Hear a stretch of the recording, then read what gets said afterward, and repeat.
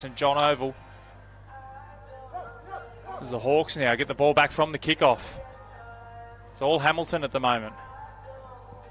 So shift early, that's good read in defence there from the Wanderers. Hamilton now down this left-hand touchline. Nice offload, it comes back.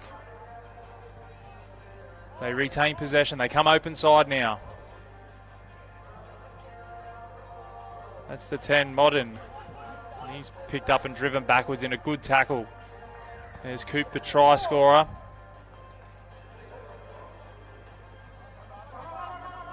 The Hawks managing to keep possession here, so Wanderers haven't seen the ball for a while.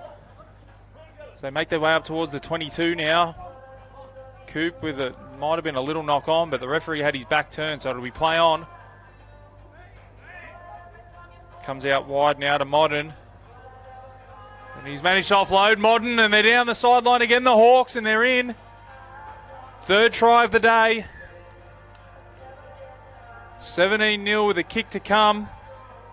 Hamish McKee over there, and he'll take the conversion from behind the uprights to save time. That's a lovely conversion as well. Tight angle, and slots it. 19-0. We're into the final minute here of this first half. And the Hawks have blown this game wide open.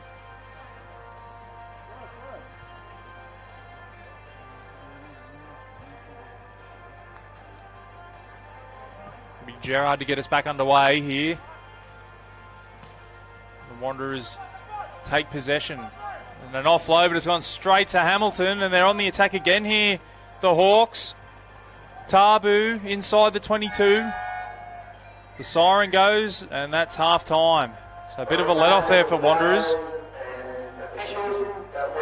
And in a half that was hotly contested for the first couple of minutes, Hamilton have put the foot down, and they lead 19 points to 0. Tries to Tabu, Coop, and McKee. A couple of conversions. Sees us scored 19-0 here in this first clash of the Mick Whale Curry Memorial Sevens tournament. Big thank you to the major sponsors, MRS Services Group, for sponsoring this great event. Hamilton Hawks putting on a great show here today. If you're in the area, come down. It's going all day today. The final game is of the men's premier competition. The final's at 5:46 this afternoon, so when you've got 14 minutes a game, that equates to plenty of rugby sevens action. So the hooter goes for the second half. The clock's already underway, so the Hawks will get us back underway. 19-0 they lead. The Wanderers take possession now. If you're wondering why I haven't called a Wanderers player yet, I haven't got their team sheet, so we see a little knock on from the quick tap as well, so just little mistakes killing the Wanderers at the moment.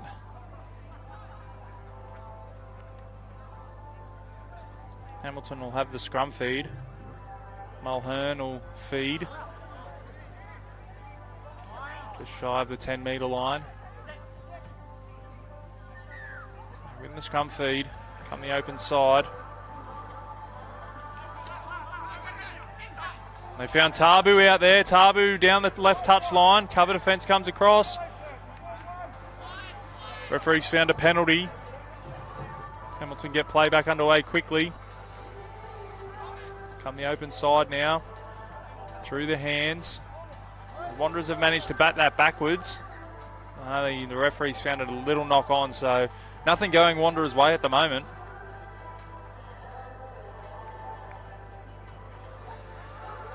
Be a scrum feed right on the 22.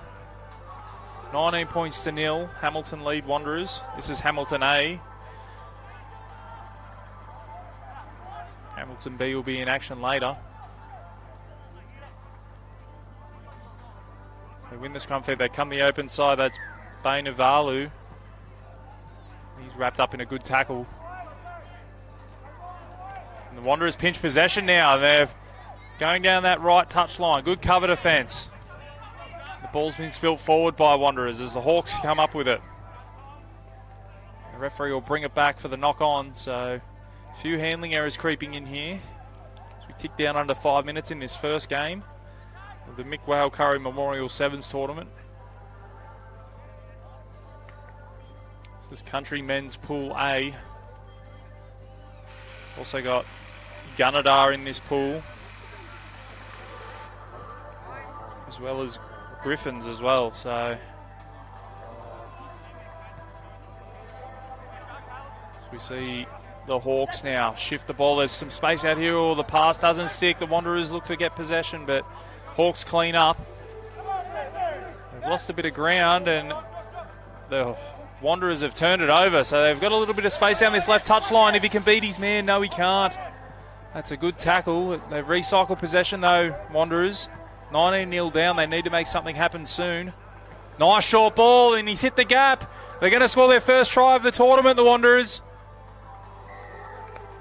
That's the 11. Lovely short ball. That's 19-5. Just under 4 minutes to go. So they're back in it.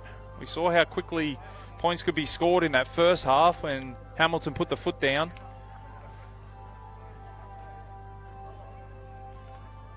We'll see the Wanderers attempt the conversion. And there it is. So 19-7. They've got a sniff here, Wanderers. They'll need the ball back, though, quickly. We saw Hamilton in the first half able to retain possession from a few of their kickoffs. So see if the Wanderers can return serve, although it's not the best of kickoffs. And Hamilton come up with it. They hold on to possession, but good swarming defence from Wanderers, and the ball's over the touchline. Wanderers looking to get play restarted quickly, and they do. Quick line out. It's a good tackle. He slipped off, though, and he's able to go again, and the Wanderers now 19-7 down. Still plenty of time in this format of sevens as they found some space out here on the left touchline. They're inside the 22. Cover defence comes across. Hawks scrambling well. They recycle possession, the Wanderers. Plenty of space out here on the right-hand side. Draws one on, the pass has hit the deck. And that just kills the momentum. It's the Hawks now throwing it around inside their own 22. They'll be brought down. Can they keep the ball? No, they can't. Wanderers have got it. And they're in again, the Wanderers. And all of a sudden, it's game on. 19-12 with a kick to come. We're into the final 2 minutes here at St John Oval. The Hawks look to have this one done and dusted. And all of a sudden, it's 19-14. Minute and a half to go here in this opening game. This is a precursor for the rest of the tournament. We're going to be in for an exciting day, folks. Stay tuned here on Bar TV. Let us know who you're cheering for and where you're cheering from. That kickoff never really gave the Wanderers a chance to get it back. Now all the Hawks have to do is hold on to the ball, although the Wanderers have come up with it. Oh, and a penalty. Well, they get off the hook there, Hamilton. Wanderers look to have turned it over. We're inside the final minute. You won't see this much today, kicking for touch, although I'm not sure it'll find touch. He's kicked it as far downfield as he can. Oh, and it's dribbled into touch. That's a great touch finder. And with 40 seconds to go, that might be all she wrote. They're in no rush to take this line out, Hamilton. The Wanderers have to go 100 metres. There or thereabouts. First, they need to get the ball back. 20 seconds to go in this opening game of the Mick Curry Memorial Sevens tournament. Hawks in front. They've retained possession, Hawks. Oh, and a penalty to Wanderers, so they'll get one more chance. They've got to go 100. They've got some numbers out here and some space. Oh, and the ball's hit the deck. There's a knock-on from Wanderers, and that'll be all she wrote. After jumping out to a 19-point lead, Hamilton A hold on here, 19 points to 14 in the opening game of the Mick Whale Curry Memorial Sevens tournament here at St John Oval. Next up, we've got Newcastle Uni versus Mayfield East. No rest for the wicket here today, folks. They'll be straight on. There'll be no intermission, no time to go to the toilet, no time to put the kettle on. Don't move from your comfy lounge chairs.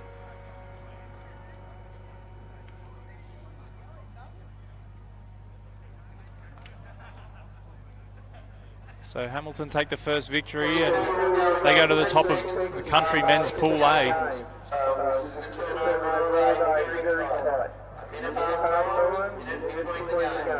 I don't know if you could hear that in the effects mic, but there's a minute between games and a minute half time. So fast and furious action here at St John Oval.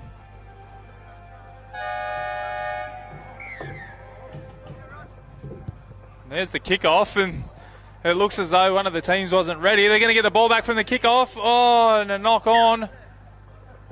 Absolutely bombed a try.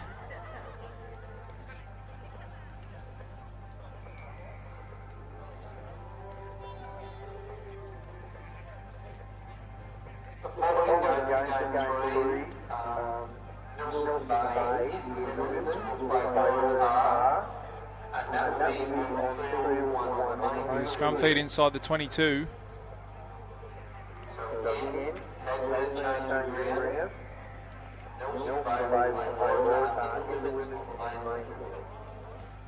Been a bit of a change to the draw as well coming up. We'll have a women's game coming up here soon as there's a break down the left-hand touchline.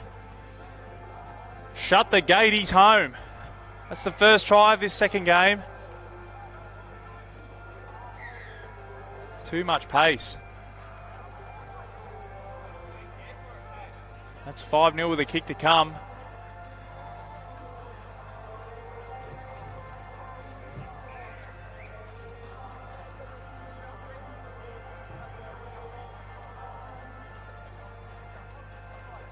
Mayfield East with the conversion. It's successful. 7 points to 0. Mayfield lead.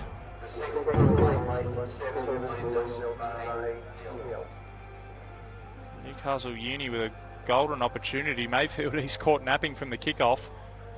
They weren't even on the field at one point. Newcastle Uni tried to take advantage and just couldn't hold on to the ball, and now Mayfield go the length of the field to score. 7-0.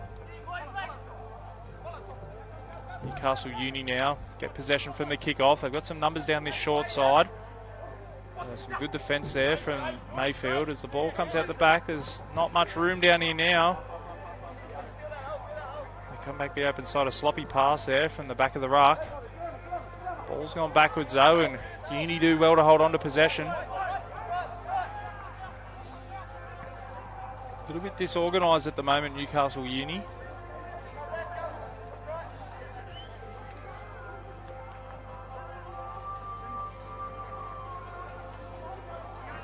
So we see Uni now in a bit of space, up over halfway. Fakes the kick, steps one, comes back inside. And Mayfield have managed to pinch possession there, so promising play from Uni, but Mayfield are up to the task, and there's a penalty. Not rolling out of the ruck.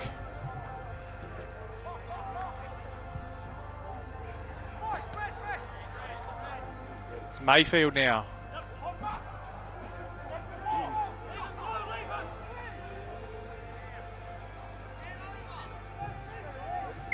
Been reliably informed that I've got the teams mixed up.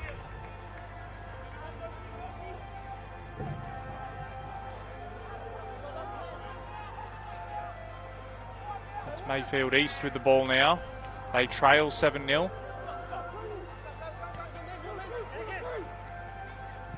Got a bit of possession here, Mayfield.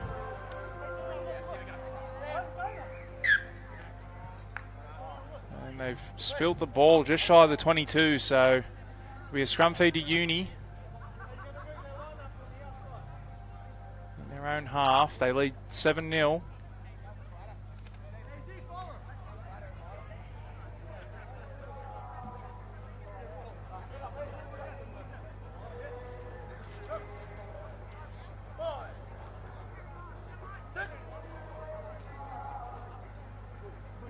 Trying to get the ball in the scrum.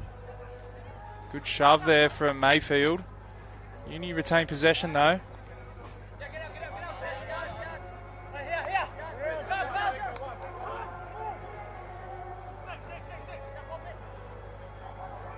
Make their way up. 15-20 shy of halfway. So shift the ball back to this right-hand side. Nice quick hands there from Uni. The ball's on the deck though. Bit of rain overnight, and I walked the field earlier. It's still a bit wet out there, so handling an issue as we see Mayfield now up inside the 20.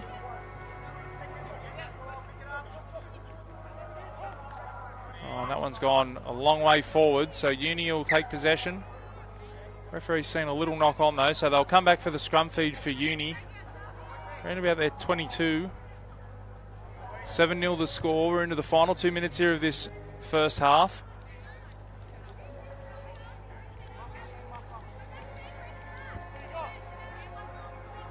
Hamilton taking out the first game of this Mick Curry Memorial Sevens tournament. 19-14 over Wanderers.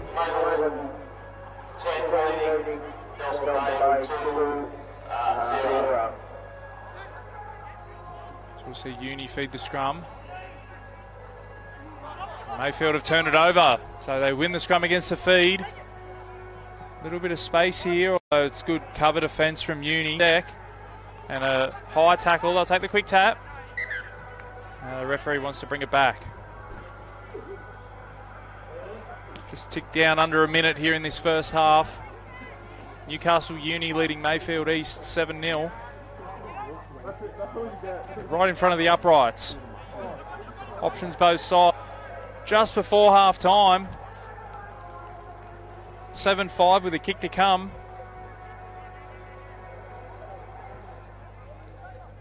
That ties it up at 7-all.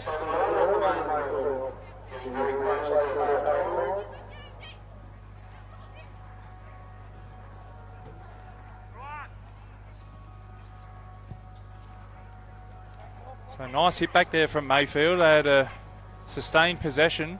As we hear the halftime hooter sound in the background. So 7-all here on the main field.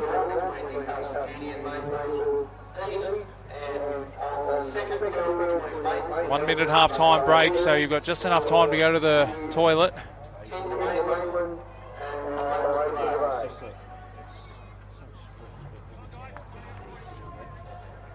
Go and put the kettle on. In 7 minutes' time, you'll be ready to have a cup of tea or a coffee. Plenty of action happening here today at St John Oval. Premier Men's, Premier Women's and the Country Men's divisions of this Mick Curry Memorial Sevens tournament. Hamilton Hawks putting on the show today, and we've got MRS Services Group as the main sponsor, as well as Bar TV on board, showing every game live today here from St John Oval.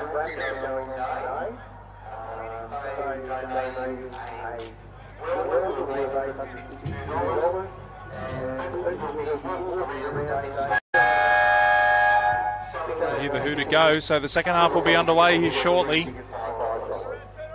It'll be Uni to kick off.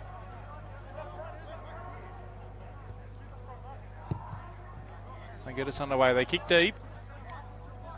It'll be Mayfield with first use of the ball in this second half. Oh, nice step off the left, and he looks to kick. He does kick. He regathers. Oh, I'm not sure. The referee's seen a knock on. I thought he might have just got a boot to it. Referee's decision stands. Be a scrum feed to Newcastle Uni.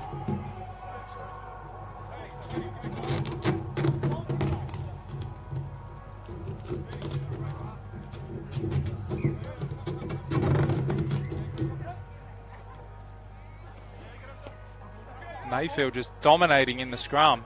They win another one against the feed.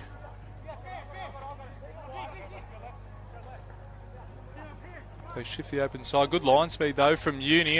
Some fleet footwork. Evades one, evades two, and Uni have turned it over. There's some space out here on the right-hand side. He puts the afterburners on, and he's going to score in the corner. No, he's going to run it around under the post. Big try for Newcastle Uni.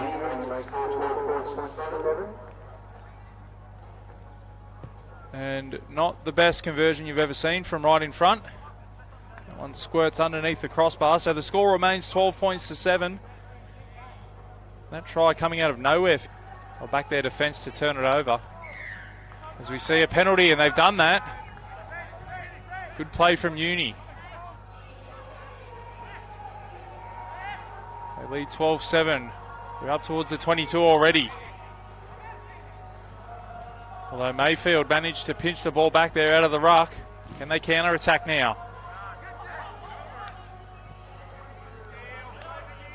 Looks like Uni might have turned it over again, so neither team able to sustain any possession.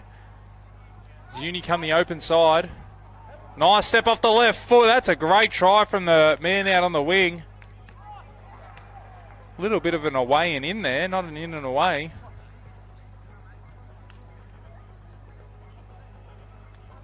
Now they've got a nice little cushion here, Uni. 17 points to 7. Tough conversion from out here on this left touch line. They lead by 10.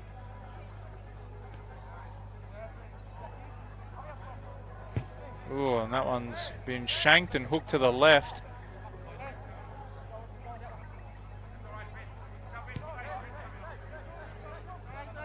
Hope he's got a better golf swing than that. 17 points to 7. Uni lead Mayfield. Next up, we've got a match from the Premier Women's Division.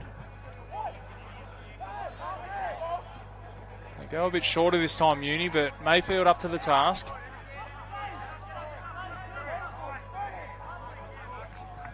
It goes into touch off. Referee trying to get confirmation off his assistant over there. It'll be looks like maybe a scrum feed to Uni. A little bit of a knock on there from Mayfield East.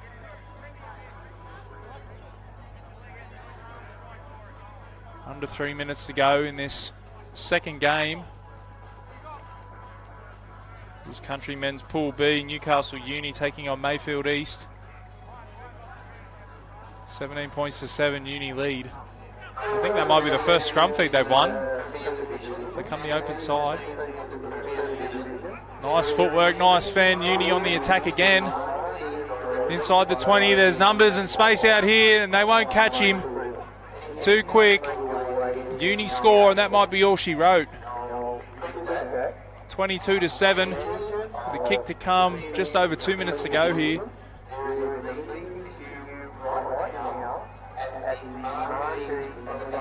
Newcastle Uni look like they'll run out winners here in this opening game of Pool B.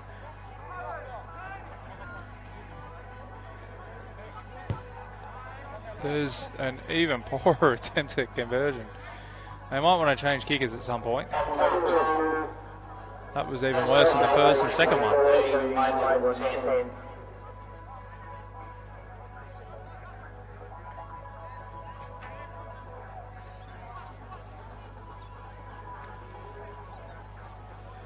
We see Uni get us back underway. Minute and a half to go here in this second match. They lead 22 points to 7.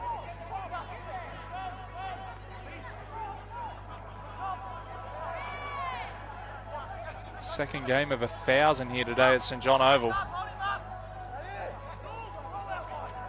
sure that kettle would have boiled by now. Cup of tea poured. I'm sure you settle in at home to watch some great Sevens action here on Bar TV Sports. That's a penalty to Mayfield East. We're into the final minute. Mayfield East might get on the board again here. He's stumbling. He can't keep his feet and he's run down from behind. Nice recycle of possession. They're inside the 22 and again. And he will score eventually. Mayfield East next to that left upright. But with time running down, 22-12, make that 22-14. There just won't be enough time left on the clock.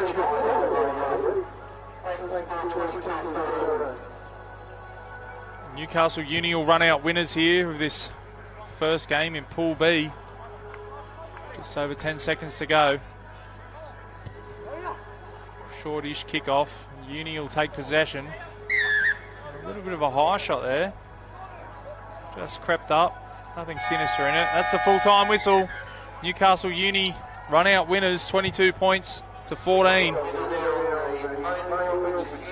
So they're the winners of the first game in Pool B.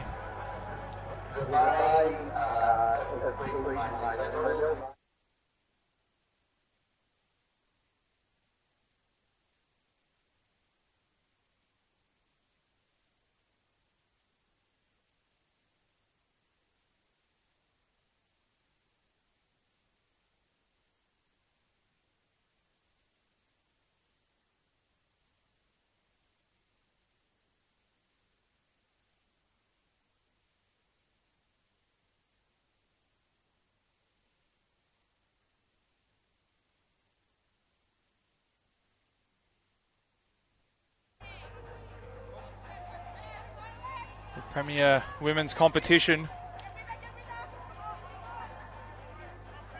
We see Waratah now with possession up to their 10-metre line.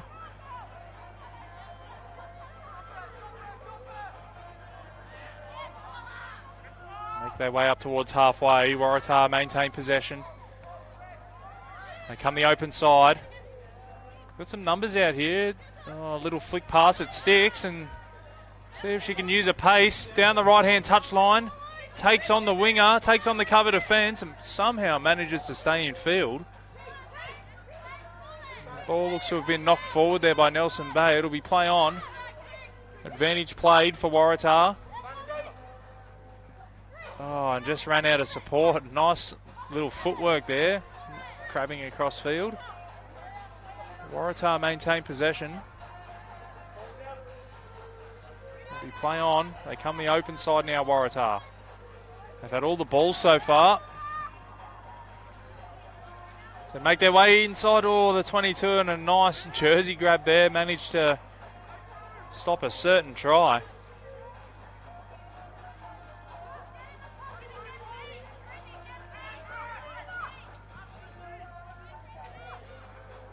Waratah now, they haven't turned the ball over yet. Ticking down to 2. Oh, straight through the middle. Waratah will go over to score first. Underneath the black dot. 5-0.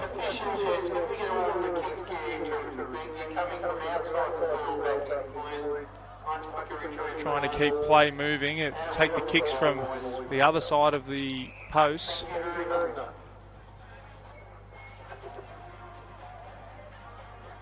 That's 7 points to nil, Waratah lead, and on the balance of possession, it'd be about 100% to nil at the moment. They probably deserve that lead.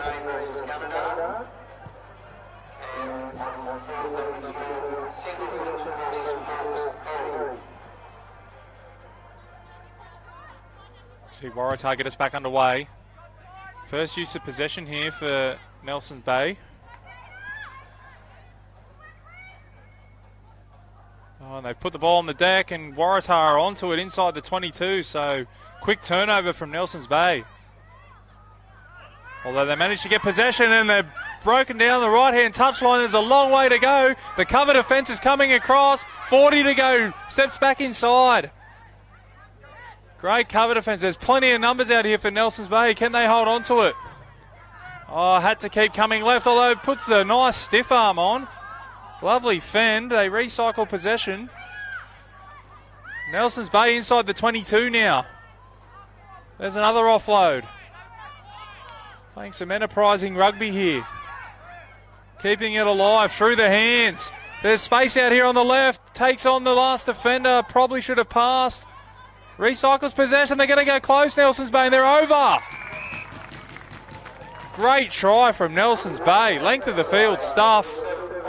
Through plenty of hands.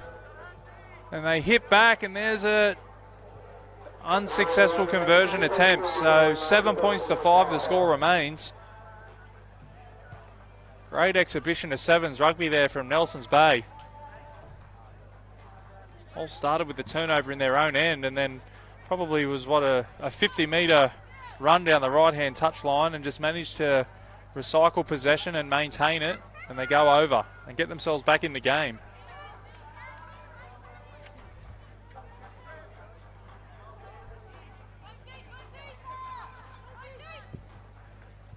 We see an attempted short restart that won't go the 10.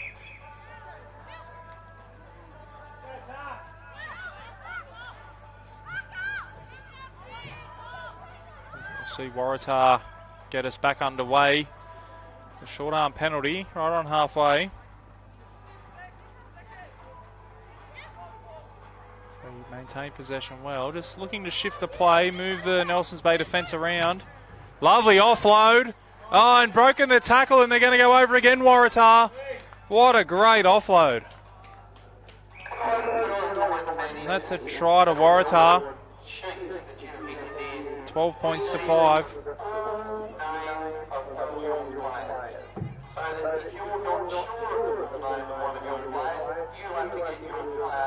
Conversion successful, so 14 points to 5. This is the first game of the Women's Premier competition. We have Nelson's Bay trailing Waratah 14 points to 5.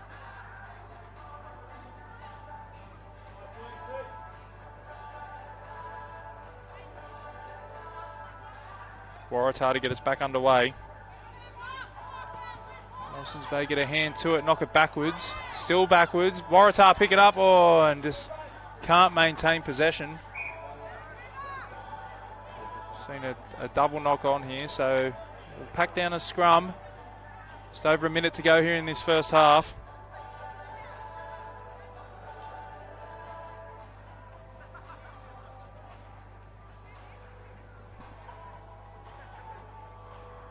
Big scrum feed to Nelson's Bay. Trail by 9 points at the moment. Clock ticking down. 44, 43 seconds to go, so as we've seen so far this morning, there's still plenty of time to score points here in this format. We see Waratah win the scrum against the feed, so they'll go on the attack here in this last 30 seconds. And it looks like they're going to go over again, Waratah, and they do. Points before half time. That's 19 points to 5 with a kick to come.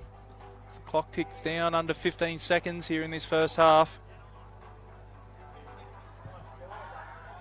And conversion successful. So Waratah lead 21 points to 5. Just about to hear the hooter. There it is. So 21 points to 5 here in this first match of the Premier Women's competition. Waratah lead Nelson's Bay 21 points to 5.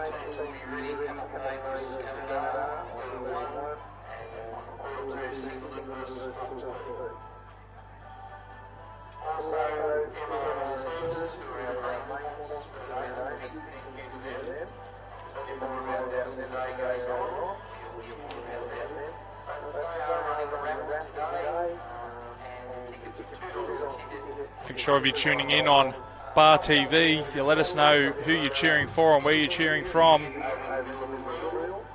Games are being played at St John Oval at Charlestown for those asking. It's on all day. I think the last game's after 5:30 this afternoon, and fast and furious action in this sevens format. So if you're in the area or you're out and about today, ditch the misses and get down here and watch some quality sevens rugby. Premier men's, Premier women's and the country men's divisions. 2 fields going as well. The canteen's firing. There's bacon and egg rolls down here, sausage sandwiches. It's all happening down here at St John's. Hamilton Hawks putting on this competition, the Mick Curry Memorial Sevens Tournament. Major sponsors MRS Services Group. And of course streamed live all day on Bar TV. I'll be here until around midday. So if you get sick of me, just stay tuned in and turn the sound down.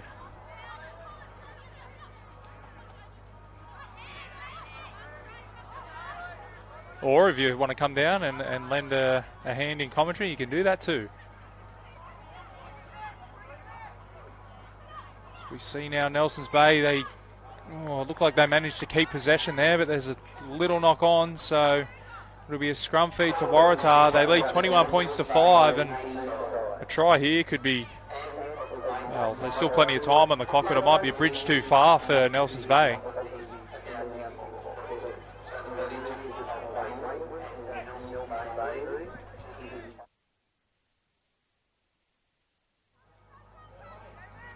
Waratah win the scrum feed. They're going to go close. They're over Waratah. Try time. 26 points to 5, and they're running away with this one. In defence of Nelson's Bay, they haven't really had the ball. When they did have the ball, they showed good skill, and they went nearly the length of the field to score a try. As the conversion, it was a wobbly one, but it got over. 28 points to 5.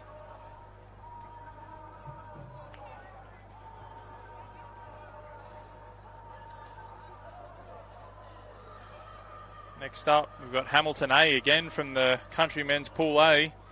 They're taking on Gunnedah. So the boys from Gunnedah travelled a fair way to play in this tournament. There's the short kick off. It'll be play on. It looked like it didn't go 10, but Nelson's Bay played at the ball, so it's play on. Waratah now on the attack again. They lead 28 points to 5. It's good defence from Nelson's Bay. They recycle possession though, Waratah. Runs into the referee. Uses the referee as a bit of a shield there. It's play on. They've got the overlap out here on the right-hand side. A big fend, and they're through again, Waratah. Towards the try line, and they're over again. Just too big, too strong, too good at the moment. 33 points to 5, they lead Nelson's Bay, who just can't get their hands on the football. This will be a tough conversion, a bit wider out this one.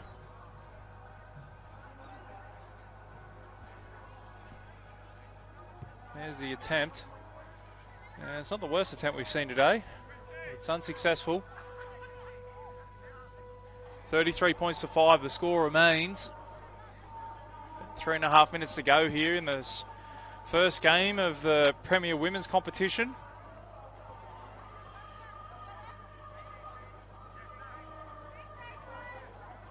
Waratah putting Nelson's Bay to the sword here. Waratah get us back underway, and let's see if Nelson's Bay can generate some possession. Managing to hold on to the ball well here, and they get themselves out of trouble. They go the open side. Through the hands now. We saw them throw it around earlier on in this game when they had the ball. They're putting it through the hands again. Some good skills on display.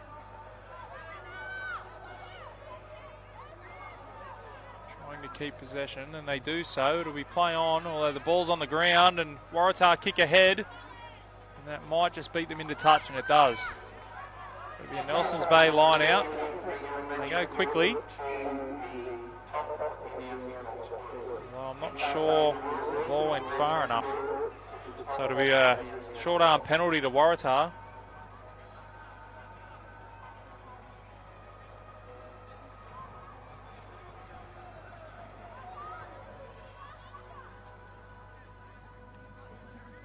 Nice fend there, and they're inside the 22 again. Waratah and splits the gap and under the post.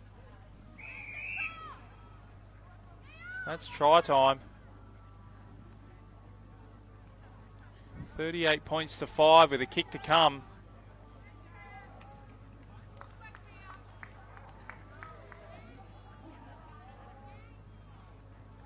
See the conversion attempt, and that's unsuccessful. Just hooked to the right there.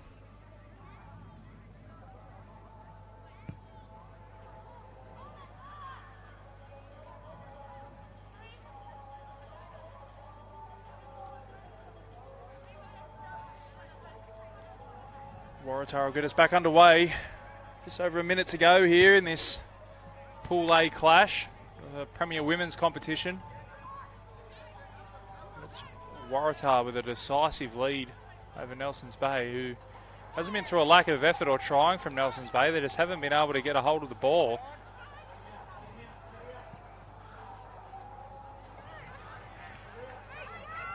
To come back in field now. Good, strong running and equally good defence there from Waratah. Come back towards the ruck. Managed to recycle possession. Have they? No. Waratah come up with the ball. The referee's seen a little knock on, so we're inside the final minute.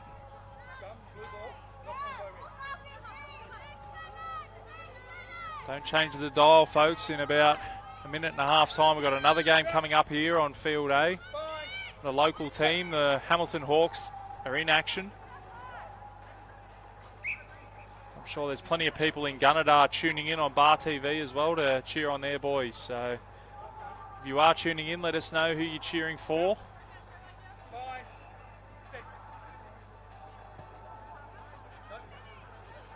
Nelson's Bay win the scrum feed now, and not a lot of room down this side, so they try to come back in field, and the ball's been turned over. So you hear the full-time hooter, and that's it, full-time.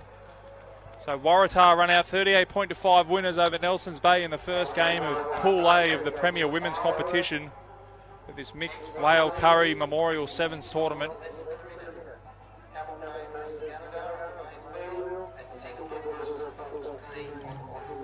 So the hosts are coming back out for their second game already. They ran out winners 19 points to 14 against Wanderers in the first game.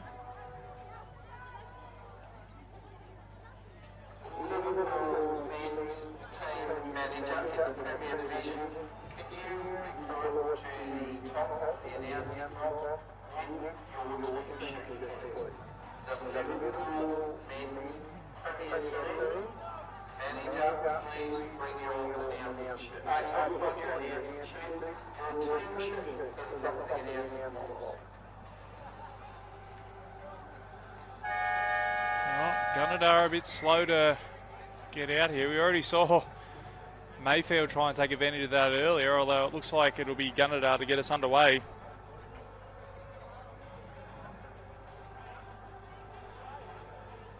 And the Hamilton A team under their second game of the tournament. They won their first game, so a win here will go a long way to see them going through. And they've made some good yards down this left-hand touchline. The referee's found a high tackle there, I think. I'll take the quick tap.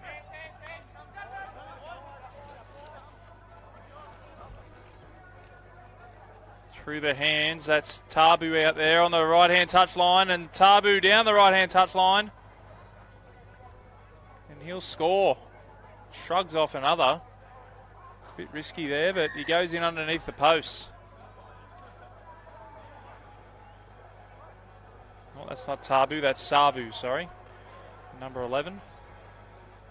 They've done the old switcheroo with the headband. Conversion successful, so Hamilton off to a flyer.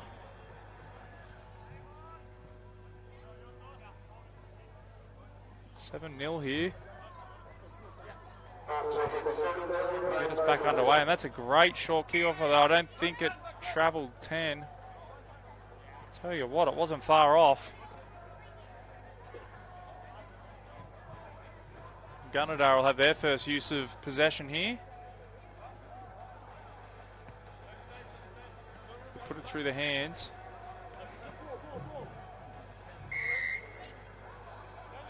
They're up inside Hamilton territory now, Gunnedah.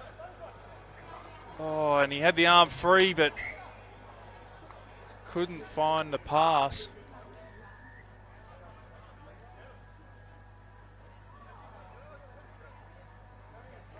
Be a scrum feed to Hamilton Hawks. Hamilton Hawks hosting this competition. Mick Whale Curry Memorial Sevens tournament here at St John Oval in Charlestown.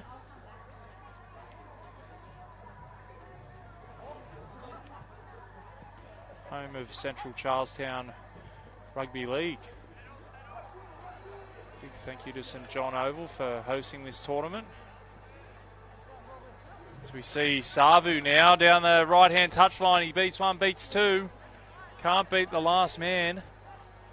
Managed to keep hold of the ball, and it's the Hawks on the attack again.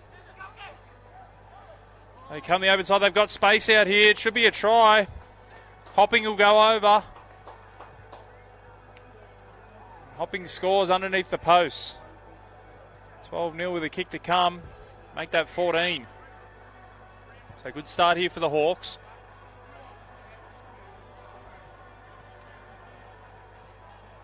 Gunnedah want to be alert to the short kickoff because it wasn't far off last time around.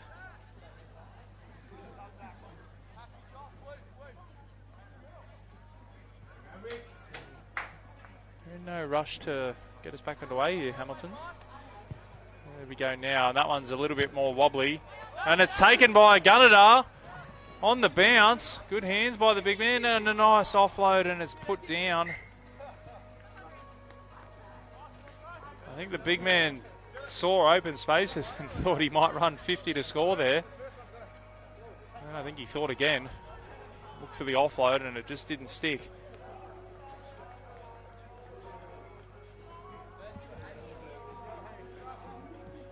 So it'll be a scrum feed here to the Hawks.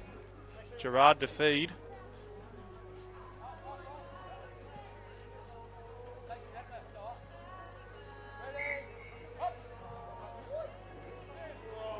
The referee doesn't like how that ball was fed into the scrum.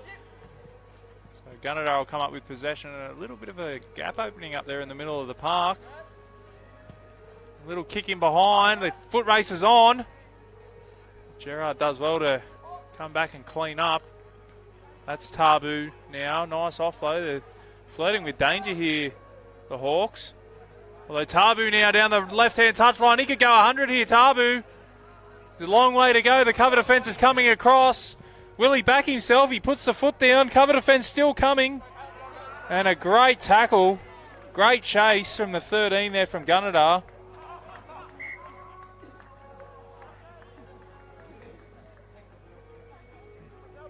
Tabu did not look keen at all to run the 100.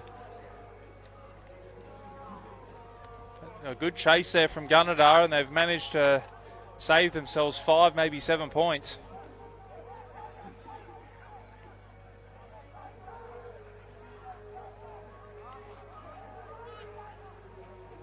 Bit of scrum feed to Gunnedah here, I think. Looks like it. Under 2 minutes to go in this first half.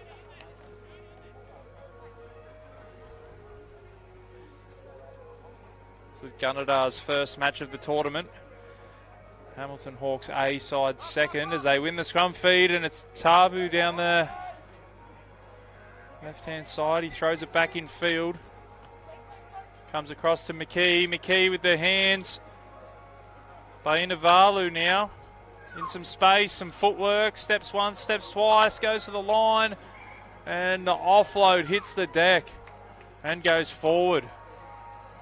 A bit of a let-off there for Gunnedah as we tick down to 45 seconds left in this first half. Some great Rugby Sevens action on display today. If you can't make it down to St John Oval here at Charlestown, make sure you tune in on Bar TV. I'm sure there's some family and friends in Gunnedah tuning in today to watch their boys go around. As we see the kick charge down and put it on the toe again, so foot race is on again, and there's Gerard again to clean up. Just over 10 seconds to go here. They'll have the last use of the football, the Hawks. Gerard now with some nice footwork. He's hard to bring down. Bainavalu, and they'll earn themselves a penalty. They take the quick tap. There's the full-time siren. This will be the last play. We won't see the end of it.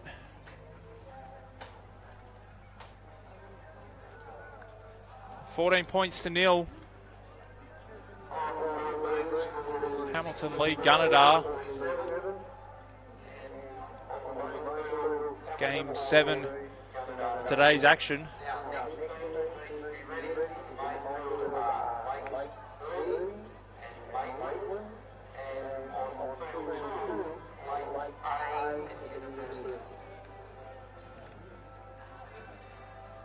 Only 1 minute breaks here today. 1 minute half time, 1 minute full time. So the action's coming thick and fast at St John Oval. Big thank you to MRS Services Group for sponsoring this tournament, the Mick Whale Curry Memorial Sevens tournament. Hamilton Hawks are the hosts. They're in front here. They won their first game of Pool A. Another win here will basically see them through to the semi-finals. They lead 14-0. See Gunnedah make their way out. A couple of teams have been caught napping by these quick breaks. Hamilton go high and Gunnedah come down with it.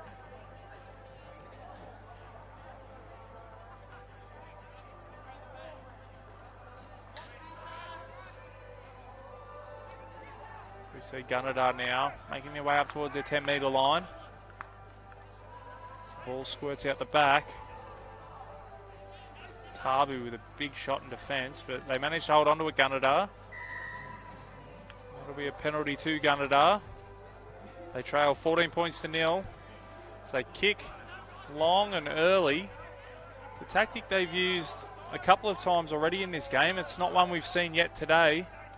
Most teams choosing to hold on to possession is probably not the best kick chase you've ever seen from Gunnedah. There's a little bit of room down this right-hand side now. Puts the foot down and he's going to go all the way. That's Hamish McKee. And the early kick backfires for Gunnedah. Hamish McKee goes 70 metres to score and converts his own try. 21 points to 0. Hamilton Hawks lead Gunnedah. Next up, we've got Lakes Rugby B taking on Maitland. That's Country Men's Pool D action.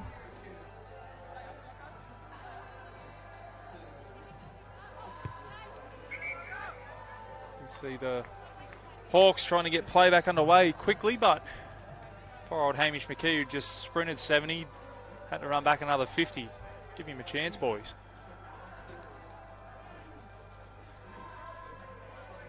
You see the sun starting to break through the clouds here at St John Oval, which is a shame because I'm sitting right in it.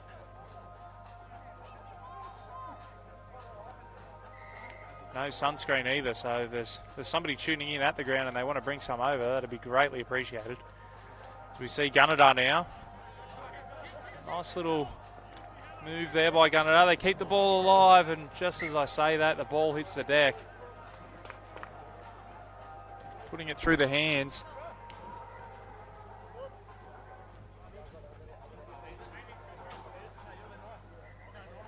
It'll be the Hamilton Hawks now to feed the scrum. Connor Mulhern will do the duties. Nice push in the scrum there. But the referee doesn't like it, so she gives the penalty. Rushing up in defence, Gunnedah, they might be made to pay here as Sykes is a tough man to bring down. They take the quick tap and come the right-hand side, the Hawks. Talaliva now with the offload. McKee, steps one, steps two, goes to the line, and he's over McKee.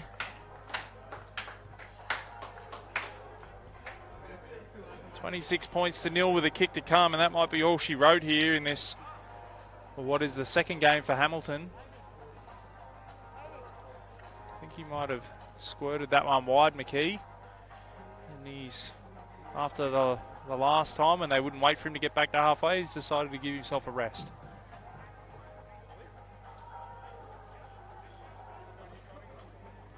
Got Benjamin Lucas tuning in from England. Cheers, Benjamin.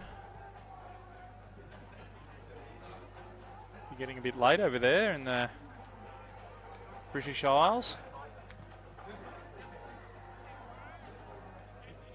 We see Gunnedah now put the foot down. Oh, good cover defence. So there's a slither of a hole there up the middle as we see them put it on the toe again. Gerard cleans up. He makes his way across field from right to left and straightens up now and takes the tackle. So we see Gunnedah turn it over and earn themselves a penalty as well.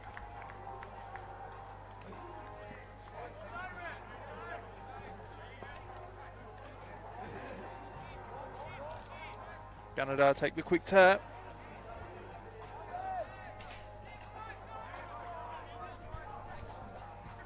They're inside the 22 now, Gunnedah.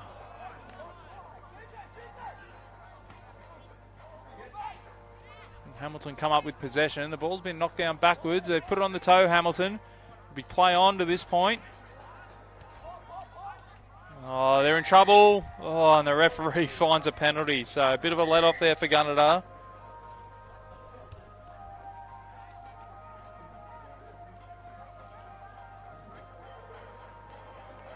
Gunnedah take the quick tap now. Minute 30 to go in this one. 26-0. Be safe to say that Hamilton Hawks will run out victors in this one. Can Gunnedah put some points on the board? I don't think they've played as badly as the scoreline suggests, although we see Savu now break through. The chase is on. Coming across, that's a great chase. Oh, Savu just says, don't even bother, champ. Oh, a bit of a sloppy put down as well. And for that massive effort of the chase, save your legs next time, mate. Savu with the big don't argue.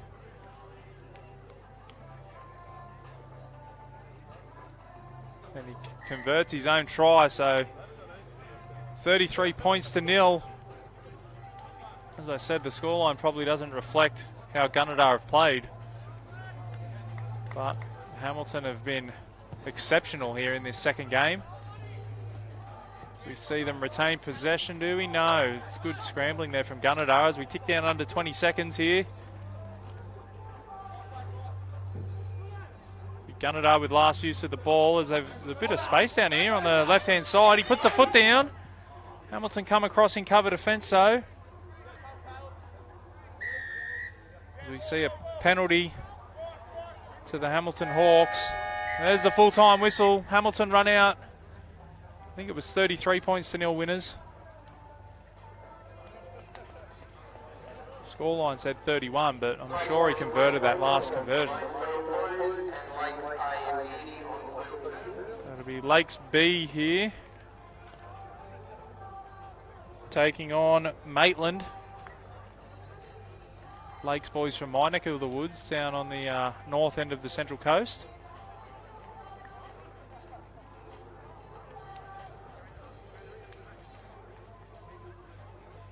Good to see them heavily represented here today with two teams. Good chance for these clubs to come up and get some pre-season rugby into their legs. I'm sure they'd rather be doing this than the old Saturday morning hill sprints at the beach.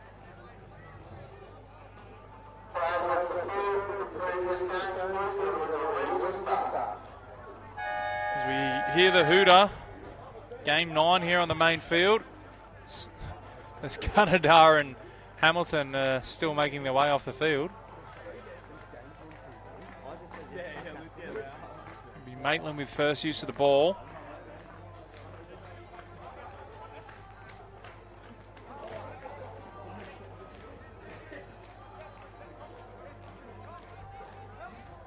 Shift the ball in front of their own post. A sloppy pass. And they managed to keep a hold of possession, Maitland. They've still put it through the hands. It's on the deck again. It's gone backwards, says the ref. Put it on the toe. Lakes come up with it. So Maitland do well to get out of their own end, although they give away a penalty here. Quick tap as they come the open side. They're up inside the 22 already here, Lakes. Another penalty.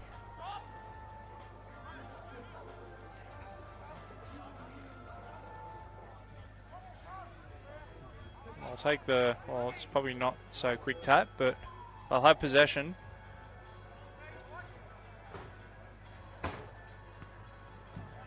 And that one's knocked down deliberately. And a yellow card, so they're down to 6. And they're over Lakes. Lakes open the scoring. Take advantage of that extra man. 5-0 with a kick to come.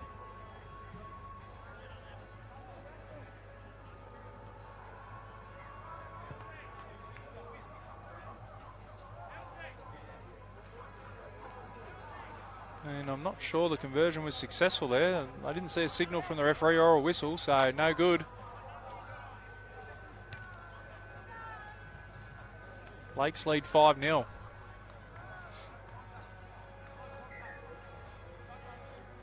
That'll get us back underway.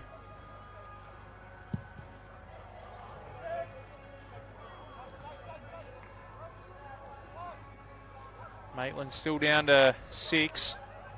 Player receiving a yellow card.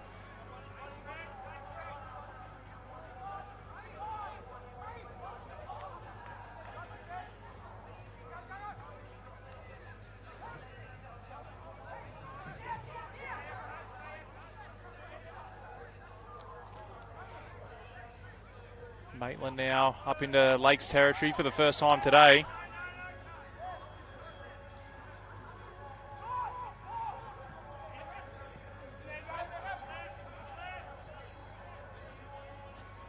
They've turned the ball back over Lakes, so they retain possession now, making their way up towards halfway. The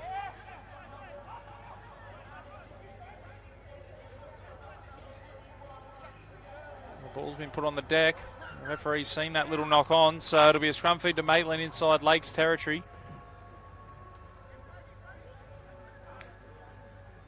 Just as the sun was looking to break through those clouds, another layer of clouds has come across to save me.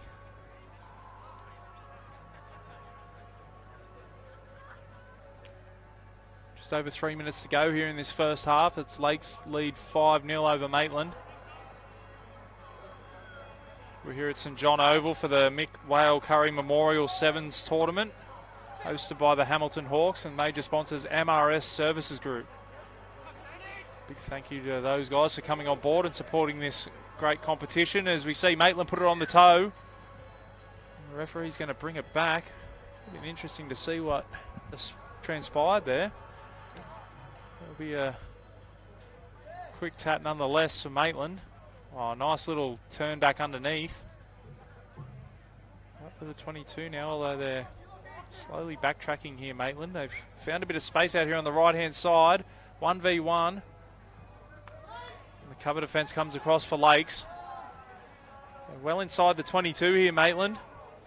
Can they maintain possession? Looks like they will. They come the open side now. Tackled in front of the uprights, about 20 metres out. That's a good tackle there from the little man on big man. They managed to retain possession though, and the referees found an infringement against Lakes. Under 2 minutes to go in this first half. Lakes lead 5-0. Maitland on the attack. They've got the numbers. They're going to go over here, Maitland. Maitland scored their first try. 5-all with a kick to come. Some sustained possession and pressure from Maitland pays dividends.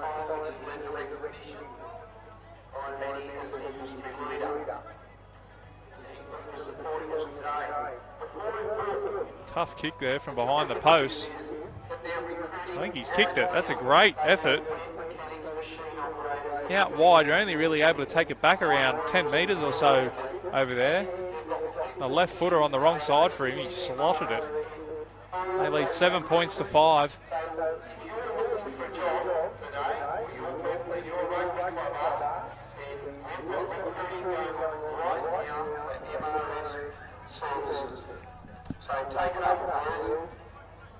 Maitland to get us back underway. The scoreboard hasn't changed, but that conversion was definitely successful. 7 points to 5, Maitland lead. The old cliche, a bit of a tale of two halves this first half. Lakes dominant early and Maitland able to peg them back and take the lead. See Lakes now trying to maintain possession. Done well to keep the ball there, Lakes. That's a good strong run. Up over their 10.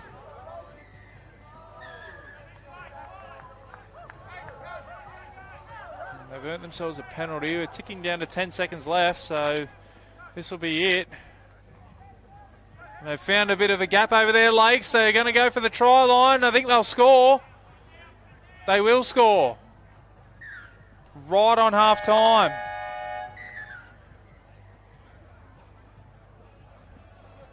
So that makes it 10 points to 7. I'm not sure they're going to take the kick. I can't see anybody lining up to take the kick. Looks like the scoreline will stay 10 points to 7. Lakes lead. No time for conversions when you've only got a minute's half-time break.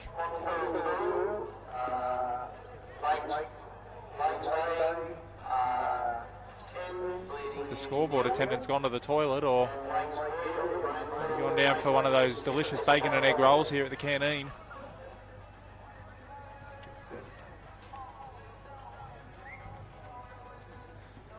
We've got 5 all up here on the scoreboard at the ground. It's definitely 10 points to 7.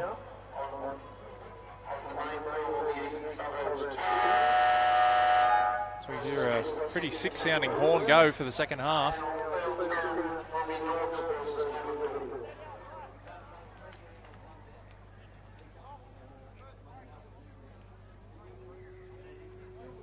Maitland to get us back underway. They trail 10 points to 7.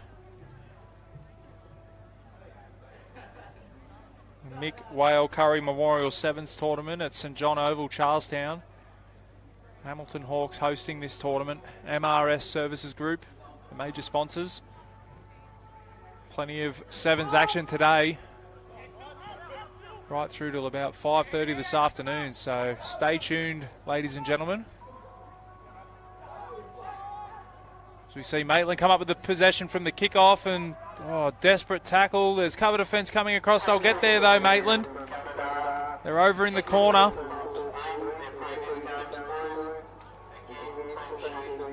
That's, by my count, 12 points to 10. That's not what we're reading on the scoreboard over there. Somebody get a message out to the scoreboard attendant.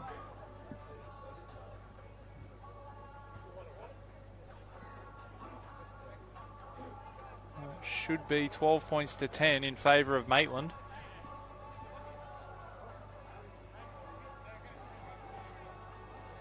Seen Lake score 2 tries and not convert. That equals 10 in my book. And I wasn't very good at maths, but 2 tries and 1 conversion should equal 12. I will stand corrected though, but I'm pretty sure I'm right. We see Lakes now from the kickoff shifting the ball, and they're up into Maitland territory already. They trail 12 points to 10. A hotly contested match here. Pool D.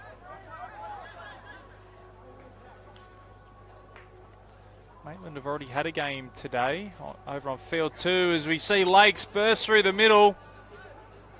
That'll be Mills go underneath the black dot. Touchdown. That should be 17-12. Scoreboard lending me no help whatsoever. But by my count, 17-12. Lakes lead.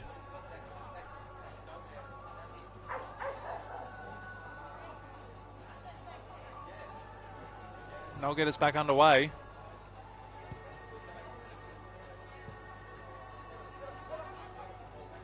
Maitland now. Maitland breakthrough from the kickoff. He's got support. Will he need him?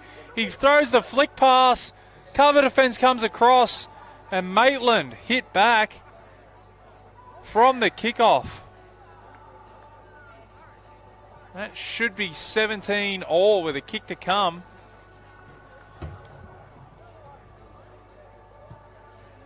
There's the kick.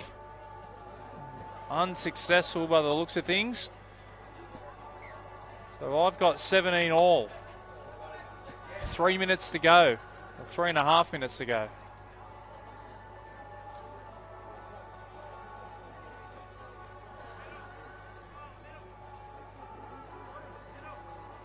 It'll be Maitland to get us back underway.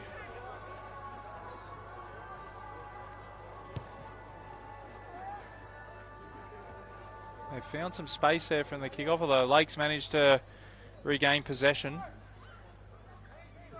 And he looked to spread it, so back-to-back kickoffs have led to points. This time Maitland are able to put a stop to it. Oh, and a little knock on there from Maitland.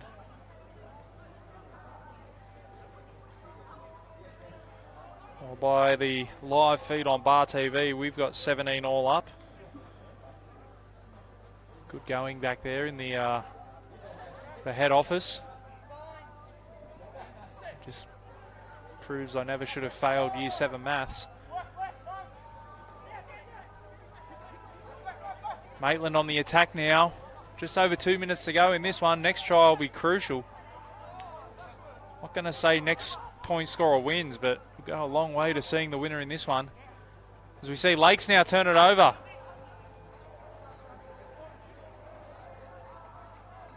It's running around in circles at the moment and picked up and put down. But they've earned themselves a penalty, Lakes.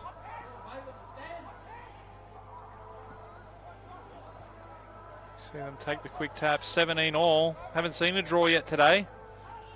Well, not on this field anyway.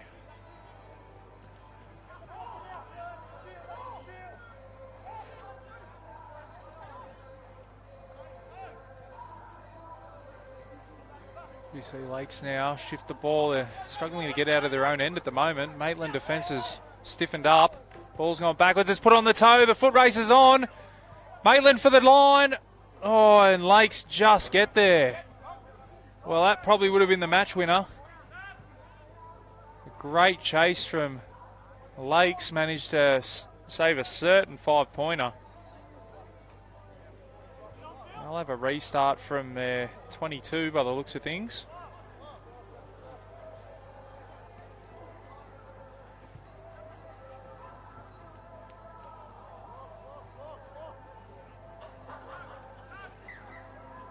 Oh, a short arm.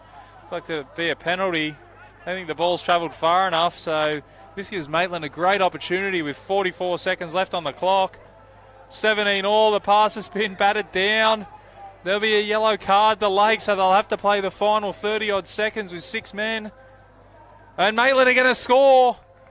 And that should be the match winner. 22 points to 17 with a kick to come. Kick successful. 24 points to 17.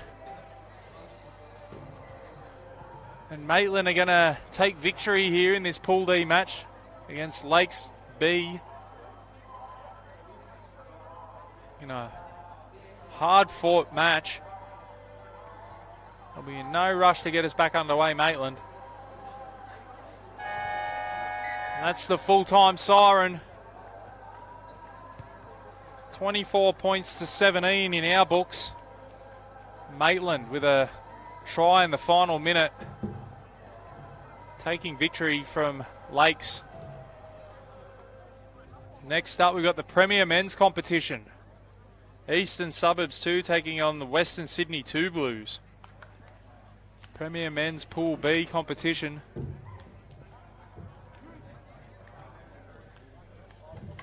We see the 2 Blues out there at the moment.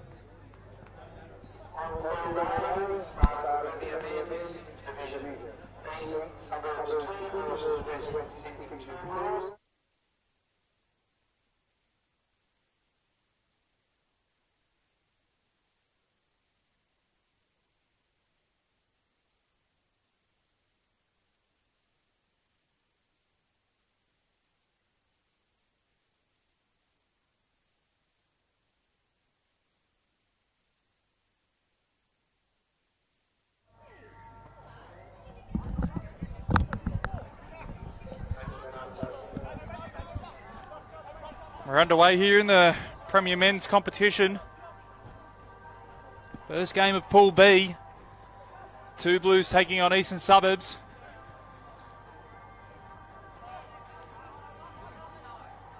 Had the pleasure of seeing the two Blues play in the Western Sydney Sevens tournament a couple of months ago. Travelled up the M1 to take part in this tournament. Eastern Suburbs throw the flick pass. The two Blues come up with it. You see the two Blues shift the play early. They found a bit of space out there on the right-hand side.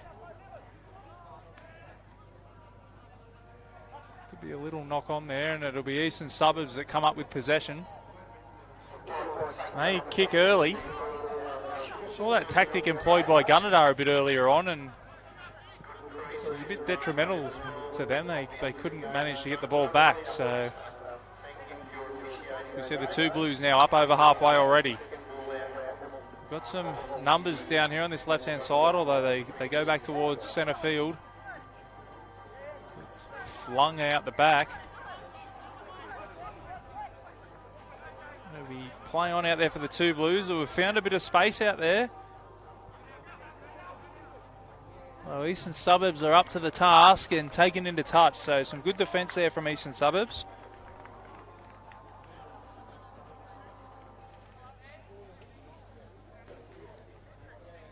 There'll be a line out. Well, it looks like the two Blues will take the line out.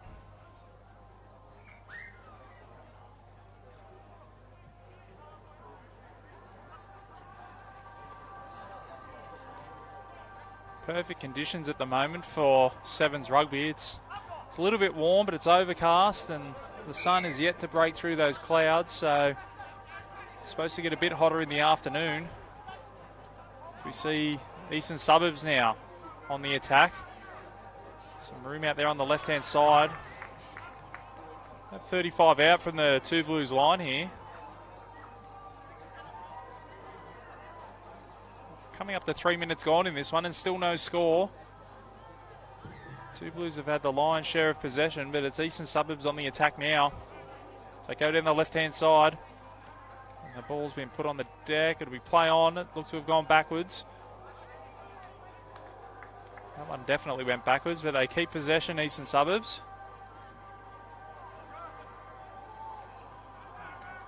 And they found some space down the left-hand side, and Eastern Suburbs will open the scoring in this one.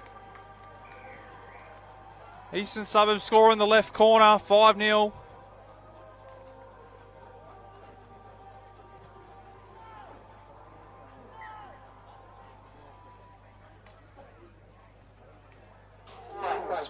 Three and a half minutes gone in this first half. 5 points to 0. Tune into Bar TV, and the kick is, well, that's up there with one of the worst today. Put that one in the top 5 so far. Down here at St John Oval for the Mick Whale Curry Memorial Sevens Tournament.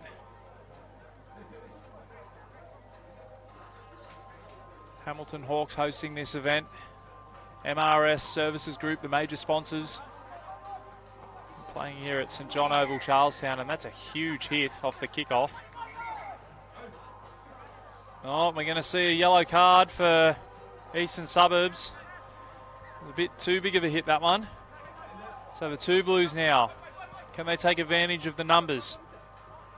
Oh, they've burnt them on the outside. Great ankle tap. He's stumbling. He regathers. They'll go for the corner, the two Blues, and they'll score. Oh, the pass back inside. It's hit the deck. They haven't scored. That is an absolute bomb try, although they've got the numbers out here on the right. They should still score. Risky stuff from the two Blues. And they eventually get over the stripe. 5-all with a kick to come.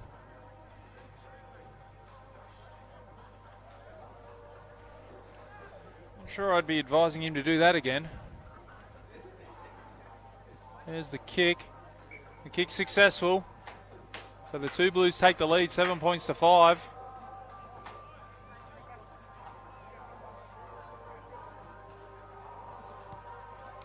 Eastern Suburbs receiving a yellow card, and the two Blues taking advantage of it. Next up here on field one, we've got Randwick taking on the Rats.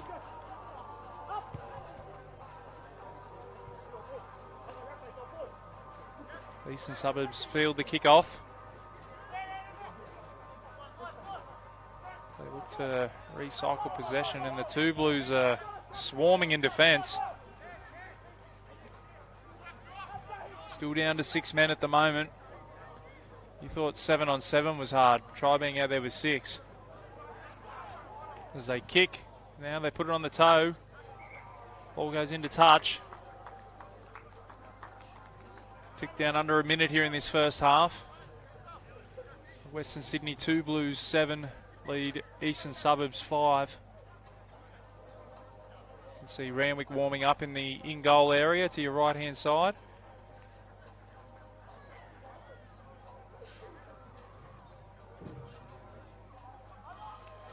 The line out goes right out the back. Eastern Suburbs managed to come up with it. Some nice footwork. Nice offload. Ball hits the deck. It's play on. No, I spoke too soon. Oh, we've got a yellow card for the two Blues now. So we see Eastern Suburbs step off the right foot. Good cover defence from the two Blues. A little bit of room down the short side, although the two Blues are aware to it. Ball hits the deck. Eastern Suburbs scrambling to hold on to it. And just holding onto the ball too long. They're in the ruck. And the two Blues defence does the job. And that'll be half time. So the two Blues take a 7-5 lead over Eastern Suburbs into the break. It's game 11 here today. This game's going on field 2 as well. As I said, next up we've got the Randwick taking on the Rats. Premier men's competition. That'll be Pool A action.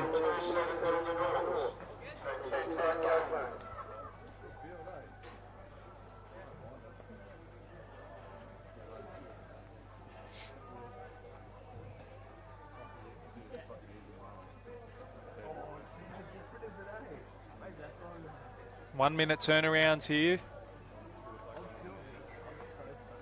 A few teams have been caught out by that today. We saw the kick-off to this game. The two teams from the previous game were still on the field. It'll be Eastern Suburbs to get us back underway. They look to be back to their full complement. Two Blues still down to 6. So Eastern Suburbs kick high. It bounces. I think it might have taken a touch there off Eastern Suburbs.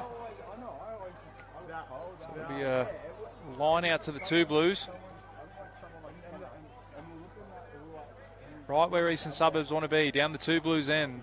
Maybe they can put some pressure on with their defence.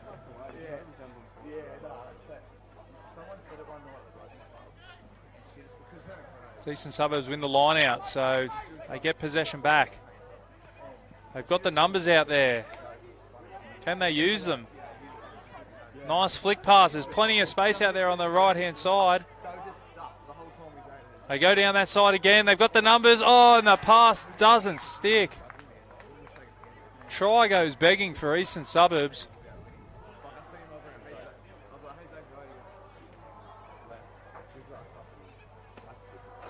Would have seen them take the lead. They trail 7-5 at the moment.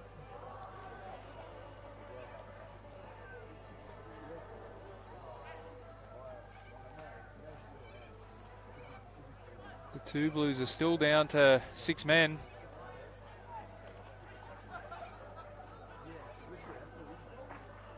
We see a hotly contested scrum. Referee's going to make him pack it down again. 5.5 minutes to go in this one. Two Blues leading 7-5. They win the scrum feed. They come the open side. They've managed to find the gap, and they're through the two Blues, and that'll be shut the gate. There'll be no catching him, although the referee's making up some good yards. We see the chase coming, and he's taking the foot off the gas, and he rolls into neutral. Puts it down under the post. That try probably against the run of play and with 6 men as well. So 12 points to 5.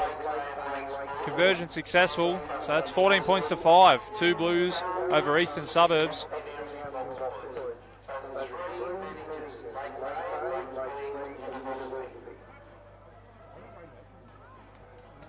It'll be the 2 Blues to get us back underway.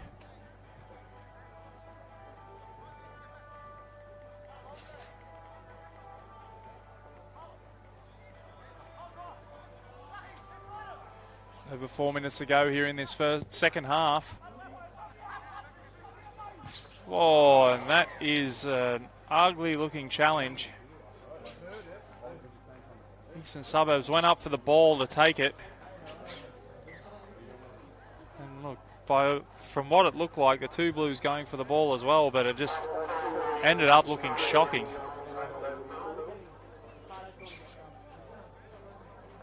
The referee's going to call one out. No, he's not. He's happy with just a penalty. It'll be Eastern Suburbs now. They trail 14 points to 5. 3.5 minutes to go. Time's becoming their enemy. And a handling error there from the Eastern Suburbs. So the 2 Blues defence stands strong again.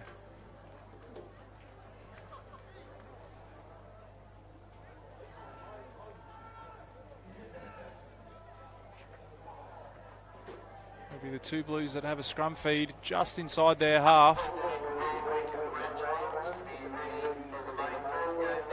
They win that scrum feed and they come the right hand side now. Nice footwork. They beat 1, beat 2. Oh, he had the arm free looking for the offload. Eastern Suburbs managed to halt it and they've given away a penalty. So they'll take the quick tap. They come the open side. Oh, and an intercept. Eastern Suburbs now over halfway. They kick early. Kick a bit too early. It's put on the toe again. Eastern Suburbs, can they get the bounce? They do. They're just short of the line. And we're going to have a penalty back a bit further. Might have been an infringement in the kick. It'll be Eastern Suburbs on the attack. Just over 2 minutes to go. Trail 14 points to 5. Stating the obvious, but they need some points. Try here will make it for an interesting finish. Nice footwork and they're over.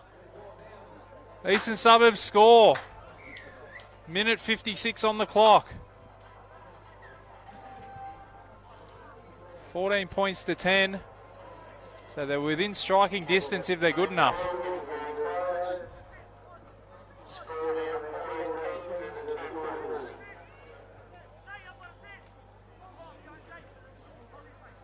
Be an Eastern Suburbs kickoff with 1:30 left on the clock.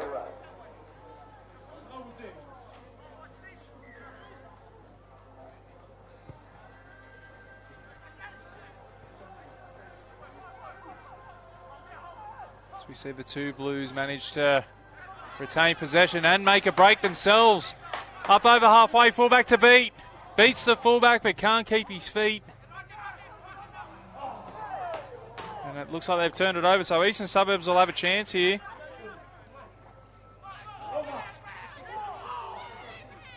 Looks like they've managed to recycle possession.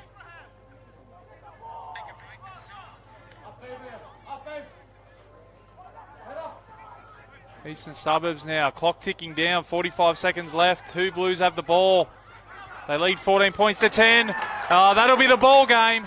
Some great footwork from the 2 Blues.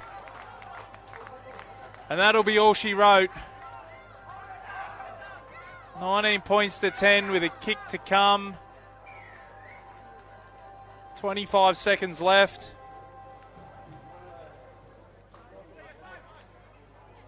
And a big effort from the Eastern Suburbs, but the Western Sydney 2 Blues, too good. The conversion successful. 21 points to 10, and that'll be the final score.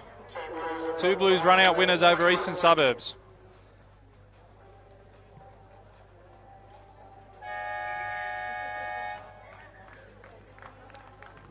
That's the hooter in the background. 21 points to 10. Two Blues win over Eastern Suburbs. Next up, we've got Randwick taking on Rats 1 on the main field.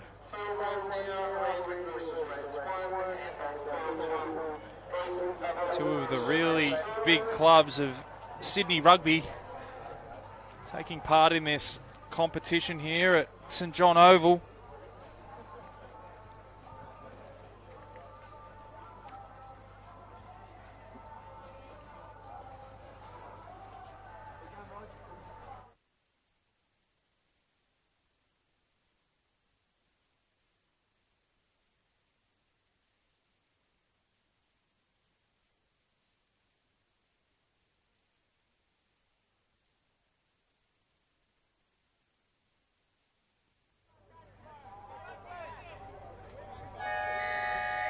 More men's Premier action here. St John Oval. Randwick taking on Rats.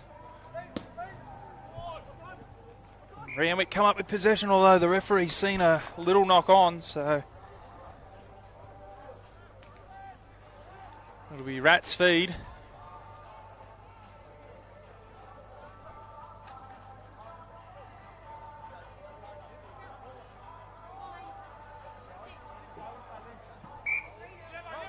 Referee not happy with that scrum, so short arm penalty, and Rats get us back underway quickly. They're up over halfway now, Rats. They put it on the toe. There's room in behind. They put it on the toe again. It sits up. The Rats are going to score the opening try of this one. Oh, no, they're not. No, they're not. I've gone off early. Although they found some space out on the left, and they will score. Great play from Rats.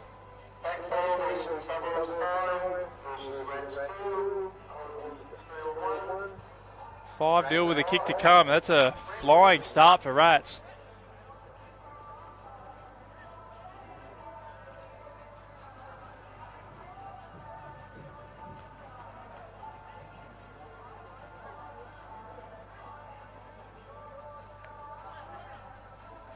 See the conversion taking an age.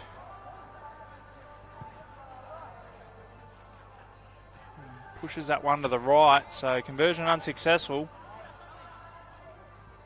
Rats 5 lead Randwick 0. Mick Whale Curry Memorial Sevens Tournament here at St John Oval, Charlestown. Bar TV streaming every game live today. Oh, and they've taken it from the kickoff, Rats, and they're going to score. Well, that's just too easy. All of a sudden, the lead blows out to 10 points. Right from the kickoff. It's a good, high, short kickoff. Gave his chasers plenty of time to get through on it.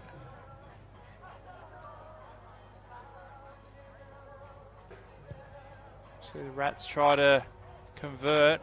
That conversion is pushed to the right as well. So 10 points to 0.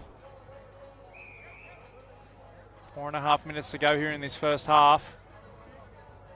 We see Randwick set up for this kickoff. They're not going to be caught napping again. Got a lifter in place this time. That one goes high. It's another good kickoff. The Rats managed to get possession again, so this kickoff's a little bit of a weapon for them at the moment. So they shift the ball to the right-hand side. Randwick cannot get the ball, and the Rats make a break down the touchline. Nice offload back inside. Steps off the right, beats the fullback. And they'll score again, Rats. 15 points to 0. Randwick getting blown off the park at the moment. They just can't get the ball from the kickoff, Randwick. Oh, and that one slides to the right-hand side. So 0 from 3 for the conversions, but they lead 15 points to 0. Nice little buffer here for Rats. Making use of all the possession they've had early on.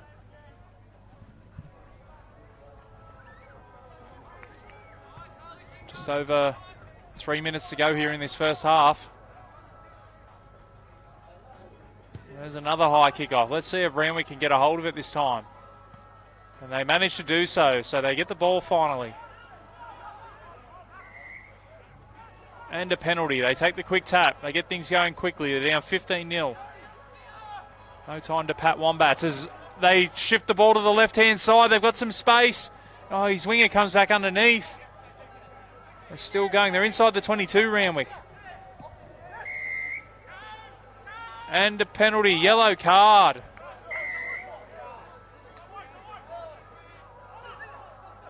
So the Rats down to 6.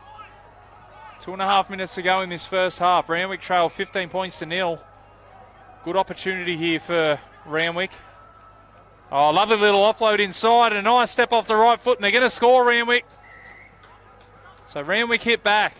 15 points to 5 with a kick to come. The Rats down to 6 at the moment for a yellow card infringement.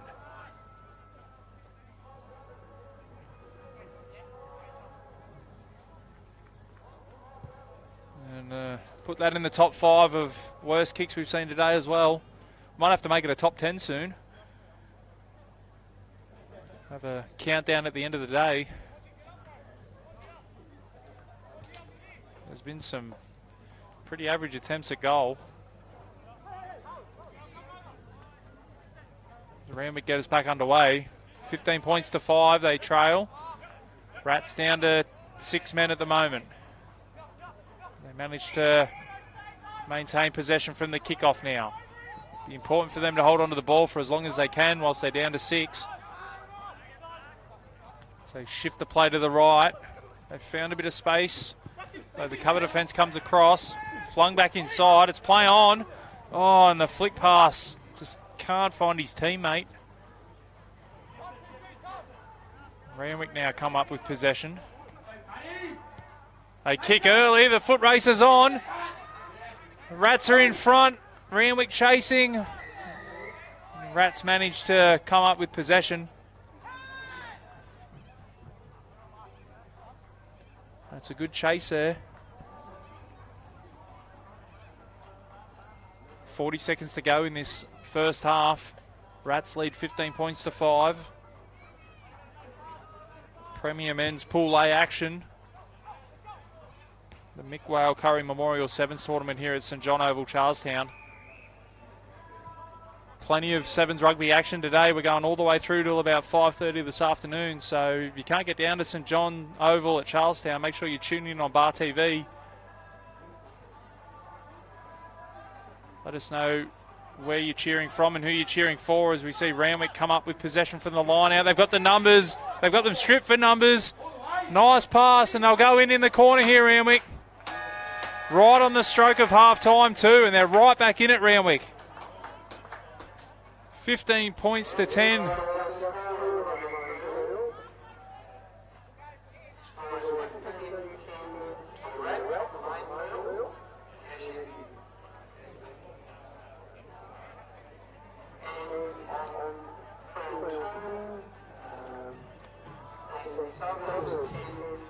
After leading 15 points to 0, Rats find themselves with a Randwick team breathing down their necks. 15-10 at half-time. Good opportunity to thank the major sponsors of today, MRS Services Group. And a big thank you to the Hamilton Hawks for hosting this tournament. St John Oval in beautiful condition. It's always in pristine condition here, this oval. Do a good job looking after it. Put to the test today, though, with plenty of Sevens rugby action taking place. No breaks either. Oh, sorry, I lie. We get 1 minute breaks between games and 1 minute breaks at half time. And I'll give you the hot tip, the toilet's more than 1 minute away. There's Rats now with that high kickoff. It is an absolute weapon for them. They managed to regain possession again. That's the third time today the Rats have kicked off and got the ball back. As we see a nice offload. Rats through the middle. Oh, a little juggle. Managed to keep hold of possession. And Randwick managed to sneak in there and take a Rats pass. And they've got a bit of room out here now. 15-10 they trail. Just happy to slow things down. Go back towards the centre of the park. They put some footwork on. now well into Rats territory.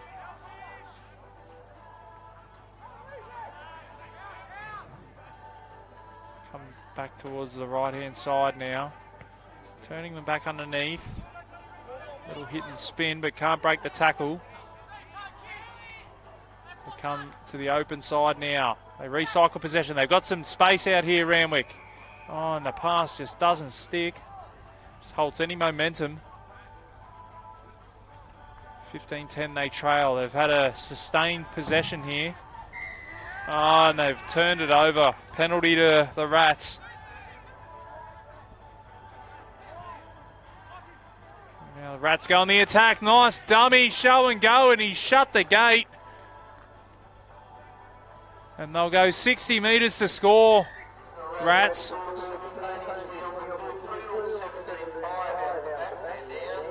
$20 points to 10, and that gives them that 2-try buffer. The kick to come.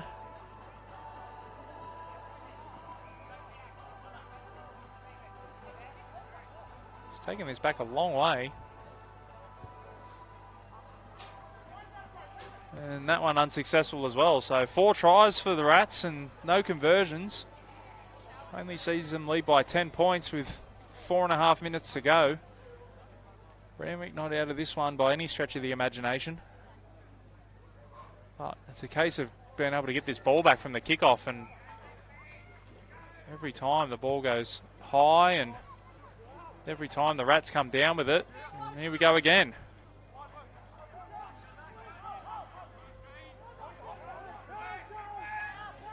You see the Rats now take possession. 20 points to 10, they lead. Another try, and that might be it. Oh, and a penalty. Hands go on the heads. They knew that was their opportunity, Rats.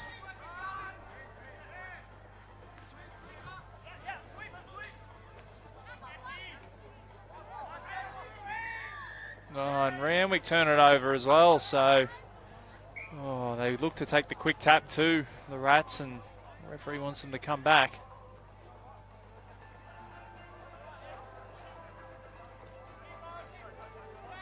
Come the open side now. Nice footwork. Lovely offload. They've found some space. Gaping hole through the centre of the park. Little lob pass over the top, and they're over again, the Rats. And that might be enough. 25 points to 10. Conversion attempt to come. Just over 3 minutes to go. And the fact that Randwick can't get the ball back from kickoffs will make this very difficult indeed.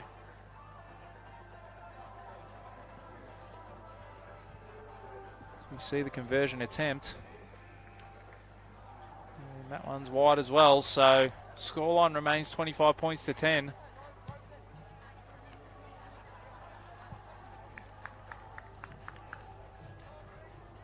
Clock ticks down to around 2.5 minutes. Up next, we've got some women's premier competition. We've got Pool A. We've got the Stingers versus Waratah.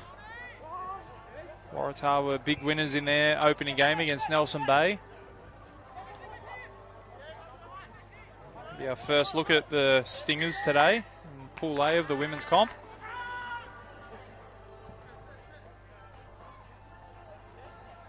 Just trying to find them. I can see Waratah warming up down here to my left. Might be down on the other field warming up as we see Randwick with possession now. Putting it through the hands. Trail 25 points to 10.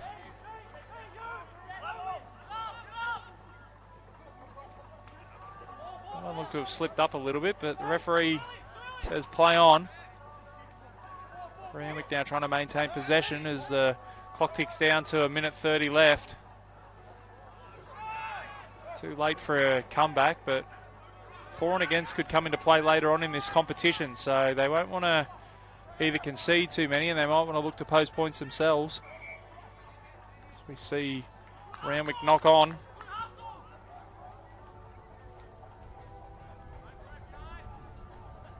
It'll be a Rats feed. 1:10 to go. 25 points to 10 they lead. Rugby Sevens action here with Bar TV Sports, streaming every game live. Make sure you let us know who you're cheering for and where you're cheering from. You couldn't make the trip up the freeway today and you're cheering on the Randwick boys, let us know. Same goes for the Rats as well. So we see a fight for possession. And Rats come up with it. So they go to the right-hand side now. Nice little unders ball. Up in the Randwick territory now as they shift the ball to the left. They've got some numbers. A step off the left, back in towards traffic though. On an offload straight to Randwick. It'll be play on. A nice little tunnel ball. They've got some space out here. He puts the foot down. Cover defence comes across. Manages to get there. Pass back inside's gone forward. So as time ticks down, we've got 10 seconds left. That'll be all she wrote. 25 points to 10. The Rats defeat Randwick. And a good start to their campaign in the men's premier competition. Randwick will go away and lick their wounds.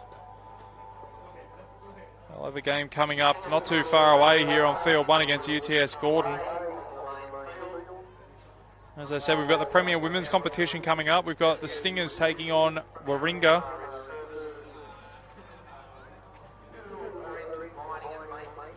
Stingers taking on Waratah. Waratah's second game. Ran out victors in the first one against Nelson Bay. So a win here for Waratah would basically see them through to the semis.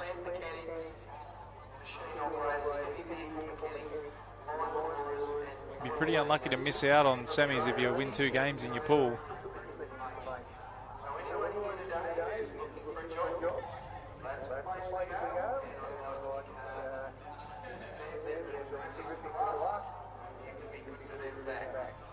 Got 10 seconds to go here, and no sign of Stingers. Waratah are out there.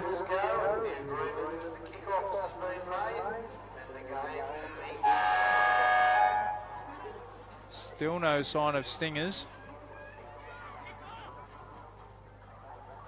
I'm looking around the facility and I can't see any team rushing onto the field.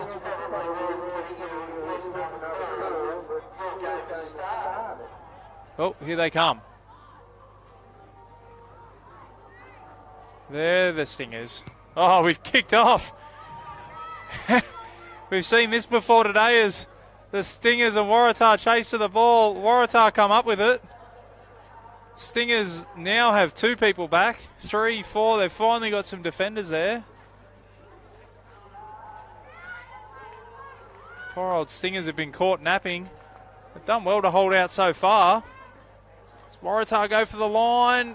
Do they get there? Yes, they do. So Waratah take advantage of a slow start for the Stingers.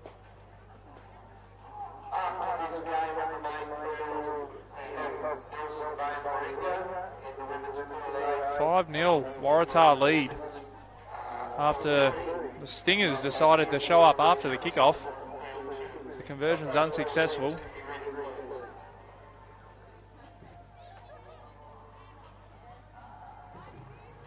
Waratah lead 5-0, so fast start for Waratah. As I said, if they can win here against Stingers, they'll go a long way to going through to the semi-finals. Next up here on field 1, we've got Nelson Bay taking on Warringah. Nelson Bay went down to Waratah in their first game, so must-win clash for them.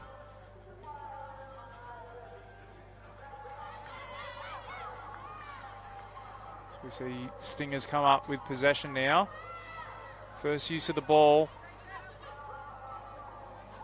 A nice footwork, and they've gone through straight through the middle, looking for support. They find support. Waratah scramble in defence. They come the open side now, and there's acres of space out here.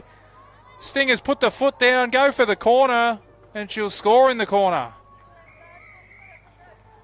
So good hit back from Stingers. 5-all with a kick to come.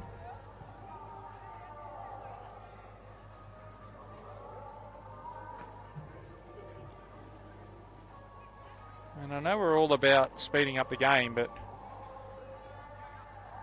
I feel like this is a ridiculous spot to be taking a kick from. Pretty much on the touchline. You can only go back roughly 10 metres. It's a decent effort, but it's just missed to the right. Scoreline remains 5-all, so the Stingers have jumped the fence after kickoff and they've conceded the first try, but they're back in it here. Rugby Sevens action coming to you live through Bar TV Sports, streaming every game live today, right through till I think it's about 5:30, the final. Every 15 minutes there's a new team on. If you haven't been able to make it down here to St John Oval at Charlestown, make sure you're tuning in via Bar TV. Let us know who you're cheering for and where you're cheering from. We see now the Stingers back with the ball. Some nice footwork there, back towards the centre of the park. Tackled on the 10-metre line. Oh, and that's desperation there, diving over the pile to retain possession. We see Stingers now trying to hold on to the ball. They recycle possession well.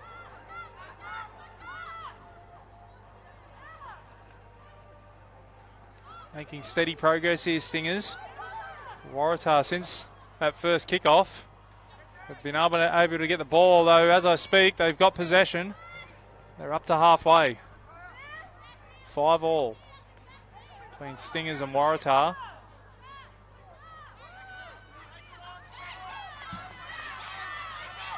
And the Stingers have put the foot down, turned the afterburners on, and just run around Waratah.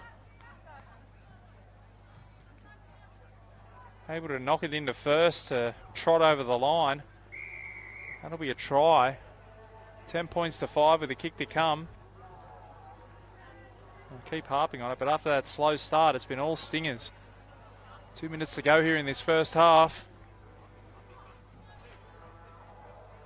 Stingers' first game of the Premier Women's Tournament. Conversion successful. So that's 12 points to 5.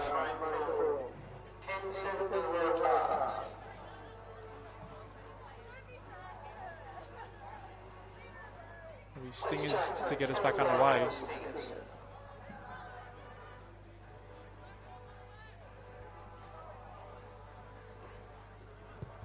We see the kick-off.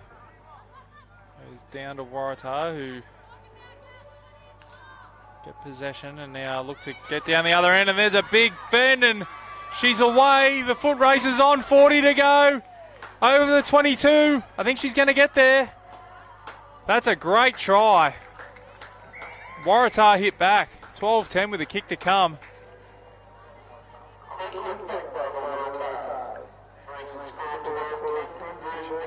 Tough conversion, but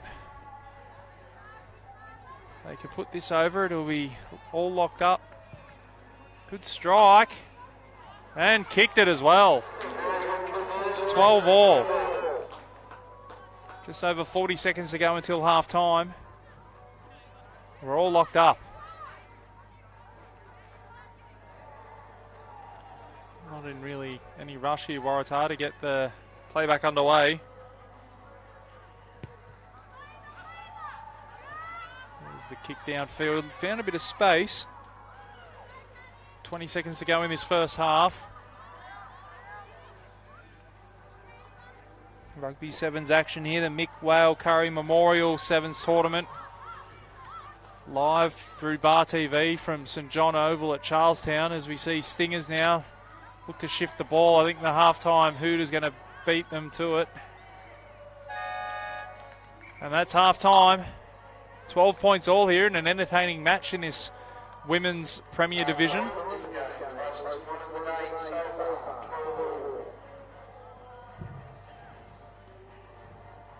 Next up here on field one, we've got Nelson Bay taking on Warringah in the Pool A Women's.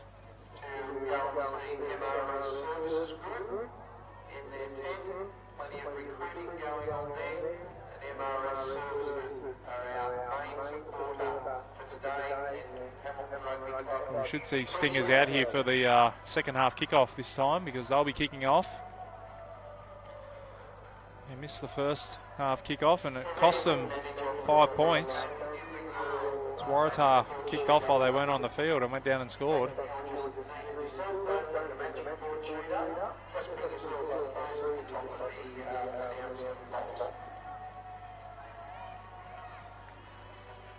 So 12 all here. This Premier Women's Pool A matchup. A win for Waratah will see them have 2 wins from 2 and should be enough for a semi-final appearance. This is the Stingers' first action today.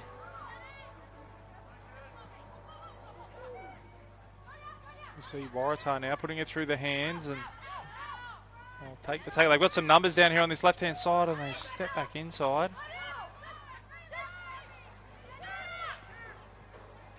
Good solid defence there from Stingers. And they've turned the ball over. So Stingers go on the attack now in Waratah territory.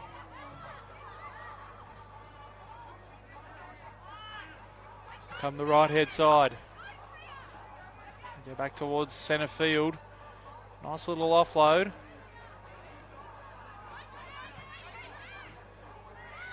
Up towards the 22 and a penalty to Stingers. They take the quick tap. Oh, nice little run around there, but well read by Waratah.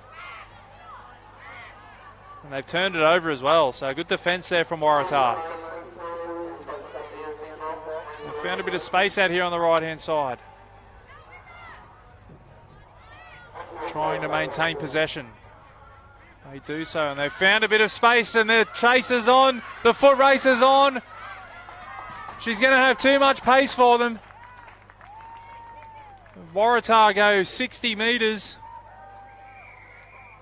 and score next to the uprights. And they break the deadlock, 17 points to 12 with a conversion attempt to come.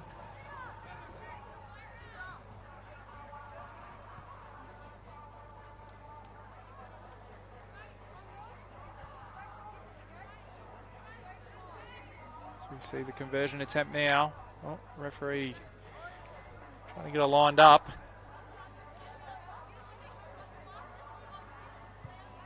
And the conversion successful, so they've opened up a 7-point lead here, Waratah. 4 minutes 30 left in this game.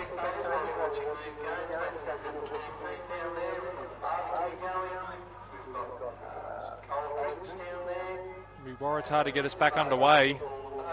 Clock ticks down under 4.5 minutes.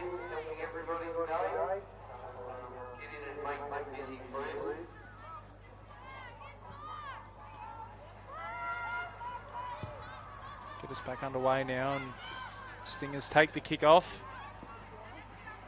Put it through the hands.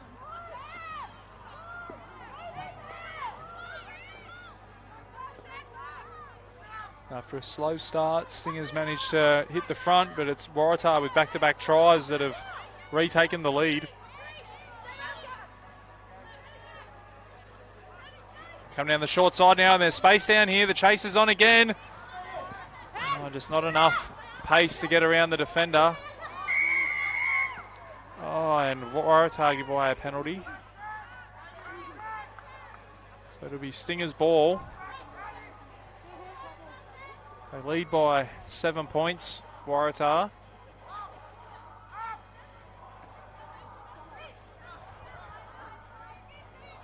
Stingers now shift the ball from right to left. Beats one, beats two, through the gap. Over the 22, the chase is on. Dragged down and slams the ball down over the line. Great effort. Stingers cut the lead to 2 points with a kick to come.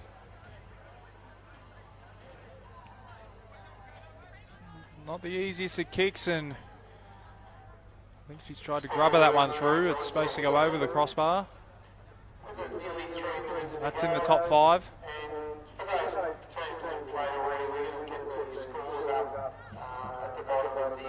2.5 minutes to go. Waratah lead by 2. Semi-final berth on the line for them. You always want to wrap up that semi-final berth nice and early. Don't want to leave it to that last game. Stingers get us back underway. Nice little bump off there.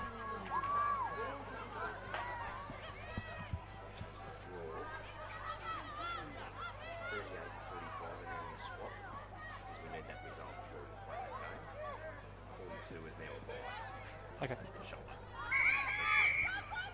So we see a penalty to Waratah.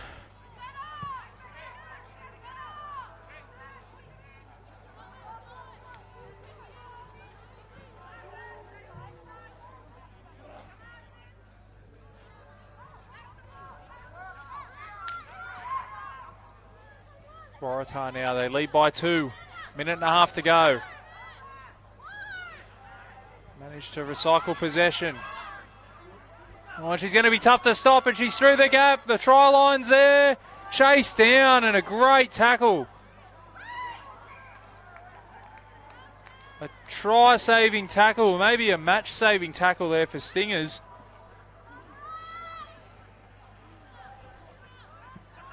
And they'll have a scrum feed.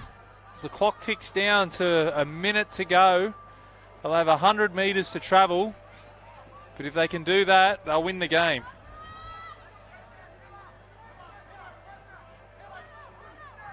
There's the scrum feed. Stingers win the scrum. Well, they've got about 101 metres to go now. Some nice footwork, and she's through. She's got a long way to go. She beats another. And the Waratah defence scrambles. Now Stingers down the right-hand side. 50 to go. The chase is coming across. 25 seconds left on the clock. The chase has got her dragged down. She goes again, and it's a try. And Stingers have snatched this one from the jaws of defeat.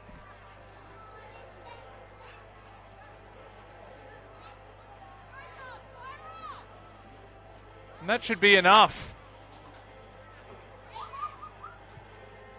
22-19 with a kick to come. And that's all she wrote. So a last second try to Stingers gets them over the line against Waratah in a hotly contested match. Now we'll see the Nelson Bay girls for the second time today. They'll be taking on Warringah. This is a must-win game for Nelson Bay. Having gone down to Waratah in the first one, they can't afford another loss here.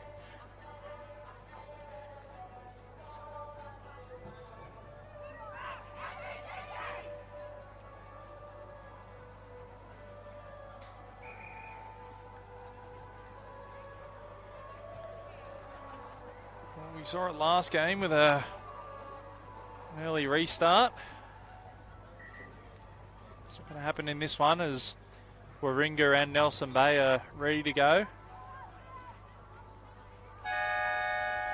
There goes the hooter. We're back underway. Fast and furious Rugby Sevens action here from St John Oval.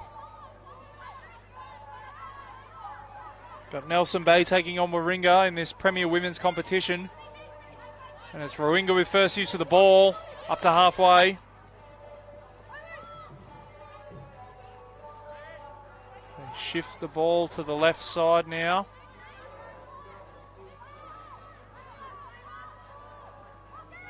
They recycle possession well. Nelson Bay defence standing firm at the moment.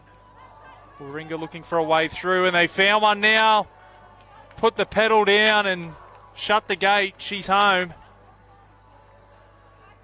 The opening try of the game goes to Warringah. 5-0 with a conversion attempt to come.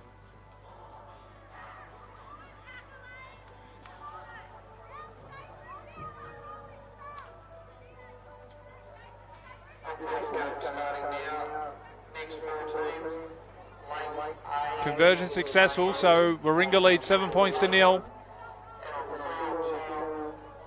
And they'll get us back underway.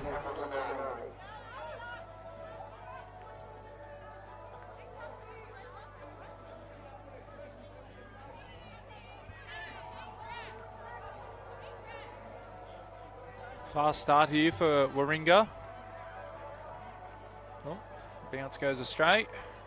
There we go. Now we're right to go. Nice, high, short kick off. Tough to deal with, but Nelson Bay do well to regather that. As the ball comes squirting out, and it looks like Warringah have won possession. Oh, that looked to be a little knock on. The referee's going to let it go, though. And lovely footwork. Beats one, beats two for the corner. She's going to get there. That's a great try. Some great footwork out there on the left wing. Sees Warringah shoot out to a 12 points to nil lead. Tell you what, I hope this scoreboard attendant's not getting paid today. He's been absolutely shocking up there. As that conversion attempt is unsuccessful. It's not in the top 10 though. That was not a bad effort.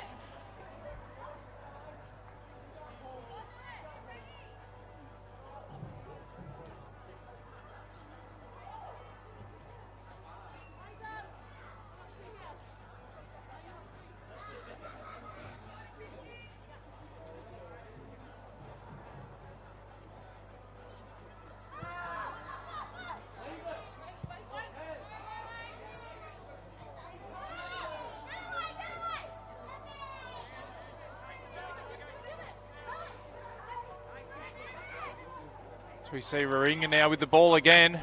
12 points to nil. Through the hands, some silky skills here from the Warringah girls. So they go down the left-hand side. Nelson Bay at 6s and 7s at the moment. They come the open side now, Warringah. Oh, throws the dummy and goes over. Still haven't put the ball down, but they've put it up. That's a try.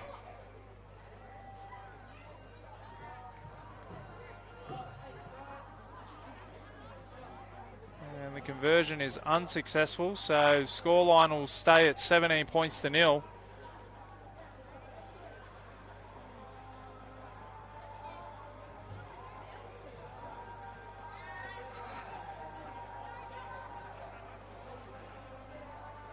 Warringah will get us back underway. Just ticked under 3 minutes to go here in the first half. Warringah lead 17 points to nil over Nelson Bay.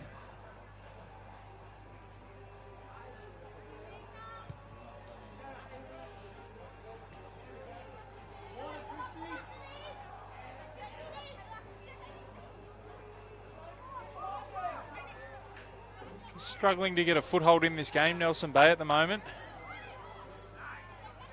Warringah come up with possession again. Come to the right-hand side. They've found some numbers out here on the right-hand side. One to beat. In and away. Burns are on the outside. And Warringah will score again. Some great sevens rugby there from Warringah.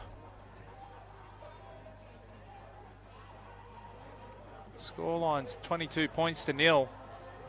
Favour of Warringah over Nelson Bay.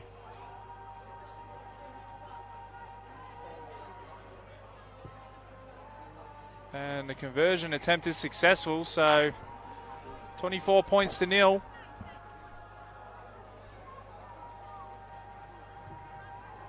Warringah will have the job of getting us back underway again.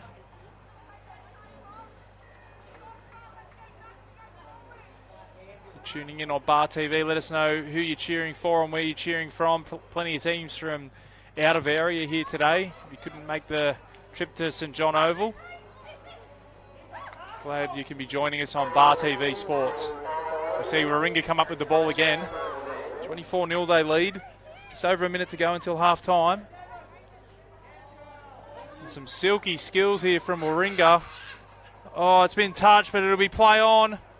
They'll go for the line and they'll score again. 29-0. Showing no mercy here for the Nelson Bay girls.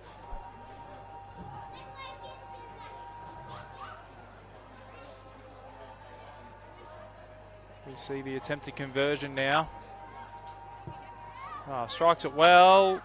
Oh, I don't think it had the legs. The scoreline remains 29-0.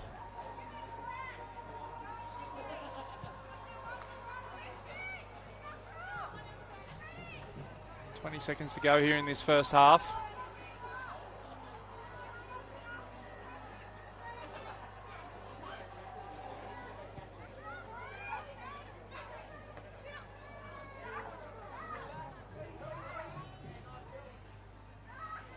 All over, swarming all over the ball, Warringah. They come up with possession, but the halftime hooter will sound.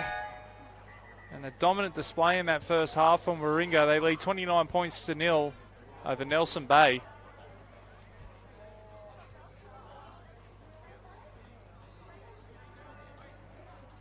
Those just tuning in, this is the sevens format of rugby union, so there's only 1 minute breaks between play at half-time and full-time. Seen a couple of cases today of teams not turning up on time for their kick-offs and other teams kicking off and going down and scoring. So you've got to be on the ball. It's fast and furious action here at St John Oval. Big thank you to MRS Services Group, they're the major sponsors of this tournament, and the Hamilton Hawks hosting as well. So big thank you to that organisation.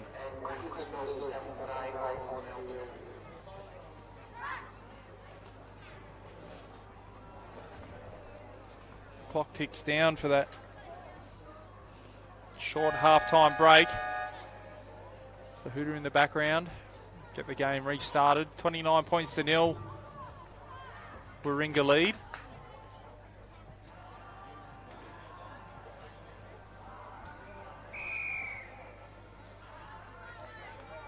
Get us underway with a high restart. It won't go to 10. The Beyonce doesn't favour Warringah, so be Nelson Bay ball on halfway. Chance for them to get some possession and some field position.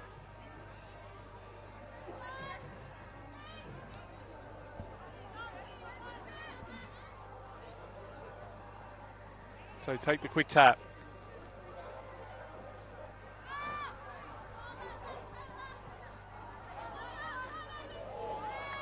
Picked up and put down, but a nice offload, and Nelson Bay putting it through the hands now. Another nice offload. They've found a little bit of space out here, and another good offload. Showing what they can do when they get the ball in hand. It's good desperation there, sliding in to regain the loose ball. And a penalty. Warringah now with a quick tap. And they've got some numbers out on the right-hand side. Danger here for Nelson Bay.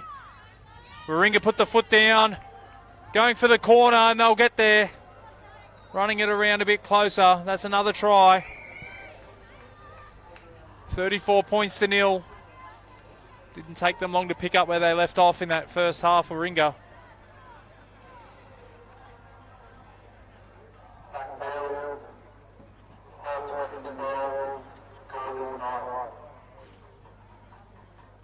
We see the conversion attempt. Unsuccessful, so scoreline remains 34 points to 0. Warringah over Nelson Bay.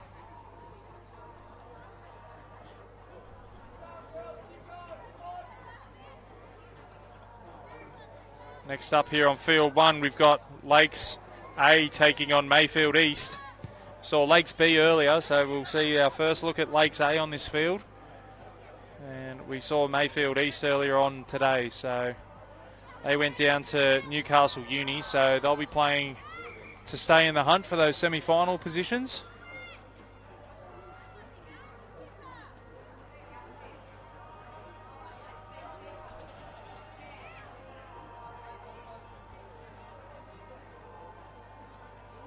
So we see a scrum feed here for Nelson Bay.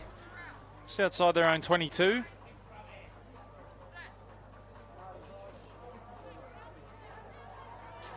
Warringah have managed to come up with possession. They shift the ball to the left now, and there's plenty of space out here. Oh, nice left foot step, splits the two defenders, and they're going to go over again. Warringah score. 39 points to 0. They've got the 50 marker firmly within their sights. It'll be the first one today on this field anyway.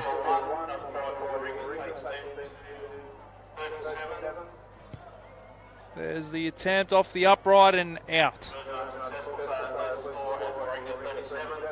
39 points to nil.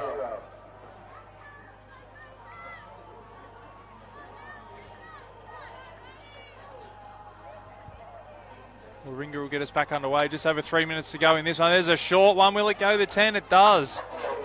Barely. But Warringah get the ball back. They shift the ball to the right-hand side.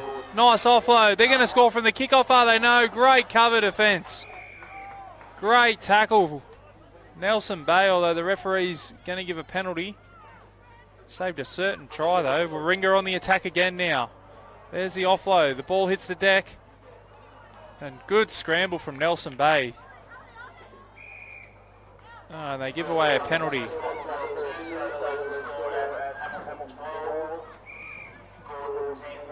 Another penalty, 39-0.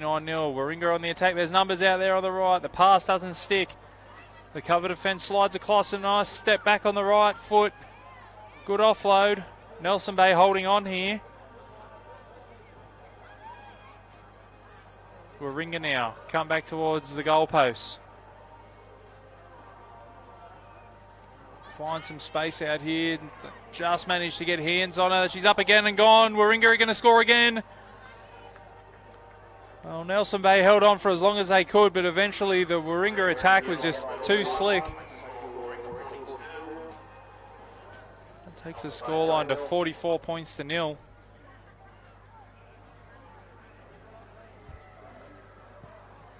Oh, and smack bang off the black dot, that one. Crossbar's still shaking. A minute and a half to go.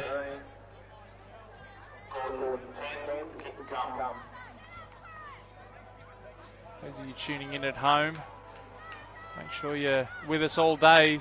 Finals kick off at about 5:30 this afternoon, so plenty of Rugby Sevens action coming to you live through Bar TV Sports.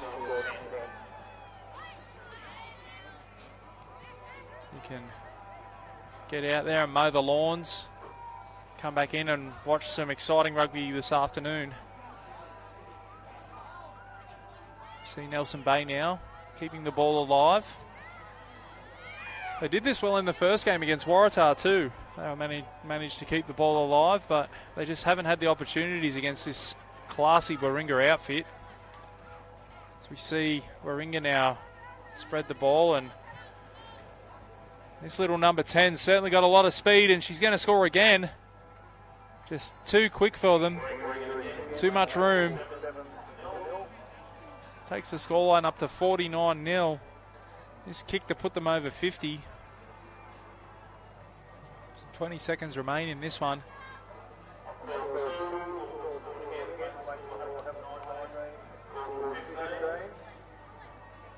The clock ticks down to 10 seconds. There's the attempt. It's on target. I don't think it had the legs, so scoreline will remain 49 points to nil. And that's full time. So Warringah in a dominant performance defeat Nelson Bay 49 points to nil.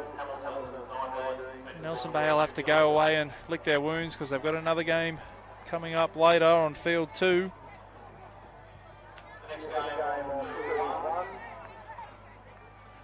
Actually, that might be it for Nelson Bay. I think there's only 3 teams in that pool.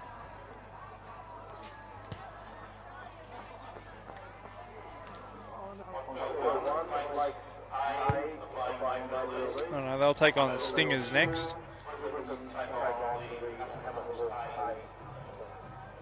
Just after 1 o'clock today on field 2, they'll take on Stingers. So they'll have 1 game left in this tournament. Next up on field 1, we've got Lakes Rugby A taking on Mayfield East. Mayfield going down to Newcastle Uni earlier on today, so must-win clash here for Mayfield. This is Lakes A's second appearance. I'm not too sure how they went on field 2 earlier, so depending on results, this could be a do or die clash for both sides.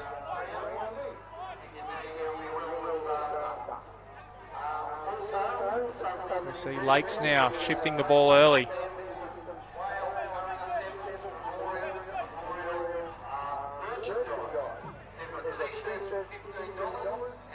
Lakes now retaining possession as they find a bit of space out here on the right-hand side. Carrying the ball like a tennis ball. Nice offload. Fens beats him. They go for the line. Looks like Lakes might score the first try. Can he get it down? Eventually he does. So Lakes on the board first. 5-0 with a conversion to come. A good start for Lakes.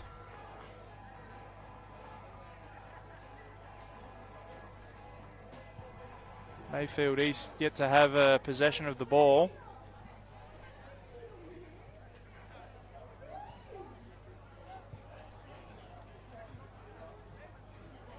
And the conversion attempt is unsuccessful.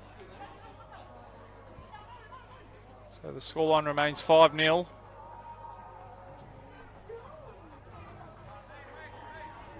Minute and a half gone in this clash between Lakes and Mayfield East.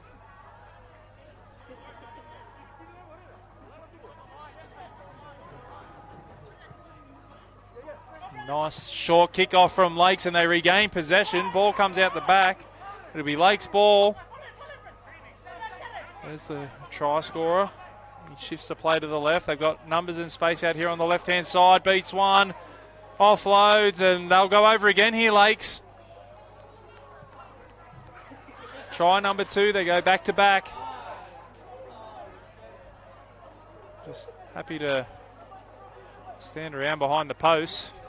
In absolutely no rush at all to put the ball down. Oh, now he does. That's 10-0. Conversion attempt to come. And conversion successful, so 12-0. Lakes jump out to an early lead. And still, Mayfield have not had the ball.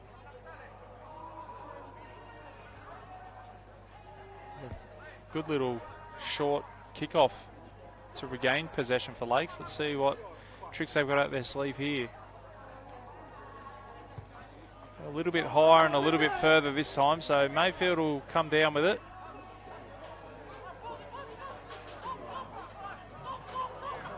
Shoved off one, found some space, and now it's Mayfield on the attack. Up over halfway, support inside. He's got a bit to go, over the 22. Happy to offload. And Mayfield, he strike back. Enterprising play. 12 points to 5 with a kick to come.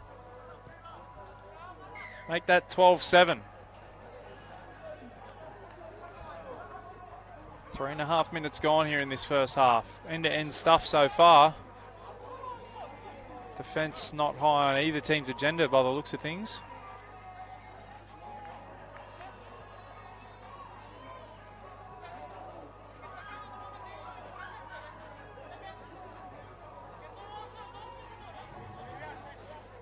Mayfield will get us back underway. They go high. Lakes come down with it though. A little bit of room down here on the short side. Beats one. Puts the foot down. Fends away. Chase is coming across. Can't get there. Nice fend with the left arm. And Lakes will score from the kickoff. 17 points to 7 with a kick to come. That was a good solo try.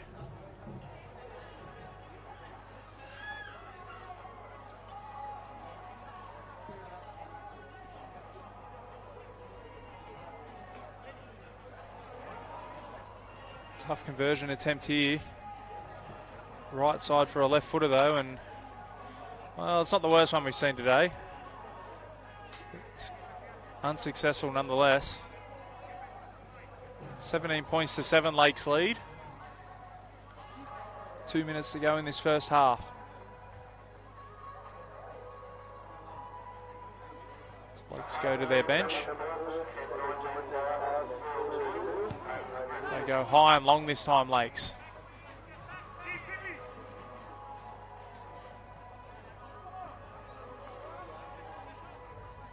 Mayfield now with the ball. Beats one. Nice offload. The defence rallies.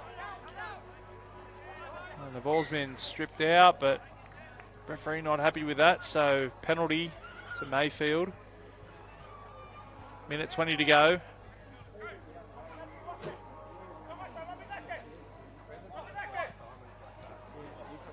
Mayfield now look to work it up to halfway.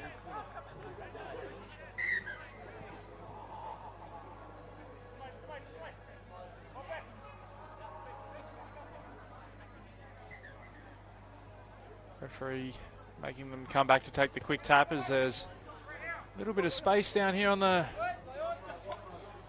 left-hand side. Mayfield can't take advantage of it. They come back the open side now. They trail 17 points to 7. We're into the final minute of this first half. And the Lakes defence driving them backwards. Can they pinch the ball? No, they can't. There's now 2-on-1 out here. They want to give it early. No.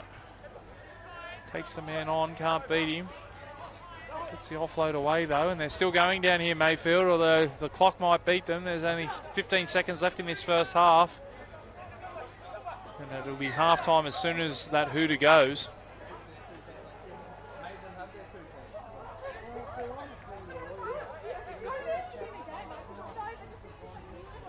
As the clock ticks down to 0. And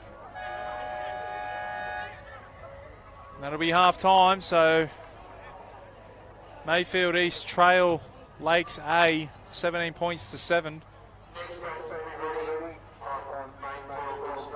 Good chance to thank the major sponsors of this tournament, MRS Services Group, for coming on board and supporting this great event.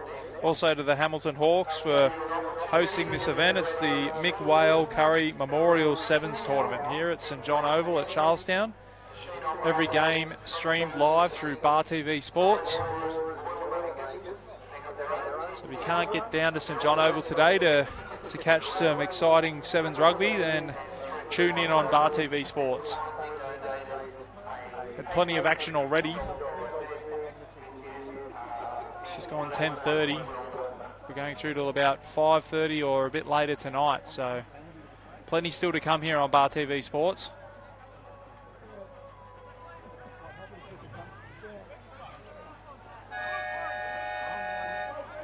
Next up here on field 1, we've got Nelson Bay A taking on Singleton in the Country Men's Pool C clash. So that'll be our first look at those two teams. At least here on Bar TV Sports anyway. As Lakes get us underway, and there you go, the short little one, and it's been mishandled by Mayfield, and there's been a little knock on there by Lakes somewhere. The referee calls it back.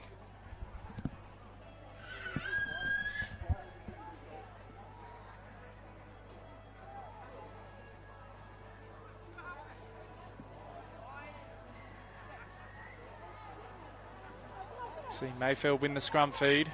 Some numbers down this side, although the defence slides across, and they've put it on the deck. Mayfield unable to sustain any possession. That's Lakes A that come up with the ball. Still going, carrying 2 and a teammate with him.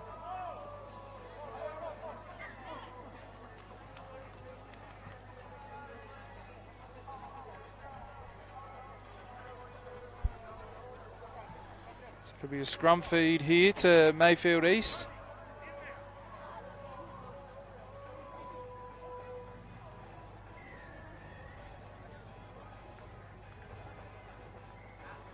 So they're in no rush to pack the scrum. They trail 17 points to 7 at the moment, Mayfield, so they need to be next to score, and that one kind of looked like Tom Brady out there. Although it'll come back for a penalty, so they get away with it.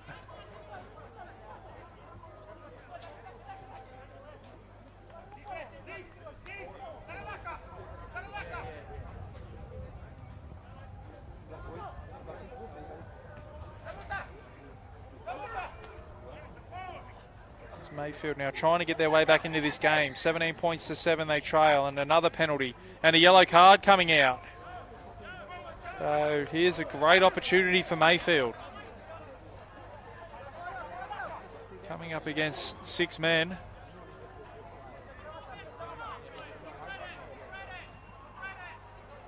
So shift the ball wide early, and they've got numbers out there. Up over halfway. Up to the 10 now. Need to recycle possession, and they can't. They give away the penalty, so massive effort from the Lakes defence.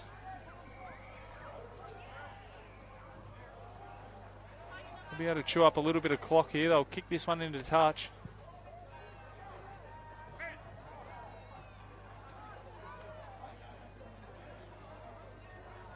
There'll be a line out right on halfway. Lakes to take.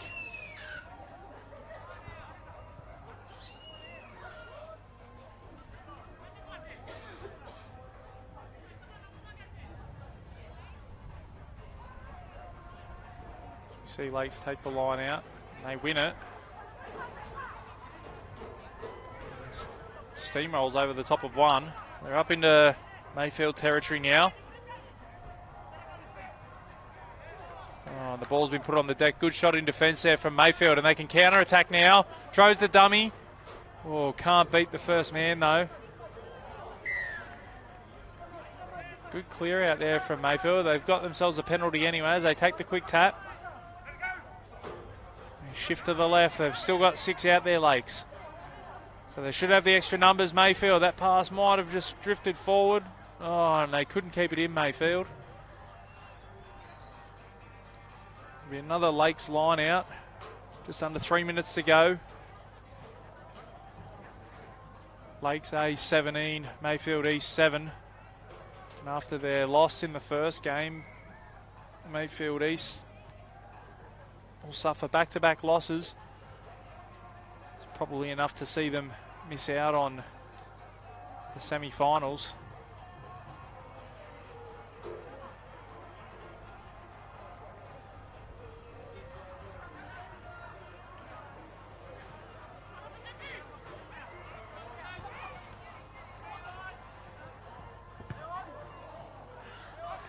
As Mayfield come up with possession after a bit of a scrappy sequence of play. A little knock on there from Mayfield, and Lakes come up with it anyway, but we're going to come back for the scrum feed, so good pressure from the Lakes defence.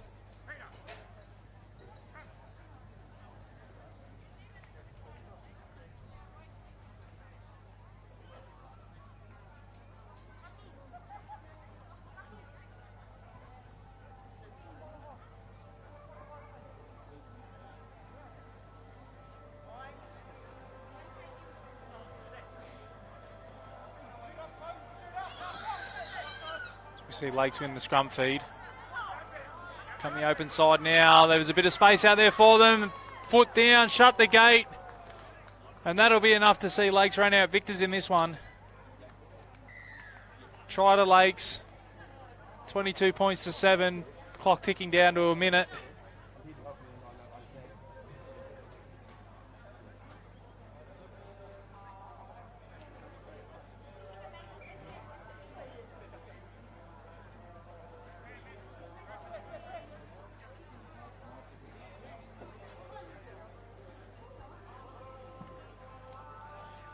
See a conversion attempt here from Lakes. 22 points to 7 they lead. Strikes it well, but he's just pushed it to the right. So the scoreline will remain 22 points to 7. And with under 30 seconds to go, Lakes A will run out victors over Mayfield East.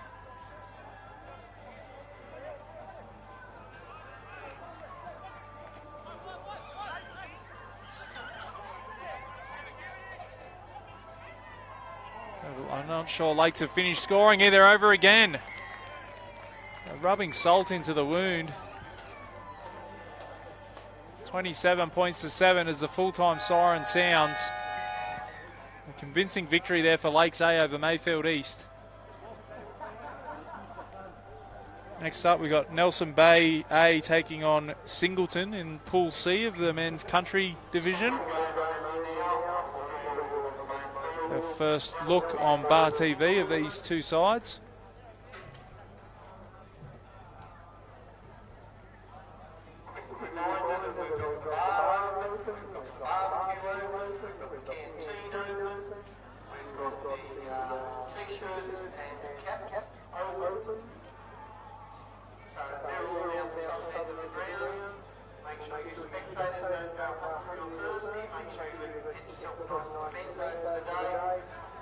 These two teams are ready and raring to go.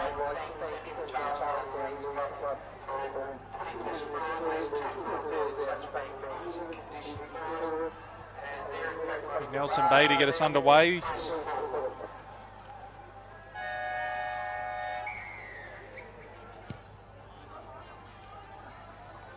Singleton take the kick off. Looking to shift the ball early, and they managed to find some space out here on the left-hand side.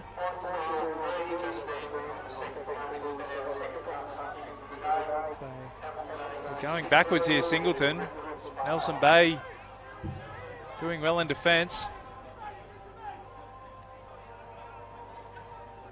Singleton back in their own in goals at the moment. That pass looked to have gone about 5 metres forward. The referee's seen it, so it'll be a scrum feed not very far out from the line here for Nelson Bay. Great opportunity to post first points.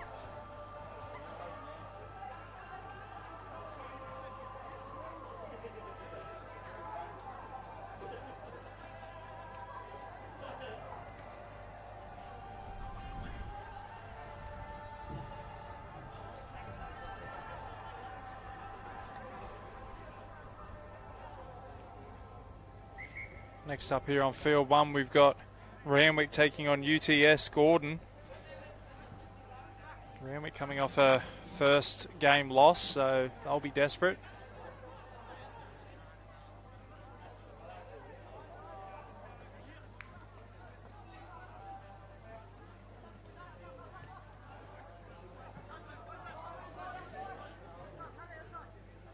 Nelson Bay now with possession, looking for some room to move, and a great left fend, and they're over for the first try.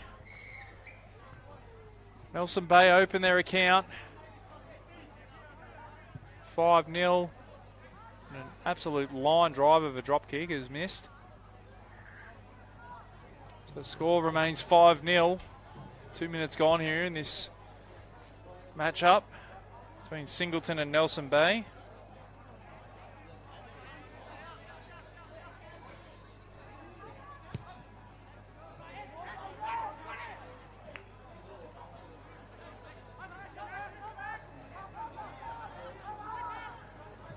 We see Singleton now with possession.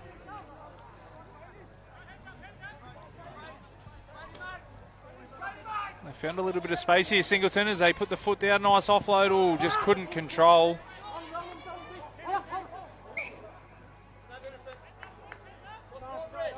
Couldn't control the pass. It was at his bootlaces. It was a tough one to take. I mean, a scrum feed here for Nelson Bay.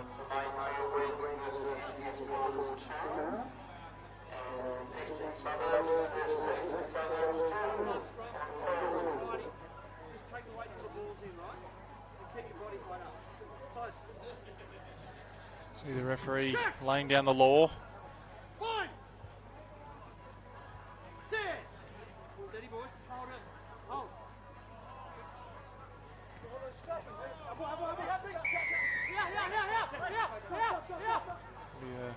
Quick restart here for Nelson Bay. They lead 5 points to 0.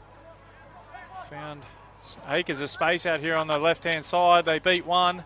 Steps back inside another. Support coming on. The pass is just overthrown, so kills any momentum. They managed to retain possession though. Come to the open side. Dummies once, dummies twice. Takes the tackle. 22 out from the line and gives away a penalty. Holding on. Oh, nice cutout ball. Steps back inside off his right. Singleton now looking to counter attack. We go to the right-hand side now. Bit of speed to burn out there on that right-hand side for Singleton. A nice step back off the right foot. Beats one, beats two. Oh, can't beat the last man. Brought down inside the 22. Oh, and a penalty to Nelson Bay. So both teams building some momentum, but giving away penalties.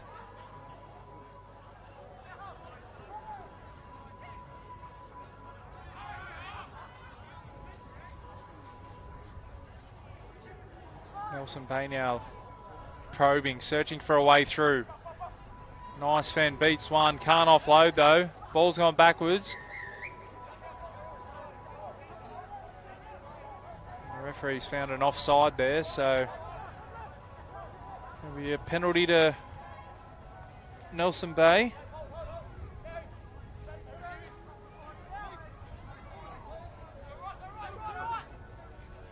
Got some numbers down here on this right-hand side now. Nelson Bay from the back of the ruck. Puts the foot down. Shut the gate. He's home. And a good show of speed there. 10 points to nil. Nelson Bay lead. Conversion attempt. Strikes it well. And it's successful. So 12 points to nil. Under a minute and a half to go here in this first half.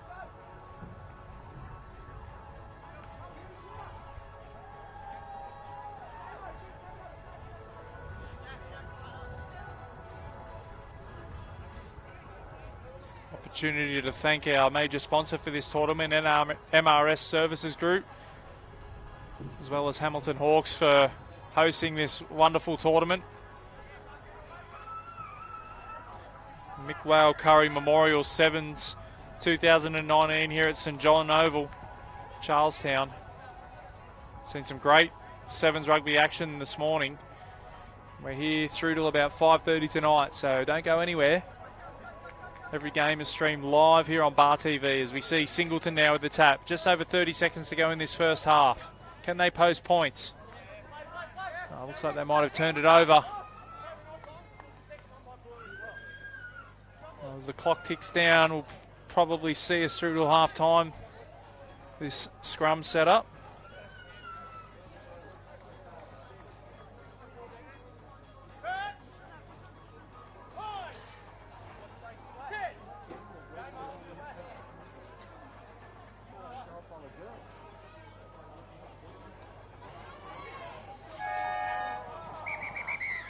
And that's the Sevens format for you. There's no playing after the siren.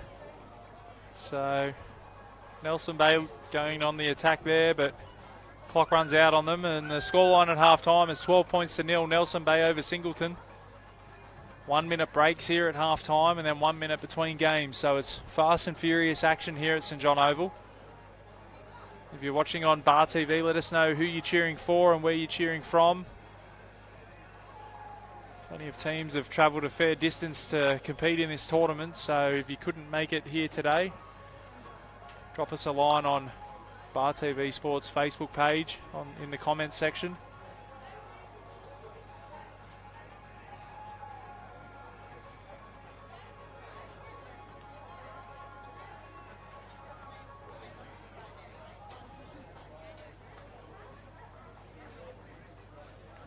In this Pool C match in the country men's division, Nelson Bay are leading Singleton 12 points to nil. As both teams get ready for the second half. It'll be Singleton to get us back underway. They trail by 12.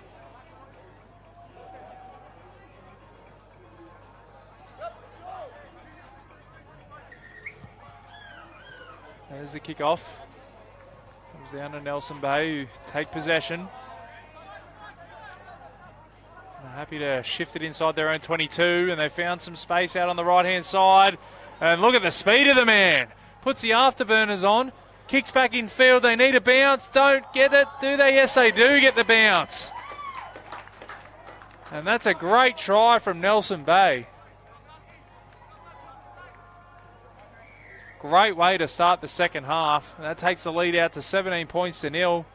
Make that 19 points to nil.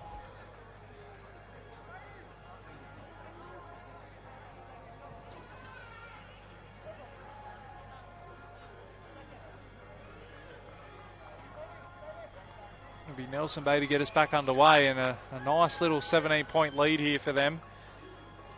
It's not out of the realms of possibility, but it'll be tough for Singleton to get back into this one now. Nelson Bay have looked pretty good with ball in hand, and they managed to get the ball back from the kickoff. They finally regathered it after a little bit of scrappy play there.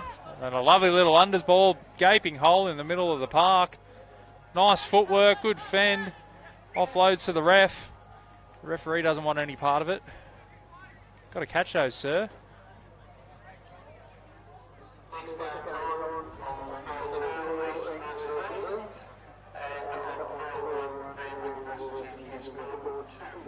Coming up after this one on field 1, we've got Randwick taking on UTS Gordon in Premier Men's Pool A. Randwick a little bit disappointing earlier on, going down to Rats. I'll look to bounce back in this second game for them as Nelson Bay now win the scrum and retain possession. Crawling their way up towards the 22.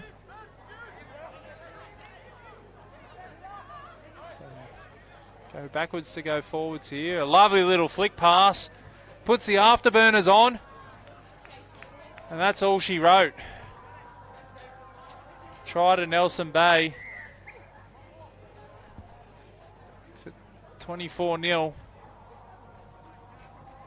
Conversion attempt to come and slots it comfortably. So 26 points to 0. Nelson Bay leads Singleton. 4 minutes to go in this one.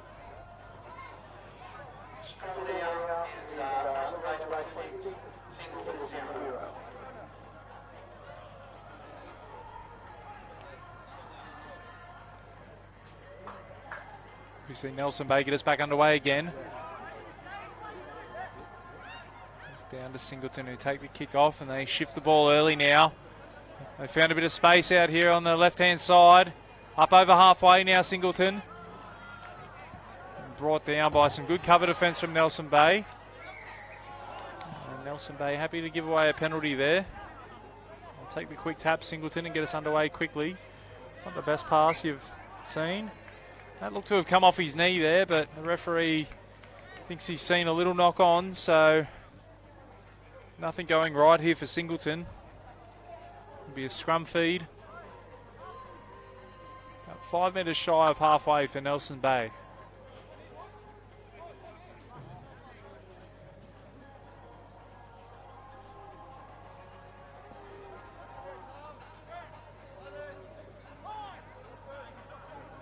Sun's just starting to poke through those clouds now. Dare say it's going to heat up this afternoon, just like the action out on the field. So, come a long way back here, Nelson Bay. Long cutout pass. Just probing, just looking for a way through this Singleton defence as they go right back inside their 22. A little bit of claret coming from the right eye there of the number 5, and Tom Brady's back out there again. That pass has only gone about 10 metres forward. Let's play on for Singleton, who put the foot down. And a flick pass to absolutely no one. Nelson Bay are able to pick it up and fling it back in field, and now they beat one. They're down the left touchline. Happy to just stop and prop, and there's plenty of space back towards the middle of the field. That's a great run on the offload, just won't stick. Singleton now on the counter-attack. It's end-to-end stuff here.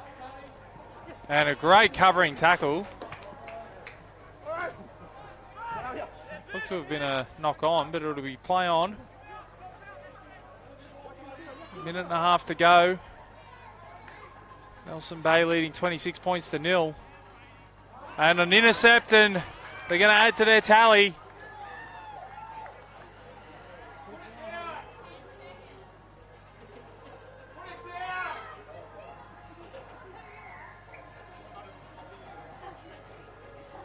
And that makes it 31 points to 0, make that 33 points to 0.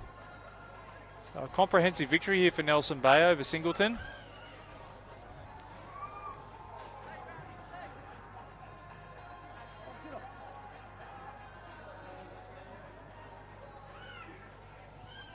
ticking down to 40 seconds remaining in this one. One's gone high and long. The referee not happy with where he took that kick from, though. It was probably half a metre over the halfway line. So it'll be Singleton ball.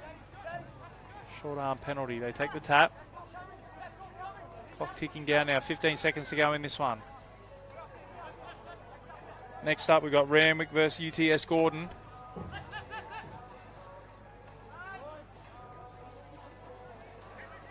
Down under 5 seconds now, and that'll be it. Full-time siren will sound. Nelson Bay with a comprehensive victory over Singleton, 33 points to 0.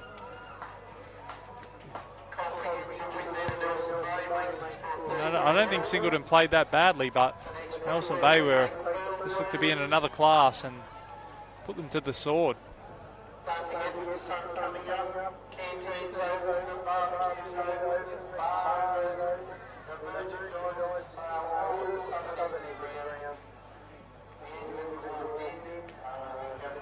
Randwick versus UTS. Randwick disappointing first round losers. Look to bounce back here against UTS Gordon. This will be our first look of UTS Gordon. This is their first game of the competition, actually. UTS Gordon 2.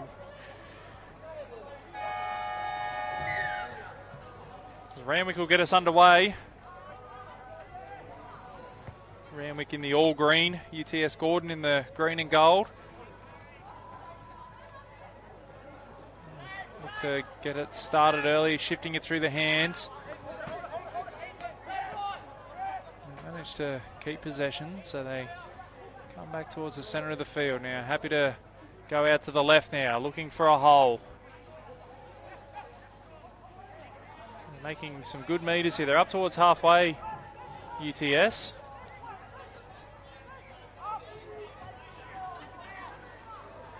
Managed to keep possession.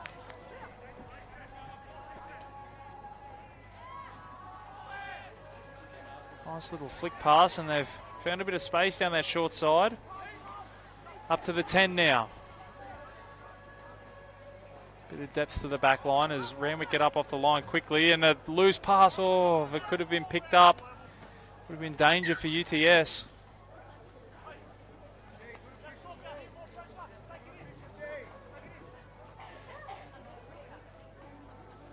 Instead, Randwick can't control the ball, so it'll be a scrum feed to UTS.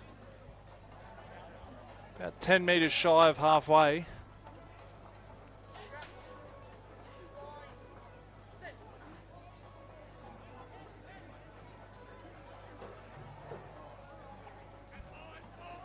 UTS win the scrum feed.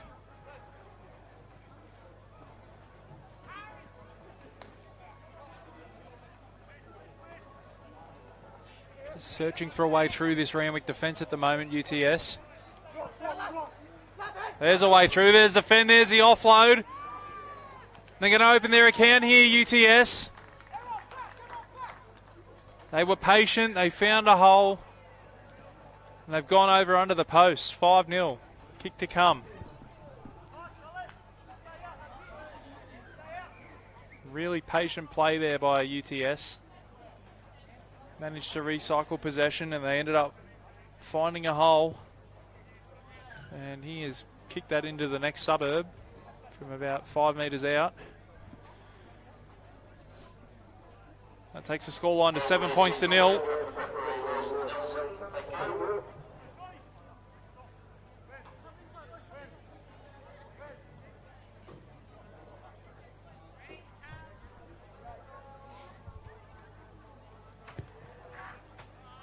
Gordon get us back underway now. That's a good take. Randwick now looking to counter-attack from the kickoff.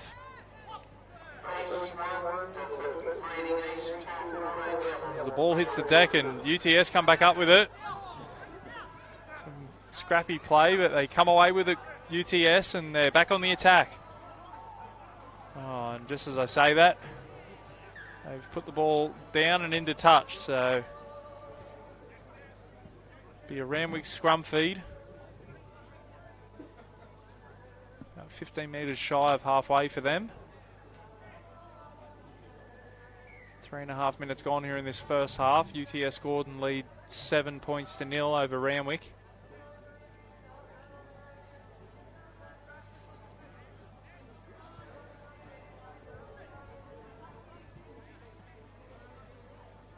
We've got 2 balls on the field at the moment. Oh, down the short side from the back of the scrum. Looked to be a knockdown there, but the referee says play on. Now Gordon look to counter-attack. Randwick pinch it back down. They've got some numbers here on the left, and they throw the dummy and don't use them. Now all of a sudden a little kick in behind, and it's UTS leading the chase. It sits up perfectly. And out of nothing, UTS go over to score again. 12 points to 0. With a kick to come.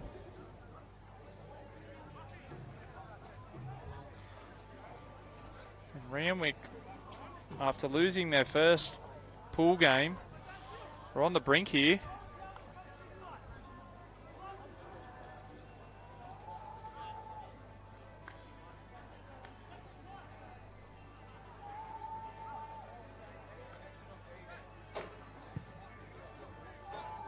Conversion attempt, and it's successful. So 14 points to 0, just under 2 minutes to go here in this first half. Next up, we've got the Western Sydney 2 Blues, who defeated Randwick in their opening pool game. They take on UTS Gordon 1.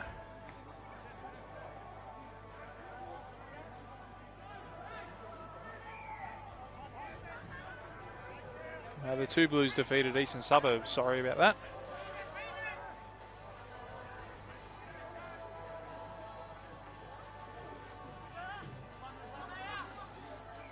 We see Gordon retain possession now. A little bit soft underfoot out there still. A few players slipping. We've seen a knock on there from Randwick.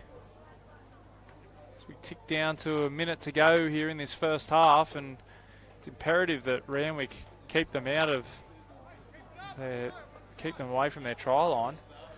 Another try here for Gordon, and might be a mountain too high for Randwick.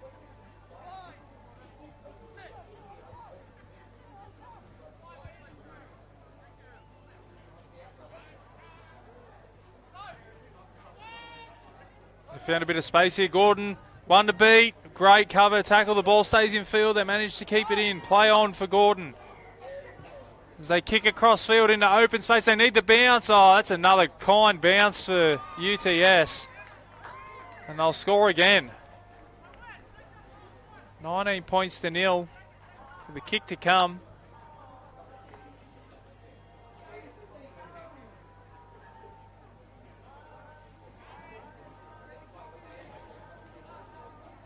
Clock's ticking down. 7, 6 seconds. Got to get this kick away. He does so. Strikes it well, and that takes it out to 21 points to 0. So a decisive lead here for UTS Gordon at half-time. They lead 21 points to 0 over Randwick.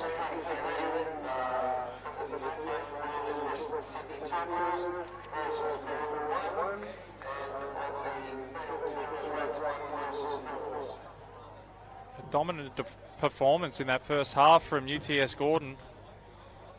Both teams up from the Sydney Rugby competition, contesting this Mick Curry Memorial Sevens tournament, hosted by the Hamilton Hawks and sponsored by MRS Services Group.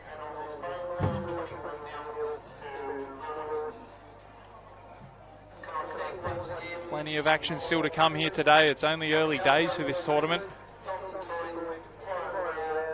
We've got the final for the under-16 girls not too far away in a couple of hours' time.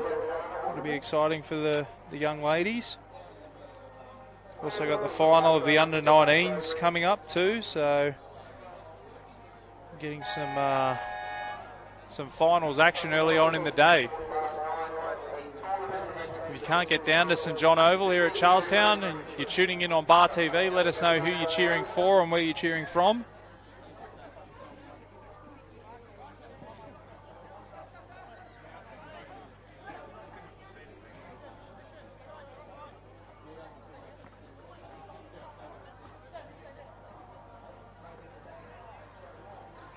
We see UTS Gordon about to get us back underway in this second half.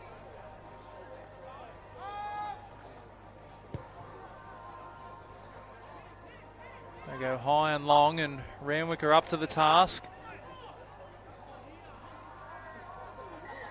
And Gordon give away a penalty, so Randwick take the quick tap. They're behind 21 points to 0. They went down in the first game, so this is it for them.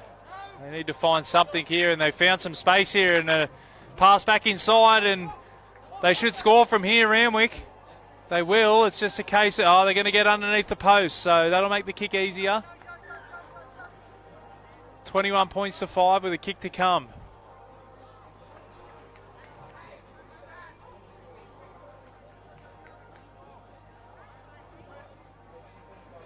And the kick's successful, so Randwick with new life in this one. They trail by 14 points. Gordon still lead 21 points to 7. But there's light at the end of the tunnel for Randwick.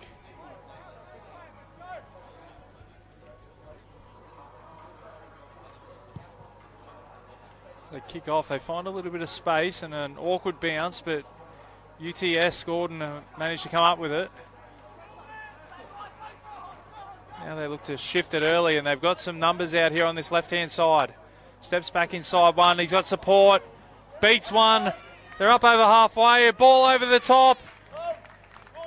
And it shut the gate for Gordon. They'll score again. And that might be all she wrote for Randwick.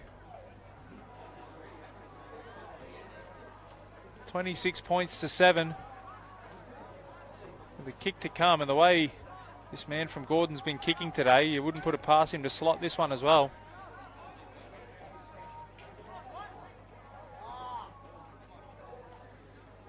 We've got reinforcements turning up here. The Bar TV crew with sunscreen and the old Bunnings hat. Good to see.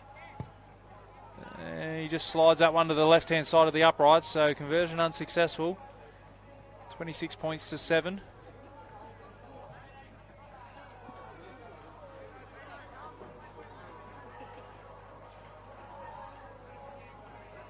Gordon to get us back underway, and the clock ticking down under 4 minutes. Randwick behind by, well, they'll basically need to score 3 converted tries to win this game. Time is becoming a bit of an enemy for them.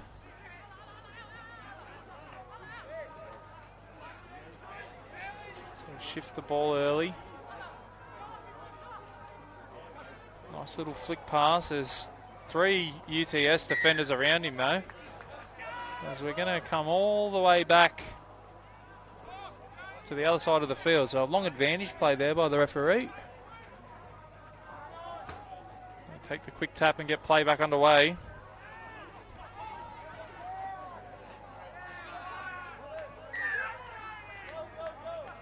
And it looks like Gordon have turned it over, so a quick tap from Gordon.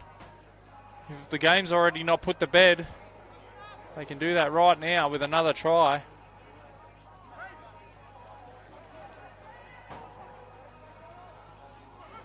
Randwick line speed's been good, but Gordon have just been a bit too silky with the ball, and they found some space out on that right-hand side again. There's a nice offload, but into touch. So good scrambling defence there from Randwick.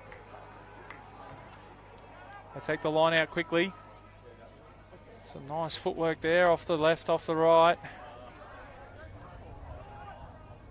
And a penalty to Randwick. They take the quick tap.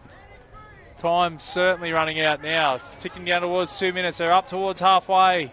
He had support too. He's got support now. Plenty of space out here on the right-hand side. And he'll have too much speed for them. And Randwick will score their second try. 26 points to 12. Just under 2 minutes to go take a sevens rugby miracle to see them win from here. And with that misconversion, the best they could probably do is pinch a draw. But to be honest, they probably haven't deserved it. Gordon have been outstanding in this one. And there's a short kick off by Randwick, and they get the ball back. Gordon have gone to sleep.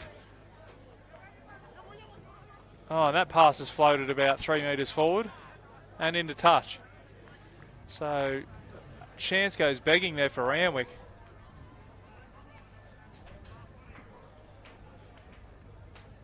And Gordon should hold on from here. 26 points to 12 they lead. Just over a minute to go in this one. Next up here on field 1, we've got the Western Sydney 2 Blues taking on UTS Gordon 1. So this is the 2s team. We'll see how the 1s go. They shift the ball early inside their own 22. Oh, nice little head bubble there. Wasn't fooling anybody though. Ran into a brick wall of defenders. Randwick have turned it over now. A little bit of space down here on the right-hand side. Just stops and props. Comes back centre field. Nice offload. They've still got numbers out there on the left if they can get it out there. Lovely ball inside and they'll score again.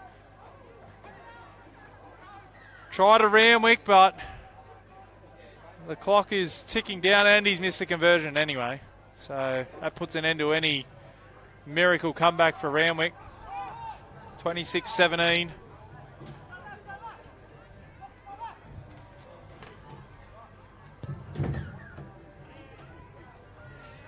Randwick trying to get things started quickly, but to no avail. UTS Gordon 2 run out 26 points to 17 winners over Randwick. That probably puts an end to Randwick's hopes of a semi-final appearance.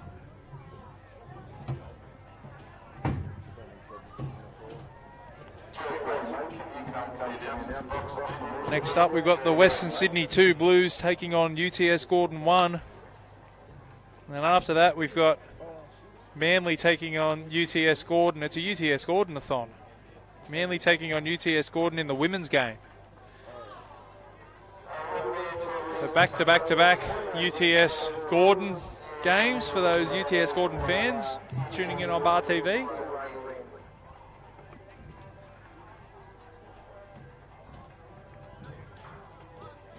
It'll be the Western Sydney 2 Blues to get us underway here.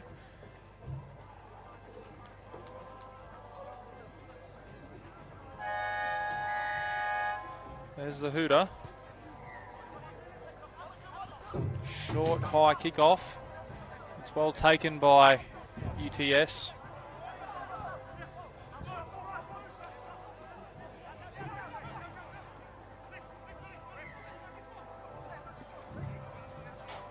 There's been a little bit of a knock on there, so it'll be a scrum feed.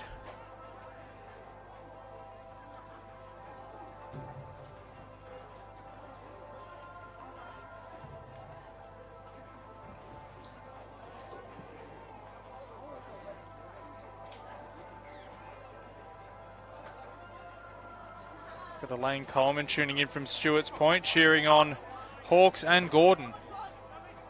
Hedging your bets there a little bit, Elaine, but we'll allow it here at Bar TV. Thanks for tuning in. Thanks for leaving a comment as well. As we see the Western Sydney 2 Blues now shift the ball to the right-hand side. Somehow that stayed in play, has it? No, flag's up.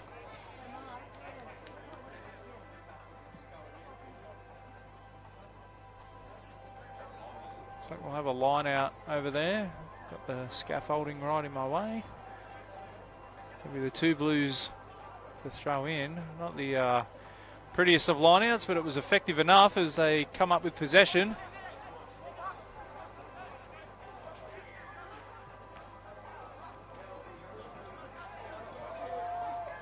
And it's UTS Gordon who are going to post first points here.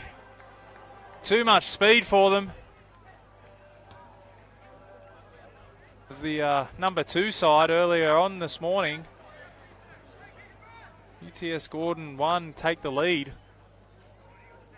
5 points to 0. 2 minutes gone here in this first half. Conversion to come. The lefty taking this one. And slots it from right in front. So 7 points to nil. UTS Gordon over Western Sydney 2 Blues.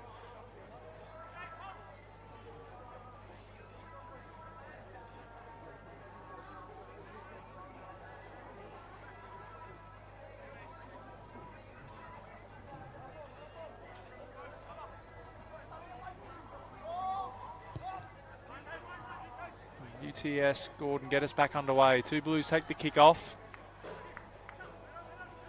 Some swarming defence from Gordon.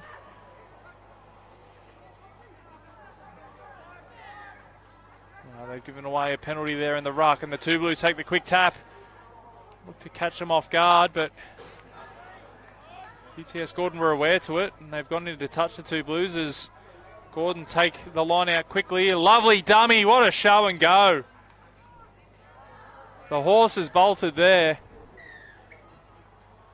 And a try underneath the black dot. Makes it 12 points to nil. A lovely dummy. Defender didn't know what day it was.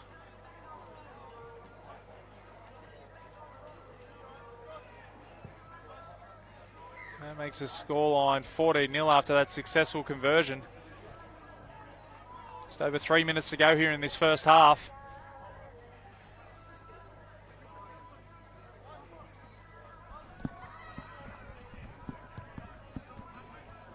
UTS Gordon get us back underway. And tackle in the air, so it'll be a penalty to 2 Blues as they look to get a foothold in this game. A lovely step off the left foot, comes to the fullback, puts the fend out. Good tackle from the fullback, and he's forced a turnover as well. Great defending there from the number 4. Or 9. Funny looking 9.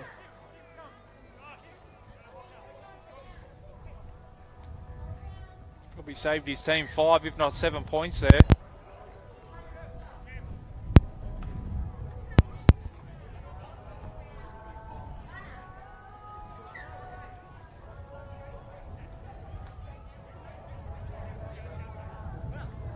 See the wind start to pick up here at St John Oval.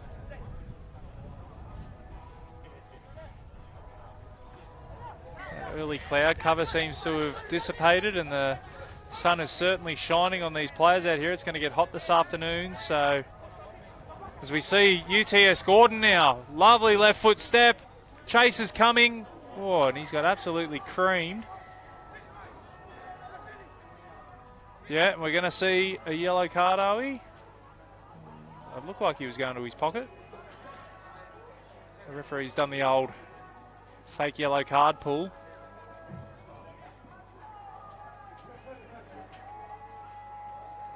Oh, red card. Gone. Forget about the yellow. Red card. Well, that's going to make things a bit tougher for the 2 Blues. They'll be down to 6 players for the rest of the game.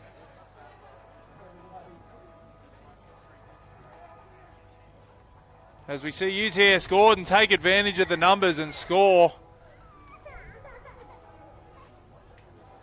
It's their 3rd try. 19-0.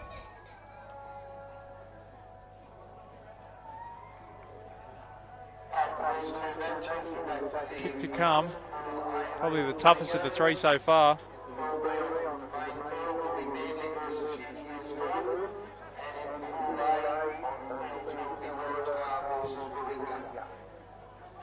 As that kick's unsuccessful, he pushed that to the left of the uprights.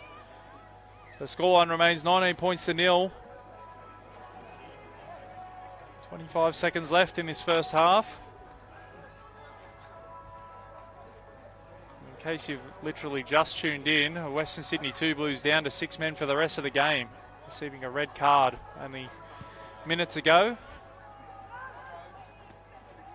So tough assignment here for the 2 Blues.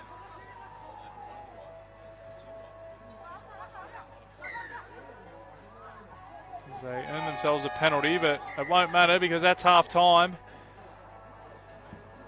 We've got UTS Gordon 1 leading the Western Sydney 2 Blues 19 points to 0. Quick turnaround here at half-time, only 1 minute breaks. But I think the 2 Blues will be taking every second of that 1 minute, being down to 6 men. Beautiful day up here at St John Oval. The Mick Whale Curry Memorial Sevens Tournament hosted by the Hamilton Hawks. MRS Services Group, the major sponsor. And streaming every game live today is Bar TV Sports. So if you're tuning in on Bar TV Sports, let us know who you're cheering for and where you're cheering from. Plenty of Rugby Sevens action to come today. Just looking at the schedule for today. The final will kick off, the men's premier final anyway, will kick off at 5:46. So plenty of action left today. Get out there and mow the lawn or wash the car and come back in and sit down with a cold one and enjoy the afternoon's action of Rugby Sevens. So we see Gordon now on the attack early.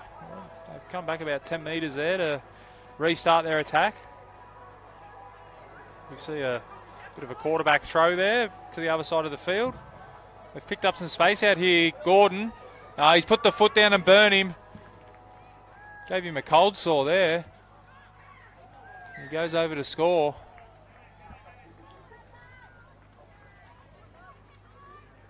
He's looking for a chapstick number 9 after getting wind burnt.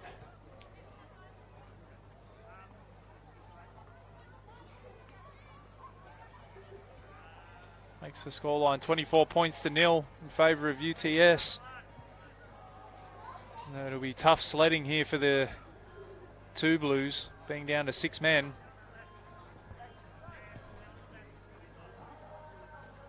The conversion is unsuccessful, so the scoreline remains 24-0. 5.5 minutes to go here in this one. Next up, we've got some Premier Women's competition. I'll just check my schedule. Where are we? Manly versus UTS Gordon. That's right. That's the third instalment of the UTS Gordon team. We've had UTS Gordon 2 defeat Randwick prior to this one.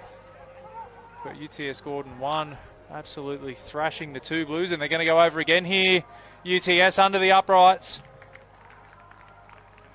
And then after this one, we've got the UTS Gordon women's side up. Can they make it the trifecta?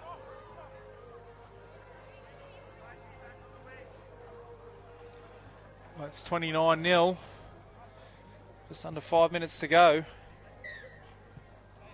Make that 31. It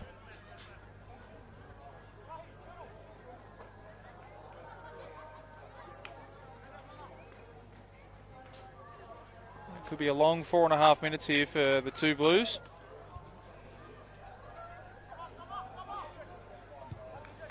They go short. It's going to go the 10. That's a great kickoff, and Gordon have got the ball back from the kickoff. They recycle possession. There's plenty of space and people out here on the right-hand side. Nice little unders ball. They come back centre field. And put the foot down. They found a hole in the 2 Blues defence.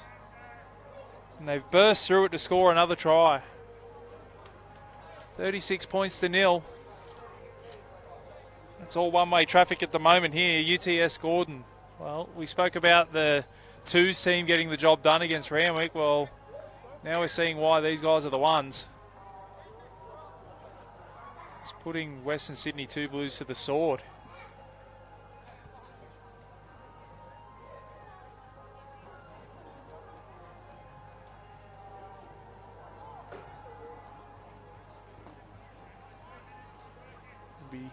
Gordon to get us back underway. Just over 3 minutes to go.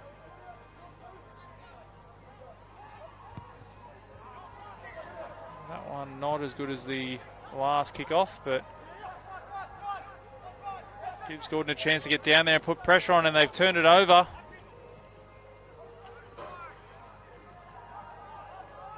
Two Blues just really struggling to get a hold of the ball at the moment.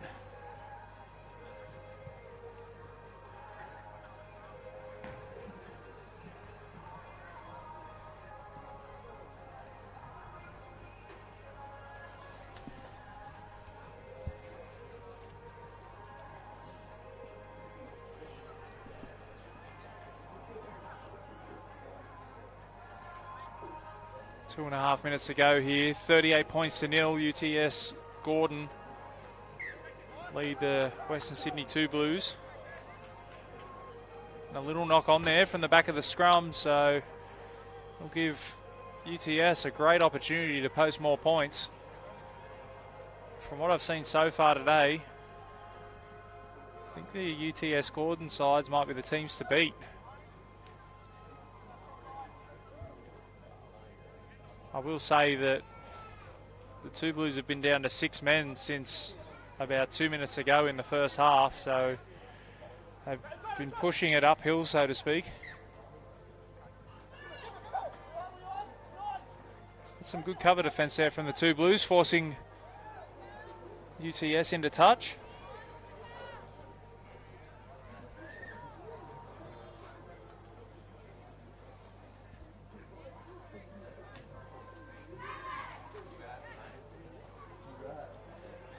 The line out is turned over and it's UTS Gordon with the ball. Oh, beats one, beats two, and they'll score again. 43 points to nil.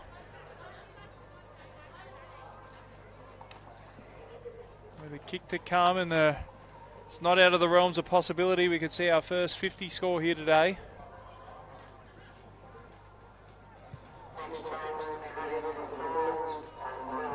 Conversion's unsuccessful and clock's ticked under a minute to go. Comprehensive victory here for the number 1 team from UTS Gordon.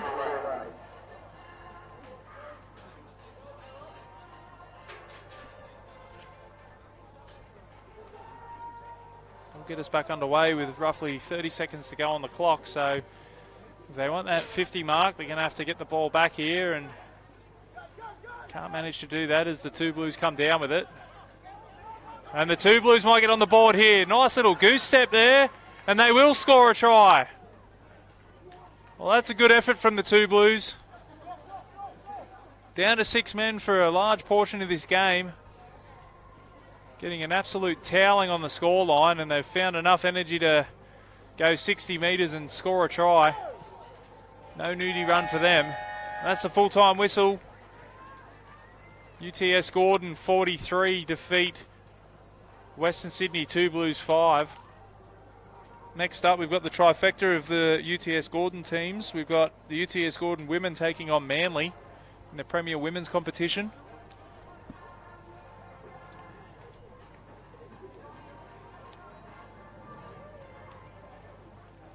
Let's see if the girls can complete that trifecta. But after what I've seen so far, the UTS Gordon boys are the team to beat out there.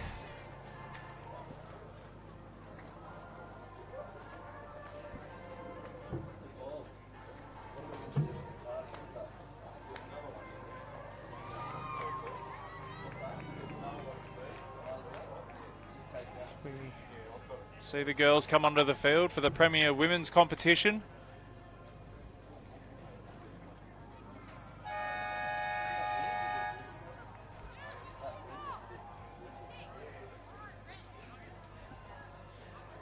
Looks like it'll be the Manly girls to kick off.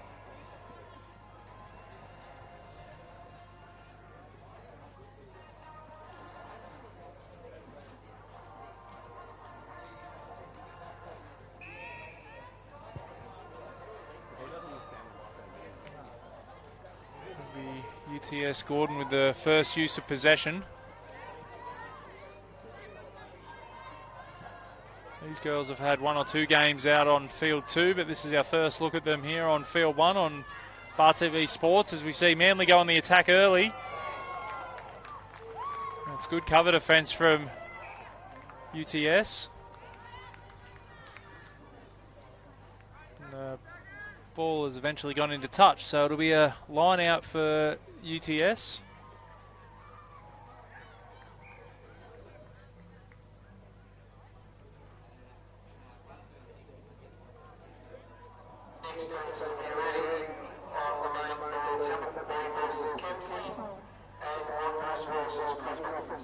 So we see UTS win that line out. They're camped on their own goal line at the moment, though, and that's good, solid defence from Manly. A little bit of a low pass. Oh, and the pass has hit the deck, and it's a chance of Manly, and Manly will score. So an error there from UTS Gordon, and Manly pounce, and they take the lead 5-0. High fives all round. They'll attempt the conversion. Oh, not a bad effort, but just slides to the left of the upright, so unsuccessful.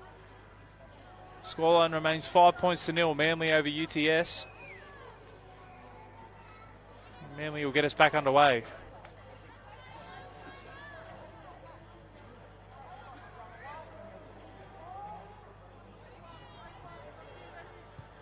Eventually, once we get a ball. There we are.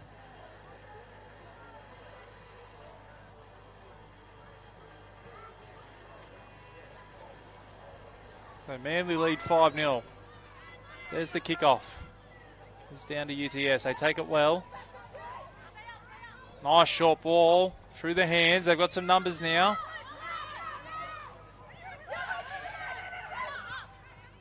Just ran out of a bit of space there, the UTS girls. They've done well to keep possession so far.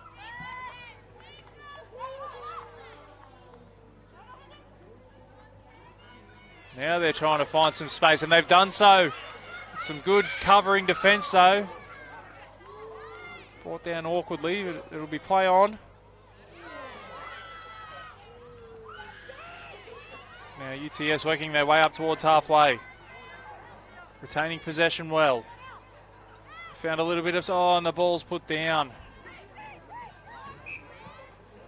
The referee will bring it back for a scrum feed. Double knock on, but it'll be a feed to Manly.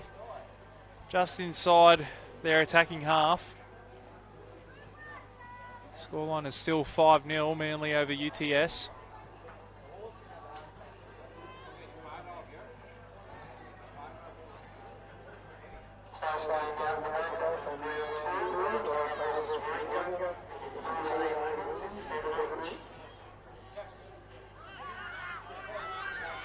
They win the scrum feed, Manly, and they've made a break. And it'll be shut the gate. That's try time from the scrum. Manly jump out to a 10 points to 0 lead.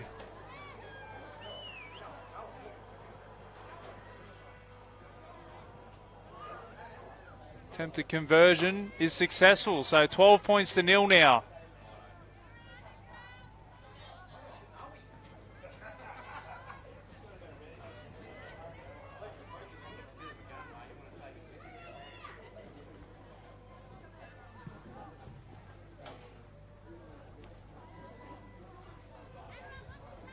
Manly to get us back underway. Just over 2 minutes to go here in this first half.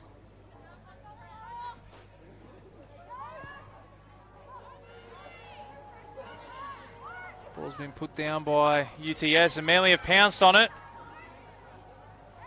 Saw this Manly team play in the Western Sydney Sevens, and they look to have improved since then. Playing some really nice rugby here at the moment. Ball comes out the back now. Manly on the attack.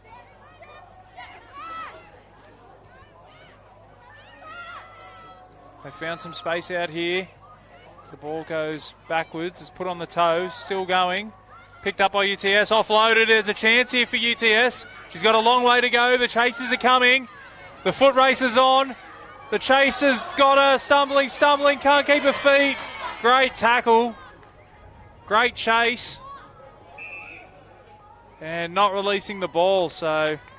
And the quick tap from Manly, and they're going the other way now. The cover defence coming across. 40 to go. 20 to go. Cover defence coming. I think she's going to get there. And she does. Try to Manly. End-to-end stuff. 17-0. Kick to come. I think she's put the hand up a bit too tight to take the kick.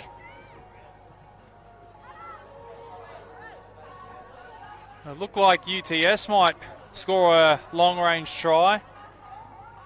And unfortunately for them, gave away the penalty inside the Manly 22. Manly take the quick tap and run 85, 90 metres themselves. And that one will go in the top 5 or 10 worst attempts to date.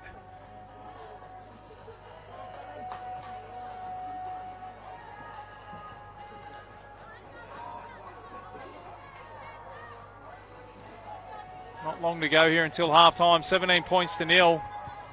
Manly with an absolutely dominant performance here in this first half. A well-deserved lead.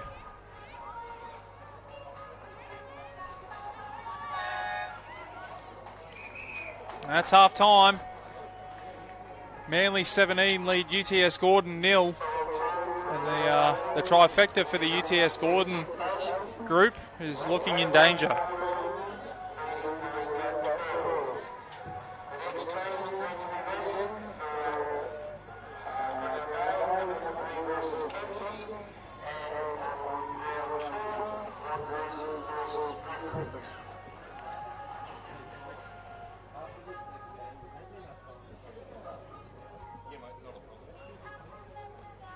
We've got 1 minute breaks here. 1 minute half-time break, 1 minute break between games. So it's fast action here at St John Oval. This Mick Whale Curry Memorial Sevens tournament hosted by the Hamilton Hawks and sponsored by MRS Services Group. If you can't get down to St John's, make sure you tune in to Bar TV. We've got every game on Field 1 live today, including some junior finals coming up shortly. Not too far away from the final of the under-16 girls and the final of the under-19s. Next up here on Field 1, though, we've got Hamilton Hawks B taking on Kempsey. So that'll be our first look at the Kempsey side.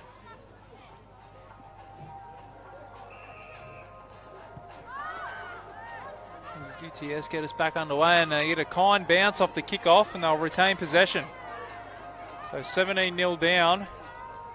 Probably don't really need to say it, but they'd want to be next to score.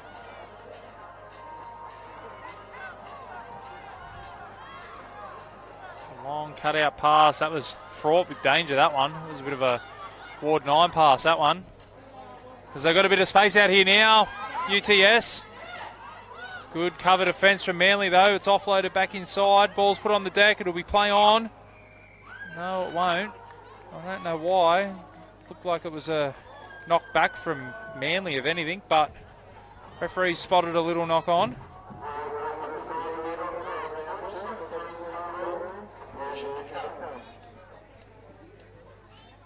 Still 17-0 here on Field 1. Manly leading UTS. There's the scrum feed, and Manly managed to win it. And there's a nice fend, and they're away here, Manly. And that'll be all she wrote. Good speed shown by the outside backs from Manly. Plonks it down right next to the left upright. We're being a little bit critical. She probably could have gone underneath the uprights, but we'll give it to her. 22 points to nil. And that might be it. The conversion attempt is successful. That pushes it out to 24 points to nil. 4.5 minutes to go. UTS will have to find 4 tries from somewhere. I'm calling it early.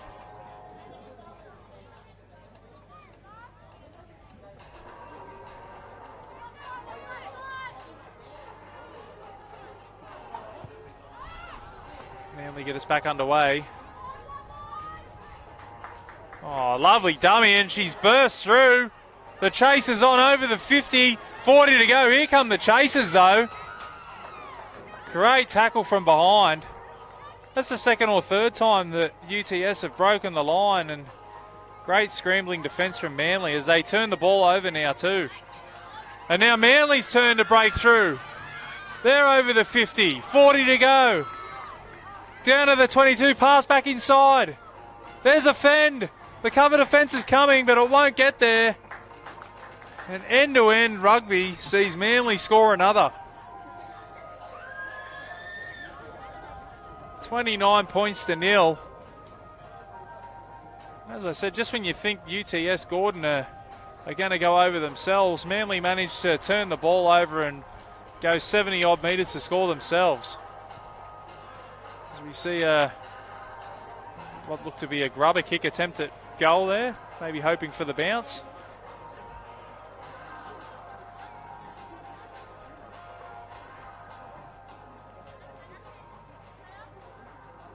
Nonetheless, it won't matter the extras because they're shot out to a 29-0 lead.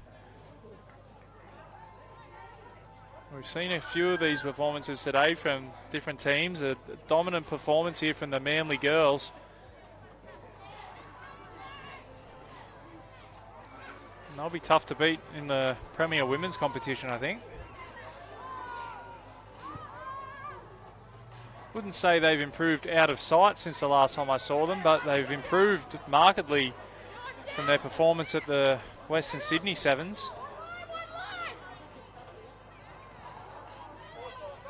So you see that looked to have been a knock on, but the referee will let it go. Looks like Manly might have, oh, that's unlucky. Looked like Manly might have pinched that, but I'll take the quick tap, UTS, and they're away again. Oh, and the referee's going to tell them to bring it back. What a stick in the mud. She took that tap probably 30 centimetres from where he was standing, I reckon. But we'll retake it, and UTS Gordon will get us back underway. Oh, good shot in defence there from Manly. Looking good with and without the ball. The ball squirts out the side and UTS come up with it. They keep it alive and people dropping off tackles and they're through. Surely this time the chase is coming again. Will she get there? Yes, she does. Third time lucky for UTS Gordon. They break the line and they get to the try line this time. And they get on the board, 29-5 now. They've probably deserved at least one try today. Although Manly have probably been the dominant of the two sides, Gordon haven't been without their chances. With under a minute to go, they get on the board. Next up here on field one, we've got Hamilton B taking on Kempsey. So with a first look at the Kempsey side on this field. Be our first look at Hamilton B on this field as well. So UTS Gordon get us underway.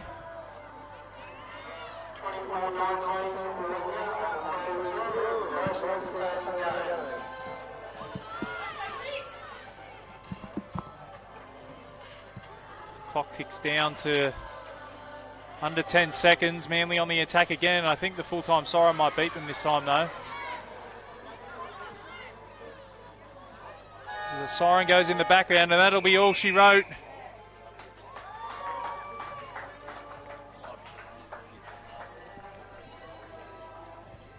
And finally some relief from my dulcet tones. It's been all Dan this morning. I've got Emma joining me in commentary. Hi Emma. Hi, lovely to be here. Oh, that's beautiful. I can have a rest. You can take over, yeah? Oh, sure. Yeah? Sure. Oh, good. Very experienced. Lovely of you to join us, Emma. Yeah, so me and a few of the other Aussie girls have just come up for the weekend. We were here last night watching the under 16 girls. So yeah, it was awesome to see that next generation coming through, and yeah, the girls were quite lovely. They gave it a red hot crack last night. I think the final's coming up at 12:30. So yeah, the final's not too far away for the 16 girls. Who have we got in the final? I think it's the Hawks and the Greens. So the hometown team. Is that plenty right? of support for them. I'm not too sure on the teams around here. There'll be plenty of support for the Hawks. The Hawks men's team taking to the field at the moment against Kempsey. And sorry, I didn't catch your last name, Emma. Tonegado. Tonegado. Yeah, it's a difficult one. Oh, I've had to live with McCamley my whole life, so I've got one of those ones you've got to spell every time. Yeah, me too. So, as we get underway here in the men's country division, with the Hawks with the first use of the ball. Have you been impressed with the standard of rugby today, Emma? Yeah, definitely. I think, I was just saying to the girls before that we miss coming out and doing tournaments like this. It's always the best fun, and all your family and friend gets to watch every weekend, and yeah, you always just have the most fun at these kind of tournaments. So something I really miss. We see the Hawks with first use of possession, keeping the ball alive here. Just probing and looking for a gap in the Kempsey defence, and they might have found one here, although the offload hits the deck. It'll be play on, still play on. Kempsey managed to pick up possession. So what's on the calendar for the Australians women's team coming up? So we've got a few little things. Our next World Series isn't till it's in Japan in April. So up until then, we've got a few games against Japan coming up. They're coming over to Australia, and then we're heading over to Paris in March to play a few trainings against the French team, and then there's a tournament in Nice. So yeah, beautiful spot, Nice. Have you ever been? No, I haven't. You I'm very will love excited. it. Spent a week there a lifetime ago now, and you'll love it. How good does that sound? You get to travel the world and play rugby for your country. Definitely living the life at the moment, that's for sure. And all those leading up to, when's the next Olympics, next Commonwealth Games? So the While Olympics away. next year, 2020. I think it's about July. So. And things shaping up well for that? Yeah, so we just need to finish in top 4 over the series. So I think we're currently sitting equal second at the moment, so definitely in good shape for that. And then, yeah, it's all kind of leading up to next year. We see Kempsey now making a break down this right-hand touchline. Speed to burn, the cover defence coming across. Missed ankle tap, more cover coming, but he'll have too much pace for them as well. And it'll be Kempsey that opened the scoring. He's happy to just take his time, get a breather in. Yeah, I don't know how these people play sevens that don't play it regularly. I know that I struggle when I don't play for a while, so I don't know how these people just rock up for the day and play sevens. I'd be dead. I'll tell you what, you would have been wanting to have had a couple of early games today, I reckon, because there was a fair bit of cloud cover early on and it was a bit cooler. Now that sun's out, it's going to get absolutely stinking hot here today. It already is quite hot, even in the shade. Oh, we're lucky we're up in the air-conditioned broadcasting booth, so... As Kempsey get us back underway with a high kick-off, and it's found touch. So it'll be a line out to Hamilton.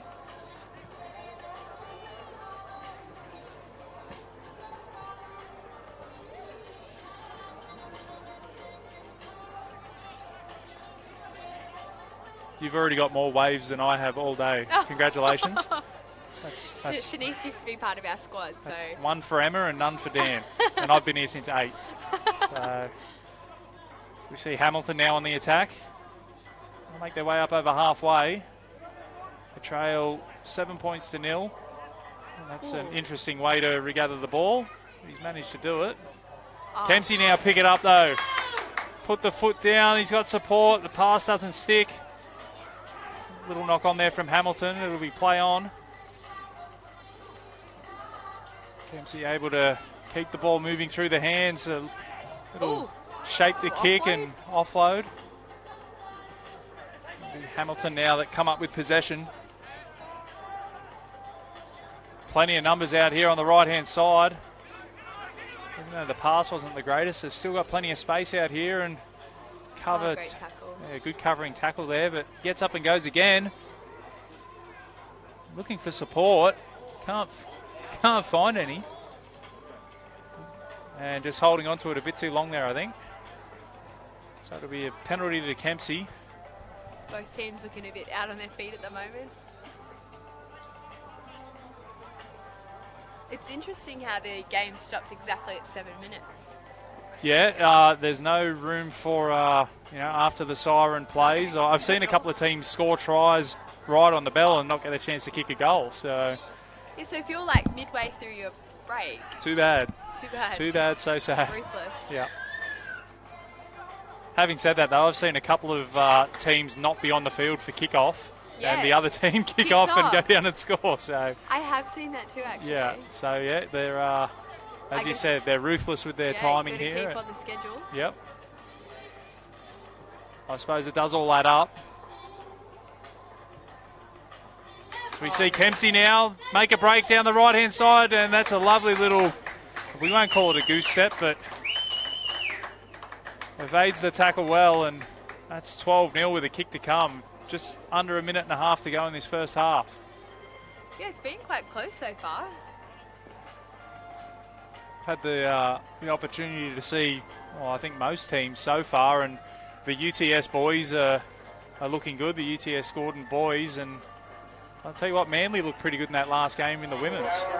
Yeah, I think Randwick were over on that backfield, and I know they train quite hard as well. So it'll be an interesting match between Manly and Randwick. So we see Kempsey get us back underway. Hamilton with possession now is a little bit of a slip. It's still a bit soft underfoot out there, even though it's quite warm. There's a lot of people slipping over. They had a lot of rain up here last night. So we see Hamilton looking to make their way up towards halfway, trying to get the arms free.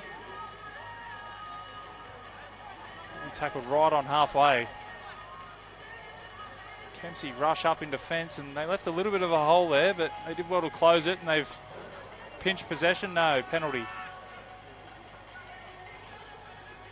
9 seconds left in this one. I think they'd need Usain Bolt to score a try from here. Hamilton. Oh, here we go. Here comes the hooter. Will he call it? Oh my God. It's happened. Nostradamus here, Emma, has predicted it. And within a minute of you saying it, it's happened. That sucks. That's a terrible rule. Surely you just wouldn't press the horn. Just let him put it down and then press it. Especially the home team. Oh, especially if they're trailing 14-0. Wow.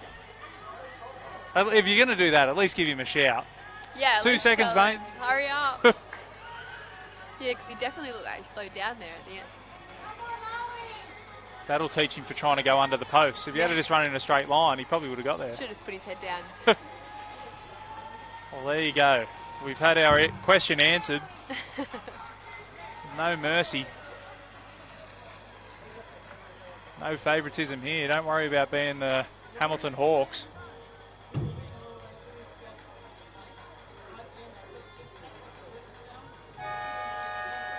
We've got UTS Gordon 1 coming up again. They only just played a couple of games ago. They'll be That's good. might be a good chance for Eastern Suburbs to catch them on the hop. So we get the second half underway. I thought it was a kind bounce, but it's set up beautifully for Kempsey. He's got one to beat. I think he's going to beat him. Steps inside. Cover defence coming. They won't get there, though. Too much speed. Yeah, he's got some gas. Oh, calling for a sub. Yeah, hands straight up. I'm not taking this kick, guys. Oh, he's going off the back. Is he going to take the kick? That must be a tough kick. You can only probably go back, Yeah. I reckon, 10 or 11 metres. If he gets this, I'll be very impressed. It's on the wrong side for him. He's going to try it. He strikes it pretty well. Oh, he's got it. Got it. What That's a kick. amazing. Yeah, he deserves a rest after that. Does. You can Done have a break, mate. Kempsey jump out to a 21-0 lead and just reinforces how crucial that no try for Hamilton was right before the break. Oh, great. There's been some really good exponents of the short and high kickoff today. It's such an advantage if you can get the ball back off those kickoffs. Oh, definitely. The restarts is a massive part of the game. Is that something that you guys would work on at training a lot, or? Definitely. Yep. Definitely. Nearly every training, probably. It's just so crucial. Like, if you don't have the ball, you can't win, and there's such little time. So definitely one of the most important elements of the game, and you usually see that the best teams and the teams that win are usually very good at their restarts. And that's the thing, as you said, there's not a lot of time, and if you can pinch another possession off the other team, exactly, it gives you much more of a chance to go on and win the game. So we see Hamilton now manage to come up with possession. Seen a couple of teams employ a few different tactics. I saw, I think it might have been Singleton earlier on. They were kicking a lot earlier, like when they got the ball. Is that an advantageous tactic, or is it better to have ball in hand? I think if it works, it's obviously awesome. Quite a lot of teams here aren't playing with a sweeper, so definitely an option. But yeah, obviously, ball in hand's much safer. But if it's going to pay off and you've practiced it and you've got a good kicker and everyone's aware of it, I don't see why not, We see Hamilton now making their way into Kempsey territory. 21-0 down at the moment. The old commentator's cliche that they need to be next to score. Just over 4 minutes to go. Oh, they could be on here. They've definitely got some numbers. They're going to run into some... I'm not sure if he's had a little bit of a look up and saw some Eastern Suburbs jerseys standing on the goal line and thought they might have been defenders there. Yeah. I'm not sure he needed to step back in field. Yes, not sure either. I think he could have just pinned his ears and went for the corner there even. Although with the old drop goal from 11 metres out behind the post, probably be a bit better to go a bit closer. That is true. There'll be a line out to Kempsey. Well worked. It's always a smart option. Go for the zero ball. Speaking of the early kick, if he can get a bounce here, it'll be try time. He kicks ahead again. The chasers are coming. He's going to have to kick again. Oh. He's playing soccer here. Can he put it through the post? Oh, he finally gets the bounce. The one-handed pick-up. Stop it. Great pick-up. 2 hands next time, please. I think kicking the ball when it's rolling is such a hard thing to do, and he just did it 3 times. Well, they only kicked it 4 times then, Kempsey. So that's a new record for today, and the conversion successful as well. That's a great effort. That's 28 points to 0. Probably a bridge too far here for Hamilton. I think maybe yes. 4 tries in 2.5 minutes. So is there 2 divisions here today, or is everyone in the same? We've got. Where's my schedule? Category. We've got country men's. So this is the country men's. Okay. Then we've got. Oh, here they go again. Kempsey are going to go over again here. Yes, they are. Kempsey go over to score again. So that makes it 31 points to 0. Yeah. Make that 33. So, yeah, we've got the country men's. There's 4 pools there. And then, you've got 2. That's 2-0. 2 waves to Emma, none to Dan. Then we've got the Premier men's, which is your Randwicks, your UTS Gordons and the like. And then we've got the Premier women's. So that's good. Such a good tournament. Conditions are lovely. There was a fear earlier on in the week that there might be rain, so... Yeah, hopefully it holds off for the rest of the afternoon. Looks quite sunny at the moment. Look, I wouldn't be against that cloud cover coming back over, but as we see Kempsey going to score again... Oh, number 12, very fast. They're looking the goods here at the moment, Kempsey. Can he kick it again? I'm going no. I'm going the first time was a fluke. I think maybe yes. First time was a fluke, and he'll miss this one. Yeah, take his time. Oh, he's in no rush. No, not at all. Old Bud's just going to walk right in front of him. Good on you, mate.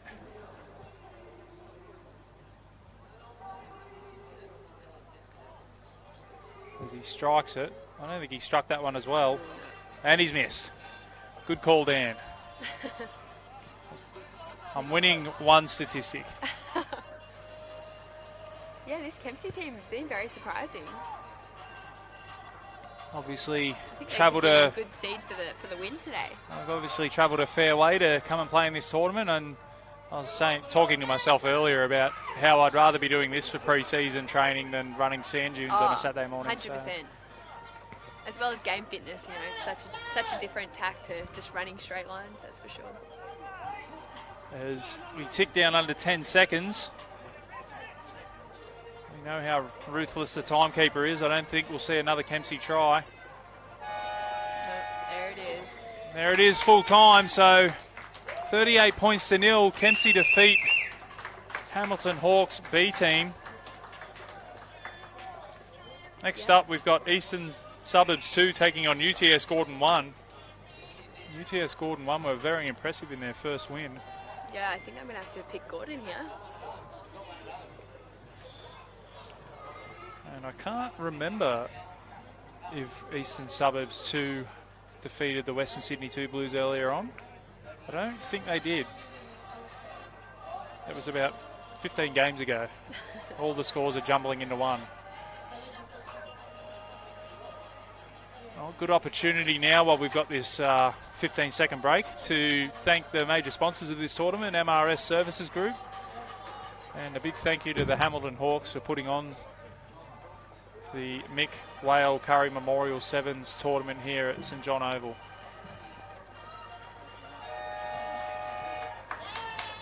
It'll be Eastern Suburbs to get us underway. Big round of applause for the Kempsey boys coming off. Good to see some travelling support for them. Might have to check the Bar TV live feed and see if there was anybody from up in Kempsey cheering them on. As we see UTS with first possession. They were super impressive in their first win, and they're on the attack again here. Oh, no. Might have slipped up a little bit high, and we're going to see a card. A little bit unlucky there, I reckon. I think first contact was probably a bit lower and it just slid up, but nonetheless, he's received the yellow, so Eastern Suburbs on the back foot already, down to 6 men. As we see UTS go on the attack, they're inside the 22 now, still going. I'll do well to keep them out here, Eastern Suburbs. Plenty of wayward pass, just had to go through the hands. Cover defence comes across, a nice fend. They've still got support out here. And Eastern Suburbs turn it over. They've done really well there. Earned themselves a penalty. I'll just slow it down a bit, get their breath back. I think in the Gordon team we've got Matt Hood, who is actually a member of the Aussie men's team. So he's got some absolute gas. So it'll be exciting to see him with the ball in hand, that's for sure. What number are we looking at? Number 10, I think, just here? Yeah. Oh, further on. Yeah. Number 14, I think it is. That's it. So, yeah, I think there's a few of the Aussie men's team filtered throughout numerous teams today, which is always awesome to see. Yeah, that is good to see. I would have kicked that one over the grandstand if I was Eastern Suburbs. Although I'm glad they didn't, because my car's parked right behind where we're sitting. Yeah, that's true. Oh, here As we we see them break the line. 6v7 here, Eastern Suburbs. They've had somebody sent to the sim bin already. And a little knock on there from UTS. So another chance for the clock to wind down. Is this your first stint in commentary, Emma? Oh, I've done a few, I was going to say, it doesn't feel like your first time. I think it was Aon, Rugby Sevens. Yep. I was injured both seasons, so I did a bit of commentary throughout that. I went out to, I think it was, oh God, I can't even remember now. There was another tournament in Sydney that I went out to.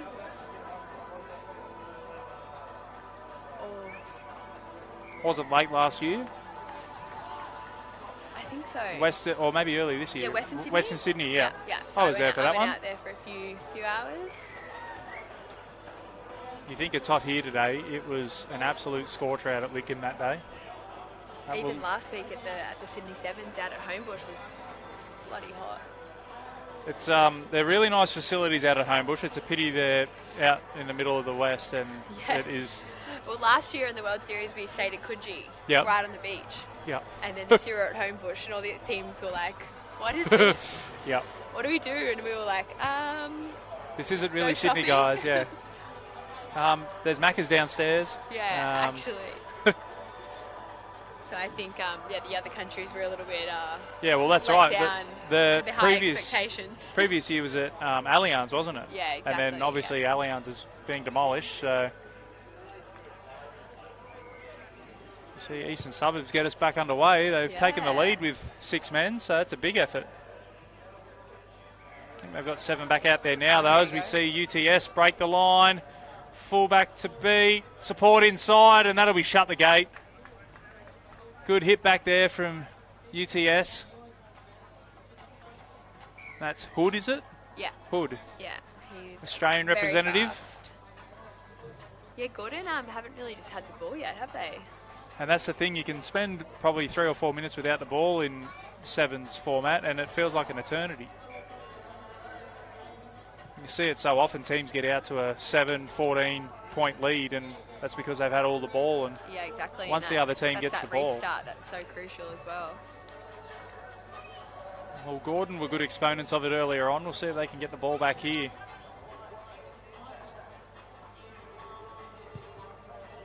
Going for the deep option. With only 7 on the field, it's really hard to cover all the holes, isn't it? From those short restarts, you see a couple of teams do the little grubber kick, 10 metres, and others do the high short one into space. Yeah. So you see Gordon retain possession now. Although the referee's seen a little knock on. So it'll be a Gordon scrum feed. Legs and arms going everywhere.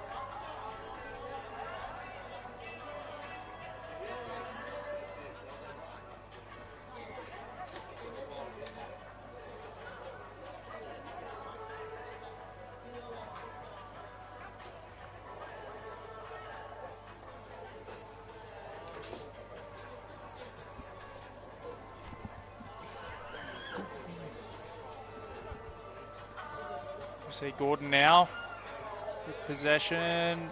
Penalty, holding on too long. And now it's Eastern Suburbs on the attack again, but some good covering defence out there, into touch. Quick line out, great option. Well, it removes any chance of the other team pinching it, doesn't it? We see Gordon now back in field, lovely dummy. Still going, turns it back inside. He's been absolutely hammered after his pass it. And they're going to score again here, Gordon. That's a good try right on half time. Snuck in with 40 seconds to spare.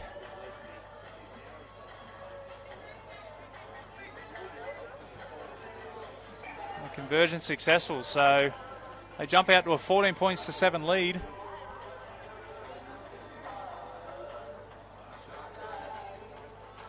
So, are you girls in training at the moment? Yes. What's the training schedule look like for you?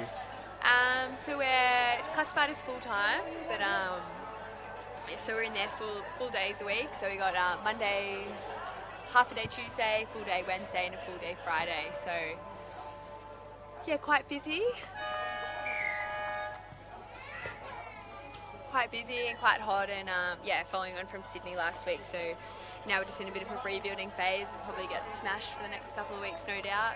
I was going to say, does that ramp up after a big tournament, and then you kind of taper off a bit closer to it, or? Yeah, usually. So we had Monday, Tuesday off, had a light flush on Wednesday, and then a pretty big session yesterday, and I'm pretty sure next week's going to be a big week. So yeah, we'll probably because we don't play our next World Series until April, so we'll probably go on a little bit of a revamp and get some conditioning in the legs. Good time for a hamstring or calf twinge next week, you reckon? Never. You'll be too far behind if you miss out. Fair enough. So that's where my professional sporting career ended. Never any good at training. Yeah, well, I don't love the running, but I know I need it, and I hate that feeling when you're on the field and you're struggling, so I'll do anything to avoid that.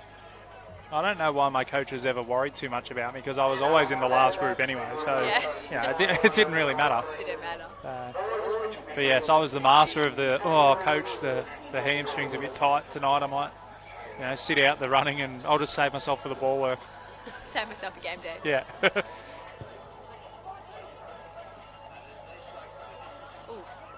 See Hamilton try and win possession back, but they've knocked it on, so it'll be a scrum feed to Eastern Suburbs. If my memory serves me correctly, this will be a game that Eastern Suburbs need to win if they want to have any chance of playing in the semi-finals.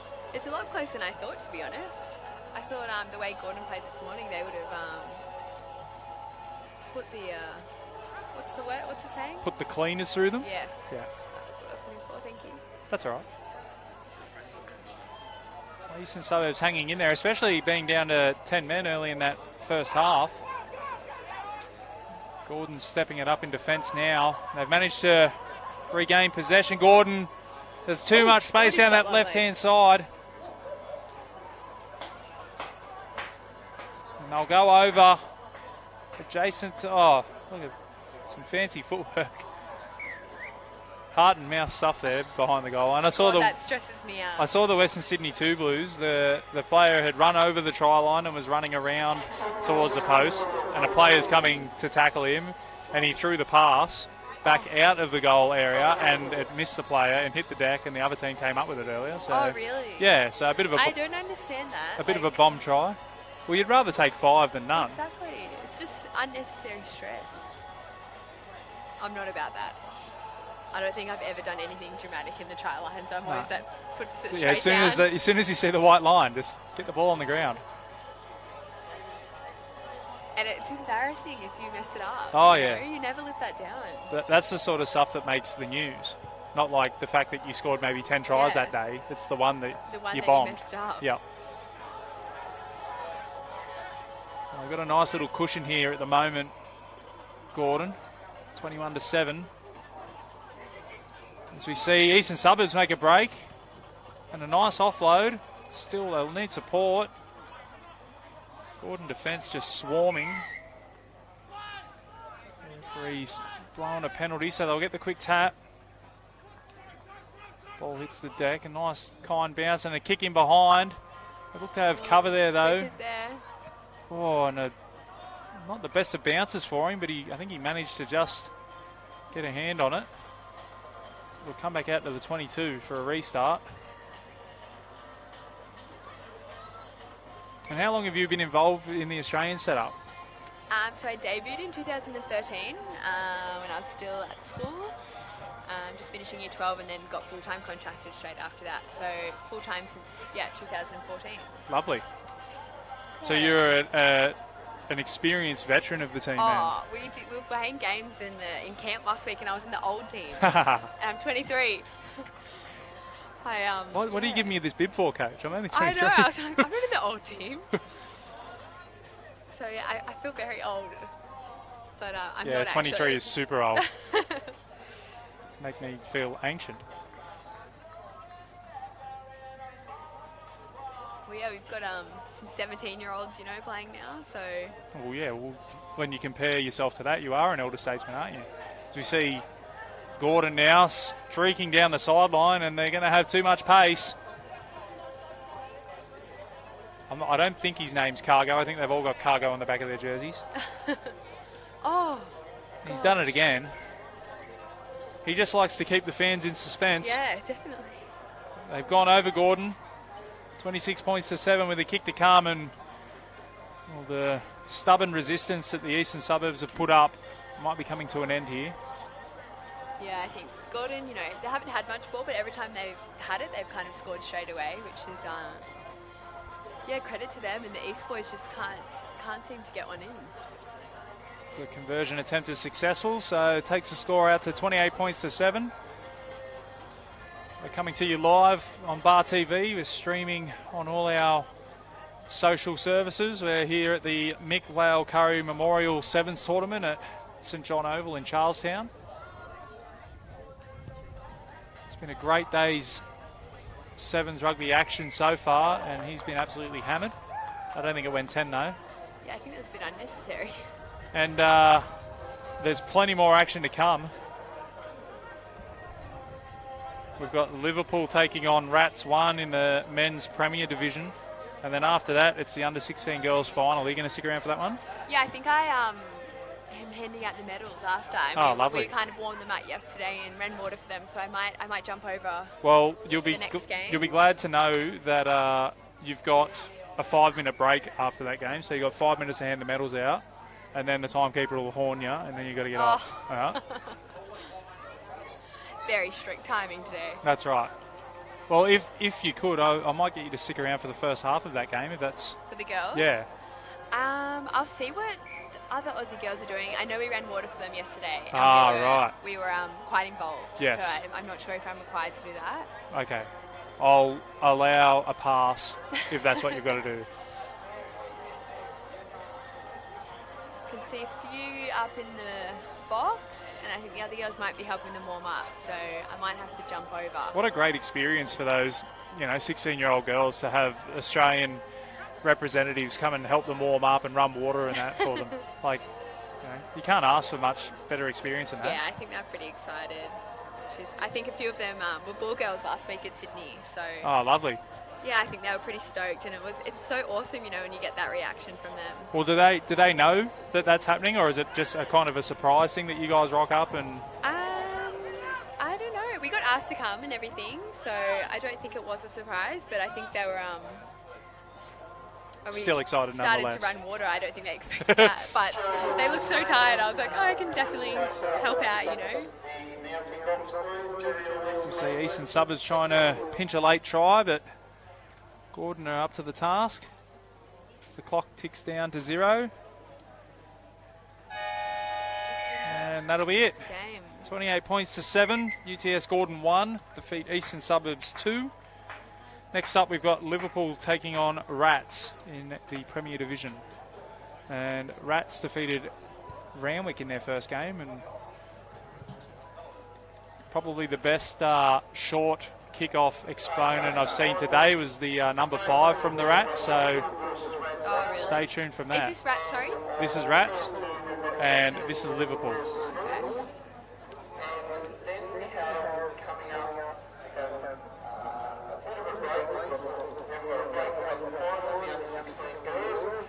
Rats 1, or do they have more than one team? It's Rats 1. I haven't seen Rats 2 yet, but there is a Rats 2. Oh, okay.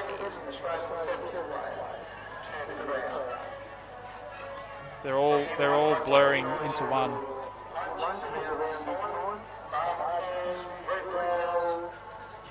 I'm going to be relieved of my duty soon.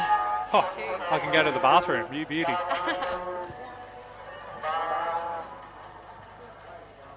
It's been an absolute pleasure to do the sevens again. As I said, I got to do the Western Sydney sevens down there at Lidcombe, and to be invited back to do the... You must have done a good job. Well, maybe they didn't have anybody else. He didn't swear, and yeah, that's about it. So we'll get him back. Oh, so many people are slipping over today. The poor old groundsman would be having a heart attack with all the clumps of turf coming up. Yeah, he'd be stressing out. You see the Rats take possession, taking on Liverpool, and the Rats are down the right touch line. Cover defence coming across. Beats one, can't beat the second. They'll keep possession though, and a penalty to Liverpool. So a bit of a let-off there for Liverpool. But yeah, it's been an absolute pleasure to do the sevens format. It's fast and furious, and if you get something wrong, the game only lasts for 14 minutes and you're on to the next one. It's good.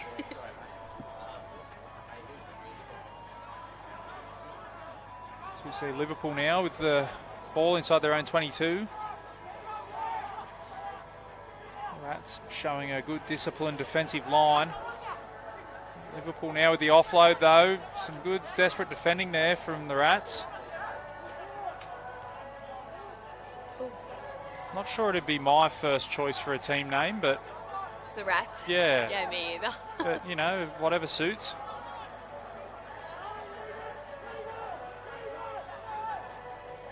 So Liverpool now retain possession as they find a bit of space out on that left touch line. Looking to fend his defender off, but can't do it. Well, they've held on to the ball for a few phases. Yeah, they've worked their way up into Rats territory, or they had. Nice, patient attack here, looking for an opportunity, and as I say that, they put the ball on the deck. I don't think I've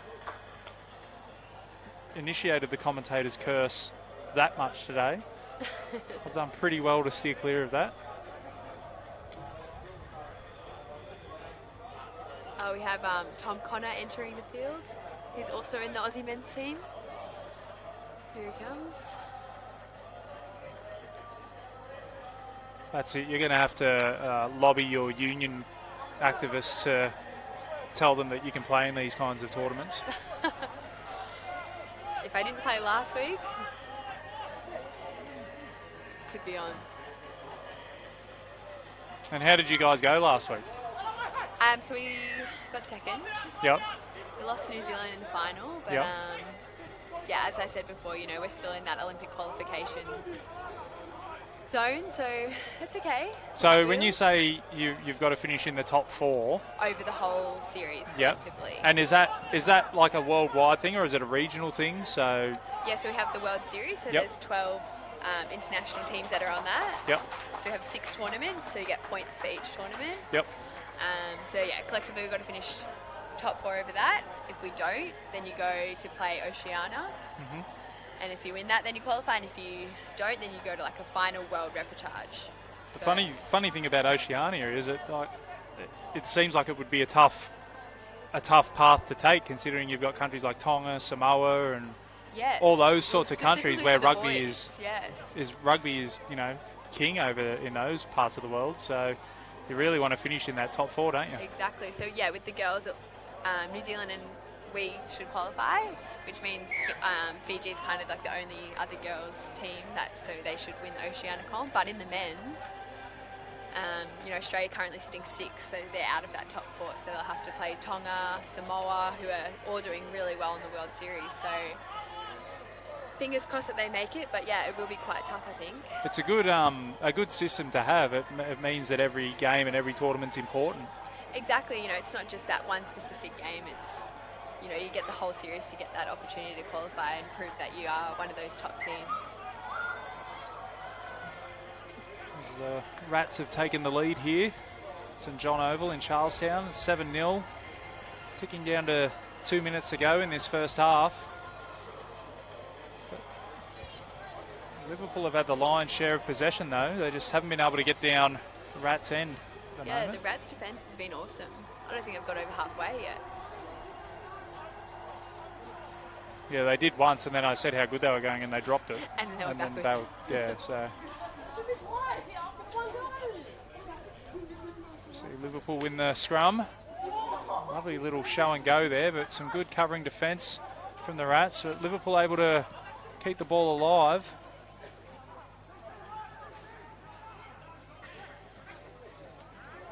Finally brought down. They earned themselves a penalty, a quick tap, so they're off and running. Little chip and chase, and just unable to get past that last man.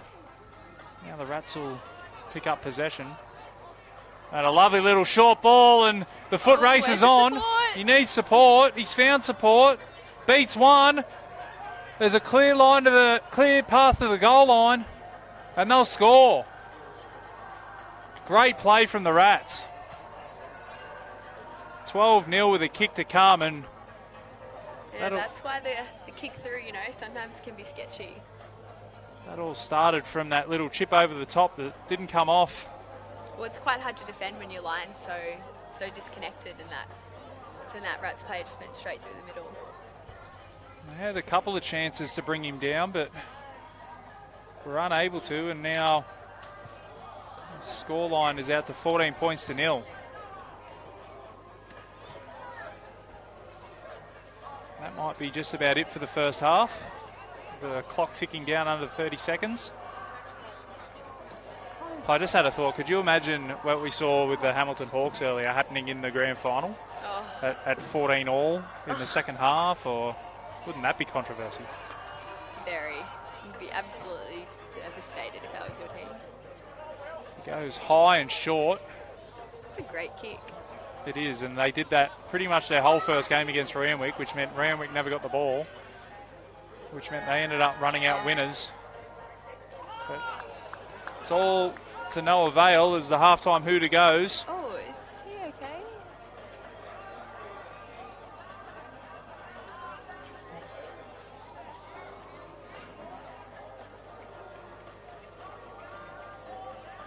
Not sure. He looks to be in a bit of discomfort, doesn't he? Maybe clutching at I don't know, maybe a... I know. Huh? He's up Maybe now. just tired? Maybe the old finger to the eye trick.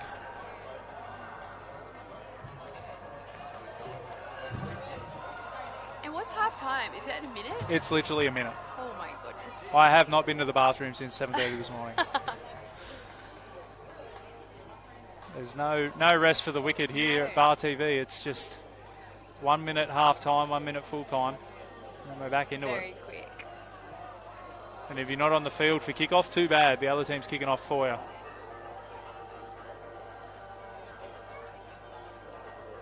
I'll tell you what, it happened twice early on this morning, and it hasn't happened again. So I think the teams have got the message that they won't be waiting around for them.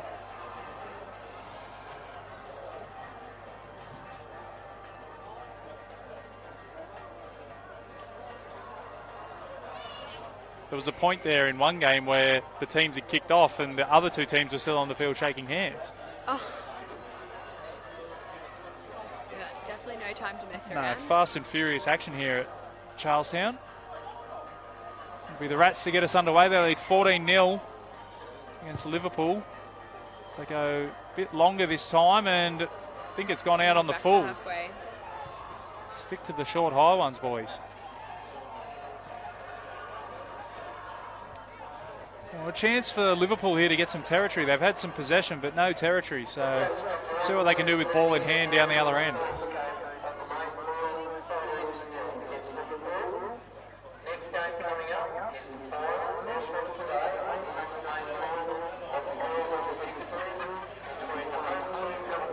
You see Liverpool maintain possession. They earn themselves a penalty. Quick tap. Seem to lack that little bit of penetration, Liverpool. I haven't really seen them break the line yet, or... Yeah, the Rats defense, very, very solid line, that's for sure. Nice little, back-to-back goose steps there. Oh, and he tries to turn his man back inside. It was red like the Sunday paper, but unfortunately couldn't take it, the Rats. Oh no, Rats ball. Well, there you go. They'll have a scrum feed the Rats. Just shy of their 10-metre line.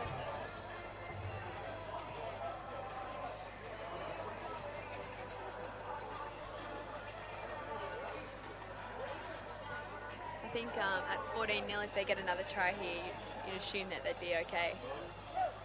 Well, considering we haven't... It hasn't been without effort from Liverpool, but they haven't looked a scoring threat as of yet. As we see the Rats from the back of the scrum, the foot race is on. Oh, it's been popped up in the air. It'll be... Oh, I think he's going to give a yellow card for a knockdown. I think that's a bit unlucky. It looked like he tried to catch it. But he's gone. So, tough sledding now for Liverpool. Down to 6 men. They shift the ball to the left. They found some space out there, and as you said, Emma, that might be all she wrote. The Rats go in the corner. Yeah, it's just so hard to defend with 6, that's for sure. It's hard enough to defend with 7. Yeah, exactly. The amount of space that's out there, and I'd be absolutely hopeless at this format of the game because I'm very, very slow. Are you a rugby man, or? No, I'm not, but I would be no good at it. So, and that's why I never tried it. I guess that works. Know your limits.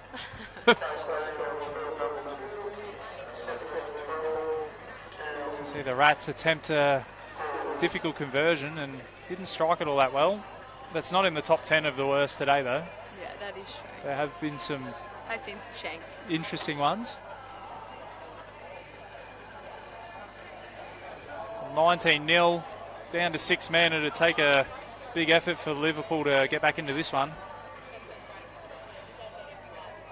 Ticking down to 3 minutes left as that one is just about going to go 10.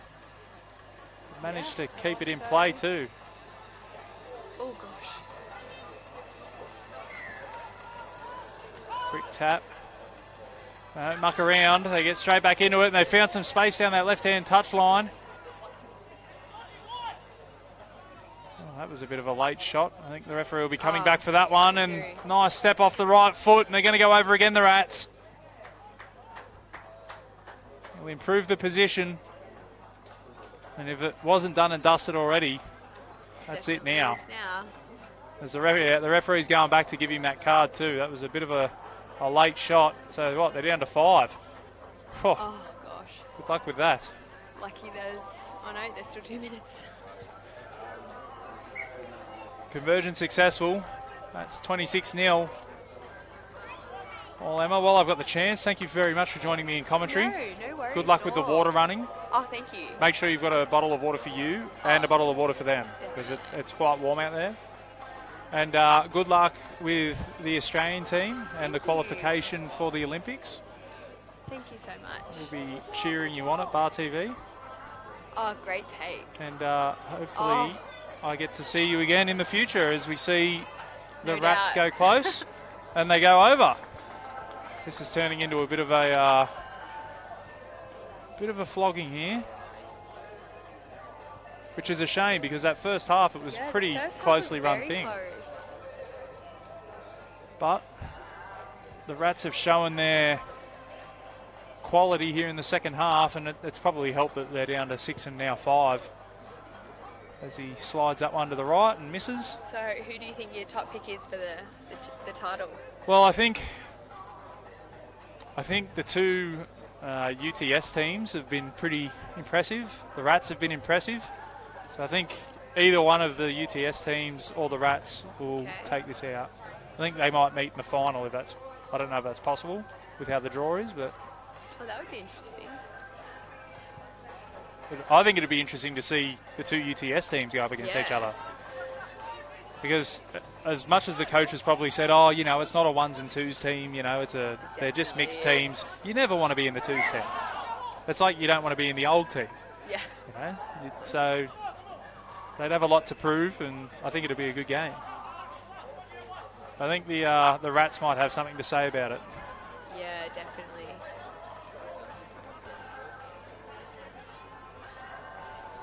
The clock ticks down to 20 seconds.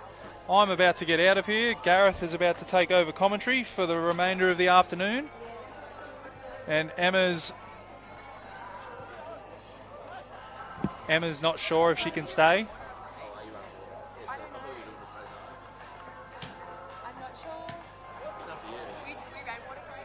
As the full-time siren sounds in the background, and it's the Rats 31 defeating Liverpool 0.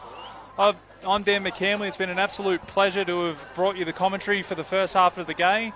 I'll hand over to Gareth for the second half. And make sure you stay tuned into Bar TV.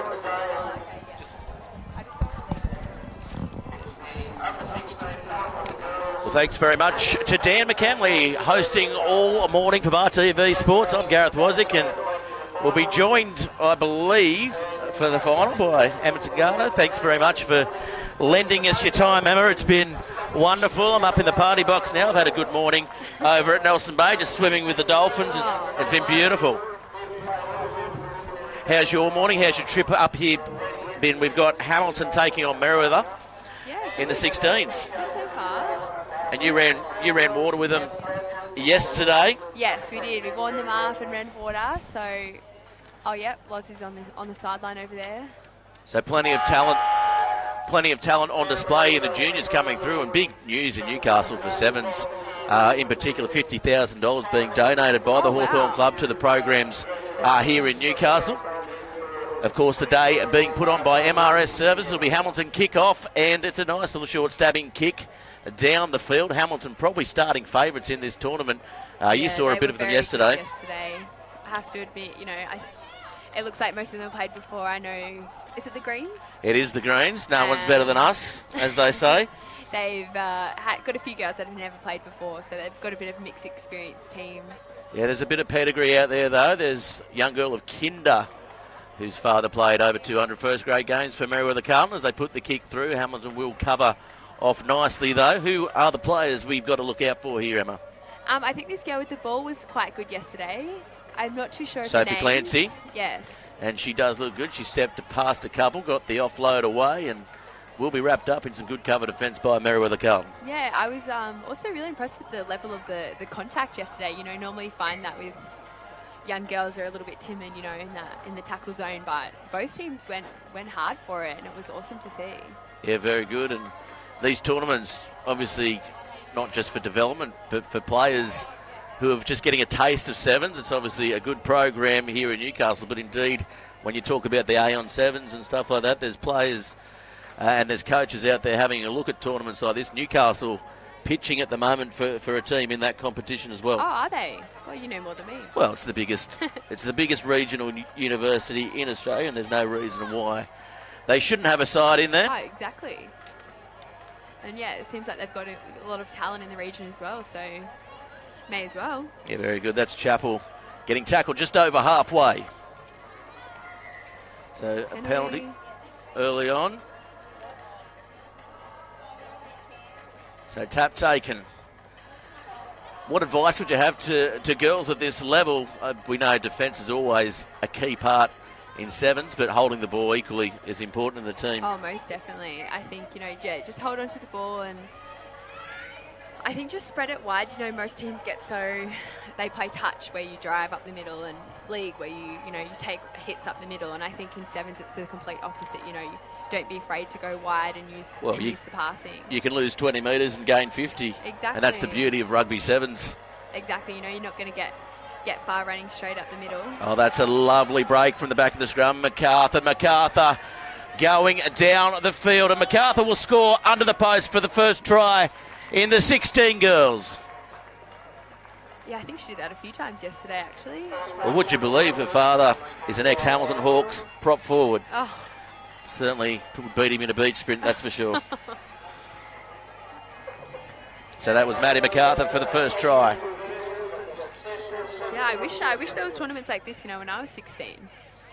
It's so awesome. So as a player, when was your first game? And was it sevens or was it 15s? No, it was actually league. I started playing league when I was 16.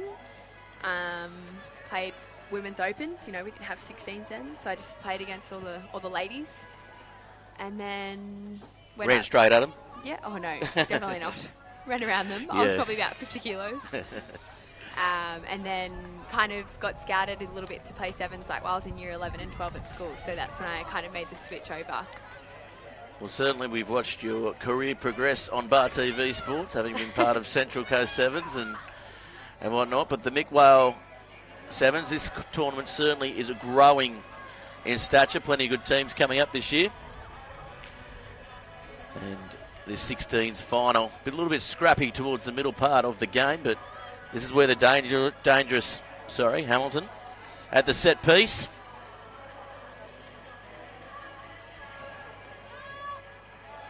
So Norton draws the penalty from the back of the scrum. She'll take the quick tap, and she loses the ball one-handed. Just got a bit of ahead of herself there, yeah, I think Emma. She looked up and got a bit excited. But that's, you got to, ball security is the most important thing, that's for sure.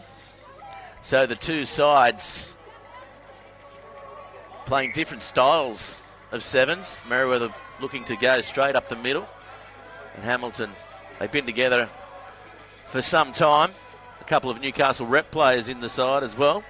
Yeah, they look a lot more experienced and well put together. So, but credit to these the Greens. You know, they've all come together. I think yesterday, some of them for their first game ever, which is awesome to see.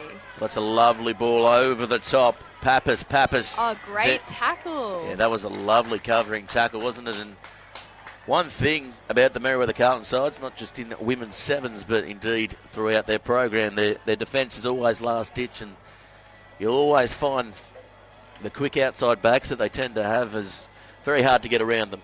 Yeah, definitely. And, they just chase everything, I think. They'll never give up, which is awesome to see. Well, they're from the coast, so they're always chasing waves. Emma. So it transgresses into their rugby as well. That ball off the top. Of course, instant access, Tilsa Cider big part of this tournament as well. And when did you come up to Newcastle? We came up yesterday after training. You didn't stay at the Coleman's house with Chuck Stannard and co? No. You steered clear of that? No, I didn't. We got put up in an Airbnb, which was lovely. Nice. Yeah, the Hamilton Rugby Club's been awesome. Yeah, one of the premier clubs in the region, certainly doing very good things, and that ball popped off the top, and there's a bit of space now for the Mirror of the Cup side. She certainly has, and just taken nicely from behind. It was Lani Smith. Turns the ball over. Gleeson, the player with the ball, taking the ground. Now off the back, the gap opens up, and it opens up nicely, and that'll be Holiday going under the sticks. Lovely try, well worked, good defence by Hamilton. 20 seconds left. They come away with a try. So there's a couple of Sydney Club rugby teams come up here as well as the players on the peripheral in that B squad for the Australian 7 girls side here. I know there is on the men's side of the draw. Yeah, I think there's a few girls in the Randwick team that have popped in for development tournaments here and there, which is... It's awesome, you know, all you need when you're trying to play rugby is game time. So tournaments like this are absolutely perfect for those up-and-coming players that just want to get out there and get some game time, because even for us, you know, once you're in that Aussie team, you can't just come out and play tournaments like this, and that's what you miss the most. Like, I would, you know, love to come out and just pop in on the weekend and play a tournament just every jump now in. and then. Yeah. Little celebrity cameo. Who's your club side in Sydney? I actually have never played club rugby. Who would you play for? I did know that, but who would you play for? I don't know. My boyfriend at the moment is playing for Southern Districts, and I've got a few girlfriends in the Reblets team. Down in the Shire? Down in the Shire, but honestly, I don't really know. I think I played for Tribe Sevens, that Queensland Invitational. Yeah, you did, team. yeah. And then other than that, I've never played club rugby. I kind of just got shot up the ranks and went straight to the Australian team. But now it's, you know, it's so much bigger, and there is all that club competition, which is awesome to see. And I've never played Aon either. I've been injured both seasons. Been injured, yeah. We did talk about that at the Western Sydney Sevens. So, well, you were just coming back from injury. Yeah, so Sydney Sevens last weekend was my first tournament back. So you were just getting back into training as Meriwether Carlton now kicking off. The kick along the ground. It's going to be a tough one to take, but they do well, the Hamilton Sevens side. Charlie Norton taking it on the front line as they go across field, crap across field. It might open up for them up the middle, and the line is straightened, and so is the play. And look at the pace shown here as they move forward. It is Waldron going under the sticks, untouched. Meriwether Carlton just overread that then. Yeah, 17-0 is probably a little bit difficult to come back from, but in sevens especially. Yes, most definitely.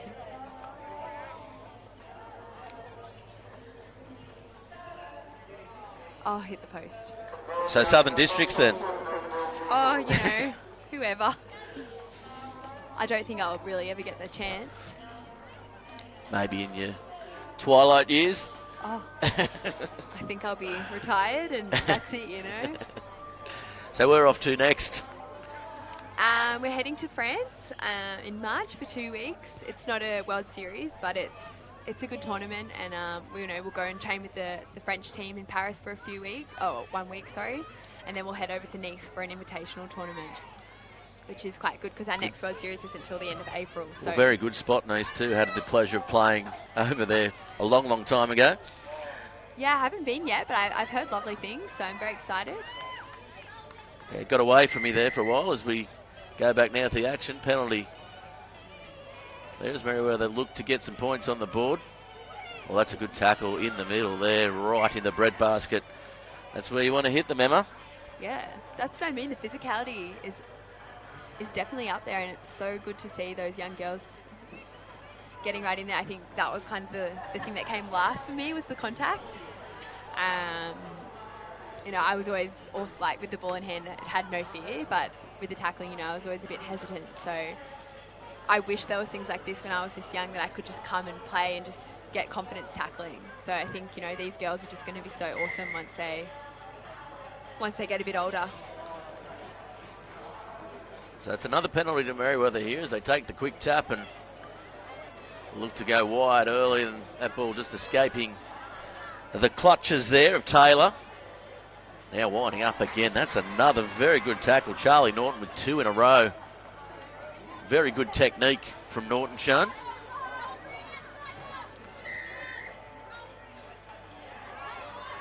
And again, looking to play quickly here, the Hamilton side, and that's a yellow card. So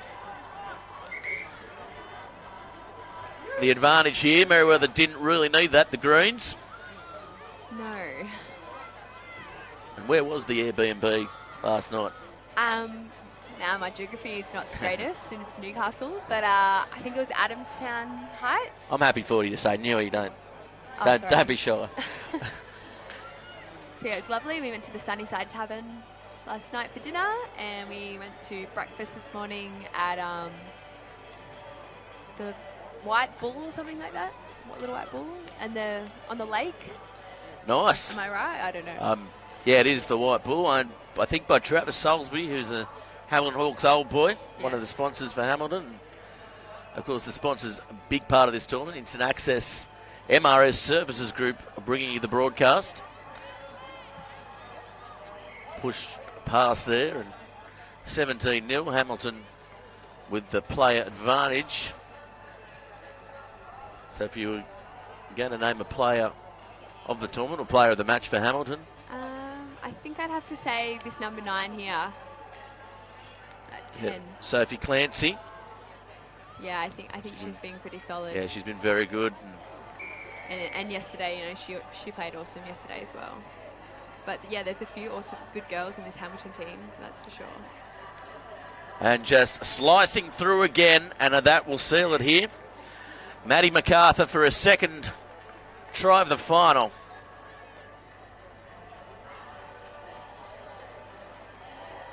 So we're talking post-career and stuff. Obviously, it's a long way to go, but yeah. What are your plans? Is there stuff in place? Coaching? Media? I'm not sure. I'm currently studying occupational therapy at uni, so I'm about halfway through that degree.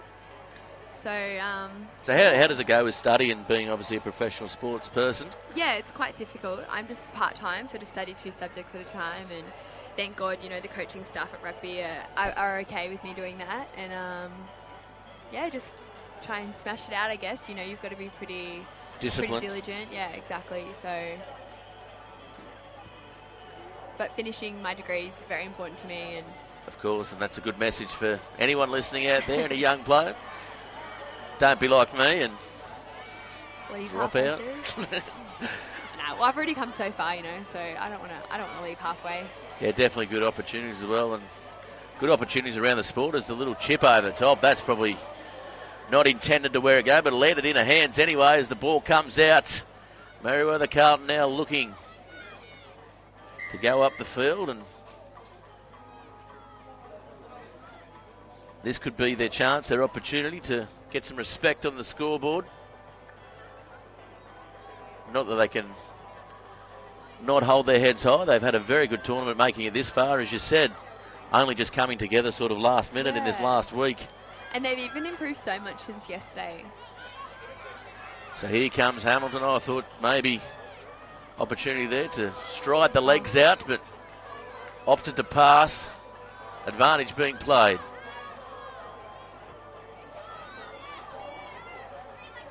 Jamie Pinder taken. Nice offload though, and keeping the ball alive. There's support on the inside.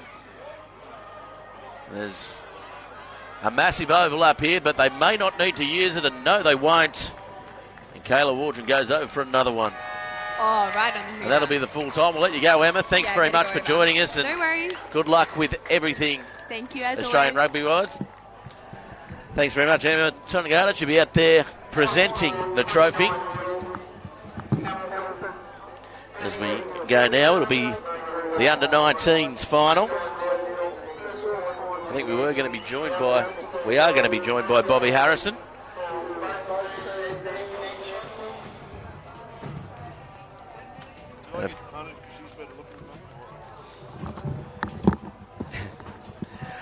Joined by Bobby Harrison.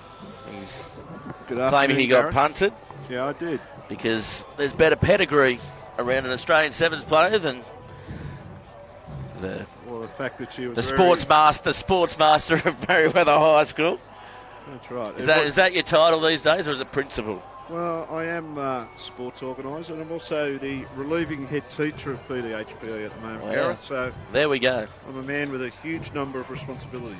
Of course, Merewether High, one of the leaders in sport in Newcastle, and used to be the Wanderers Award. Now it's the Newcastle Uni Award, I believe. It is. Out there for excellence in sport. We're developing those university links, being an academic selective school. We try to make sure that our students see their education as the number one priority, not so much what they do on the rugby field, Gary. Very good.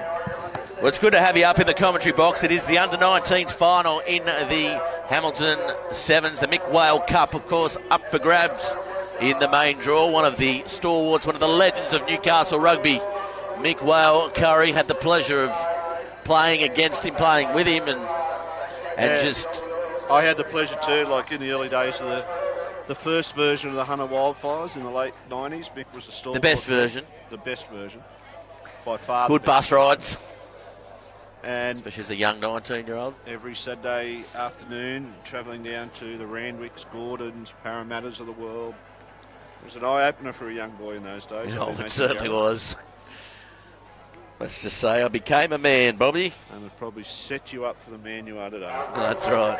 So, we've got Western Sydney 2 Blues taking on Gordon. Of course, Western Sydney 2 Blues, very good sevens program in place, headed up by their GM, Craig Morgan, who runs the Western Sydney Sevens as well. Against the Gordon side, of course, a big Hamilton influence in Gordon at the moment, with Darren Coleman being the head coach of the first 15. I was lucky to see a few of these games in this competition last night when I was out here. Gareth, these two were by far the outstanding side, especially the Gordon side. The influence that Darren makes whenever he goes to a club is obvious from the outset. Well, yeah, definitely. We saw, I think the first year he came up, he was with the East side. Yeah. Did the same job with Warringah, got him a premiership and in difficult circumstances, and now he's trying to weave a little bit of magic with the Highlanders. Yeah, definitely spending a lot of time at the Mandarin Club. Yeah, I remember in the olden days the Wildfires again, going to the Gordon Rugby Club on that site. Good view. Best view of rugby, just not on the ground. My favourite suburban rugby ground, Chatswood Oval. Nearly played for Gordon, to be honest. Pulled out last minute. What happened there? Just didn't like the Sydney life, to be honest. A laid-back country boy like me, Bobby. It's hard to take the boy out of the country or the country out of the boy. Well, I think Sydney got the better of me, to be fair. Had to remove myself, and here we go now for the final of the 19s division. Gordon taking the ball as Western Sydney kicking off, and they go wide straight away, the Gordon side. It's a simple strategy that the Darren Coleman sides use. They just get the ball wide and use their fast men on the outside. Yeah, good line, good direct running. Oh, called back for a forward pass. Ben Pollock, one try for the tournament, and he'd be filthy of that. I thought it was a good ball round the corner. Yeah, you don't call them out back in sevens, do you? That's a 15-a-side yeah, call. Yeah, definitely not, and you can see there Dom Easy in the 7 jersey shaking his head at the touch judge. There's a fair bit of size in this Western Sydney side. Yeah, it's a very big side, but don't take anything away from the Gordon side. They're quite big as well. They've got great jerseys, the Western Sydney side, I think. They have. Maybe Craig Morgan might be able to send us one up, Bobby. He might, especially if we talk about what a great job he's doing. Well, definitely they've rebranded into Western Sydney. Oh, that ball coming around the corner almost with the pass away. They look slick out wide here, this Western Sydney side. Now, keeping the ball alive. As they do, running now forward. Good tackle midfield by the more diminutive player there. And Nick Murray. Put his body on the line there. Yeah, textbook tackle, wasn't it? And now counter-rucking. Gordon come up with the ball. Laying on the ball, I thought there was the Western Sydney side. Referee agrees, so maybe look for the quick tap, and they do just that. It's a, inside ball, there's trouble around the corner, gets it away, and this should be the first try, and it's Nick Murray going towards The sticks going towards the try line, and that's a try. And that's exactly for the Gordon side. Exactly what they were doing last night. They were cutting seams apart with that little offload play and that second phase ball. Again, I know Darren's only been there a little while, but that's what his game is all about. It's about people around the ball and running good support lines. The ball converted as well, and as you said, that direct line, the inside ball's the option, the outside ball's the option, and I think you'll find a much improved Gordon side in the Shoot Shield this year as well. Well, the amount of money they're probably paying him, they would expect some results. Here we go. Talking about money. Highest paid. What are you this year, manager of university or trainer? I happen to be the director of rugby. And director of rugby. I thought that was Stacey Sykes from all rumours last weekend. As that ball comes in now, here come Western Sydney. We could start a conversation about. We'll talk about it later. When finances, yeah. Down the short side is the Western Sydney. Look to go up the field, and that's a penalty. They didn't need that there, Western Sydney. Discipline just letting them down at the moment. They're killing them around the ball, around that breakdown, Gordon. Yeah, well coached. A nice little step off the right. Support on the outside and the inside, and the Western Sydney side just knocking the ball down. Gordon come up with it. Goes through the hands there of the big man, Dylan Lascille. It's a hot day. This heat's going to play a part at some stage in this game, I would think. Cam Fish taken just outside the 22. Gordon still with the ball, though. Yeah, it started off as a rainy day. Fantastic that it's coming out a beautiful day. It'll drag the people in this afternoon. Not too hot to watch rugby. Well, it's a big crowd. We've been covering it, I guess, on delay for the last few years. It's live for the first time, courtesy of MRS Services Group. And the crowd is the biggest I've seen it, Bobby. It is. I've been lucky enough to be out here a couple of times, and you're absolutely right. But they're all seeking some shelter under the trees. A good tackle coming across. It's fastly becoming the best club competition. I say club because there are other tournaments around Australia that have the invitational sides. And I think you're right, and I think they've got the right mix. They've got the Premier men's division that attracts the big guns from Sydney, but they've got the country club. Yeah, the country club division, I think that's a very good idea by this Hamilton organising committee, because obviously country teams, they come up against some of these Sydney sides, and it's a bit of an unfair advantage. That's right. I saw the Mighty Griffins play Hamilton Hawks earlier on and led them after the first minute of the game. So Ben Pollock just taking it in, hands over the ball, advantage again played as it comes out now. Spread nice and wide. Western Sydney are going to have to mark up. Nice little ball around the corner, taken up and under, and that's going to be a penalty all the way back. So big advantage played there. Didn't really do anything with the ball, the Gordon side. They're just doing enough, the Western Sydney side. They're just hanging on defensively and making that last tackle, and they're just stifling that Gordon attack right at the moment. Well, that's the beauty of sevens rugby. If you can defend well, you're always in the game. 7-0 the score in this 19s final. It's probably the secret of all rugby, Gareth. Defend well, you're always going to be in the game. That's right. It's not trigonometry, is it? It's an easy formula. It's not. A little step around, and there's space on the outside. Gets the ball away to Murray. Murray toes it forward too far. And a beautiful breeze, just keeping the temperature under control out here at St John's Oval. Which is a far cry what St John's Oval used to be, Gareth. You'd remember that? I used to like it in the old days. Used to park with the big amphitheatre feel it had. Park your ute up top of the hill and back it in. I don't know if I was even old enough to drive or able to drive, to be honest, Bobby. I think you might have been.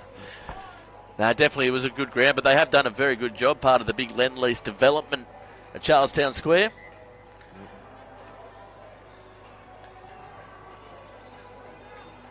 Sometimes it's great when the big multinationals come in, the grassroots clubs benefit, don't they? Well, that's exactly right.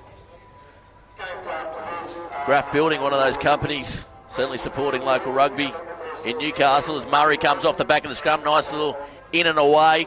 Tries to bat it on, it goes forward. And Wasted Nice work an opportunity there. Murray had created the overlap on the outside, and it was just a simple catch and pass. Little scuffle as well in midfield. These 19s Colts players certainly very passionate about all levels of rugby. Full of energy. They're playing for the big money too today. This is the final. It is the big money. And that'll be half time. Blown. It's been a very tight first half. Yeah, I would have thought Gordon would have perhaps had a little bit of a bigger lead than they have at the moment. Well, they've had all the ball. They've had all the opportunity. Just the execution, apart from that first try, hasn't been there. So the Western Sydney side are going to have to do something to try and get their hands on the ball. Well, they're going to have a very long 7 minutes here.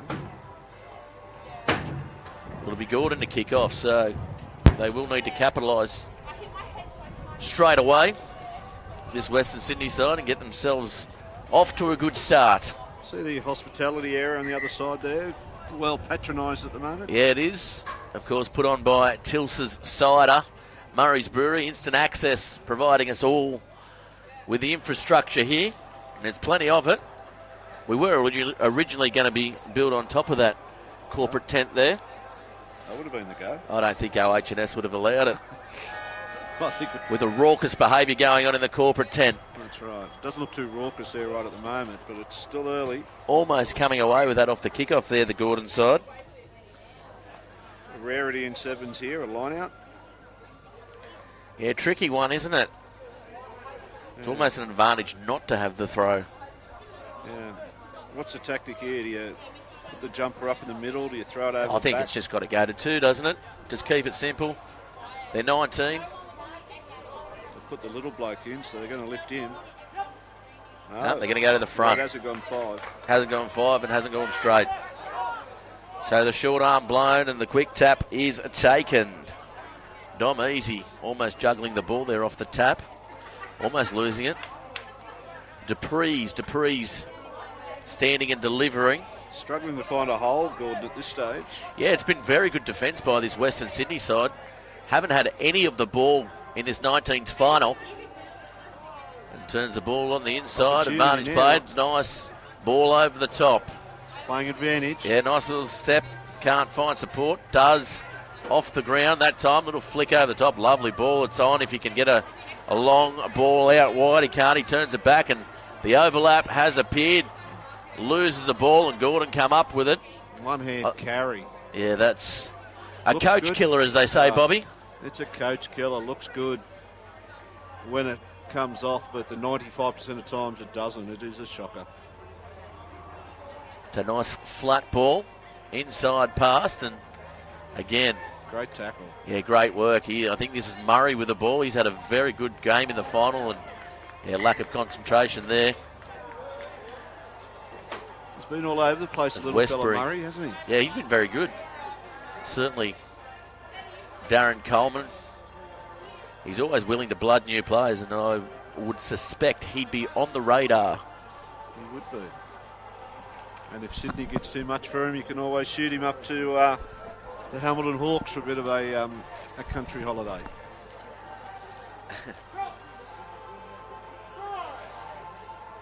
Well, you never know your luck, and it's always good to have good players coming into the competition, Bobby. It is.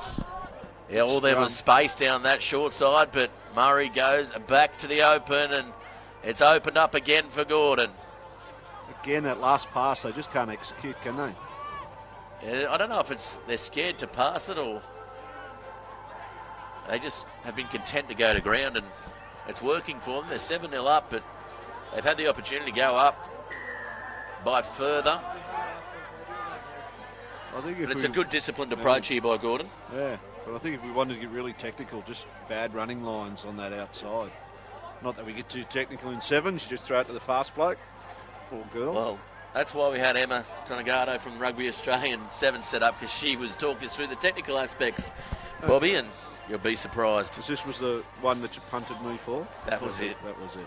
She's a good friend of Bar TV Sports, as are you, and we appreciate everyone's time, donating their time. Bar TV's got plenty of friends out there, Gareth. Plenty. Yeah, the Kings of Grassroots Media. Of course, if you do want your tournament covered, contact them through Facebook, and that's a good run there by Hayes. Hayes Good direct run. That was Yep. one of the rare times that they've actually taken the defenders on. They set it up. Westbury now runs forward, gets a little flick pass out the back. It comes off, but that last pass again doesn't stick, and it'll be a Western Sydney ball. 3 minutes remaining. They're in a bit of danger here, Gordon, because in the little bit of ball Western Sydney's had, they've looked dangerous. What's the rule if it's a tie? First scorer? I think it is first scorer in the 19s division. They will have extra time in the main men's division and I believe the women's division as well.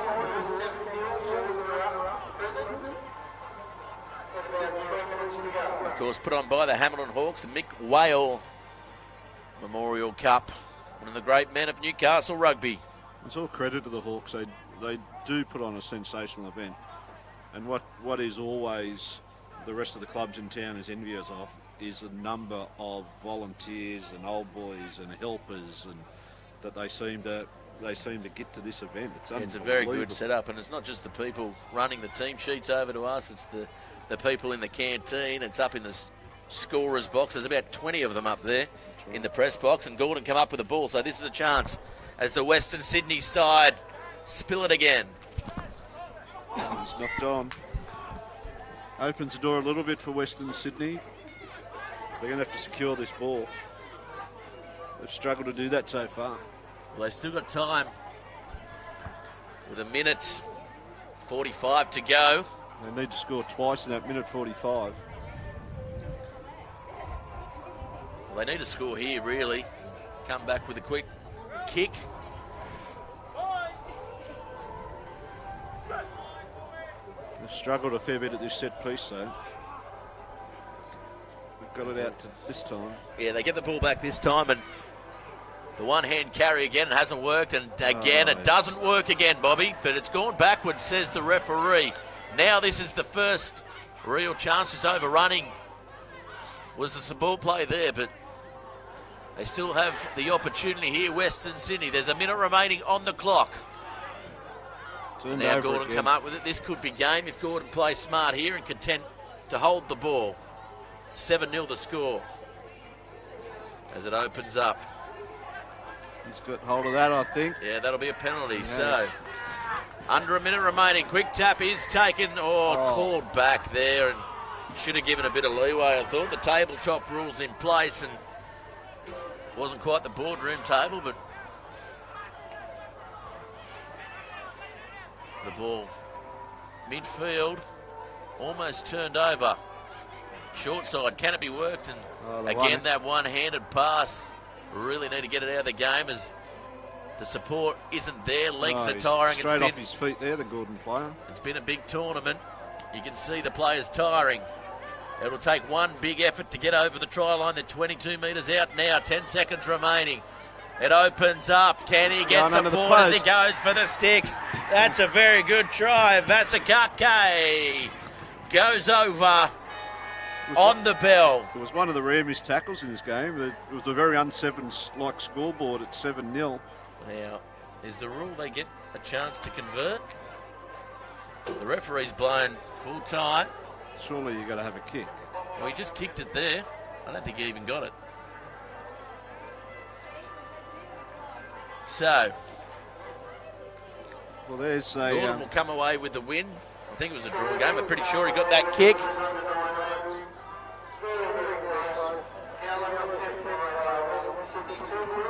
7-5, I think. Yeah, he missed that last kick. He did. He did, so it's official. Gordon are the under-19 Under-19s champions. Well done to the Gordon side coming up here. I know, playing last night, I know there's a chance that the night being 19 can get away from him, but they're very disciplined, not only on the field but off the field, this Gordon side, and they come away with the win. Yeah, and I think they won 3 games last night, so they've gone through the tournament undefeated, so worthy champions. And of course, this match, this broadcast being brought to you by MRS Services Group. Paul Brenton, former Hawks old boy and a big supporter of local rugby. Check out MRS Services Group for mining and industrial work.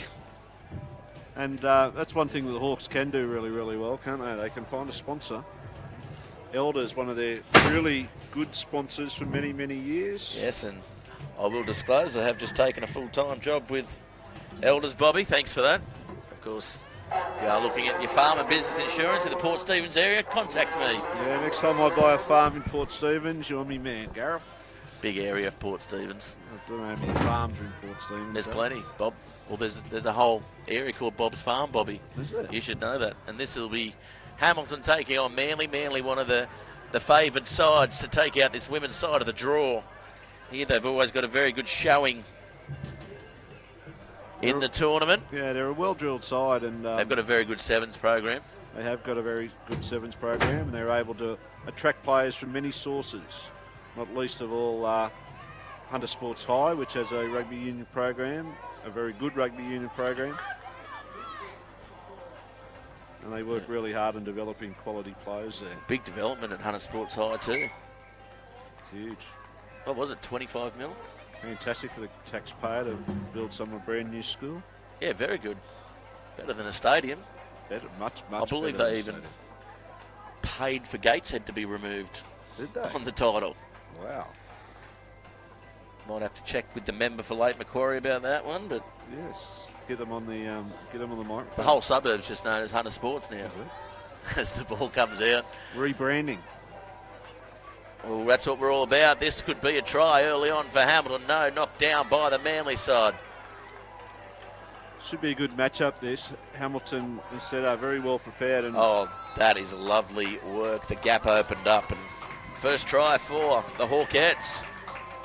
And Manly have always been one of the powerhouses of women's sevens.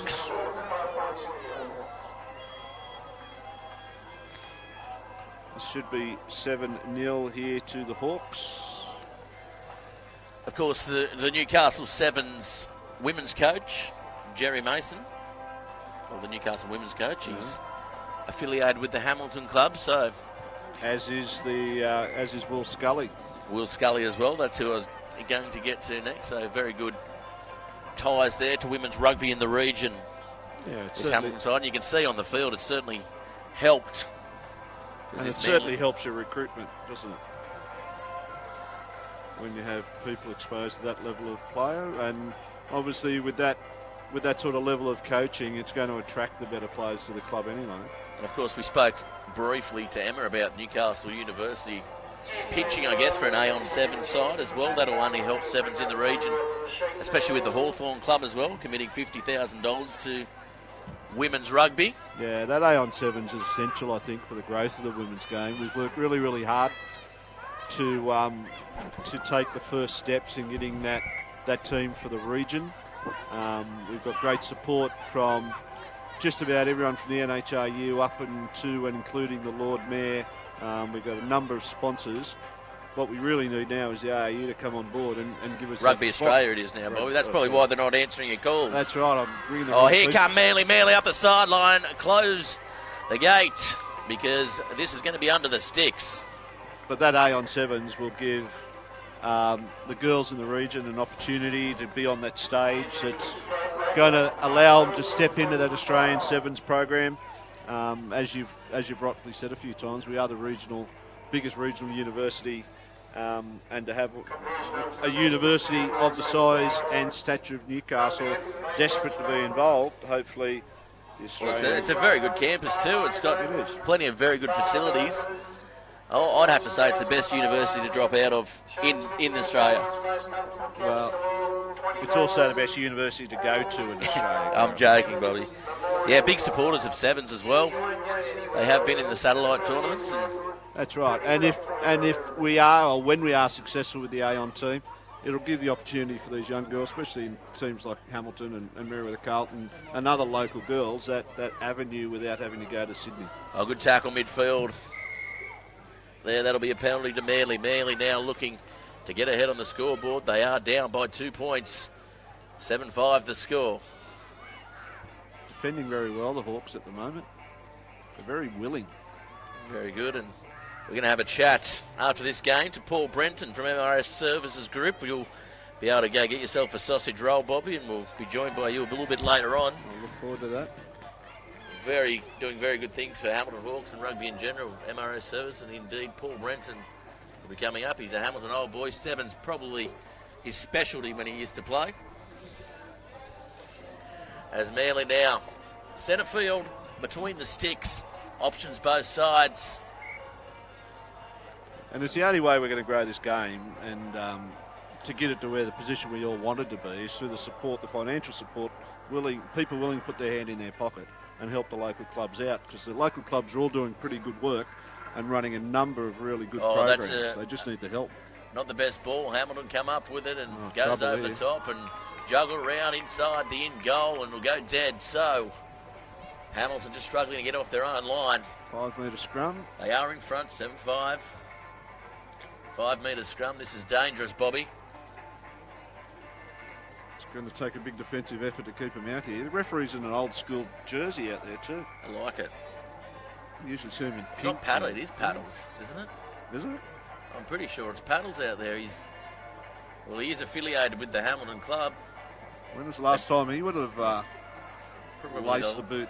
Probably the last time I got sent off, Bobby. Good scrum by Hamilton. Oh, that's a good work. Just knocked down there. It's still on. If they can get the ball out wide, won't need to. Next to the sticks, and Manly go over the Marlins. A little bit sloppy. It was a good scrum by Hamilton. Ball went to ground, but a lovely little bit of skill by number 10 for Manly. Picked it up on the fly, was able to get the pass outside, and then it was just a matter of numbers.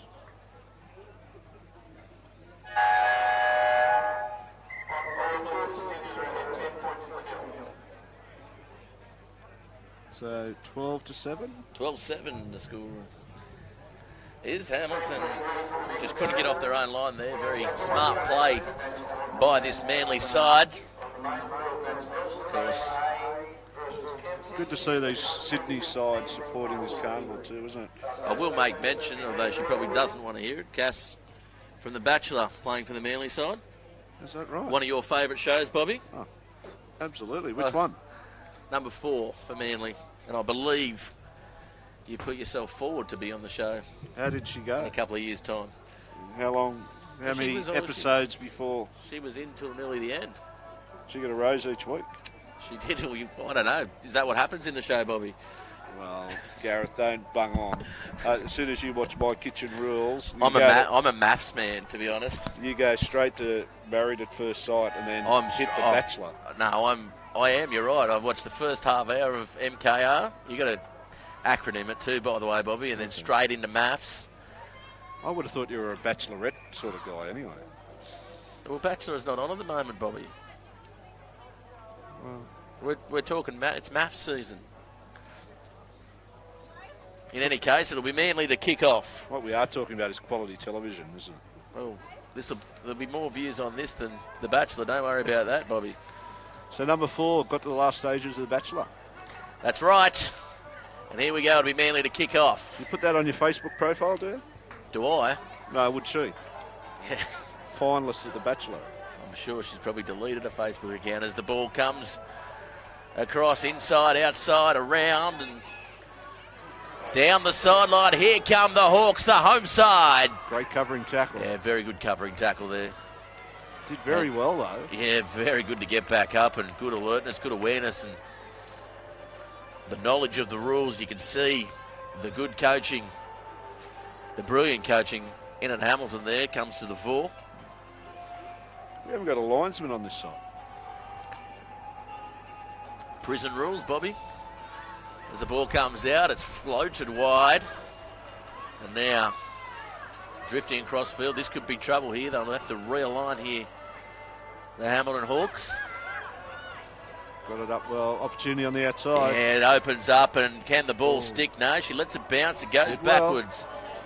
And the referee is Paddles Payne. I can't confirm that. He's got 4 and 20s pies. No, that's not Paddles Payne. It is, isn't it? I thought it was. My eyes are going. He's keeping up with the game. It must be all the Tilsa cider I've had today. It must have been. Yeah, that's the right. outside. It's disappointing in myself when Paddles has better eyes than me. As we all know, he didn't have very good eyes. That one's pulled up. No wonder he sent you off so regularly. Yeah, that's right. It was never me. So penalty. Opportunity here for the Marlins. 4 and 20 pies, the sponsor of the referee. That's brilliant. I don't even know if they're still around, are they? I think you can get them on sale at Woolworths. As this one comes out wide, here comes Manly. Oh, it just goes through the hands and picked up by the Hawks, or Hawkettes, as they're known. Doing good jobs of the breakdown, the Hawkettes. Yeah, they certainly are. And it's kept them in the game. 12-7 the score. The referee's found a knock-on. The Paddles Payne look-alike has found a knock-on. I don't know if he's even a real referee, this one. I think he's just found a jersey at an op shop and driven past. Well, we've got one linesman only on the far side. Yeah, there's confusion. The referees, the Specsavers referees, of course. Had a good chat to Greg O'Donnell from Specsavers the other day at Salamander. Doing a great job, the Referees Association. Yeah, they certainly are, and the pathways they have is only getting better with the referees now getting into Super Rugby, Sevens Rugby, That's all right. from Newcastle. Where else would you be? And I think it's on the back of some really dedicated individuals, Mark Eads, Barney Collins, those sort of guys, who are really take great pride in those young blokes progressing through the ranks. Yeah, definitely, and as they say, it's not always a great referee that makes a great referee's coach, Bobby. That's But right. those referees certainly good coaches, let's just say that. Yes. As Yes. it's now the Manly side. I'll let you say that, not me. Going forward, and they come through a big gaping hole. And that's a try under the sticks. It might be a The bridge Manly too Marlins. far here for the Hawkettes. The heat's getting to them. Look, the amount of interchange and the use of that interchange bench is essential in Sevens rugby these days. So not long to go, and as you saw there from the replays, it is sevens, and there is the opportunity to kick from the dead ball line, which I think is a brilliant rule. Just keeps the game flowing. It does. That it does. There's a bit of work to do here for the Hawks if they're going to get back into this. Yeah, definitely. It's got away from him now, and generally, as a rule in sevens, very hard to come back from a 2-try deficit. As that ball finds a bit of space up the field. Good work again on the ground by the Hawkettes. Yeah, nicely done. So here they come, the Hawkettes. Did I speak too soon? As they look to motor down the field, 40 metres out. Nice work over the ball there.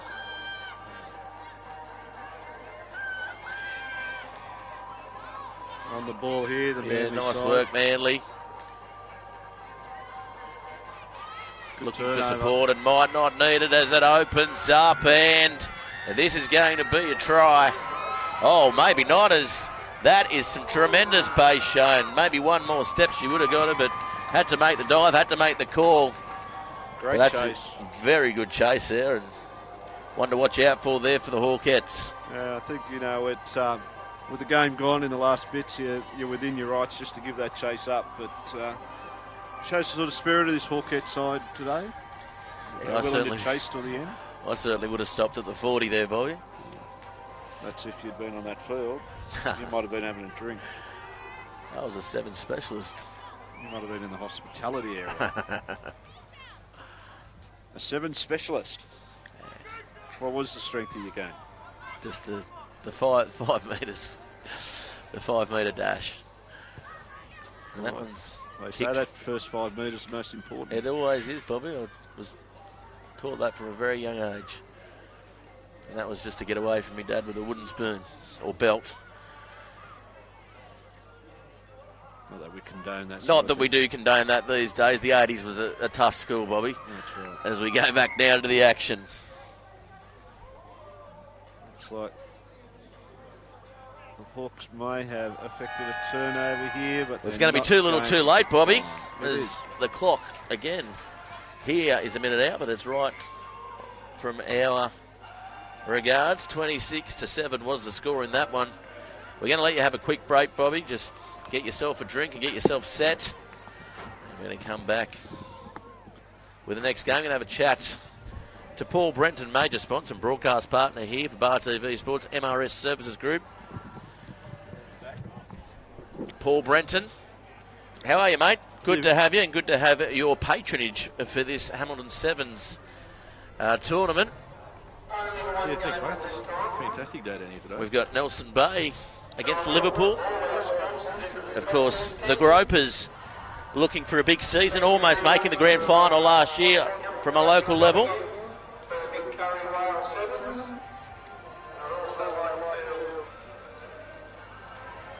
Who do you like here?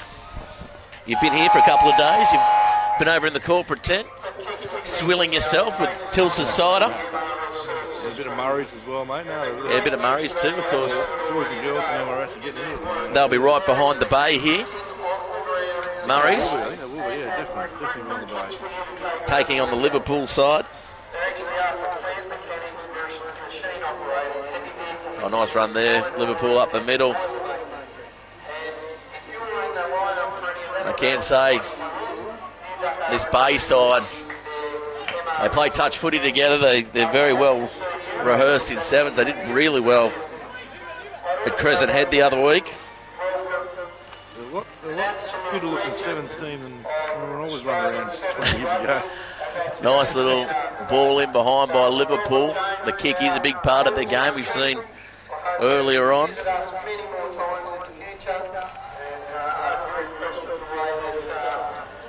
And this is a good opportunity here for Liverpool. We know Nelson Bay, they've got plenty of firepower in their back line, the Gropers.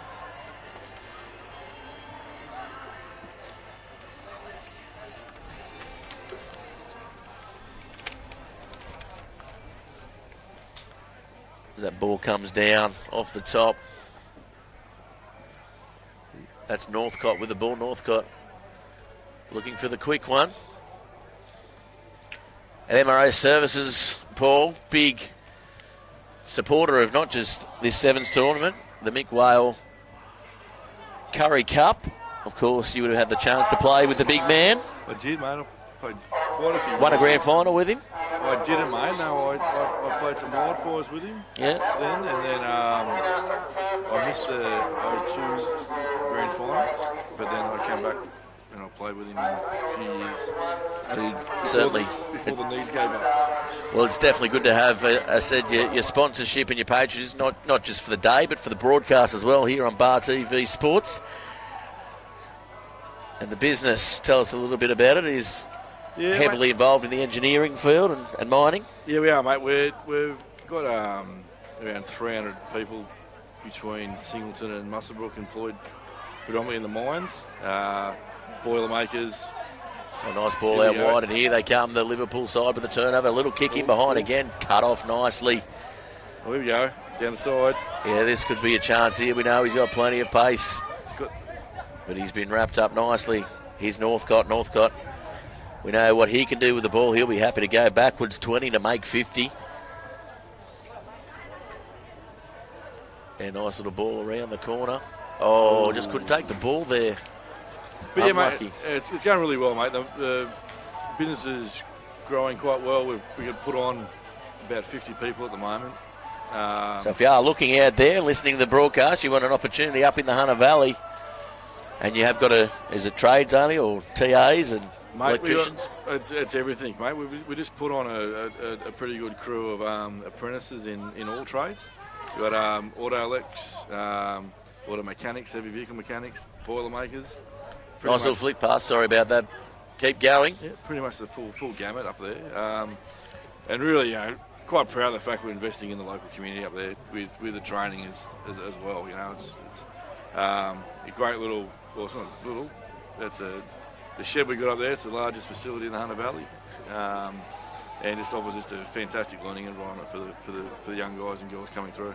Yeah, definitely, certainly careers and opportunities, particularly up in the valley. Yep. We do know it had that bit of a downturn a few years back, but certainly the growth's back there. And indeed, your support here with the Hamilton Hawks, indeed, not just for this, as I mentioned, but you're very involved in the Tiny Tots program, which is the junior Hawks. The Tiny Hawks, yeah. To be honest, mate, that's probably the best thing I've done for my career. Well, I've known you for a long time, and you've done some good things. Yeah, thanks, mate. But on and off the field. But no, mate, just having an opportunity. Here we go. Here come Liverpool for the first try. Nice work there. Batamala it was, going over. Great try. But yeah, no, just I've gotten so much out of rugby through my playing career, and then being in a position now to be able to give back, and particularly in the rural juniors is where I want to do as much as I can, ensuring that as many kids as we can get into the sport. Yeah, I mean, with young kids, we both got young kids. I know it is important to get them out there and active. And rugby certainly a great sport to get into. Certainly very good socially, as you said. It's a good sport to be around. Well, and you can see it too today, mate. Like, with the Aussie Girls Sevens turning up and actual Aussie Girls Sevens being here, and they are just the best role models for young girls. They're fit and active and just all over it. Oh yeah, definitely. And on Bar TV Sports, we had the pleasure of covering them over a number of tournaments, and I might just say, always happy to help out in the commentary box, and whatever we sort of ask of them, they're always there to put their hands up, and it's a very good program they've got on the men's side as well. Definitely good role models, and Sevens being an Olympic sport now, there's so much opportunity. Here we go, down the sideline. Yeah, down the sideline. Here come the Bay.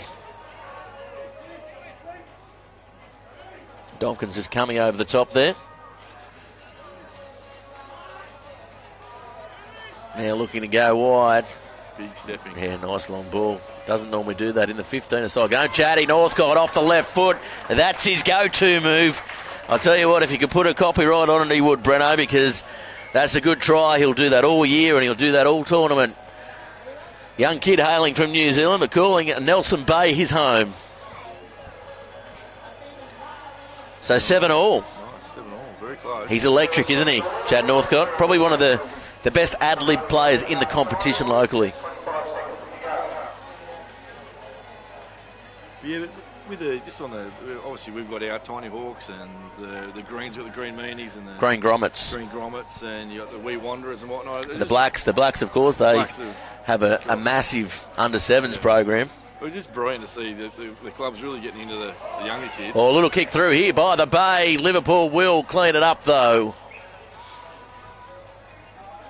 And I think the success that we had last year was we had 50 kids, and there would have been 20 girls, 30 little boys running around, and it was just awesome to see the mums getting involved, which is I bet it was. It was just great to see the parents getting involved around the kids, and just seeing then how it sort of transitions up around a great club like Hamilton, which is the same sort of thing as the rest of the clubs in the definitely. I mean, if you're in their juniors, and they get the opportunity to run the first graders out, which we saw on Bar TV as well. It's a great opportunity, as you said, to get the mums, the dads involved, and even for parents that are new to town and places like I know Nelson Bay. There's new people to town. I think they're starting a program over there as well. It's just great. It's just being in that rugby community. It's so inclusive, and have a great lot of fun on the field, and you have a lot of fun off the field. Yeah, definitely. As we'll see now, Liverpool to kick off here. Not a real long break there at half time. They're trying to catch up bring back a little bit of time. We are a little bit over time in the tournament. The final set to be 6:25. We will be streaming live all day on Bar TV Sports, thanks to this man here, MRS Services Group. Of course, get on their Facebook site, get on the webpage as well. Plenty of opportunities for tradesmen up in the Hunter Valley. Yeah, get our Facebook page. We've got all the jobs at the moment are listed on the MRS Services Group Facebook page.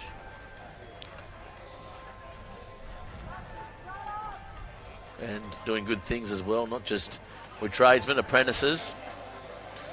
40 was it you said you put on? We could put 40 on at the moment. And that's a testament in itself, because I don't know of many companies apart from training groups, I guess, that would be putting on that weight of numbers in young people, investing in young people. Donkins with a kick inside, almost popping up, can't quite get it. Liverpool come up with it. 7-all the score. This Nelson Bay side, as we said, one game off the grand final last year. They'll be looking to go one better this year. Of course, the Hawks dominant 4 in a row. Can they go 5, do you think? Early season prediction. Well, they're looking pretty sharp. I know they've been putting the effort into training, which is good to see. A lot more commitment to pre-season than what you and I ever. I started a week before March 30, mate. That was my... The trouble is, if you don't work in the off season, you don't lose it, Breno. That was my attitude as well, you know. No, I mean you don't lose the weight.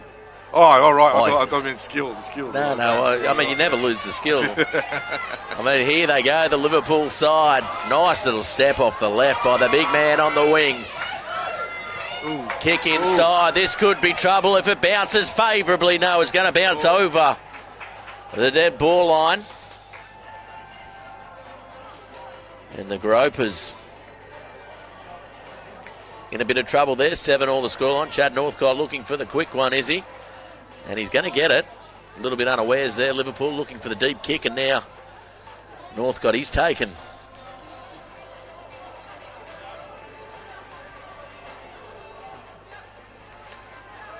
Oh, almost getting the ball away. Just that last pass, so important in sevens now. They'll be under pressure here. The Gropers.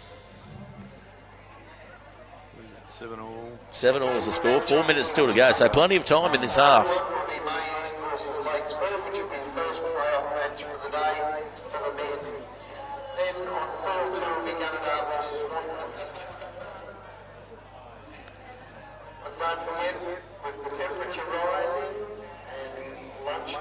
Michael Hattini on the field as well now with the knee heavily shut. This could be trouble though. They come across, getting a ball away. Can he take him? Hattini falls off the tackle. Ball around the outside, and that's a try. Liverpool. Lubba Lubba. Mr. Lubba Lubba. Shaggy they call him, Breno. Do they?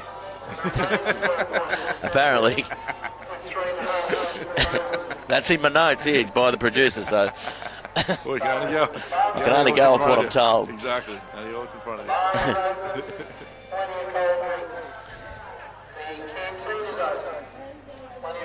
you. Yeah, so we're just talking about the Hamilton Hawks looking for 5 in a row. They're looking pretty good in the off-season, I believe. They are. The bulk of the team staying on to play. Yes. It's ominous. But mate, should be a tough gig, that's for sure. There's a few. There's definitely some improvers locally. Yeah. And this team's one of them. Oh, that's a very good hit out of the middle. Yeah, coming around the one thing about the Newcastle comp, she's always tight. You never know each week. Little kick by Northcott. Northcott with plenty of pace. Can he do it all himself? Look at him go. The little man kicking it forward. Over the line is... Oh, he's taken without the ball. Oh, penalty. That's a penalty try. All the effort was there, just pushed over at the last minute. And Northcott, he's almost done it all himself. 12-all the score now. Kick to come. This will put him in front, Breno. 2 to go. And he's going to take it out in front, waste a bit of time as well. Very good rugby head on his shoulders. Good option. Young Northcott.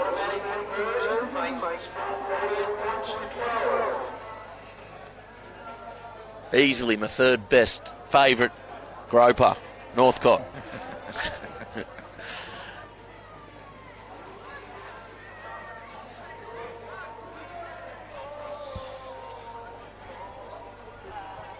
So he's converted that one. 14-12 now the score.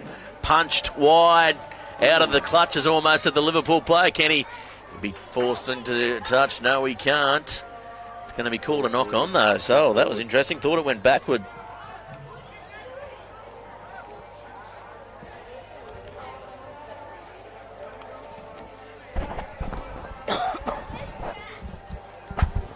Of course, today brought to you by MRO Services. We've got Paul Brenton up here with us in the commentary box. And indeed, it wouldn't be fair, I guess, not to mention Instant Access providing all the infrastructure here today. Tilsa's Apple Cider and indeed Murray's Brewery, so plenty of choices for those who like to dabble in the finer things in life. Here today is the Bay. The Gropers now looking for a try. Coming round, oh, that's a terrible option there. It's scooped up here by Liverpool over the top. This could be it for the Gropers. This could be try time. Under a minute to go. And there they go. Liverpool go over. Unlucky there for the Bay. It was a pass that didn't need to be made there, Breno. Terrible pass.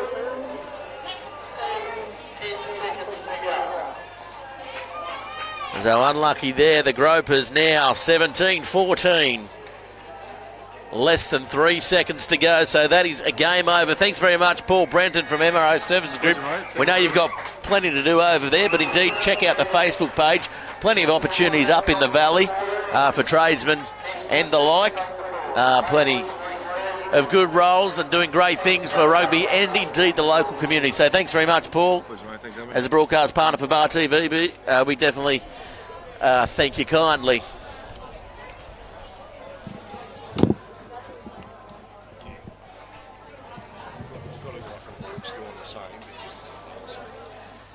Yeah, cool. Thanks very much. We're going to be joined again by Bobby Harrison. That was Paul Brenton. And it's going to be Nelson Bay B taking on the Mayfield East side.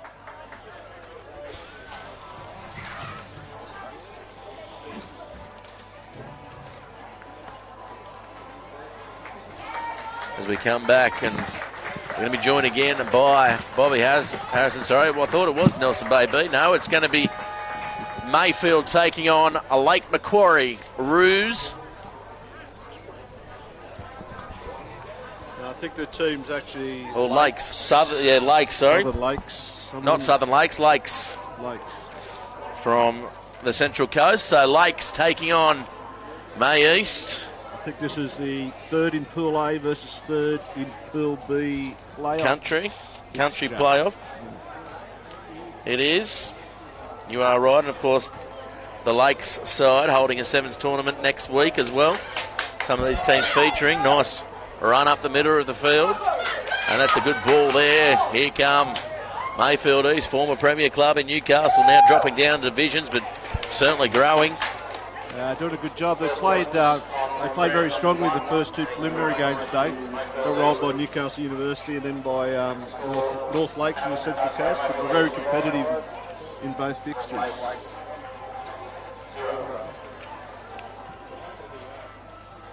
It'll be interesting to see if they still have designs on getting back into Premier Rugby. Well, I believe that is the plan. I know, talking to Richard Warry and indeed Tommy Bluegum, who has a lot to do with the club. That's certainly one of the plans. Been a great to build up for that club for a long time, Richard Warry. I think a University Mayfield East combination. Well, if Richard's listening to this, we'll chat. It makes sense, Bobby. They've got a very good junior base, the East side, and University. I don't think they have any juniors, do they? The University club. Something we're working towards, but I think definitely pulling up with the suburb next door as the East go over for a try again. And it's one of those things. I think what we've all got to get our mind around is 2019, and the landscape's changed in 2019. If we want to grow and prosper, we've got to get out of the 1970s way of thinking, Gareth. Of course, we're here for Mick Whale Curry Cup Memorial Day. This is the country division of the championships. It's been an excellent day so far. A couple of big boys in this lakeside. This heat's going to sort them out very shortly, I think. Lakes are a divisional club, are they? They're in the Central Coast. Okay. So they are holding a tournament in Budgewoi next week, which I believe Bar TV Sports are covering. Budgewoi Sevens. Coming across, nice little ball, but it goes to ground. And well, that's good work by the big man on the Far side, the palm comes out. Oh, look at him motor up. This is sevens at its best, Bobby. They used to have the big boy division here for the... Yeah, the over 100 kilogram division. Yeah, I just missed the weight there, Bobby. You just missed Playing days I would have made it. Yes.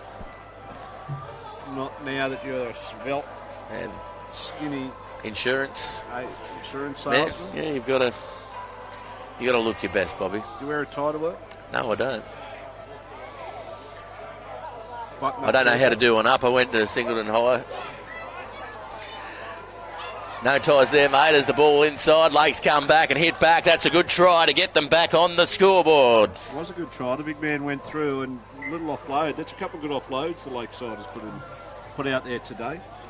Could be the way to break up this Mayfield East defence, or Eastern District's defence.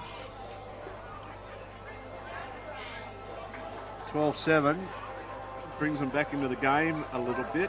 Successful conversion.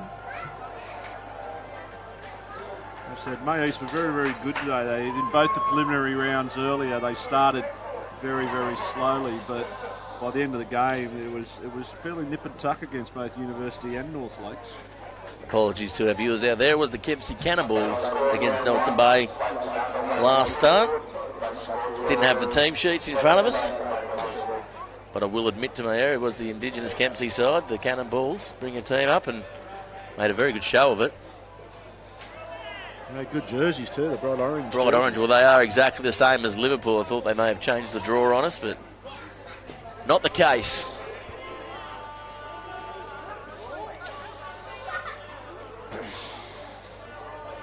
They've always got a good storehouse of juniors, as you said, Eastern District, so you'd think sevens would be their game.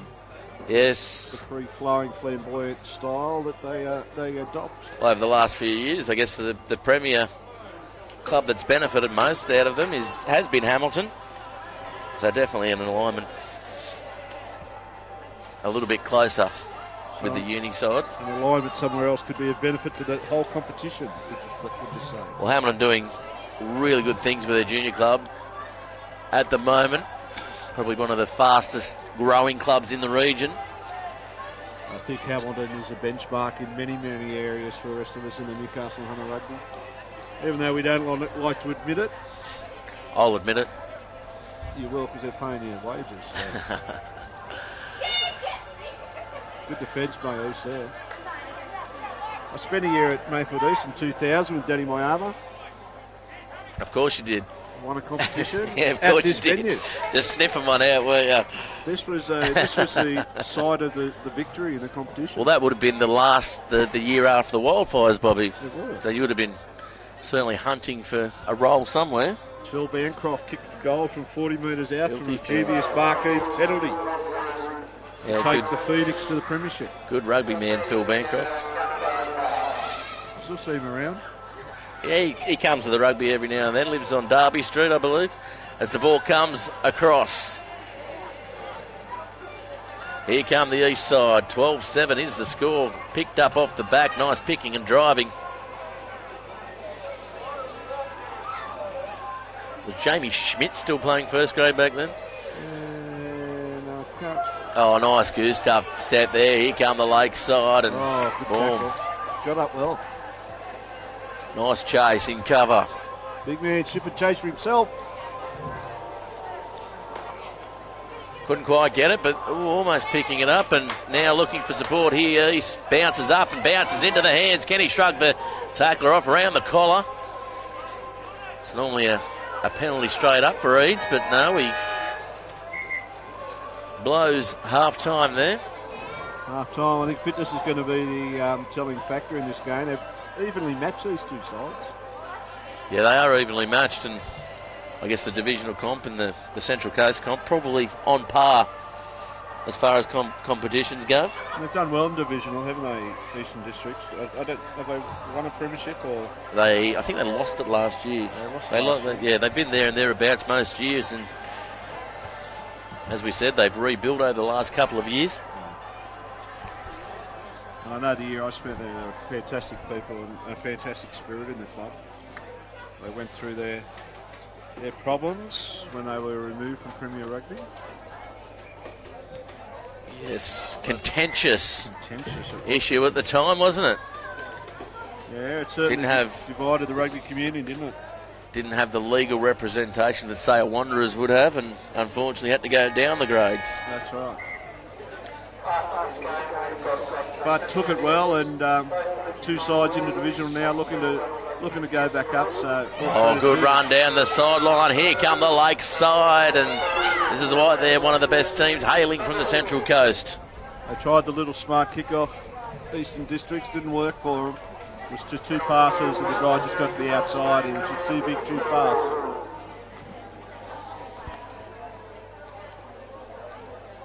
Cool. We're going to be joined by former Australian Sevens player after this match, Chucky Stannard. He's elected not to kick the conversion there. Yeah, sometimes when you're that confident, you don't kick him, Bobby. That's right. 12-12. I think I'd probably kick the goal.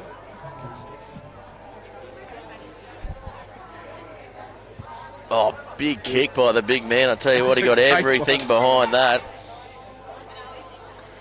That's a 115 kilogram kick there, Bobby. 22 metres out the east side. Look at the numbers of Lakes around the ball. They did well to get that back east. Ball goes in front. Picked up nicely east. It's 12 apiece. Beats two. Stepping away, beats two. That's nice little footwork. Dummies thrown.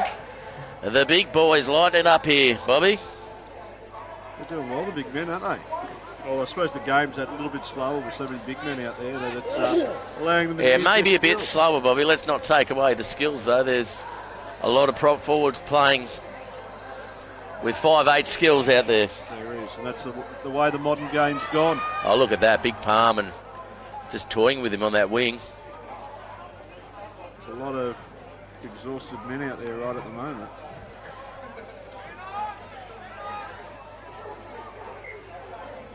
Yep, so 5 minutes remaining. We're going to be joined by Chucky Stannard after this match, and you'll get another bit of a break there, Bobby. Always good to get a break, Gareth. Just punt you for the superstars, mate, to be honest. I'm used to it. I'm used to being second fiddle. That's all right. Second fiddle. Yeah, fifth fiddle. Yeah. Sixth fiddle. Fourth viola, I'd say. Yeah. Coming up next is Gordon taking on the east side. They need to secure this ball and do something, Eastern Districts. They started off fantastically, but the fire has gone out of their enthusiasm. Yeah, it certainly has, and the fitness by these big Lakes boys there. They're showing some big lungs, some big engines, Bobby. Yeah, and I think East are playing into their hands a little bit by keeping it so narrow and tight. They need to get the ball around and move the big boys around a little bit, I think.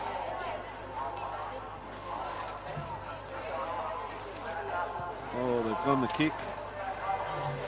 That's never a good sign in sevens, Gareth. The kick. The kick. Especially when they've got a fullback back. Chad Northcott just scored 2 off kicks there, I think. So when you come he's the exception to the rule. Lots of things from Nelson Bay are exceptions to the rule. What are you trying to say? Here come the Lakeside looking to pop the ball up, just can't do it. And he's found touch. He's going to play on quick.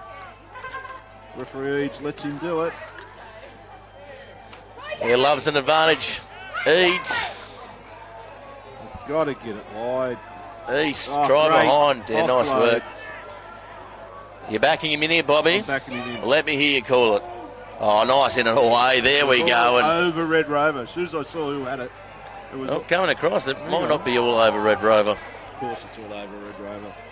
I called it 15 seconds ago. Unless he drops the ball here, which he hasn't. Came from the big man. Great little flick out the back to put him into that space. And the East boys are just out on their feet at the moment. They're looking for that hooter.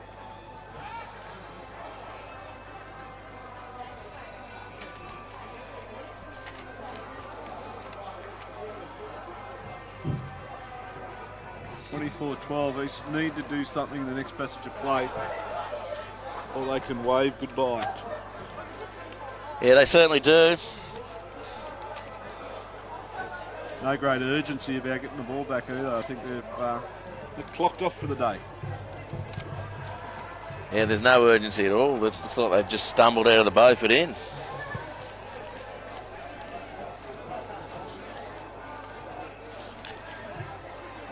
That's another deep kick, so pinning them down.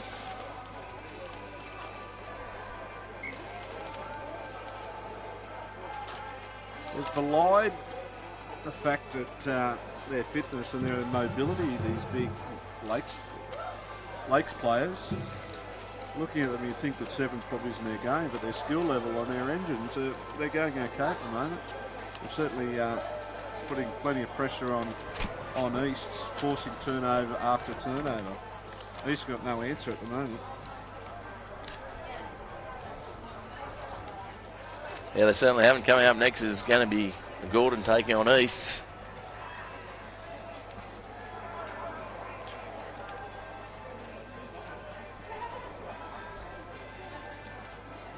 We saw the 19s final earlier on.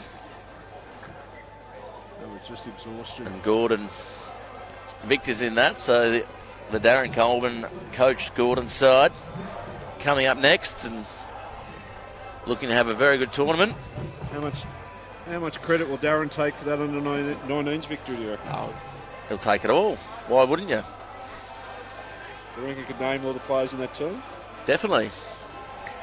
That's the type of man he is. You are Mr. Positivity. I am. I've changed. I'm a changed man, Bobby. That's right. I've come into 2019 with a new look on life. And if Spring in my step. And if you've got a farm, you're the man to ring. Yeah, that's right. Here come the Roos.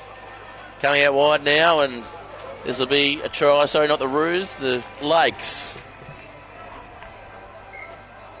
Although I believe they are. Are they the Roos out there as well, Budgie Boy? Not sure. No, I don't think so.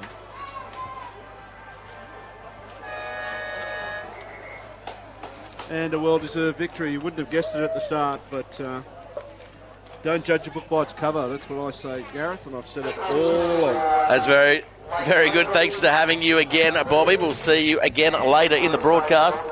We're going to be joined by Chucky Stannard. He's no stranger to Bar TV Sports. He's been in the party box a couple of times with us. And we're going to see Gordon taking on Eastern Suburbs in what should be a very good match. How are you? Yeah, good. That's the way. Good to see you again.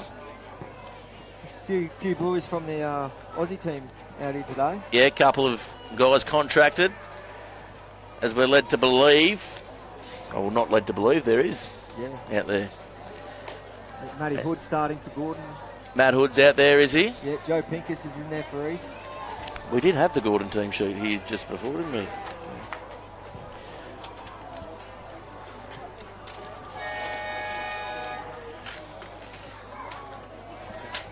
East. So the kickoff will be from East, and some plenty of talent on display here, and I'm sure it'll be a good feast of rugby coming into the afternoon session. It's been a great tournament, hasn't it?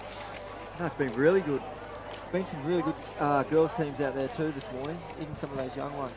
Yeah, definitely. We were saying before, just surprised at the level of quality coming from the Newcastle area, especially coming up against some of these Sydney sides. As Gordon with a quick one, looking to go wide. Because you've had the opportunity to play sevens at the highest level. Couple of guys on the radar here at the moment. Yeah, definitely. I think Matty Hood will be putting his hand up. Joey Pincus for a few tournaments coming up in Vegas. So they'll be out to impress. That's a great tackle, Joe. Yeah, nice tackle coming across. On both sides. Been coached by Darren Coleman as well in the last few years. Yeah. Gordon, of course, his club this year, and very good history with the Newcastle area. The Coleman family, and indeed Darren as well, one of the coaches of the Wildfires in the Shoot Shield back in the day. when bus trips were in. He'll bring them back, I reckon. Well, you've got to. As we look now, the ball going wide. It's on the wing, and this should be a try. Yes, it is. Oh, he's knocked it on. Oh, he's knocked that on. Ikenarodro getting over the line, and we see it a little bit, don't we, in some of these tournaments. They get a little bit ahead of themselves. But you've got to have the ball, you've got to place the ball, but everyone wanting to get their position a little bit better for that kick, because the kick's so important, isn't it, in sevens? Oh, you being a kicker yourself. Definitely, I used to like them in close, that's for sure. But then again, when they're out wide, they're not too hard on you if you miss. So. What's easier, in front to win the game or out wide? No pressure. No, definitely in front. Well, we've seen you take some amazing kicks over the years from the sideline and stuff as well. So obviously something that you work on hard being a kicker. How much time, I guess, would you put outside the regular training hours? And that's a try to Gordon going over. Yeah, Alex Barker. No, I put in a lot of time when I was a young kid. Not so much towards the end of my career, but no, definitely did a lot of my days off early in my career. That's for sure. And still involved in the Australian 7 setup as well. Yeah, assistant John Minetti with the women. It's been a really exciting time for me. Yeah, definitely. And was it always something, I guess, you had planned to do post-career? As we see that kick successful is to get into coaching? Yeah, when I first came back to sevens, I was thinking I'll do a couple of years and get into coaching, but they kept re-signing me, so yeah. Life's tough. Haven't got your stats sheet in front, but how many games all up was it? I don't know, a lot. A lot. A few games, yeah. Not enough hands to count. As the ball comes down east, here they come now. Oh, He's nice quick. step off the left, very quick, as They're you not mentioned. gonna Don't think they're going to catch him.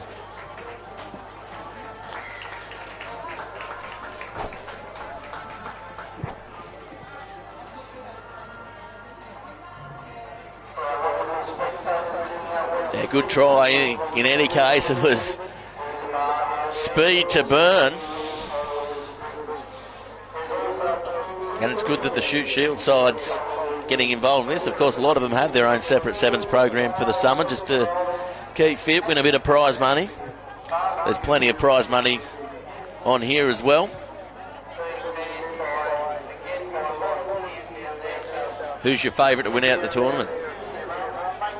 I think I have to say Gordon, but I reckon this East team will go all right. Yeah, sure. They've got a couple of guys they've got in there. Joe Pincus, he's got a lot of experience in sevens. He's played a lot of these competitions around Australia. So Yeah. there's a few guys. There's Matty McTaggart coming off the bench as well. He's got some good feet and flair. Yeah, definitely Pincus is a name we've heard on Bar TV Sports plenty of times. Now the ball comes out. Oh, nice little... They're not going to catch him. Overslide. Oh, coming across. That's a very good hit out wide, wasn't it? Was that Matt Hood? No. Well, it might have been. He's 19. He's named as 19. Yeah, Matty Hood's 19, yeah. Yeah. Good tackle, wasn't it? And that's the experience showing there and the level he's played at. Now the ball comes wide, going back, straightening it up and just looking to set up here. And a little bit slow the breakdown there, and they will get the penalty. Breakdown work, it's often overlooked. Yeah, yellow card straight away. It's often overlooked, isn't it, the breakdown work in sevens, just particularly at this level. It's so important to be disciplined there. Yeah, I think it's from when I first started to now, the breakdown is there's a lot more of them, and I think most Australian teams hit them a lot more than, say, a Fiji team. But and of course the law changes and variations and stuff over the years, you've seen obviously plenty of them. Do you think now sevens as a tournament and as a game is in a better place because of the law changes that we see at the moment, or would you prefer 20 years ago when you were travelling around on the party scene. No, I prefer now. I think we went through a phase where you can make a tackle and come through any side of the gate. They've changed that now. So Yeah, that's right. And that's a try on the far side to Gordon. 20 seconds remaining.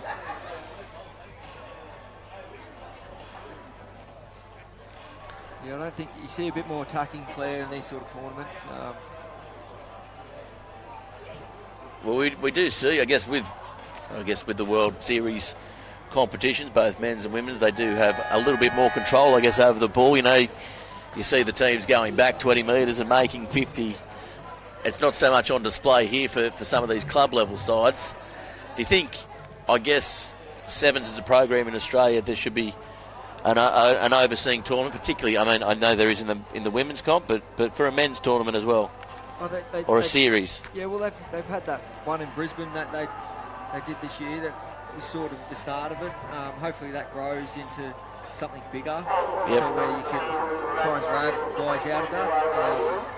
I think they're doing a really good job over there with it. Well, there was talk a few years ago, I believe, that some of these satellite tournaments in New South Wales and indeed Queensland would lead into, say, a Sydney Sevens, where a final, I guess a points best with pools and a final would be held, I guess, the day before Sydney Sevens, something like that. Do you think would maybe you'd see work? That'd be a great idea, and you know, to get people to the games as well. Yeah, that's right. You're going to increase crowds and, I guess, increase exposure, and with a bit of prize money on the line as well. Certainly would encourage teams to get there. Yeah, that has gone out. Yeah, drifted. Just the breeze here, it's a little bit deceiving, isn't it? Straight responses. Yep, straight in a glass of Murray's. Of course, Tilsa's apple cider as well. A couple of great local companies. I know Murray's Brewery, I live over at Nelson Bay. It's very tempting to go there on the way home each afternoon, Chucky.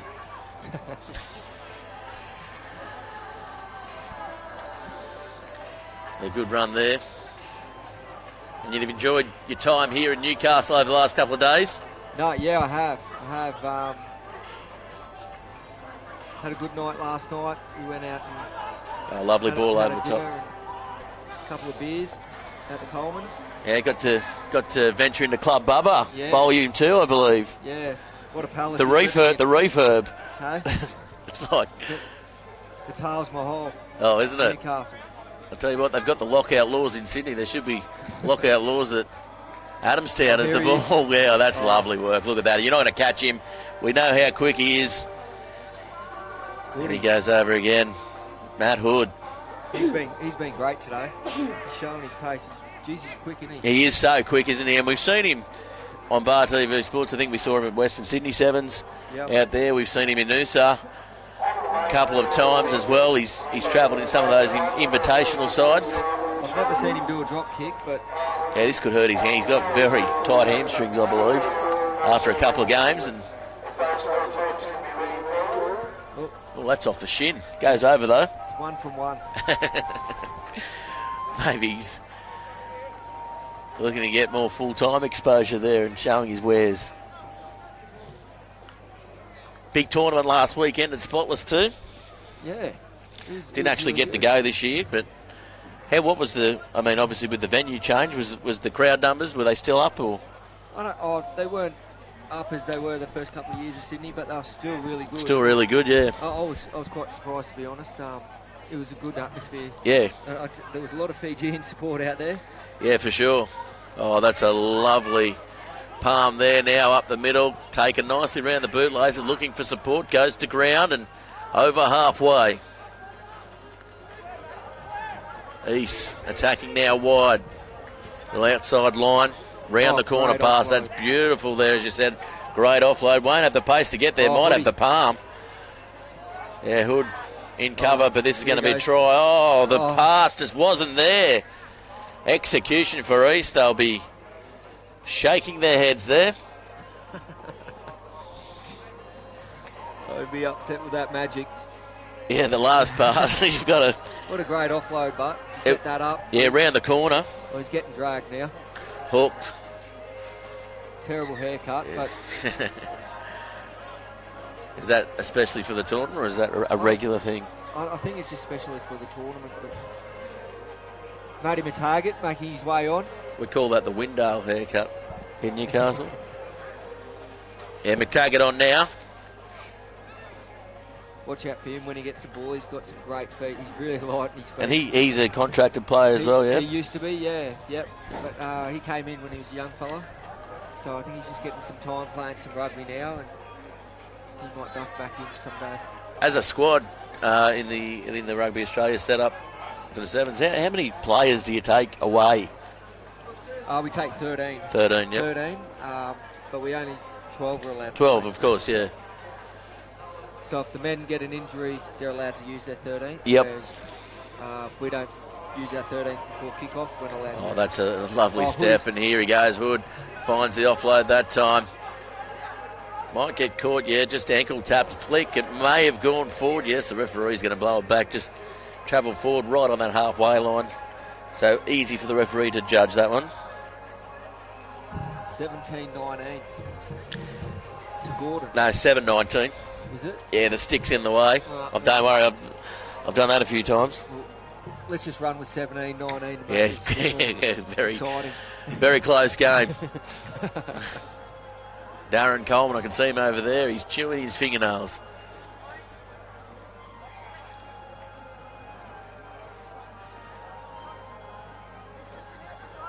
He's wearing his favourite pair of board shorts. He hasn't changed them in 3 days. That's the Southwest Rocks way.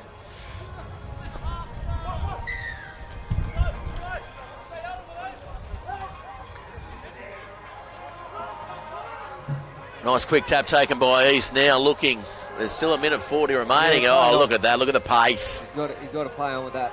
Yeah, he will. That's a try. 3 metres forward, but let's go make this game close. Yeah, that's exactly right. According to you, they've gone in front. 19-12's the score.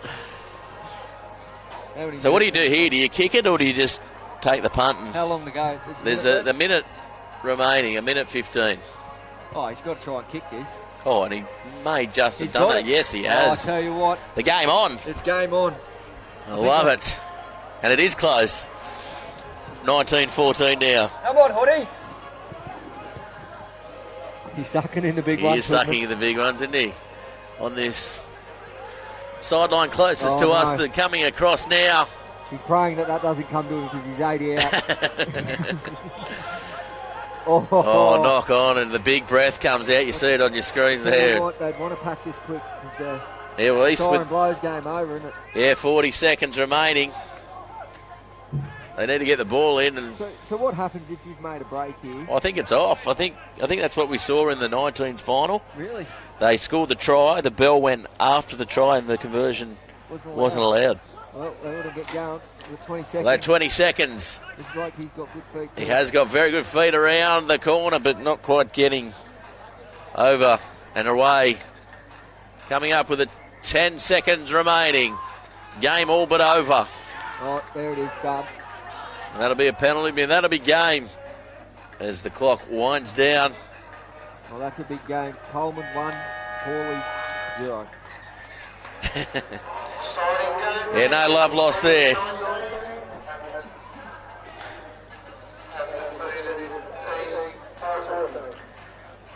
And looks like Gordon, we've got Gordon 2 coming up next. Is that what our producers are telling us? Yes. Against the Rats. Tommy Connors is in there for the Rats. He is. So expect a few turnovers. Yeah, Tom Connor. Obviously, we've seen him a fair bit in the 7 setup.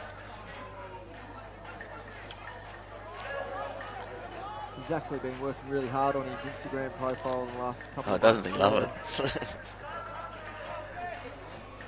He's a bit of an influencer these days. Yeah, just, what is he, modelling budgie smugglers or something? I think he promotes yogurts and stuff with his shirt off. And Yeah, that good. sort of He's just business. promoting culture. Yeah. As that ball goes up, nicely taken, it'll be the Rats to kick off. Doesn't go 10, but they go for it in any case.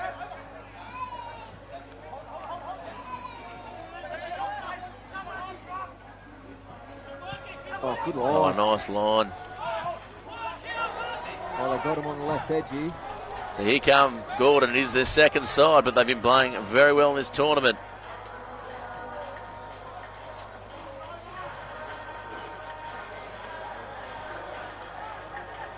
Ball comes wide now over the top. Looking for support. Nice step off the right. Nice ball. Keeping it alive. A little bit more flair than, I guess, what you'd call the Gordon 1 side. You often see that, don't you, with the second side? They're more prepared with a little less pressure to throw the ball around, Chucky. I think that this is their Colts, isn't it? Basically young fellas. Oh, is it? Is that right? Well, the 19's won earlier on today. Yeah, you're right. So maybe there is a couple of younger players getting blooded. Oh, almost getting the ball away. Just ran the outside line. Couldn't get it, but the gap is there. Doesn't quite open up. Just losing. You're definitely right. I just got confused from the 15 Gordon sides that were here this weekend. Yeah, that's right. The Mander in centre is firing at the moment. They used to do a very good lamb shank Yeah, it did. back in the day. I was saying before, almost had a season with Gordon after the wildfires folded. But I just didn't like the Sydney life didn't take to me. Yeah.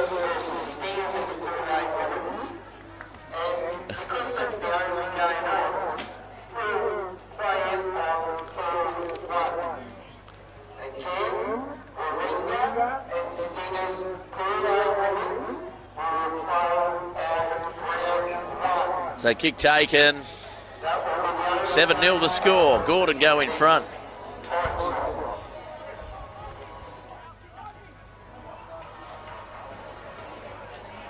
Of course, Darren Coleman, brother of Hamilton Hawks. Coach, Scott Coleman, Bubba Coleman. Bit of rivalry going on today as well. Probably last night into the night as well. No, very, very tame. Very tame.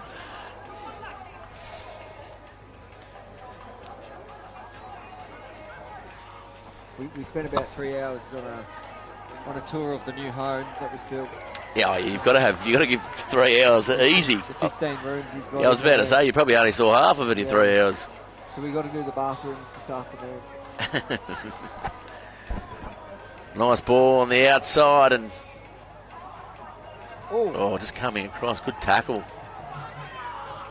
But there's trouble out wide and that'll be a try. Nice work. So Gordon going in front.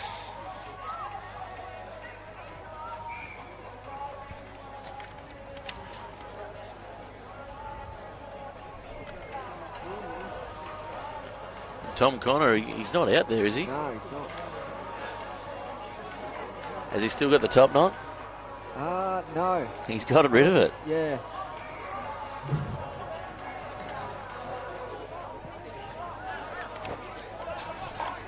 He must be out there sunbaking or something. Yeah. Hashtagging something. Yeah.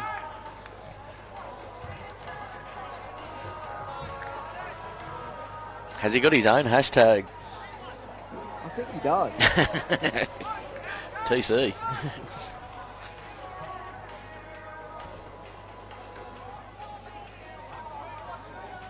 Looking to turn on the inside and nice outside line there, and probably won't have the pace to go all the way, but might have the strength getting over the 22.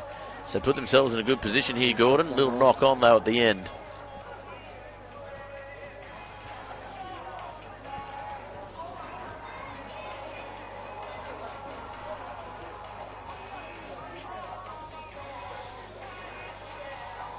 Tell you, I didn't expect this.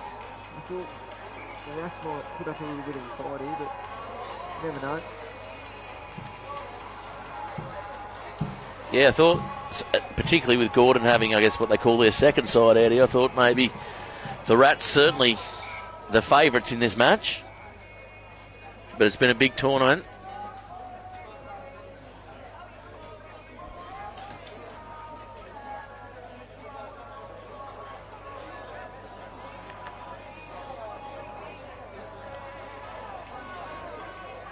Oh, that is messy. Yeah, very messy. But Gordon come up with it. Dummy thrown. And there will be trouble out wide. No, the quick tap will be taken. Looking for runners to come the short side. They stepped in. Oh. Just losing his footing. It is a little bit slippery underneath here at St John's. Offloading. Oh, nice step up the middle. Looking for support. Dummying. Over the top. Oh, good tackle. Yeah, nice tackle right round the bootlaces there. He sort of came out of nowhere there, didn't he? Yeah. The Rats looking frustrated with a few calls from the referee. Popped up off the top there. Yeah.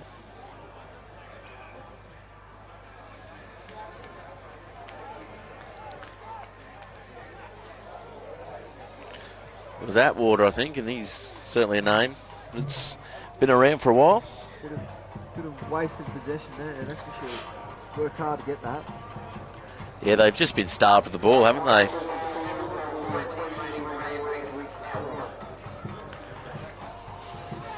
That one going over the top. Now the Rats come up with it. 14-0's the score. 20 seconds to go, so you'll have to say the game is all but over. Oh, good tackle there by Gordon. They've just been defending really well, haven't they? And that's probably what's won the game here.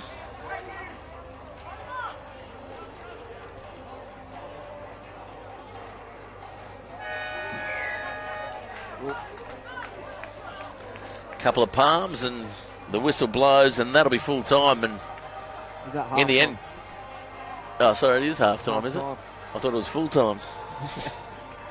I've been here a long time.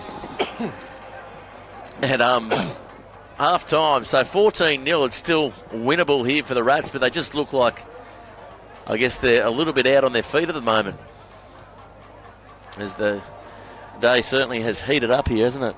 Yeah, it is. It is really warm out there. I tell you, I've been hanging out in that tent up there. Well, we saw keep out of the sun. A very good thunderstorm come through last night. I don't know, I was sitting out on my balcony about 3 o'clock in the morning over at Nelson Bay. Probably came through a little bit earlier here for you guys. No, it was good. We were sitting out the back on the deck watching it roll in, and had Bubba's clothesline in between with his undies hanging in there, but no, it was good. And it's held off today. Yeah, see, it has. I thought when I woke up fairly early this morning, and it was still dark, and I thought, wow, wet weather footy early on in the season, but it's a dry track.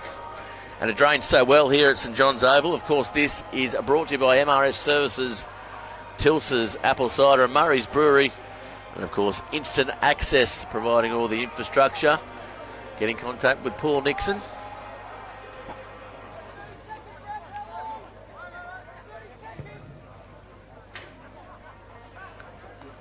Oh, nicely taken on the far side. Let's see what the Rats can do with it now. Yeah, well, they will have the ball to start the half, and already it's a more positive start. Nice step off the right. Support on the outside, going back on the inside. May have the pace to go all the way. Can't skip out of a desperate tackle. Oh, gee. And lovely breakdown work by Gordon, wasn't it? That was a try for all money, Chucky, and this shows you how important the support play is, isn't it? Yeah, yeah, kind of got lost there, didn't he? The support player went back on the inside. And that was Connor Hickey, sporting a very good rat's tail himself for the Rats. Oh, a little chip over the top, good opportunity, but may not get there with the pace. Oh, losing the ball. There's Gordon, players in numbers, kicking back on the inside. Probably should have regathered, coming across, lovely tackle. Oh. And that is the hit of the day. Atwater it was, coming across. Very good junior player, Harley Atwater, played in the Gen Blue squads. Oh, they're just outworking them here. Yeah, definitely the Rats. Maybe spent a bit too much time with the Hillbillies last night, but here they come. Lovely work there in the end. Vera Malua. That play just went about 3 minutes straight with no break. It is tough to do, isn't it? Three minutes off the kickoff. I mean, we know you've got to have a very big engine for sevens and at all levels. But 3 minutes straight, that is a long time to be in the field of play, isn't it? Oh, 100%, especially after an 80-metre break, chase down, turnover, then another break. And 2 games prior. Oh. Oh, the sub's rolling on. Here he is, TC's back from a few selfies. He's on. As an experienced player and obviously a legend of the sevens game, have you ever gone a whole half where no tries have been scored and the ball has almost been kept in play? Yeah. Oh, with breaks, I've had a whole half of nil all, yeah. But, with no breaks. No. Someone eventually knocks it on or kicks it out on purpose just to get one. Knock on there, but it's going to be blown back. The Rats behind on the scoreboard by a try now. Taking the option there to soak up the time and kick for touch. We'll see a set piece first of the game. We haven't seen too many here today, but one of the areas, I guess, that really important to win your own ball back. Just how hard is it with the 3 players out there and not necessarily a recognised jumper? Oh, it's a combination. You don't even have a throw. Normally it's your halfback throwing who's probably never thrown in a game in his life. You know, so. But it is a good. It is great to launch off line out. Like if you have a good jumper, you get a lot of gain line out. Oh, that's a lovely ball on the outside. Won't get away from the defenders there. So that's a penalty. Looking for the quick one there. Hood back on the field. Is it Hood? No, he's in 19 though. Yeah, he's in 19. He must have borrowed his jersey. Yeah, that's right. You can tell it must be Hoodie. I thought they might have had the player swap rule. That's a try to Gordon, so that's pretty much probably going to seal the game there. You'd expect 2 tries in front.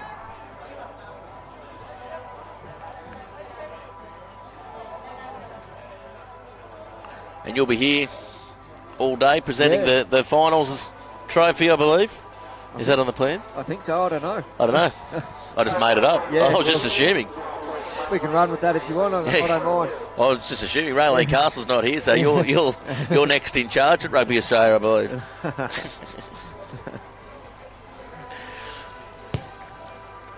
That one kicked and goes over the posts. That is brilliant. I don't understand that tactic, but he brought it back to the halfway. Yeah, I think it's. It worked for him. Yeah, to reduce the angle, I don't know, but that would have been a 45-metre kick. Oh, my hamstrings have snapped just watching him. It's a nice high kick there, so yeah. That is the kick of the tournament. He's found line. Oh. You'd probably think in 30 metres max you'd take it back here from the sideline. Oh, geez, I don't think I've got legs to do 30 metres back. Maximum. From the sideline, yeah.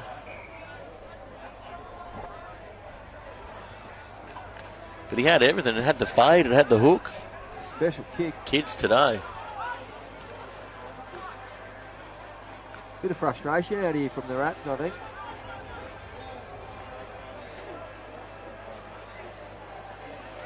Ball comes off the top. Now looking to go wide, inside ball and knocked on by the Rats. Yeah, as you said, frustration showing and pushing passes as well. Must have missed that knock on. Yeah, he definitely missed the knock on. You just can't win games turning over pill. First no, that's the key plan of execution, isn't it? It's really over.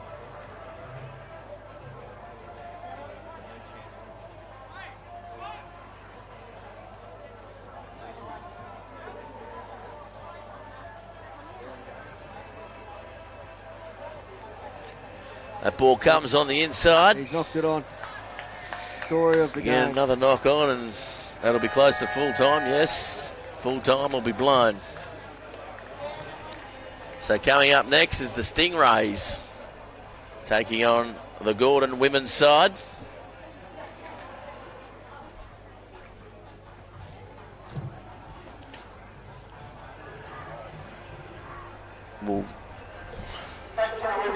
We'll be joined later on by Chris McPherson. Thanks for joining us as well. No worries. You'll come back for the final. Yeah, I'll come back later. Yeah, definitely. With Chris McPherson will be hosting that one. But we thanks very much, and we're honoured to have Chucky Stannard here in the commentary box with us. We're going to be joined by Bobby Harrison now. He'll come back and talk us through this ladies' game with all his knowledge. Got plenty of knowledge there too, Gareth. Just got a interesting text message from one Mark Mitchell from the Lake Macquarie Roos, complaining bitterly that they think they are the only Roos in the world of rugby union, and we referred to the Lakeside as the Lakeside Roos, and Mark Mitchell very upset by that. Yeah, sorry, Mr. Mitchell, of course. Wouldn't be the Great first supporter time, of yeah? local rugby. Not the first time he's been upset either. An infamous Dr. John incident, I remember one day. Where's he gone? The local team out there, Gareth, Nelson Bay Girls. The Stingrays, is it? The Nelson Bay Girls, the Gropettes. I probably shouldn't say that, but anyway, plenty of talent out there. A lot of these girls play AFL as well in the summer. Yeah, very interestingly, there are 7 specialists. They've got Yeah, no interest in playing 15 aside. They're a very good side, and as you said, there's 7 specialists, and that'll be the first try. And they would be one of the favourites to take out this tournament. And probably, I would say, $2.50 to get to the Sea Breeze later on tonight. Bobby Harrison. That is extremely short in this company with the Manly Warringahs and other people like that of the world, but they are a very talented and athletic bunch of young women. And we probably should be trying to encourage them into the 15-a-side game. Well, I'm of the opinion, Bobby, that I think 7s is the future in Newcastle local rugby, given the standard that we've seen here today. Is that men's and women's? Or Women's, I think it'll increase participation. will certainly double the teams, I'd say. Double the teams. A lot of zones have gone that way, haven't they? There'll be, yeah, exactly, double the teams and double the games each weekend. I think certainly it provides a good pathway. Yeah, and I think we could take a lesson there from Rugby League. Their pathway was the Oztag. Yeah, the Ladies League tag. Gave the girls the necessary skill set. Oh, there goes Kate up the middle, and she will score the try under the sticks. Yeah, gave the girls the skill set, and then worried about getting them into the 13-a-side game. Rugby's gone the other way around, and I think they're starting to pay the penalty for it a little bit. Perhaps you should get on the board of the NHRU. Well, there's been opportunities, Bobby, but I don't do politics. I think you might be the sort of fresh air that the there's board needs. there's the manioret, and then there's the strings, Bobby, and I'm on the end of them. Yeah. You're the puppet master. Well, That one doesn't make it the 10 metres. So Gordon with their first chance here now to attack this Nelson Bay side. Enthusiastic bunch of girls from the Bay too. I was watching them earlier, very keen about their rugby and having a good time and enjoying themselves. And that's the nature of the game. Well, that's what these tournaments are all about. Coming across and popped up, and lovely tackle. Great Crunching. Sandwich, they call it. And that was what you'd call a groper sandwich, which is endangered, Bobby. Can't catch a groper. Why is that? Not even with a proper licence. The blue gropers, I think. How many different forms of groper is there? Well, there's 2. Where's Stinker Clark winning these? Yeah, that's right. He's a great supporter of Bar TV Sports as well, Stinker. Jodie, of course, living in Queensland. She's always watching in. Ex-Mary of the High teacher too, Stinker, I think. Oh, really? There you go. Great continuity by the Groperettes. Yeah, very well done. I think they go by the name of the Stingrays. And I'll tell you what, that palm has stung the Gordon side because they're now over the 40-metre line. Technically very sound too, the Stingray girls. Ball's popped up. Yeah, very, very good technically, aren't they? And I like that. No interest in 15s, just here to play 7s. And they play a bit of the 7 circuit, do they? Or is this Yeah, they play a lot of these regional tournaments. It's not just a one-off, and I believe they've won a couple of tournaments, and they look like they're going to go very close to winning this tournament if they keep this up as they go over for another try against one of the Sydney Premier sides in Gordon.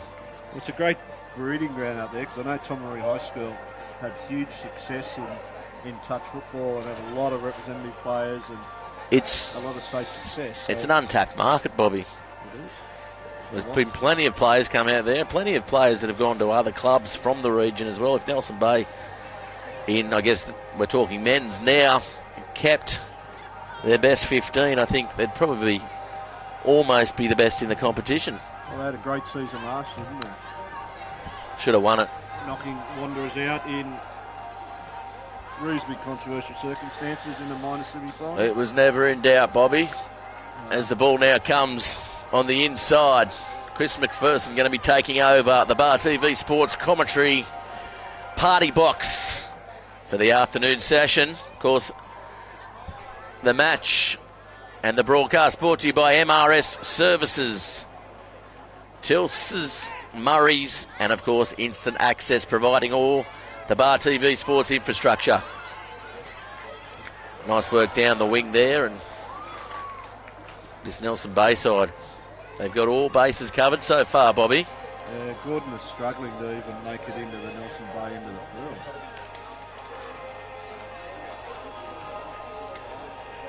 Great skill level. Oh, this should be a try, we know. She's got plenty of pace here, Kate. Picked up off the back, so the ball just floating around. Oh, pops up into a Nelson Bay. Another one. Hands, there's support on the outside. Have to be careful not to overrun it. Might not need to. And that's a try under the posts. She looked like she was running on the treadmill there for a while, but got away. 22-0. Got away, all right. One-way traffic. And I thought this game would have been a lot closer. And you did say the Bay girls were paying $2.50. $2.50 on the Bar TV book. It's a tad short, but well, one man that knows about odds and everything about it is coming up next. Chris McPherson did a very good job for the Bar TV Sports and indeed Sports Castle for the T20 cricket over summer. You'll be kind to him, won't you, Bobby? I'll be kind. I'm always kind, Gareth. My middle name. And I'll be ducking off to chase dolphins at Nelson Bay. I thought you might have lasted the afternoon here, Gareth, but obviously not.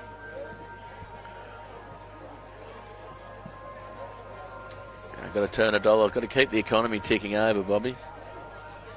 Can't sell much insurance on a Saturday afternoon, I wouldn't think.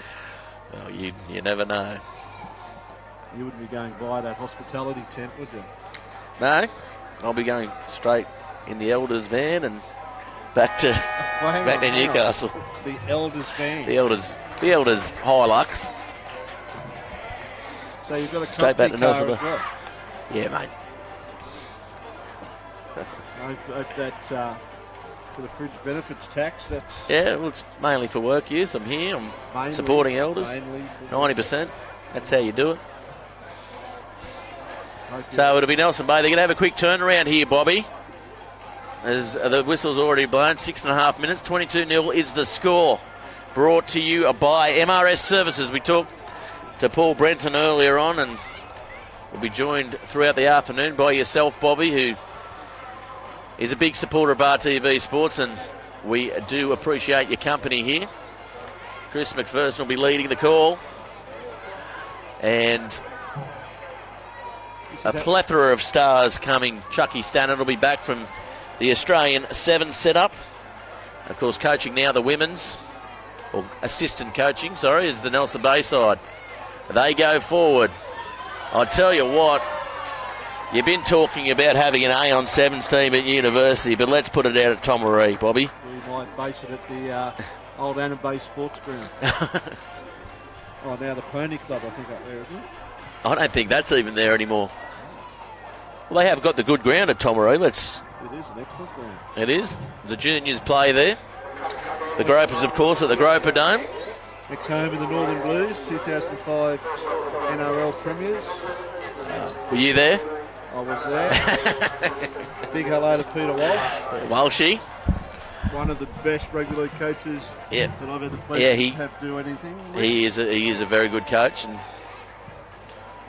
was at the Knights juniors for a little bit as well. He probably should stand for Lord Mayor of Nelson Bay, Peter Walsh. I reckon he'd win in a landslide. Up against Ryan Palmer and maybe even myself, Bobby. As that one goes to the right, here come the Gropers, the Stingrays. Now, Gordon with the ball. It's a young side brought up here by Gordon, and this Bay side, there's plenty of talent out there. I mean, the Nelson Bay AFL Marlins, who a lot of these girls play for, they've been grand finalists for a number of years or there and thereabouts, and plenty of those ladies have gone on to play in the WAFL as well, Bobby. So and it's great that it's a very talented side. And it's great the girls just enjoy each other's company. They've worked out what they want to do. They want to play 7s. They don't worry about 15s. They don't go anywhere else. They play at the Bay, represent their region, and all credit to them. Well, the town's proud of them now. 27-0. They're up. This will be Darren Coleman's first blemish of the day, I think, as head coach of Gordon. You might have to get used to a couple of them. So coming across now. That one knocked out of the hands there by Gordon. Knocked back, says the referee, but I thought it was touched by the Gordon player. It wasn't. Referee Eads out there. Big name official team here. Isn't Jared it? Logan. Well, Jared Logan, one half of Sports Castle, who I'm sure will get a mention by his co-host Chris McPherson when he's out in the middle. Well, He'll be up next. hat is certainly worth a mention right at the moment. Have a look at that. His what? His blue bucket hat. I don't know if that's official referee issue. No, I don't. A bit of a rock star though, Jared, isn't he? Walks to his own beat. He's his own man. Won't be refereeing uni games this year though, will he? As that's nicely taken forward by the Gordon rugby side. Oh, they've turned the ball over though. Great work at the breakdown by the Stingrays. Now coming across field. Oh, that's a lovely line hit. Looking to find some support, but can't quite find it. Ball goes back. Eads signals the knock back. They've really never been in this game at all. They haven't, have they? The Highlanders. Is the women's team the Highlanders? I guess it would be. Highlandesses. What do you call a female Highlander?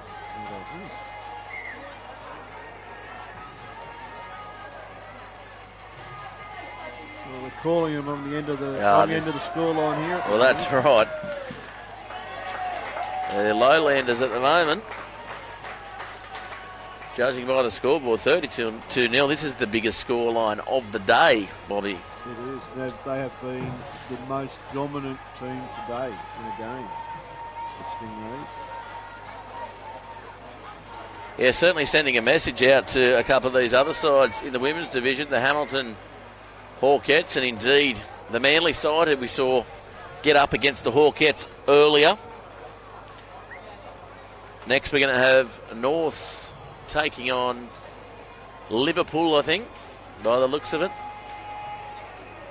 We've got the right orange jerseys this time. Or is it Randwick? I'm going to take a quick break and get Chris McPherson on the microphone. You'll stay for a little bit longer, Bobby, and I can stay come for a in little bit longer till University, of course. University of Newcastle run around later on this afternoon. Your head coach today, Bobby, or is Tony here? No, of course the head coach is here. Oh, is he? I haven't seen him, that's all. I'll make sure he comes and visits. Always a wealth of information. Yeah, definitely, and he's a big supporter of Bar TV Sports himself as well, and he's been on the microphone with us a few times. Also tweeting in, mainly to Sledge you, which is cool. And here comes another try for Nelson Bay. This is getting crazy out there. This is going to be 39, and we're just about at the end of the game. Dominant performance by the Stingrays. Dominant. Yeah, nice work by the Stingrays. Less than 20 seconds remaining. That should be the game. I'm going to take a quick break. We're going to come back with all the action of the afternoon. You're going to be joined by Chris McPherson for the afternoon session. I'm Gareth Wazick. Make sure you tune in to Bar TV Sports. Special thanks to MRS Services, our broadcast partner. There's Elders Insurance, Tils's Apple Cider, Murray's Brewery, and of course Instant Access for all your infrastructure needs. Call Instant Access. We'll be back shortly with all the afternoon action.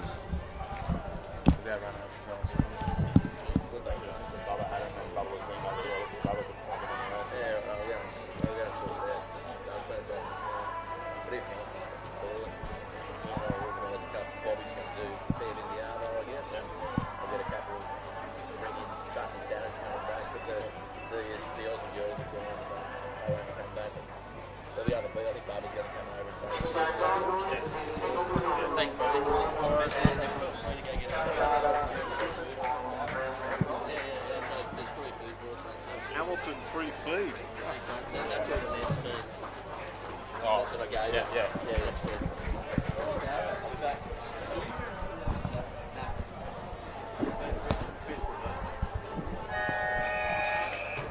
All right, kick-off for Kempsey versus Singleton. It's high, it's wide. Looks like it's found touch. Joined here still by Bobby. How are we, Bobby? Good, mate. It's going to be an interesting matchup out here. The famous or infamous Dylan Rowney playing for Singleton up against the Kempsey Cannonballs. Yeah, the all-Indigenous side, the first time for Kempsey Cannonballs, so it's an interesting look for them, and they've gone pretty well so far from what I've seen. Yeah, rugby really hasn't had the impact in the Indigenous community as we would have liked. So it's fantastic to see them here representing the community, and they're doing a good job so far. Certainly are. I think they got a win over Nelson Bay. As we see Singleton on the break here. He's tried to tow it infield. I'm not sure what's happened there. It's gone into touch. Decent cover there by the Cannonballs cover. Yeah, Kempsey last week, this Indigenous side were runners-up in the plate comp up in Crescent Head, which was taken out by our own Nelson Bay Gropers. So coming together for the first time, looking the goods, the Indigenous side. On home territory at Crescent Head too. Yeah, exactly right. Just a stone's throw from Kempsey, their home ground there. And I take it they've got some association with the Kempsey Rugby Club, or are they their own entity? Well, it looks like they're playing in the Cannonball strip, and I was having a chat to last year's reserve grade coach as we see Singleton stroll in out wide as they look to make the kick a little bit easier. That's the big name import, Dylan Rowney, ex-Wanderers, ex-Maitland. Macquarie Scorpions, he was everywhere last year. Yeah, won a premiership from Macquarie Scorpions too. The reserve grade, yeah. I'm not sure how he fitted it all into the weekends. He's immensely talented young man, Dylan. Goal kicking, not his forte there though. No. Scores plenty of tries, doesn't kick many goals. It's been a great asset for Singleton since he's gone up there, not only in what he brings to the field, but the sort of clientele and talent he can attract to the club. It's been a great draw card for him. Certainly has. There's a lot of talk about it when he went up there, but yeah, certainly added plenty both on and off the field from what you can see to the Bulls. Well placed kick-off right on the 10 metres. Struggling to get their hands on the ball, the Kempsey side at the moment. Certainly are. The Bulls look fairly disciplined and they're but very well structured in their early play, so not trying to overplay their hand early, just going wide and trying to take on the edges. But a little too wide that time. Got some great young kids, the Bulls. They've done they've struggled a little bit over the past few years in terms of their juniors, but intermixed in that juniors have been some really, really talented kids, and they're coming to the fore now in their first grade. And I was expecting them to have a really good year this year. Yeah, we were talking about the rugby around the Sports Pastoral podcast with Jared Logan, as we touched on, was on one of the referees for the Newcastle Rugby Union referees, and I certainly think Singleton might be one of the dark horses if anyone can sort of challenge the top 5 that finished up there last year. Yeah, I think, you know, in the local comp, it's well documented the strengthening that the Hawks have done, and on the back of 4 premierships, so it's up to the rest of us to sort of catch up a little bit now. So it should be a pretty even competition, I think. Wide ball tactics work again as they score in almost an identical position to the first try. Dominating possession, you dominate possession, you win games in sevens. Certainly do. Can't kick goals, but No, kicking's letting them down a little. That's 10-0. it's a warm afternoon, isn't it? It certainly is. The Kempsey boys won't be wanting to defend for too much longer. Another trial, so them really fighting to come back from here, so they'll be looking to get their hands on the ball. A bit of possession, as you said, will be key. The reserves on that bench aren't moving away from that shady spot over there either. They seem very reluctant to be coming on. There's a couple of changes there for Kempsey, so just past halfway through the first period of play. Well taken and well read there, but looks like that one's gone forward. The referee sees it that way and calls a scrum. Finally, they got a little bit of possession and then threw it away in the next instant.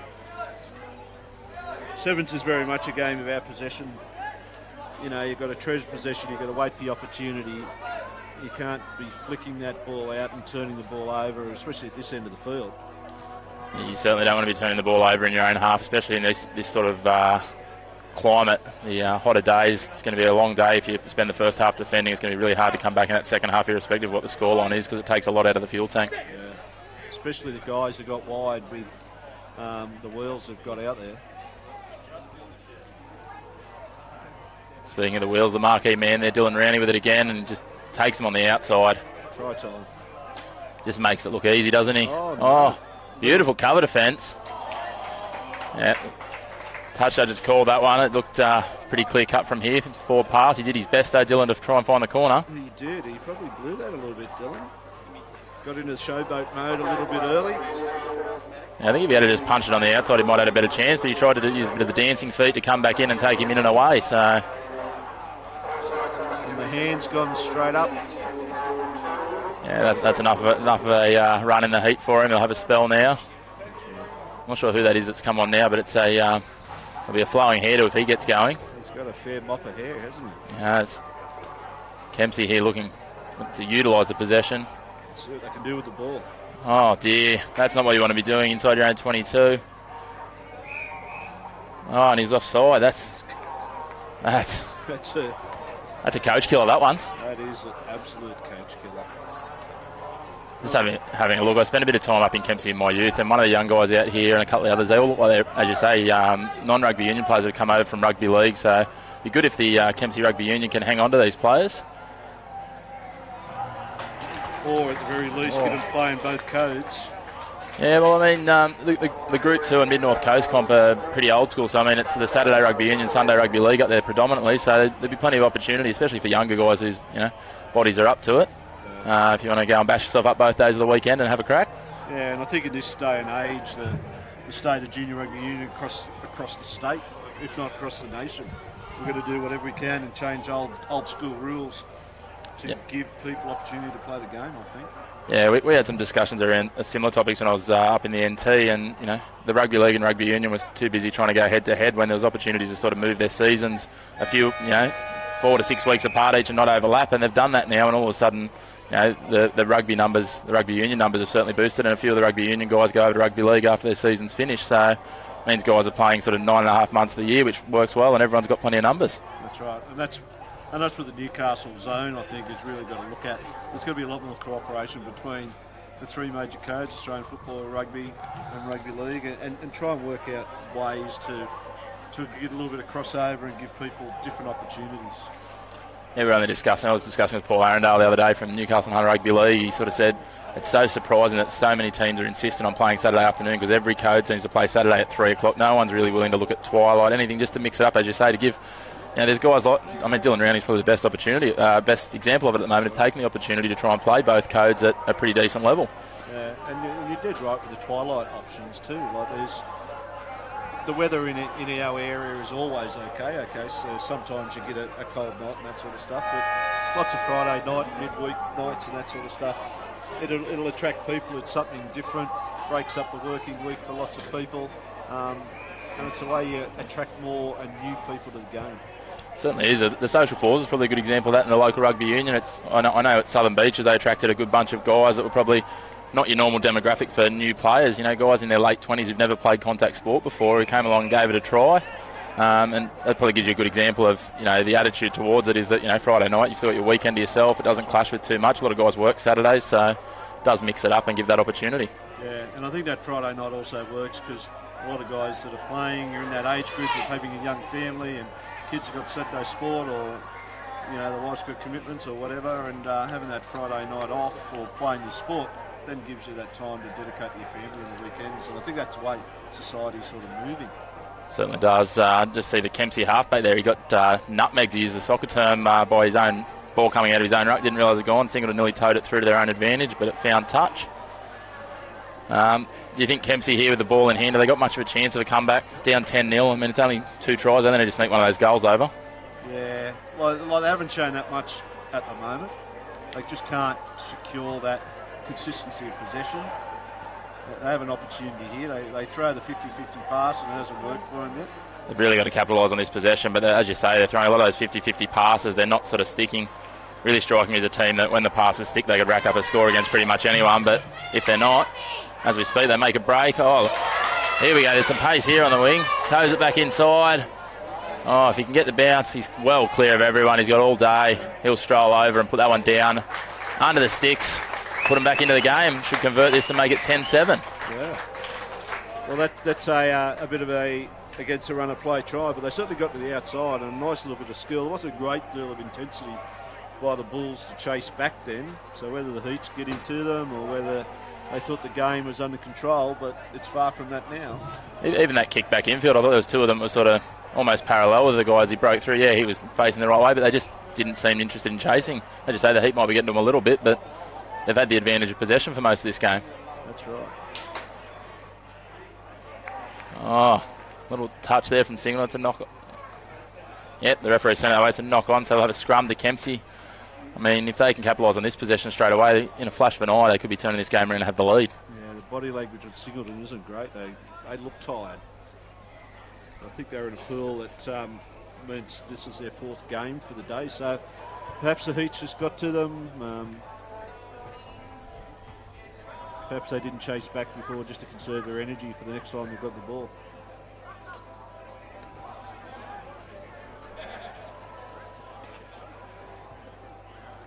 Playing an advantage here. And the half-back offside at the scrum. He just got a little bit too keen. Oh. Surprised Dylan Rowney didn't go in over that ball then. Kempsey have done what they do. They've turned it over. The referee's gone back after the advantage. I think you're dead right. I think if one day when all these passes stick for Kempsey, they will absolutely destroy some team. Yeah, there's no doubt about the footballing, I guess, general footballing ability of whether either code it is. Some great skill.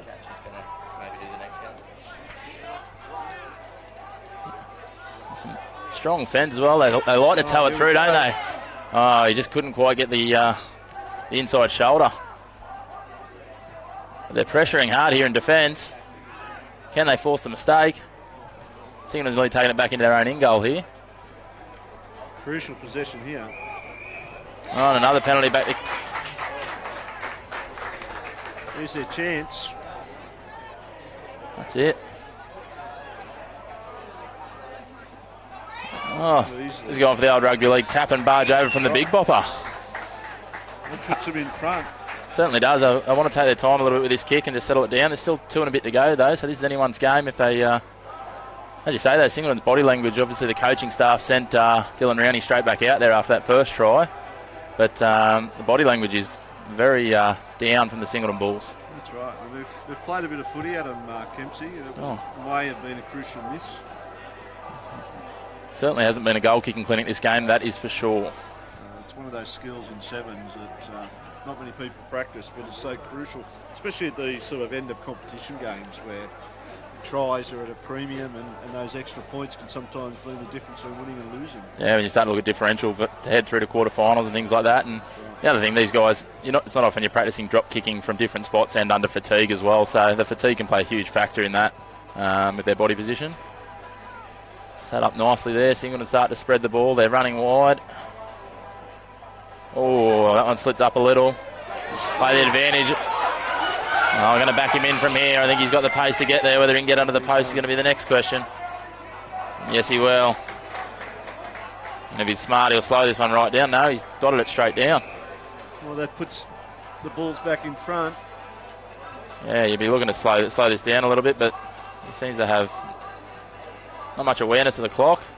Snuck that one in with not the prettiest of kicks. So I think they're going to have one chance. 17-12, just over 60 seconds remaining. It'll be about 60 seconds by the time Singleton kick this off, so we could have a good finish on our hands here, Bobby. So, and that's where that missed goal from in front now starts to count. Because a try here, if you'd been successful with that, means that they win the game. But now they've got to score and kick the goal to win the game. And kick that out in the full single. That's a bit of a crucial error as well. There's been a few of those in this game. Just sort of, again, could just be that fatigue and the heat starting to play a factor. Yeah. First thing that goes out the window in fatigue is your decision. Oh, that's high. It's going to be a card here too, yeah. Away they go, Kempsey. Can they make the man advantage pay? They go wide. If you want any man defending out there one-on-one, it's Dylan Rowney, but he stood him up. He stood him up and scored in the corner, and we're all level. It's not often you'll see Dylan Rowney burnt on the outside like that. No, we will remind him of that for many, many times. You're right. You're very, very rarely. That's the Dylan Rowney play. That's the let's get on the outside and burn a bloke. There's a bloke's done it to him this time. I saw him a number of times too. He's pretty handy usually at utilising that sideline as an extra defender as well in defence. So, yeah, quite surprising to see that. It'll be a tough kick if he nails this one. He sliced that across the face.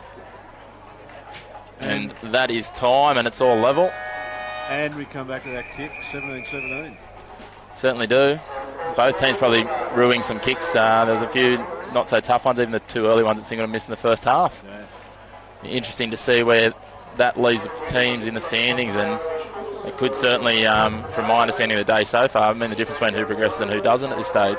Yeah, in the olden days of sevens, they used to have a designated kicker, and they used to run down and take every kick, but now it seems to be whoever scores kicks the goal, which leads to lots of misses.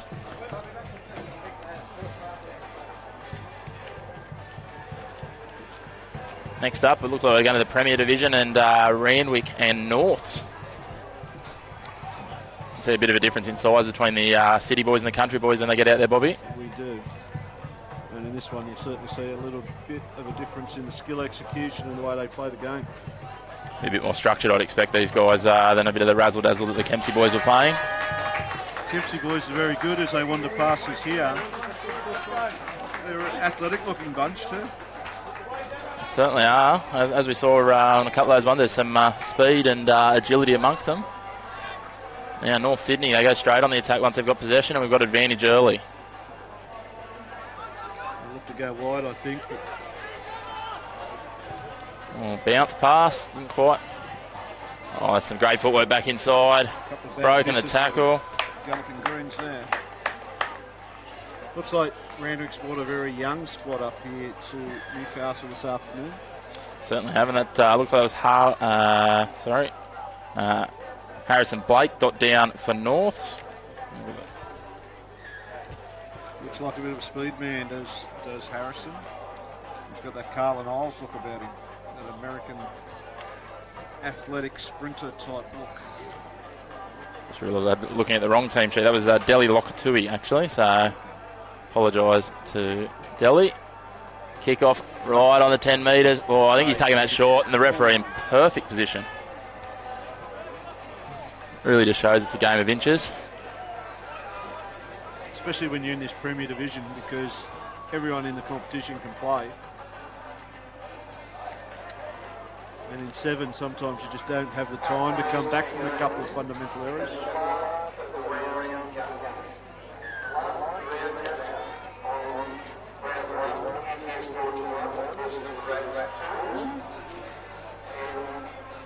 Another penalty there to Randwick, and they take it and spread the ball immediately. Looking to keep it fairly tight, the Greens. Yeah, it's interesting. A lot of people expect sort of sevens to be all about the razzle-dazzle and avoiding the contact, but sometimes the contact's the key part, drawing in, that extra man. If you can draw those two into contact and give yourself that overlap immediately, it gives you something to work with. Yeah, you're absolutely right. And the way the game's evolved over time, when it used to just be all the little fast guys, and then they've realised you've had to have guys that can win the ball, but now it is being selective on when you take it into contact and when you don't. Great work there by Sam Myers, who's a name plenty of people may know from the Sevens circuit. He's been around. The captain for Norths, and he dots down under the sticks again. Again, we talk about it, scoring under the sticks, and he just pops it straight over to the kicker. Looks like they have used the designated kicker rule here. They've utilised that and made no mistake. Open up an early 14-0 lead.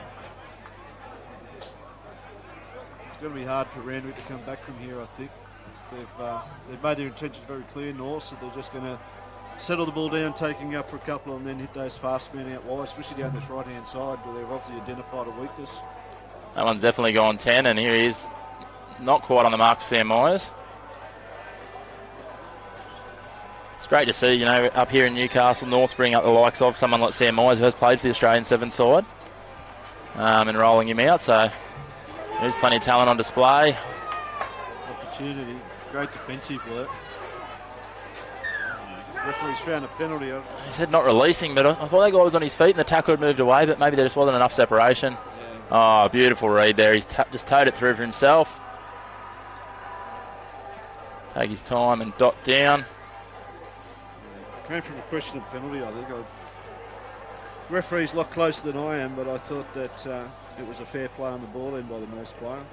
Yeah, as a former referee myself, I don't like to speak too ill of them, but I think you could be right there. It looked maybe a little bit harsh on Norths, but at the end of the day, you've just got to play that whistle, and Randwick took full advantage of it and scored, but missed the what was probably a pretty simple kick again.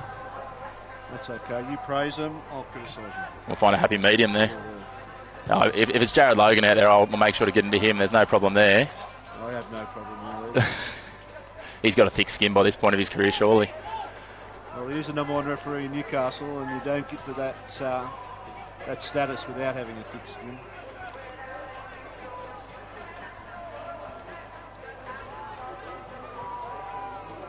Got themselves back in the game, Randwick. I have. He made it there. He has. He's just stretched out and planted it down. See if we can get a number there. 7 for Randwick. Looks like Tom Connor, their skipper. So a good try there to get across. As you said, quite a youthful side, and sometimes that can help you sort of just bounce back in these conditions, a bit of youth. Yeah, especially when it's hot and you've been going all day, and you need that little bit of spurt of energy and enthusiasm, and sometimes that's what the young guys can give to you. It's interesting. It's similar to that last game where Singleton got out to a start, but then the body language is hands on hips from North. There are a few bigger bodies, but just a few of the boys are starting to look like they're blowing, whereas they looked full of steam early on when they had the early running of the game. That's right. It's a well-placed kickoff. North couldn't quite get hold of that one, and we'll have a scrum here to the Galloping Greens. And I think that's the beauty of sevens. That's why everyone loves it, that the game can change so quickly. Just when you think one team's on top, like we thought Norths were a little while ago and doing it easily, then a couple of things happen and the game just change around in momentum totally.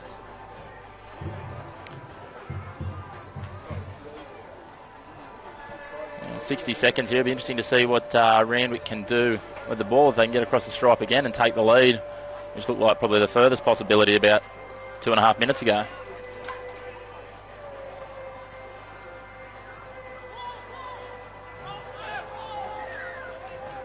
It's interesting. They're certainly outsized Randwick, but no fear of taking that ball into contact against the bigger, stronger bodies. And they're getting great body position at that breakdown, and it's winning them plenty of penalties. Great support play there. A score out wide. Looks like the number 15 for Randwick. Does give them the lead 30 seconds ago. They might just try and milk this down to half time. The game certainly has turned around. The first 3.5 minutes was all North. we thought by how far, and then this next 3.5 minutes, Norths haven't been able to put their hands on the ball, and Randwick's just cut them apart. As you say, it's one of the great things about Sevens rugby, and keeps people glued to that World Series, is the ebb and flow of the games, the way they can just sort of turn on, seemingly for no reason. Sometimes they seem to be down by a few tries and they just swing it back, and it's certainly impressive. And that's half time, and the Galloping Greens go in with a lead over Norths, 17-14. Take a moment. Oh, sorry, Bobby. Oh, sorry, mate. Yeah, and probably very well deserved, I think, that lead. They've done well. They weathered the initial onslaught and have come out, and they'll be looking to capitalise on that as they head out to the second half. We'll just take a moment to thank our sponsors here for the day. We have MRS Services Group, Elders Insurance, Instant Access, of course, Murray's Brewery and Tils's Cider as well. Without all those sponsors, the days like this are not possible, and the coverage certainly isn't either. And it's great that Hamilton really leverage their sponsorship base fantastically here, and it's great to see not only the name of the sponsors here, but many of the sponsors themselves are here. They're over in the sponsorship area, enjoying some hospitality, having a look at the Hawks and see what they do in the state of Newcastle rugby. So it's great to see the actual individuals here, not just sending one of their underlings, that the actual name sponsors are here. Yeah, it looks like the corporate area is going off over there, and I'd say they'll be enjoying plenty of products from two of the sponsors, Tils's Cider and Murray's Brewery over there, so they're under the shade in a good spot with a perfect view over the pitch. I'm sitting here, I'm just watching the Hamilton Hawks warm up. I don't think their game is for another 20-odd minutes, and they've already been going 10 minutes, so obviously taking it very seriously, the warm-up phase of their preparation. Interesting to see the short kick-off there from North, and not even contested by Randwick. Like the referee's found a bit of a double knock-on. He said that Randwick's got the first one, and it looks like North's going to get the feed. Looks like Randwick's got the feed. No, he's giving it to Randwick. His arm's going everywhere there, I wasn't quite sure. They've struggled to get their hands on the football in the last 3 or 4 minutes. Well, they've barely touched the ball since they crossed for that second try, I think, so it'll certainly be interesting. I think they will have their work cut out from if they don't get across the stripe next, purely based on the fact of that it'd start to open up a bit more than a tries gap for them to come back from late in the heat here. That's right. When you give these youthful teams a little bit of a sniff, they go from, they grow an extra leg, most of them. Scrums look a bit scrappy there, and the ball's popped out over the sideline. North ending up with the line-out throw. They go short. Loose pass there again. We talked about that last game. Great pressure by the Randwick team. Support play's tremendous. There's always just someone there in the pocket just waiting for that extra ball. Someone shoots up in defence and they utilise the kick in behind. And even here, the North player is going to be under huge pressure. Yeah, exactly right. When he first went into contact, there was no teammates within 10 metres of him. Taking it on the blind. Certainly not going to be pace as his asset there. But support play is. Nice little offloads. Well read by the Randwick defence there, just covered off, waited for the man to get the ball. Randwick's reset their line nicely here.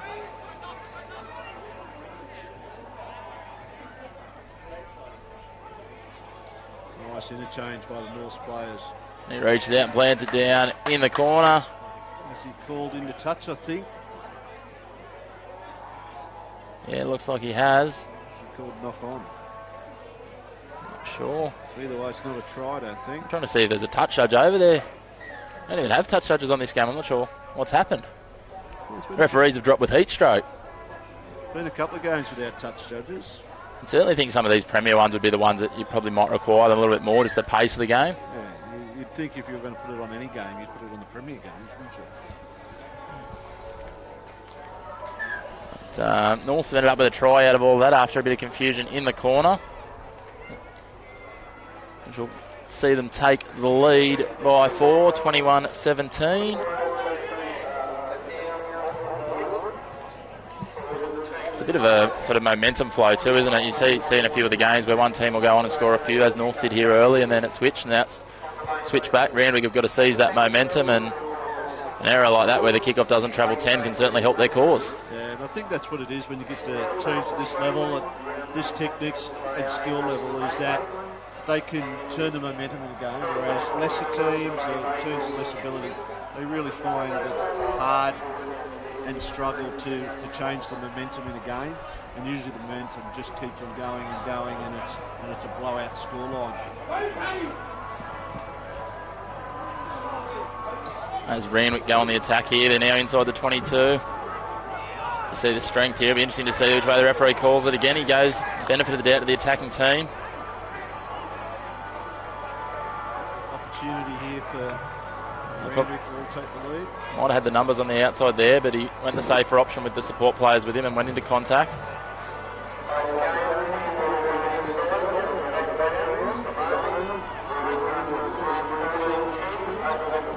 Another turnover.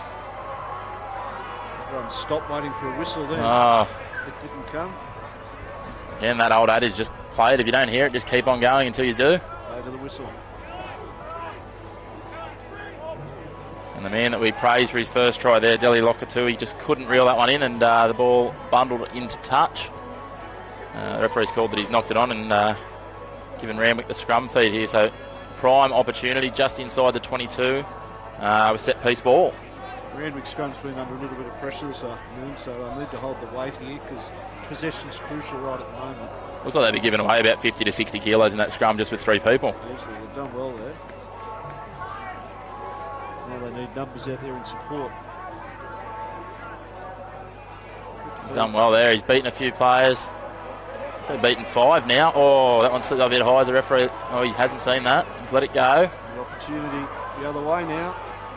Oh, the forward's done well there in cover defence.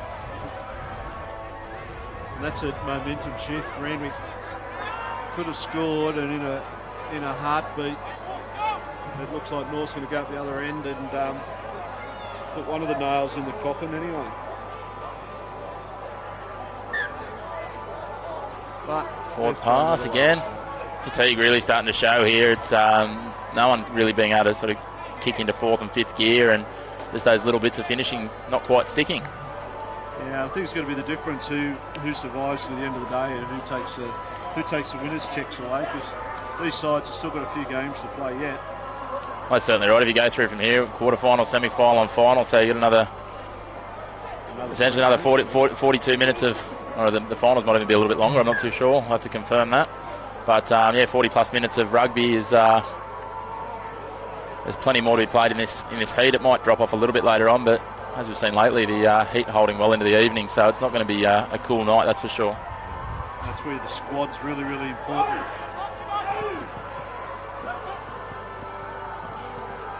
Oh, brain fade there from Randwick as they've just thrown it back to Sam Myers, and he scores in the corner. Standing there, minding his own business, and just throwing in the footy. You saw him. If you have a look back, they just see that he looks over his shoulder and just positions himself so he's sort of in the range there. And the Randwick player obviously only had eyes for his own teammate, didn't see him at all, and that'll seal it for North here. They're not even going to take the kick by the look of it. Just going to concede that it wasn't going to go over, and they run out 26-17 winners. So probably as we expected, as the early running of the game, that North would be the stronger of the two. Yeah, you would have thought after the first 3 or 4 minutes that was going to be the result, but there was certainly that period in the middle of the game when Randwick came back into it, and for all intents and purposes you thought they'd turn the game around, but a couple of crucial mistakes right at the end, a couple of turnovers gave North that opportunity, and if you give good sides opportunities, they're going to take them most of the time.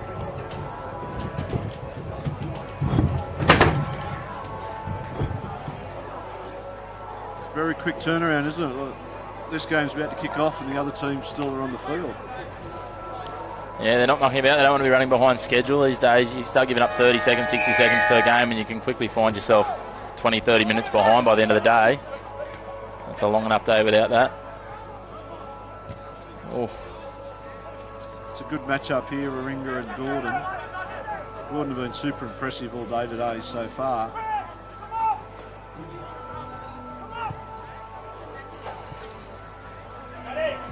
Tow it through. pressure on. Resisted the urge to sort of just dive on that one, try to pick it up to help his support players with some more time. They've done well to hang on to that possession.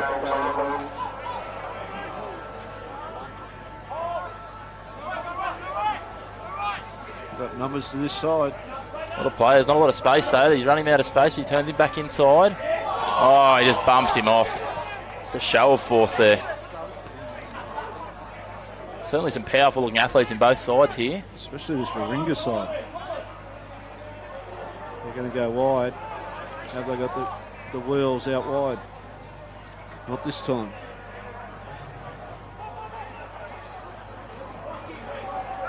He spotted a hole. Just couldn't hold his feet there.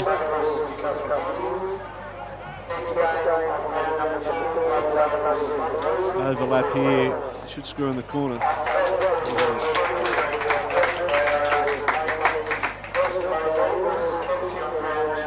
First points to Warringah. Came from a turnover from Gordon. They look impressive, the Rats. Big strong ball runners, got some pace out wide. Got a couple of ball players in the middle. That perfect balance, bit of strength, bit of pace. A few physical runners as we saw from that bump off from their 6 just before. And I think that's what makes a successful sevens team these days, that the successful ones are the ones that think about the roles the different players have got, rather than just picking the 10 fast blokes or the 10 whatevers. They actually think about the different roles in the team, and you have your big strong ball carriers, and you have your little fast guys, and you have your good ball players, and you have your general out there that runs. That's the recipe for success, I think. Yeah, there's not many teams that can get away with 7 jack of all trades. I guess the Fijians are probably one of the few, and even then they've got a couple of splits in their sides. Yeah. But until you get right to that elite level, there's not many athletes that can do everything on even a sevens field. Yeah. And one of the most crucial positions is that organiser, that Chucky Stannard, that good organiser, that good passer, that general in midfield that directs your troops around. And a lot of teams underestimate the value of those sort of players, I think.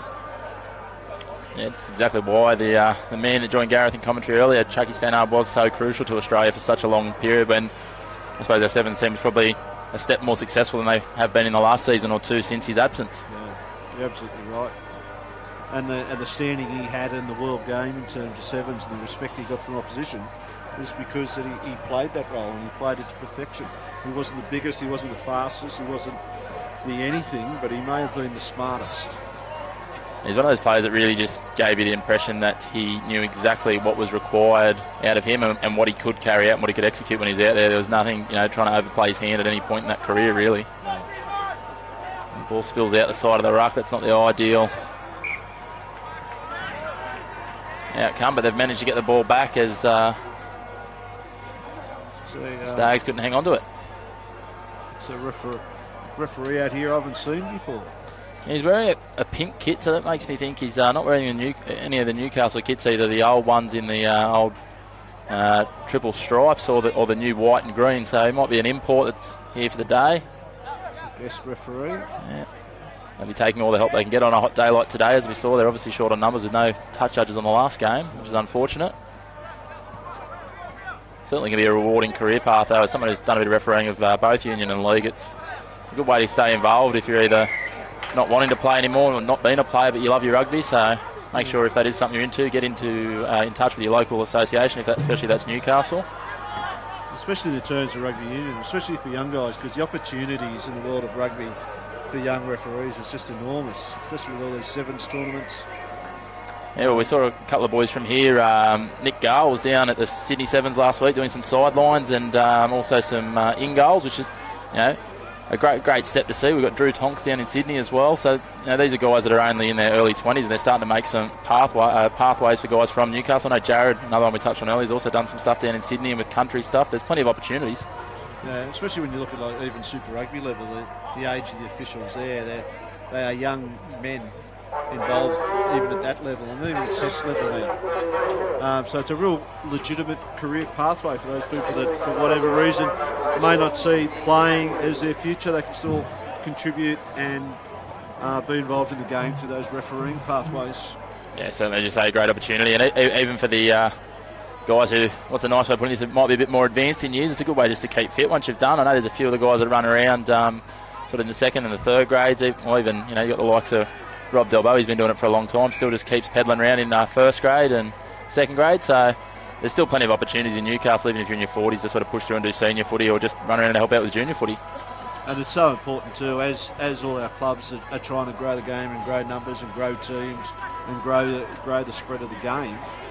We can only do that if we've got officials able to grow the game, to referee the game. So as we grow it, we need the officials to also grow to control the growth. Exactly right, and I suppose too, the more referees we have is probably going to lift the standard in the end, because you're going to find some better ones as well. Not to say there's anything the issue at the moment, but the more we get, the better they get, the better the game can be as well. As the Stags go on another break here, he can't quite find his support player though. He's had a look a few times, and the support players end up losing his feet. And they've ended up with a 2-on-1 here, and try time. Certainly is. Tahi James going in out wide there for the Stags. Again, that turnover that comes under fatigue just allows these good players, these good teams, just to capitalise on every opportunity. And that's why you can never guess which way the game is going to go with players of this calibre. Because it only takes one little mistake or one brain explosion or one bit of bad luck and the game turns. Certainly does, and a beautiful conversion from out wide there.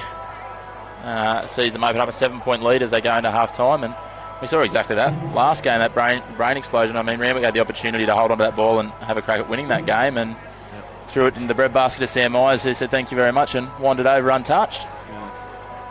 And and that's a sign of not only fatigue, but sometimes a team's confidence, that they have confidence in their own ability and they'll back their own ability to execute that pass, and then when it doesn't come off, sometimes it looks a bit silly, but a lot of the time it is going to come off and you're going to look like a ward beater. I guess it's just the choice of those, what they call the percentage plays. If you're playing the ones that are over the 50%, then most of the time they come off, and the few times that they don't, you look a bit silly, but that's the nature of the attacking beast that is Sevens rugby too. Yeah, and that's a challenge for the coaches, isn't it? Like, you want players to express themselves, but when they express themselves, make a mistake and perhaps turn over ball and cost you games. When do you reel them back in? Yeah, there's no such thing as winning risk-free rugby, that's for sure.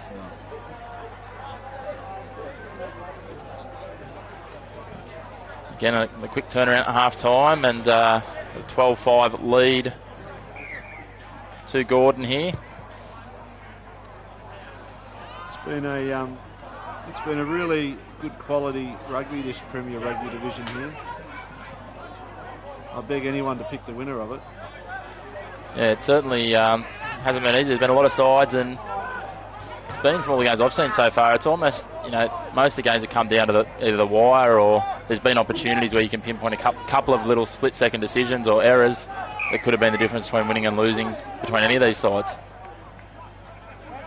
Opportunity for Gordon here.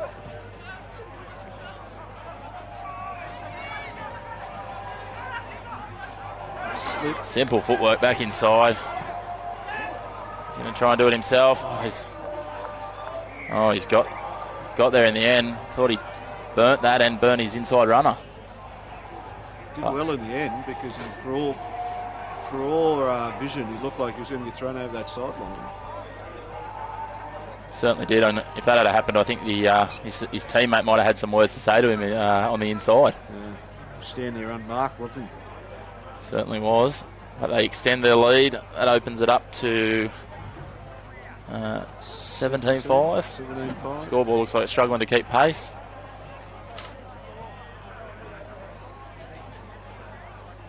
Crowd has probably thinned out a little bit here at the moment. Probably the heat of the afternoon. Certainly, if you're not under one of those team marquees, it's not something you want to be sitting in and sweltering for too long. A few people have set up their own marquees in different bits, but it'd be warm sitting out in that sun, although there's plenty of space in the grandstand here. It's fairly pleasant over here in the grandstand. Nice little gentle breeze, keeping things under control. And if anyone's watching at home, certainly be worth your effort and energy to come down and catch the finals this evening. It will cool a few degrees, and there's some absolutely cracking rugby that'll be guaranteed to be on display the way these teams are going so far. Yeah, I think in each division, the Premier Division finals will be great games.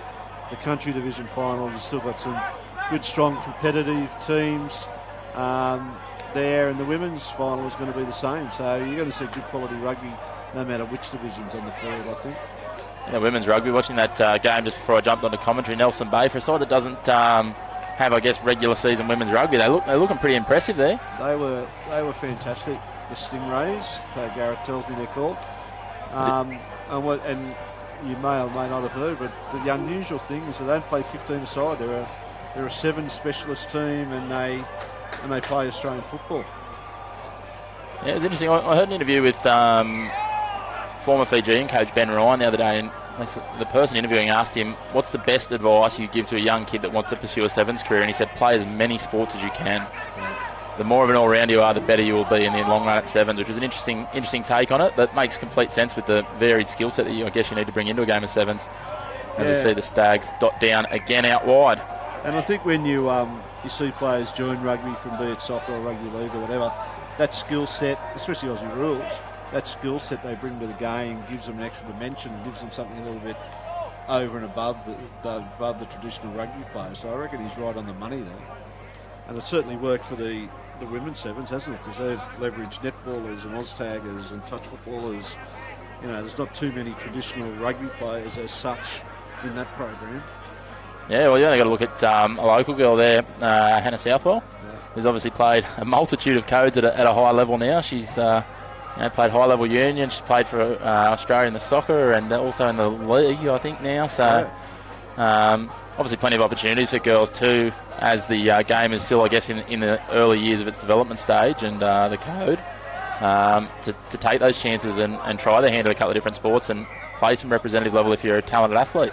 Yeah, and especially for those girls at the top end of the talent register, the opportunities for them, the support they get now, is just phenomenal compared to what has happened in the past. It was the Rats go on the attack. Looks like he's tackled without the ball there, but he's found a knock on the referee, so going to have a scrum. They've struggled to get the ball, the Rats, in the last few minutes of this game. And they've hardly touched it in this second half, and again, we talked about it earlier on, possession really dictates these games, and we can see that on the scoreboard with Warringah out to a 22-5 lead. I think there's some bragging rights on the board as to who can come out of this tournament with a trophy, obviously being separate divisions between the Coleman brothers. Yes, I think so. They wouldn't be competitive much between them, would they? Not knowing both of them, but they, part of Darren's strength, I think, has been Scott's great support, and vice versa. Part of the Hamilton strength and the Hamilton dominance of Newcastle rugby can be attributed to Scott's ability, but also the support he gets from Darren. Yeah, certainly a family with produced some very strong coaching bloodlines, that's for sure. And as you say, the fact that Hamilton can sort of lean back on that through Scott to the experience with ties back to the NRC level and shoot shield levels, a great thing for Hamilton and Newcastle rugby, really. That's right. And it's well documented that they've won 4 straight premierships, Hamilton, and you'd be a brave man to say they're not going to make it 5 or even 6 or even 7. Yeah, I think if you, what was Gareth referring to it as, Bar TV bet before, if they're putting up a market, you'd be lucky to get even money at the moment. They would be odds on. They'd be a lot of odds on, I think, at this stage, which is a testament to their ability and their work ethic, but also means the rest of us in the competition, we've got to work a little bit harder, we've got to work a little bit smarter, we've got to find ways to bridge the gap. Stagg sliced through there, he looks out wide. It's going to be a foot race to the corner here, but there's plenty of pace for the number 19. I haven't got a name for on this sheet, unfortunately, but he has plenty of toe about him. If his kicking's half as good as his top-end speed is, he'll have no problem here. And they've kicked clear, Gordon. I really thought it was going to be a lot closer than this, but as I said earlier, Gordon have been really, really impressive the whole day. And this scoreboard suggests that. Exactly right, 27-12 winners, and Coach Coleman will be very happy with that result as they head towards the trophy games. maybe onto the country division. Certainly looked. My club, the University of Newcastle, about to lace the boots. And by my calculation, this should be the first quarter final, so a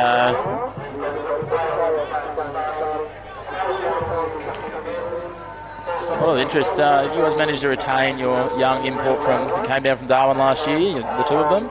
No, unfortunately, for many reasons, a lot of the scholarship players have left the club,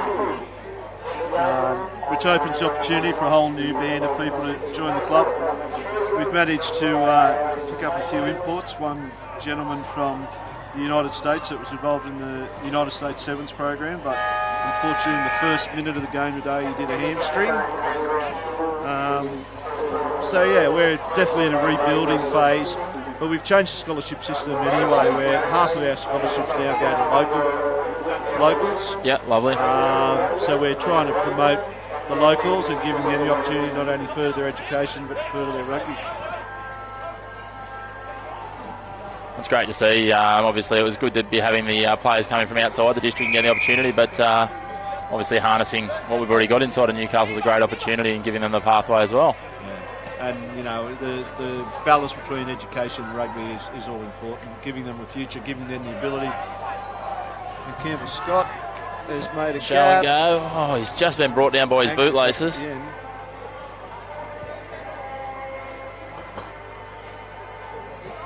Tried to barge over, but it looks like they're going to have to head wide here against Hamilton. Need to control the ball. He was quick to blow the whistle there, referee Dion. Hamilton will just go wide. Too much pace on the outside. Looks like it is. A defender coming across from the other side of the field may make the tackle, but I think he's going to stride out and reach out for the line. He certainly does, and Hamilton open the scoring.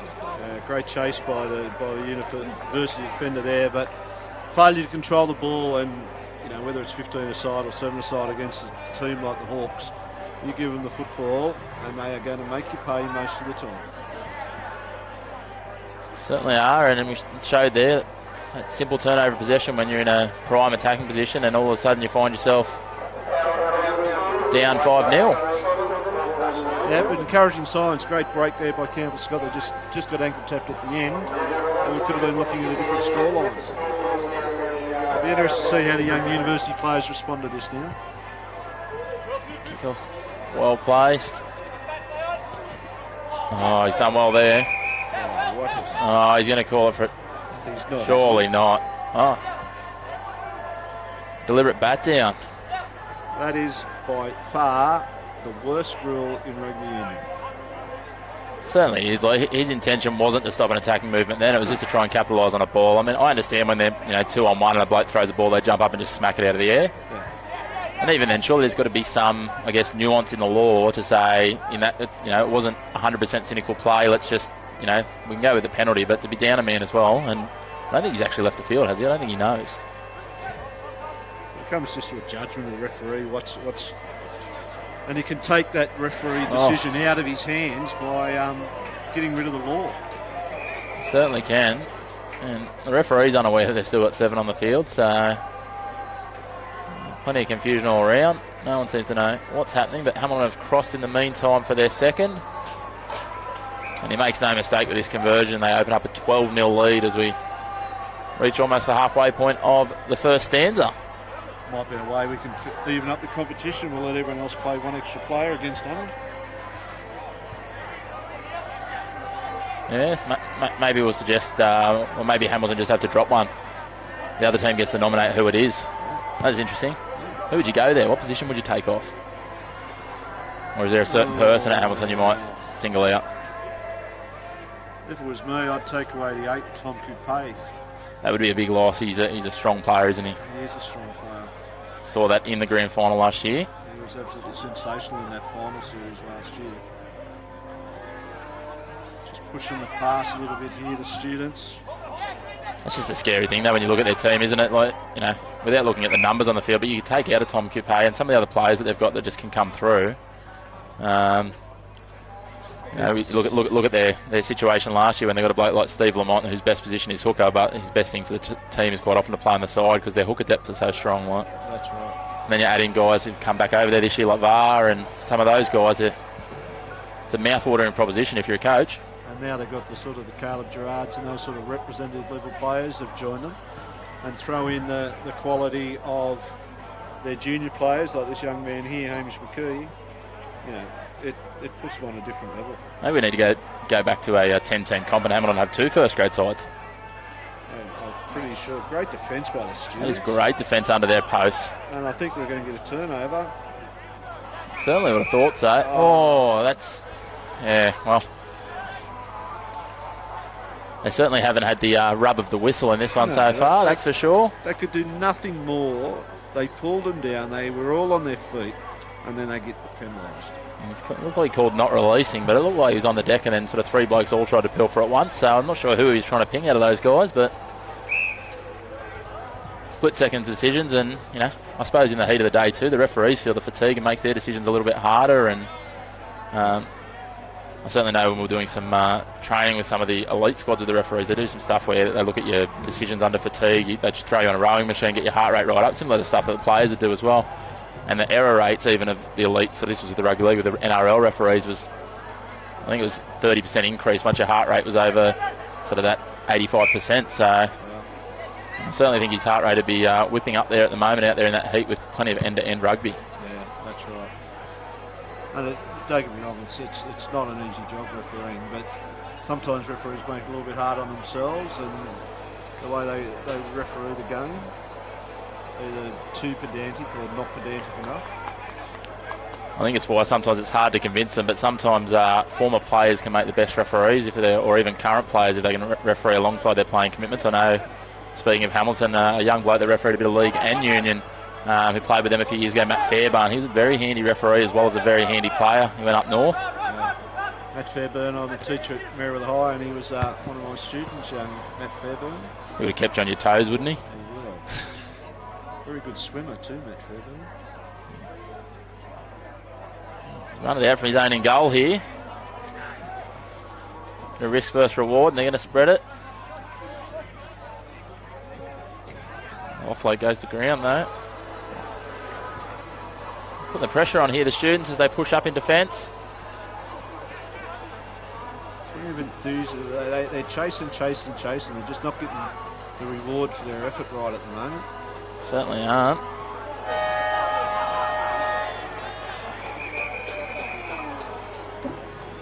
There's some tired-looking bodies out there from both teams. Let's get some clarification there. You'll obviously know, Bobby. Obviously, once the hooter goes, that's it. Doesn't matter if they're running away.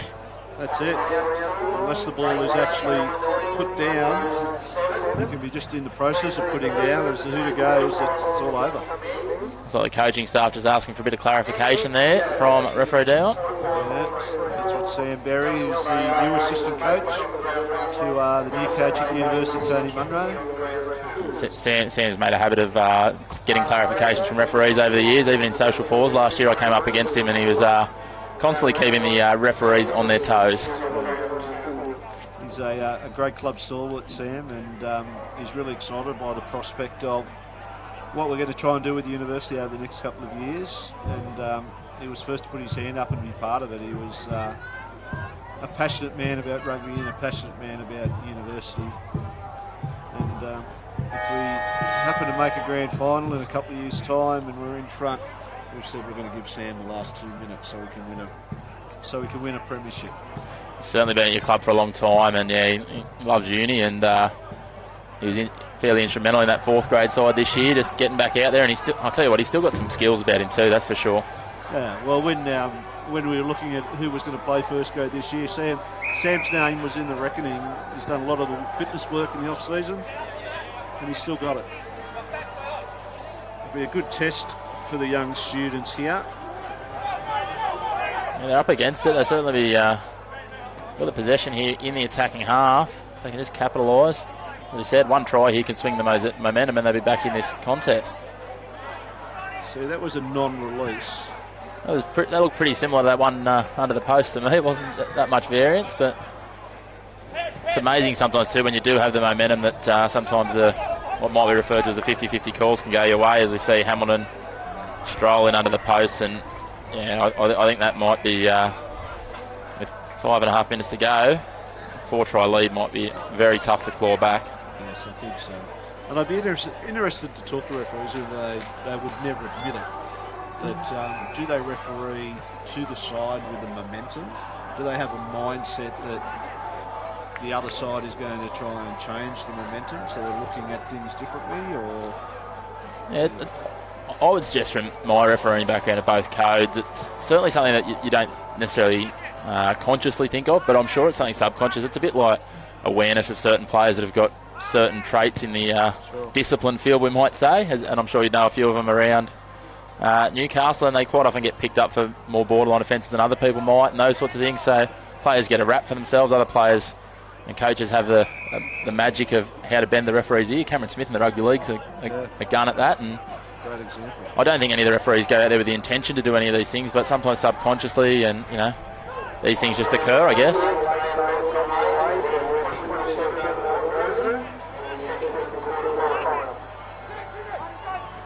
Oh, that pass certainly looked questionable, and he's picked it up. I thought he wasn't going to pick that up for a moment. Took his time, didn't he? He's just grabbing a breather. He might be starting to feel the pinch of this, what's got to be about 35-degree heat out here.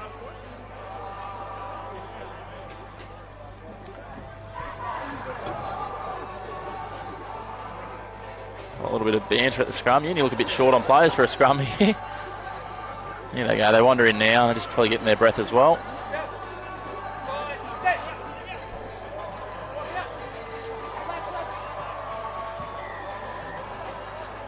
Great footwork there, and he slices through the line. Yeah, foot race here. Great speed. Great toe. One of those runners that makes things look easy, didn't he? He didn't look like he was really in top gear, but covered the ground pretty quickly. Let's see how his kicking is. As University opened their account, he decided he didn't want to have a kick. Designated kicker. All about identifying what you can and what you can't do. Yeah. Make sure of that. And it's very early in the year, and a lot of these sevens tournaments are about just seeing where they're at and what skill set the different players have got. It's great to be successful and all those sort of stuff, but there's bigger fish to fry at the end of the barbecue. 100% true. It's all about peaking at that back end of August here in Newcastle, isn't it? No one's probably going to remember who wins this when the first grade and second grade trophies are held up on that final Saturday of games in August. That's right. None of us measure ourselves by seven success. That's for certain. But again, as you said, for a club like yourself and Tony coming in, certainly a good opportunity to start to have a look at some of these new players as well and see what they've got. And they haven't disappointed today. Their effort, they're absolutely outgunned here, but their effort has been tremendous. Even this chase. I thought the referee's whistle went, but I'm sure his whistle went, but he's given the try. Every player stopped. Yeah, except for the two that were heading to the corner. As you said, there hasn't been any moment where they haven't been having a crack in earnest in this game, even once the chips were stacked against them. And I guess that's a really good attribute from young guys to have, that they're just willing to crack on till the end. Yeah. And this University side obviously was who was available today. There wasn't a selection process, and these guys stuck their hand up to come out and represent the club and represent themselves and have a go, and they haven't let us down in any way, shape or form. It's great to see. Obviously some of the local clubs unable to field sides. So great to see Uni getting their team on the paddock and making it through to the quarterfinals. Bounce, the ball just doesn't quite go their way.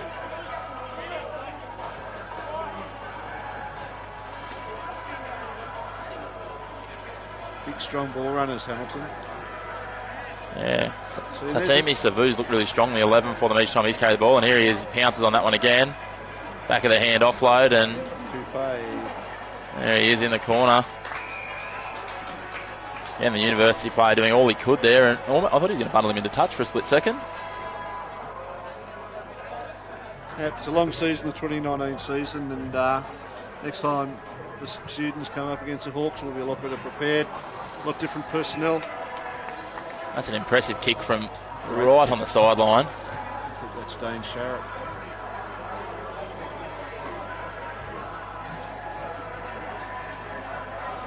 Got plenty of kicking pedigree, does Dane Sharon.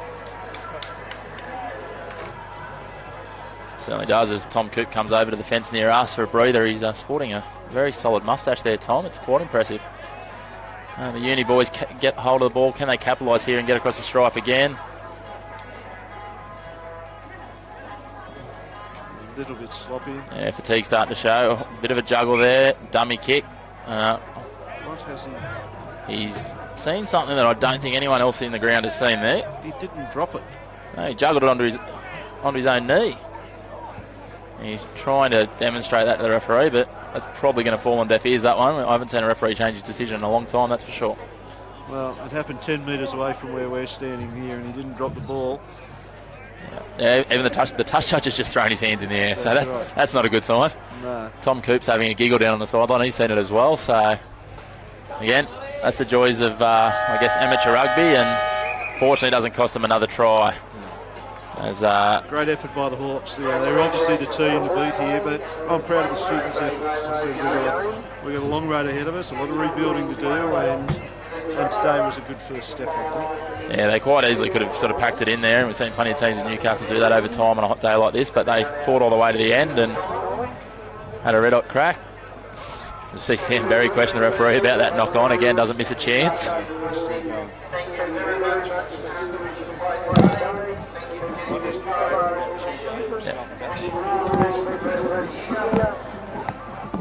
So we've got another of the quarterfinals here. Maitland heading out onto the field, led by Willie So as he greets referee Mark Eads, and they shape up for the kickoff.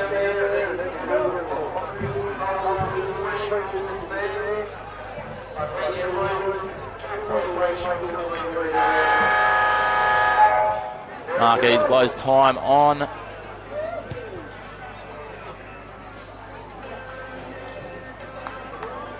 Kickoff finds touch on the full.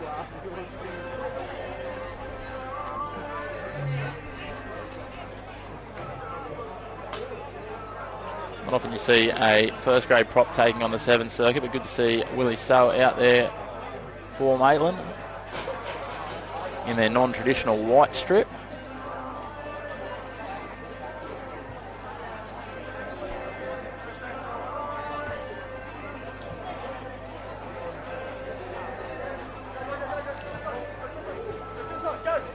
Spread it early here.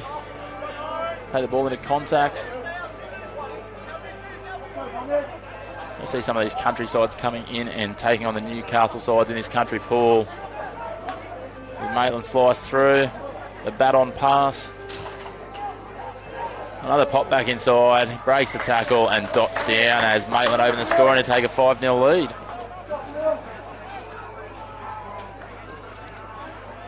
Kick from out wide, we'll test them here. Brings it back, takes his time.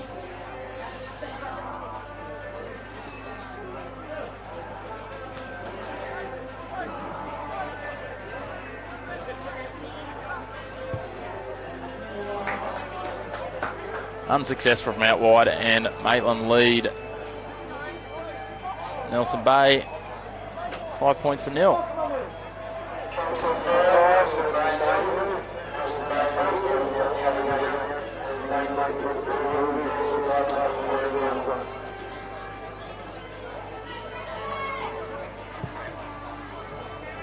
Make sure if you are tuning into the live stream, let us know where you're watching from. And if you are local, make the effort, come on down for the finals tonight. Plenty of cracking action as we're in the quarters now of the country pool with Nelson Bay taking on Maitland. And the Gropers spreading the ball wide, trying to get around the Blacks, who are, I guess, a little ironically wearing white today. And he looked like he's through there, and he popped the ball back on the inside, and could be costly as Maitland tow the ball through as it pops out the side of the ruck. Some magic feet there from Nelson Bay. He's broken the line. It's going to be a bit of a foot race here. He's got support inside. Can he draw the man? Has he done enough? I don't think he's drawn him. And the turnover happens again. It's costly from Nelson Bay. There he is, the big fella among him, Willie So. He winds up, takes it into contact. Very effective tackle though. Turnover ball. A little bit greedy there from Willie So, taking it into contact, trying to run over the man, and pays a toll as Nelson Bay dot down under the sticks, and will have the opportunity to convert to take the lead. And the kicker makes no mistake there. 7-5 to Nelson Bay.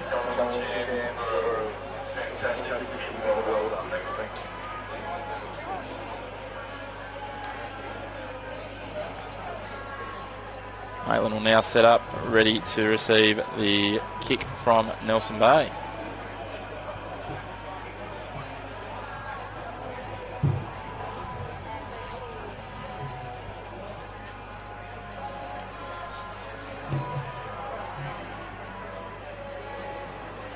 Comfortable take there from Maitland. Takes it into contact.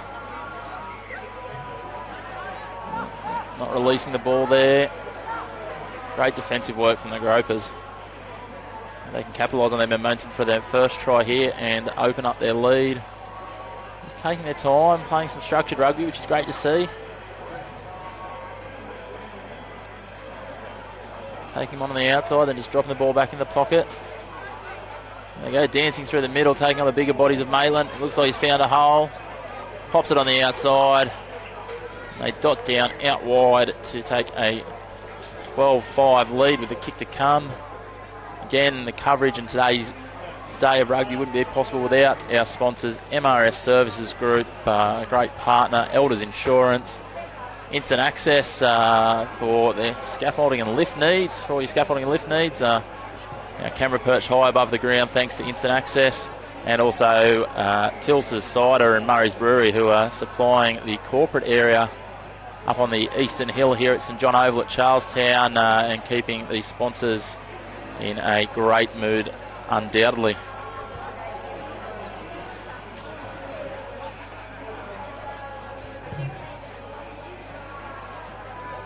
They find some grass there, Nelson Bay from the kickoff. Couldn't quite rein it in though. Got the advantage here. Maitland take it on. They've got an overlap. Numbers coming and cover defensive. Numbered off. If he can break this tackle. Oh, there we go. The fullback's under pressure now. He uses the toe. Support defence, so he couldn't quite pick it up. Tries to kick it backwards, but Maitland's dived on it. Now attacking just outside the 22. We've got a traditional looking 7-side, the Maitland outfit. A lot of bigger bodies. Great to see them out there having a red hot crack. And it's, there's a magic footwork from one of the big boys there. Just couldn't quite find that, find the way to the line, but they're pressuring the Gropers' defence here. Well, Sale out in the right wing. He would have liked to have tried to take on the winger there, I'm sure. Some footwork, drops him back around the outside, draws in the winger. He's going to try and creep it round as far as he can. Brings it about 10 in from touch to make the kick a little bit easier. And it's 12-10 now. This kick should just about take us to half-time. If you could level it up here, it would certainly be beneficial for the Blacks.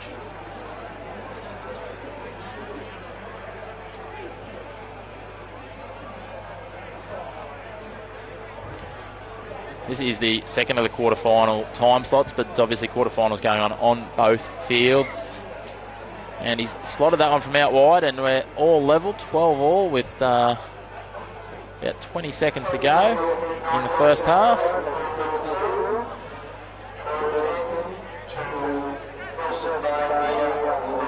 I'm saying 12-10, but I'm pretty sure referee Mark Eads awarded that conversion, so we'll just wait and see what happens there.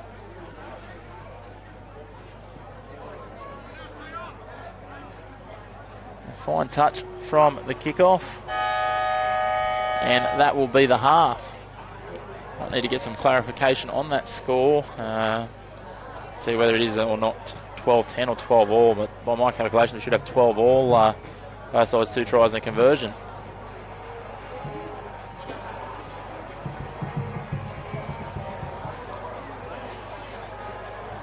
So the players take this opportunity for their quick 60-second regroup at half time. Have a quick chat about what's going right, what's going wrong. Both sides looking pretty impressive. We've got one of the ball girls over the other side doing the worm. There's all sorts of things happening. Right next to the Maitland huddle. Busting out the dance moves over there.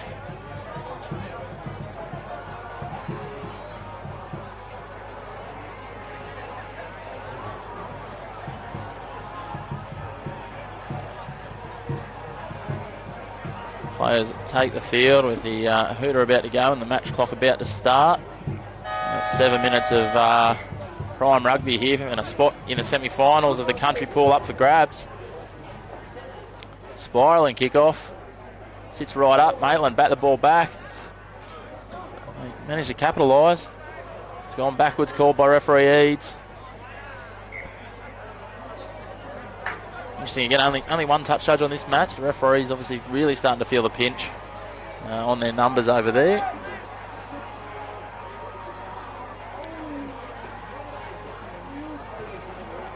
Gropers now have the scrum feed.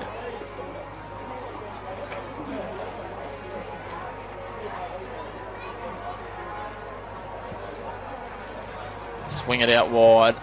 Look to try and take on the outside here. Gasses for the corner.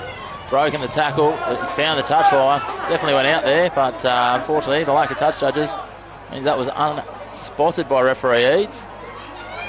Again, he gasses on the outside. The 6 from Nelson Bay. Great cover defence tackle. He's managed to stay infield that time.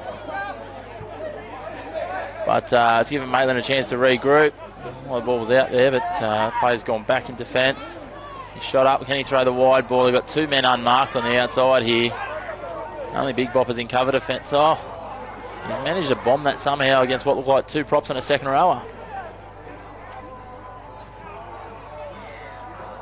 Well, and on the sideline, Jared Logan. Looks like he's made a call there. So it's a Maitland penalty. They managed to turn the ball over. Probably not releasing, I'm guessing. They take the tap.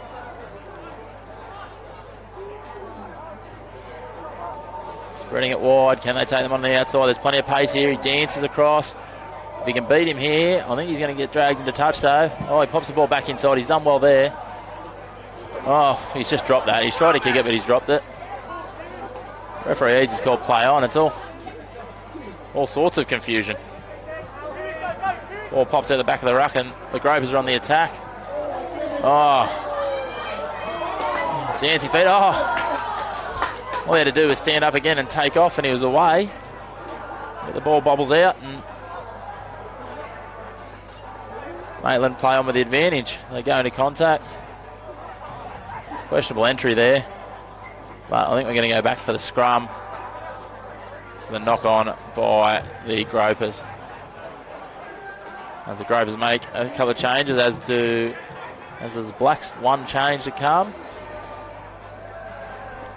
Game evenly poised. It is 12-all. 4 minutes to go. I said before, a spot in the country division semi-finals up for grabs, and referee Eads has pinged them for losing their bind, it looks like. That's something, a penalty you often see in 7-a-side rugby. Maitland electing to kick for touch. He's going to come straight at the cameraman. He's gone onto the roof of the grandstand here at St John Oval at Charlestown. And looks like we don't have any spare ball, so might take this as another break opportunity. Again, big thanks to MRS Services Group for their support today. Great partners to have on board. As they found a spare ball, and Maitland take the line out throw. They dummy short. They go for the jump. Oh, they've overthrown it. Possibly wasn't straight as well, so double win for the Gropers there as they swing wide, and they'll try and punch this one into the corner. The head wobble step didn't quite work there, and the Blacks bundle him into touch. That unmistakable blue bucket hat on assistant referee Jared Logan over there with the flag. Certainly an interesting fashion statement.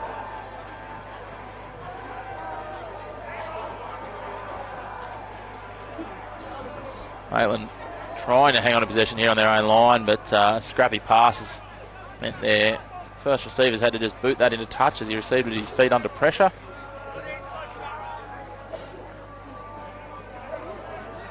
You see plenty of people tuning in to the live stream on Bar TV Sports here,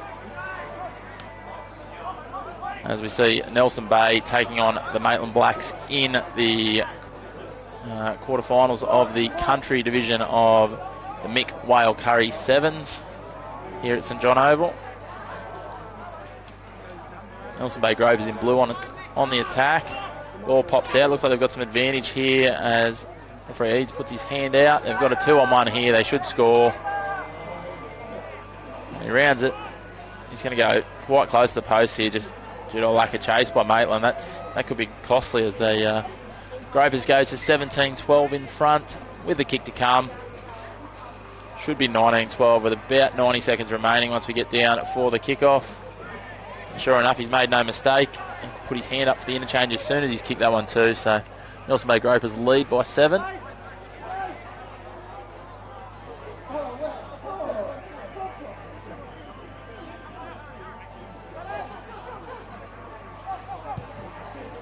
The kickoff's high. It might be contested, but it might be a little too deep for a contest.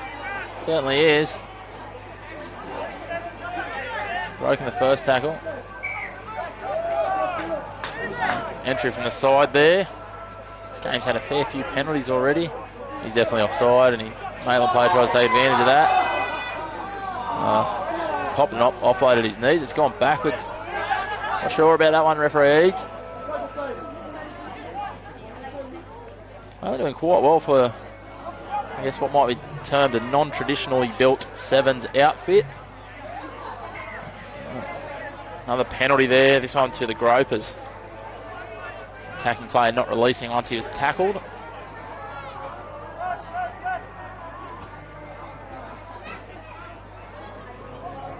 And yeah, Matt South, as I touched on before, there has been 2 quarterfinals prior to these ones. We're only covering field 1, but both fields had country quarterfinals on it. The first one on the main field, it was won by Hamilton over University quite comfortably.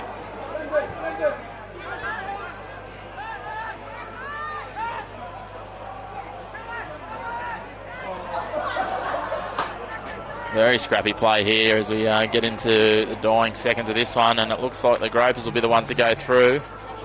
As time is blown on this one, Nelson Bay Gropers running away winners 17-12 over a very gallant Maitland Black side.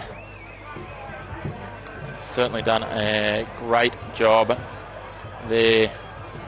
A youthful and fit Nelson Bay outfit, and they'll have their work cut out for them in the semi-finals.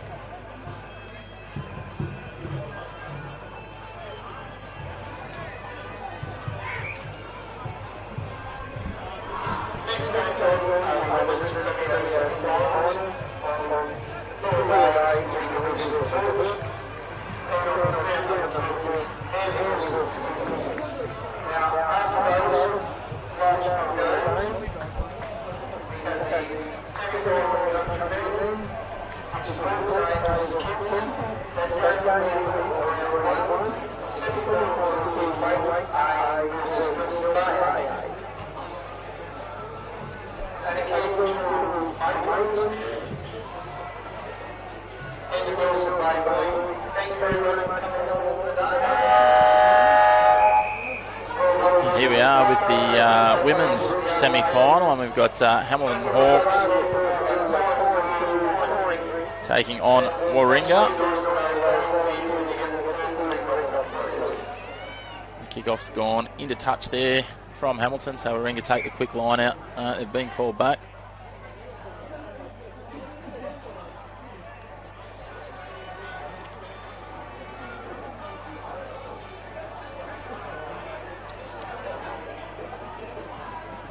But they set the line out, the throws right on the money as they spread it wide. Some touch football footwork there for sure. Draw and pass. She's going to try and gas from the outside, but she's broken the tackle. It's away here. It's Margot Vella streaking away. Cover defence coming across, all too little too late as Warringah opened the scoring here. Through Margot Vella with an absolutely screaming run down the sideline. Broke the first tackle and then streaked away, rounded it out, almost got it under the post, but certainly made the kick a lot easier for the attempt. But she still sprayed it wide, so remains 5-0 to the girls from Warringah. Great to see the competition attracting some Sydney teams for the women as well as the local sides, and good opportunity for the local girls to take on some of these stronger sides from Sydney as well.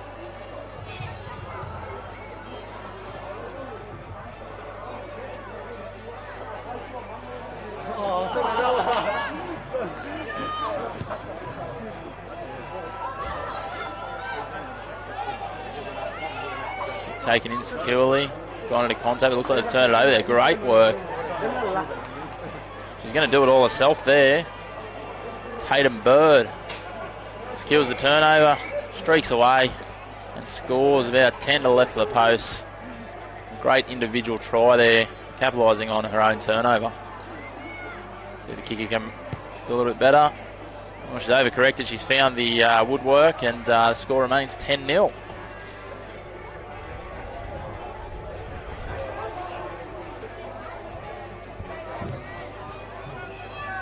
Ringer have made a flying start here in this semi-final. We're only 2.5 minutes into the game. They're only 2 tries up. Goal kicking letting them down a little, but if they keep playing the way they are, they have plenty more attempts to practice that.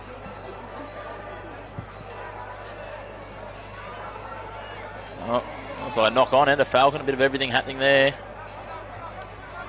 They spread it wide. Ringer drifting backwards to go forwards. They've drawn them past there, but cover defence is up to that. Managed to reel the ball in. Maybe a knock on there. No. Not rolling away, the referee says. So, Ringer another chance to capitalise, and Tatum Bird goes on the attack. No, it wasn't a deliberate bat down, so that's okay. Girls here, they've got some ball skills, this Warringah side. Oh, Tatum Bird strolls through a gaping hole. She's an impressive Rugby Sevens player. Is she going to have enough pace here? She hangs on, and she gets it down. Absolutely brilliant chase there from Hamilton, but a little futile in the end as Tatum Bird scores her second of the match. And Warringah open up their lead to 15. We rejoined soon in commentary by the one and only Bobby Harrison after he's finished with his club duties for the time being, helping out the boys from uni who were eliminated in their quarterfinal a little bit earlier on today, unfortunately. We'll see in the semi-finals, I think the likes of Nelson Bay, Hamilton and the Kempsey Cannonballs Indigenous side. Excuse me. The Rats, though, they're out to a solid lead here, so I don't like running away on this Hamilton side. Interesting to see if Hamilton can just turn the momentum back in their favour. Had very little possession in this game so far, so see if they can string together a few rucks off this kickoff that they're set to receive. Went a little bit deeper than the first two. Oh, no communication there. It's led to all sorts of confusion, but I've been given the benefit of the doubt by the referee, and they've spread it wide quickly. And it's going to be a foot race here. She's streaking away. The diving cover tackle wasn't quite good enough. This one might be. Oh, 2 of them there, and they've forced her into touch. No more than 1.5 metres out from the corner flag. So great cover defence, desperate cover defence by the Warringah Rats ladies team.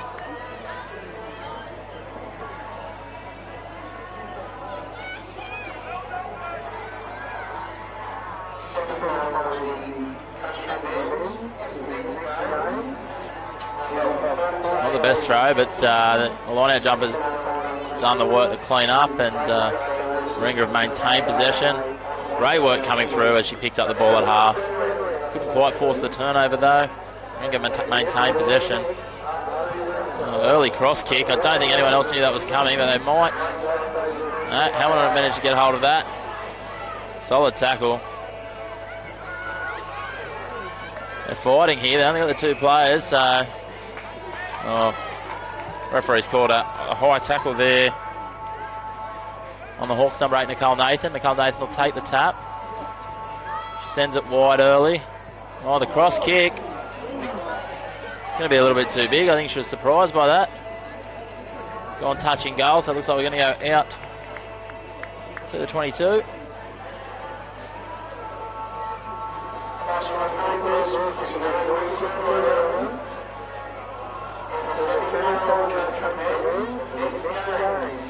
No one back. A little bit of confusion there. So she's kicked it through for herself. It's going to be a foot race. It looks like they've won it. She can affect the tackle here. It could be very interesting. Logan Flanagan on her own. Support players have gotten back. Ball's out. The Rats have managed to secure it. Oh.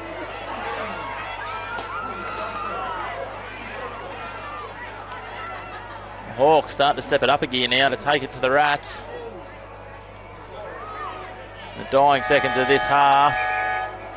Done enough to hold them out and limit them just to the 3 tries in the first half. And as we go into the break, it's 15-0 to the Rats ladies. Interesting to see. No touch edges earlier on the Premier game. We've got 2 on this one, and a couple of probably experienced campaigners. Declan Vaughan, one of the local first grade touch judges, and Jared Logan, obviously the #1 referee that we touched on earlier. So getting to the business end of the day now, so you'd expect to see some officials on all these matches.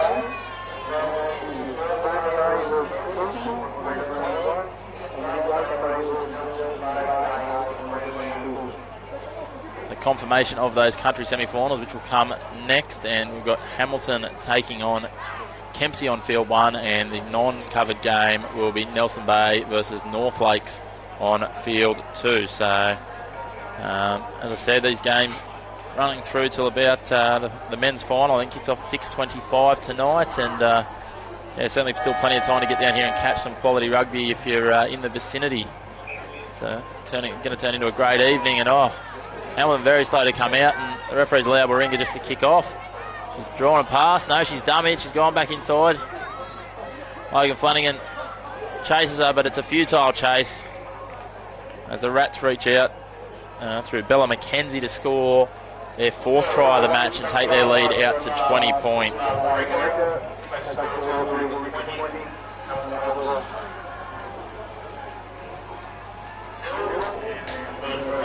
The crowd's starting to fill back up a little in the stands here. It might be some of the sides that have been eliminated starting to settle in for a few quiet ales, I guess. Hopefully some of the sponsors' product, Murray's Brewery and Tils's Apple Cider, here at the Mick Whale Curry Sevens at St John's Oval in Charlestown. If you're just joining us, we are underway in the women's semi-final, and we've got Warringah in the green and pink strip kicking to Hamilton in the yellow and blue. Warringah leading 20-0 with just under 6 minutes remaining in the second half of this semi-final.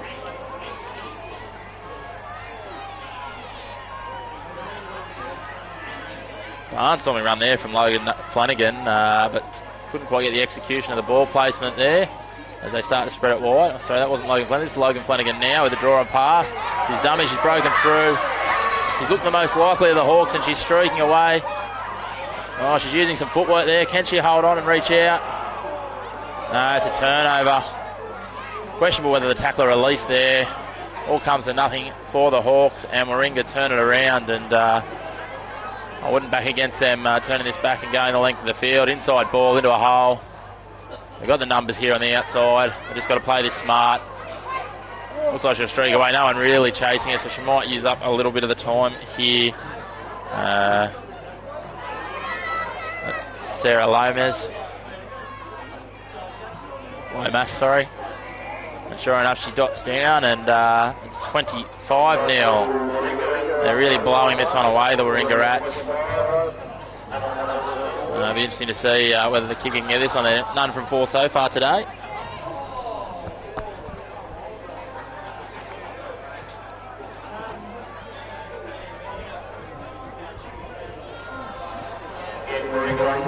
You wouldn't credit it, she's hit the crossbar.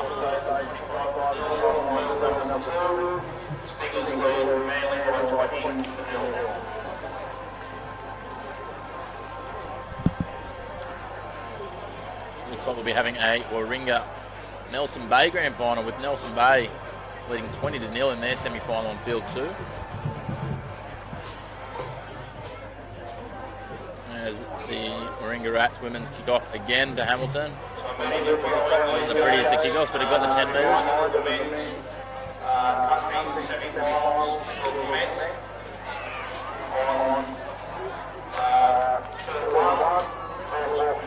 So again, Hamilton driven off the ball in the ruck there. Footwork through the middle. Again in cover defence, it is Logan Flanagan. She's been the standout for the Hawks in this match, that's for sure. Oh, the acceleration off the mark there by Montana Walters. She's going to run that one around and dot down right next to the goalpost.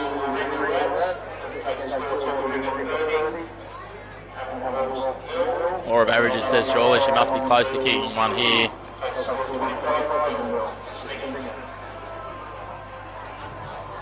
With still 3 minutes to go. I wouldn't be surprised if they further extend their lead after this, and she has kicked that one. That makes it 1 from 6, 32-0.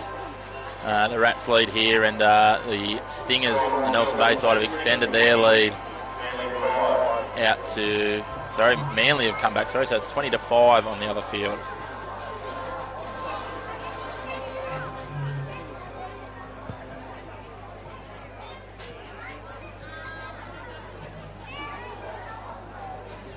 Hamilton player bundled into touch there.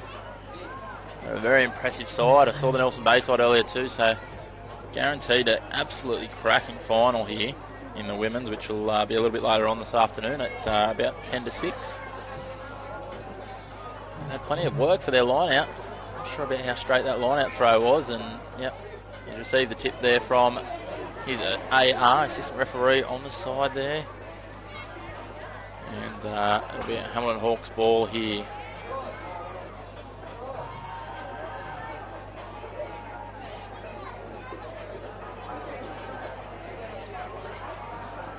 Set the scrum both sides.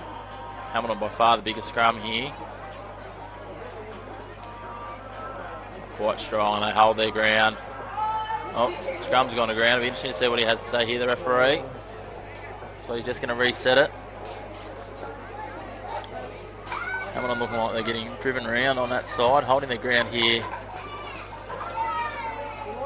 on the loose head side, but I'm not sure whether that came back out or I'm not even sure what he's penalising for here. So he set offside. I think the ball was out. He's caught on the wrong side of the scrum though.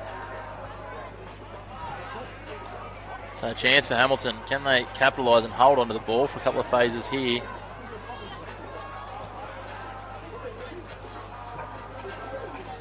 Strong hit in defence there. Trying to rip the ball off them. We've got a Hamilton player down in back play, unfortunately, and here we go. Lady of the moment for Hamilton. She breaks the tackle. Can she make it all the way this time? Certainly she will, and she'll open Hamilton's account in the dying stages of this game. Logan Flanagan, all of her hard work in this match has paid off with a try. They won't walk away with a victory, but a consolation try certainly helps. Interesting to see. Looks like she's been left with the kicking duties as well. As the clock ticks down, we've only got about 20 seconds to go. That might be all she wrote. She secured the kick, so it takes it on to 32-7. The clock winds down. I can't imagine Hamilton will be in any urgent rush to get back and kick this off.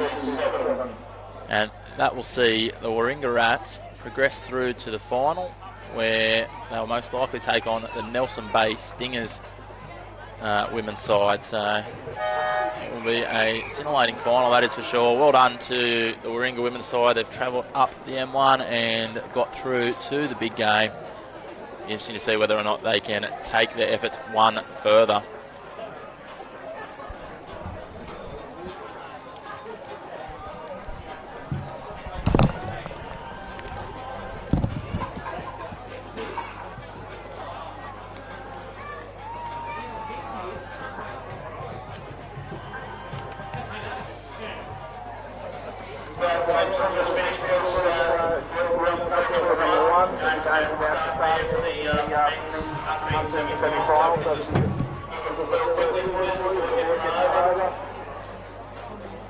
Now we're set of the men's country semi-final.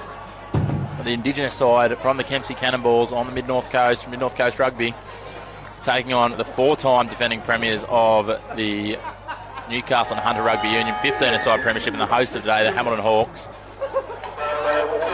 Live here now in the semi-final in the Mick Whale Curry Sevens Country semi-final. Season campaigner Var Talavea with the ball there. Pops the ball back inside. A nice shot in the ribs for his efforts. They're in a bit of trouble here. They've thrown a miracle pass, Hamilton. but they've managed to capitalise. They've also turned it somehow into a two-man overlap.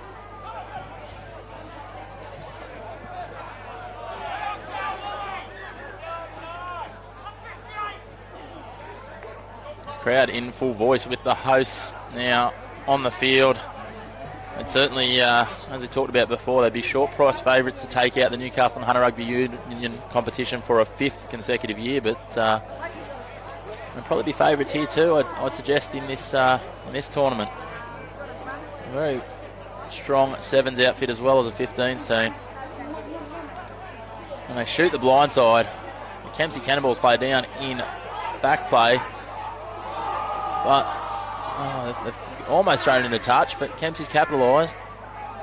Just need to be a bit structured here and smarter, Kempsey.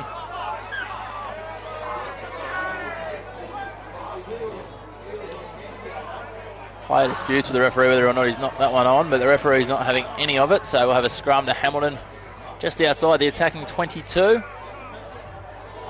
Interesting to see what the Hawks do from this set piece here. The ball playing maestro Dane Sherritt there standing at first receiver. And they'll try and capitalise on what is a strong scrum in the sevens format for the Hawks.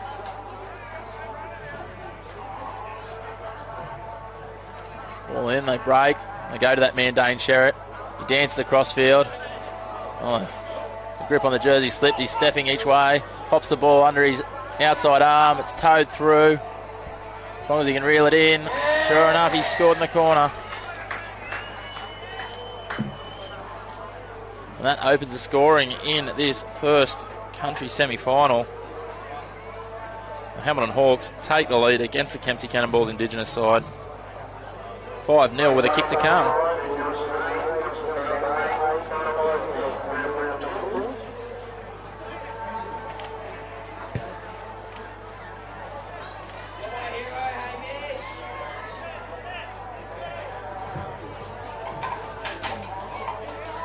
Now, as per the sevens standard, Hamilton, the scoring side, will kick off. Dane Sherritt, perfectly placed kick. Referee's called a knock on by the boys in orange, the Kempsey side.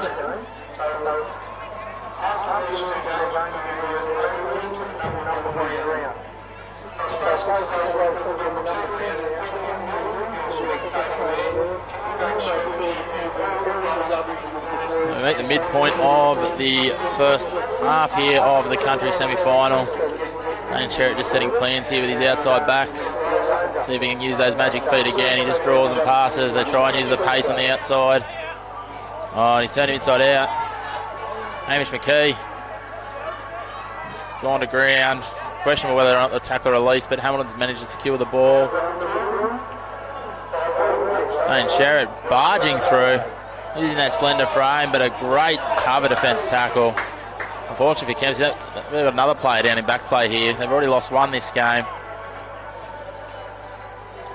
Oh, here's the stalwart. VAR Talavea goes across to double the lead for the Hawks to 10-0 over the Kempsey Cannonballs. The players dropping everywhere. This one's a bit of concern. His opposition players straight away flagged for the trainer, so I'm just waiting for the play to be treated. Sherritt lines up the kick at goal. Another great chance. Oh, he's off the upright and in.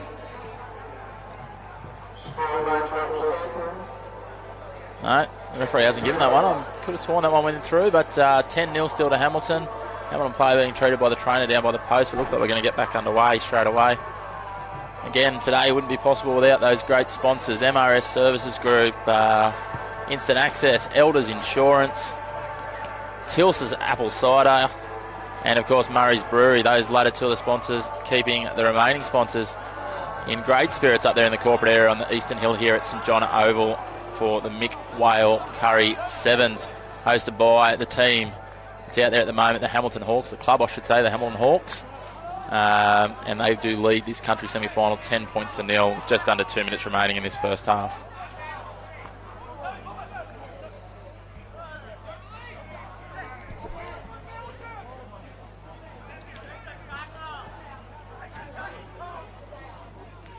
Oh, take that into contact beautifully, but he's drawn to.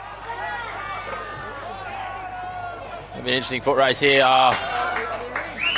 Just showed a bit of guile. Step back inside and he opens the account for the Cannonballs. Kempsey boys take it to 10-5 with just under 90 seconds to go.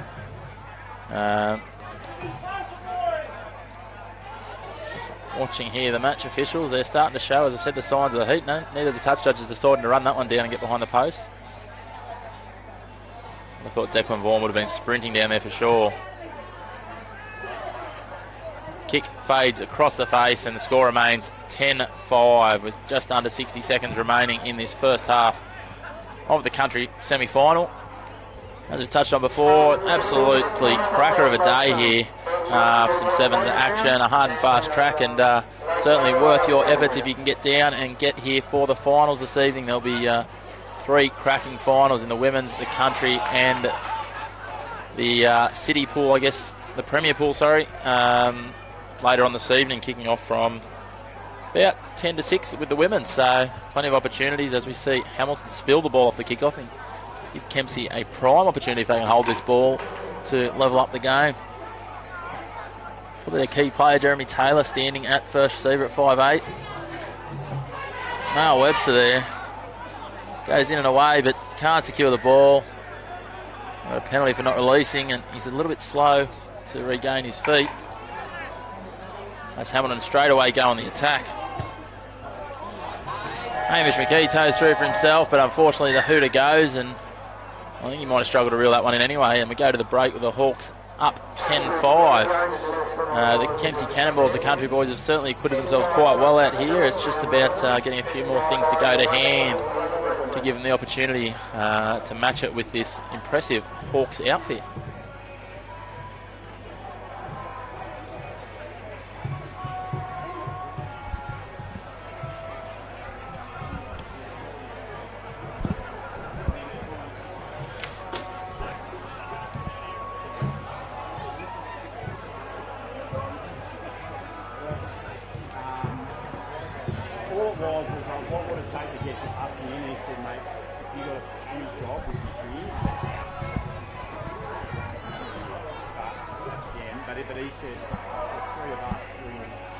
Teams come back out onto the field for the second half.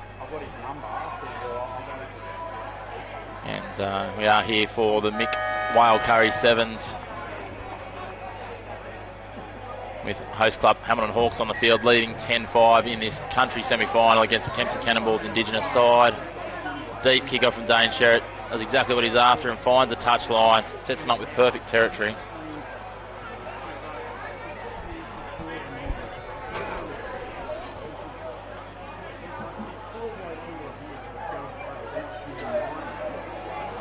To see how they can test this line out. Defensive Hawk side, and they've managed to steal it. Exactly what Sherritt would have been looking for when he kicked and found the touchline. Yeah, that one just slipped up a bit high. Referee's going to have a chat and he's pulled out the cheese. He sat him down. The Kempsey side will now have to defend a man short. Well, they don't really have a direction, but it works out for them. As they stroll in again. Ruvar Talavea, his second, and it extends the Hawks' lead over the Cannonballs to 15-5 with a kick to come early in the second half of the country semi-final.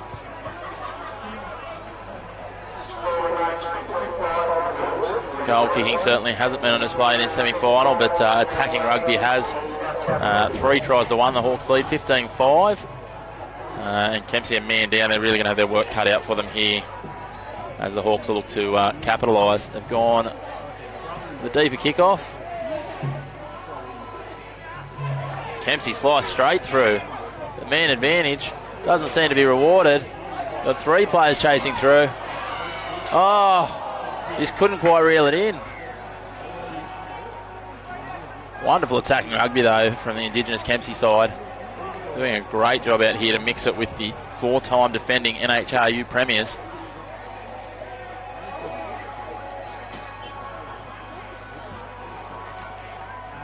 Of course, next up here we will have semi-finals 1 and 2, both on the main field of the Premier Men's competition. As we see a couple of sides coming out to warm up in the in-goal areas. here as this game goes on. Some rolling subs for the Hawks, and Kempsey as well making a change by the look of it. So the heat's starting to take its toll on a few of these players.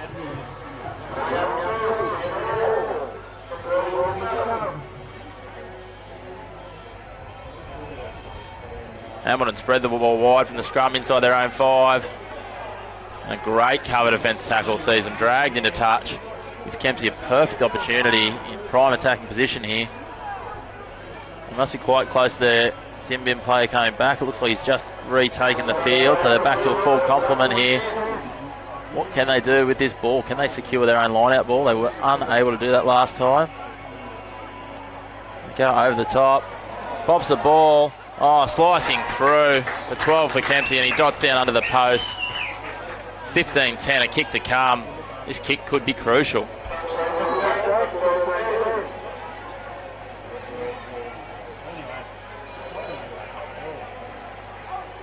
Talked about it a number of times today, the momentum shifts that happen in this game. Funnily enough, it was the players being sent to Simbin that seemed to be the momentum shift, and Kempsey now close on in. Takes it to 15-12.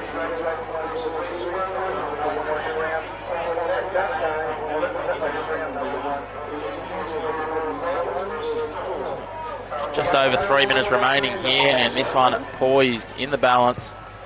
Oh, Kempsey with a kick-off. Oh, not sure whether it went 10 or not, but the referee's allowed to play on, but he's thrown an intercept. Popped the ball back. Oh, this kick. I don't think it's quite where he meant it to go. But the Kempsey players managed to, he's reeled it in instead. He's without support. But, oh, magic flick pass.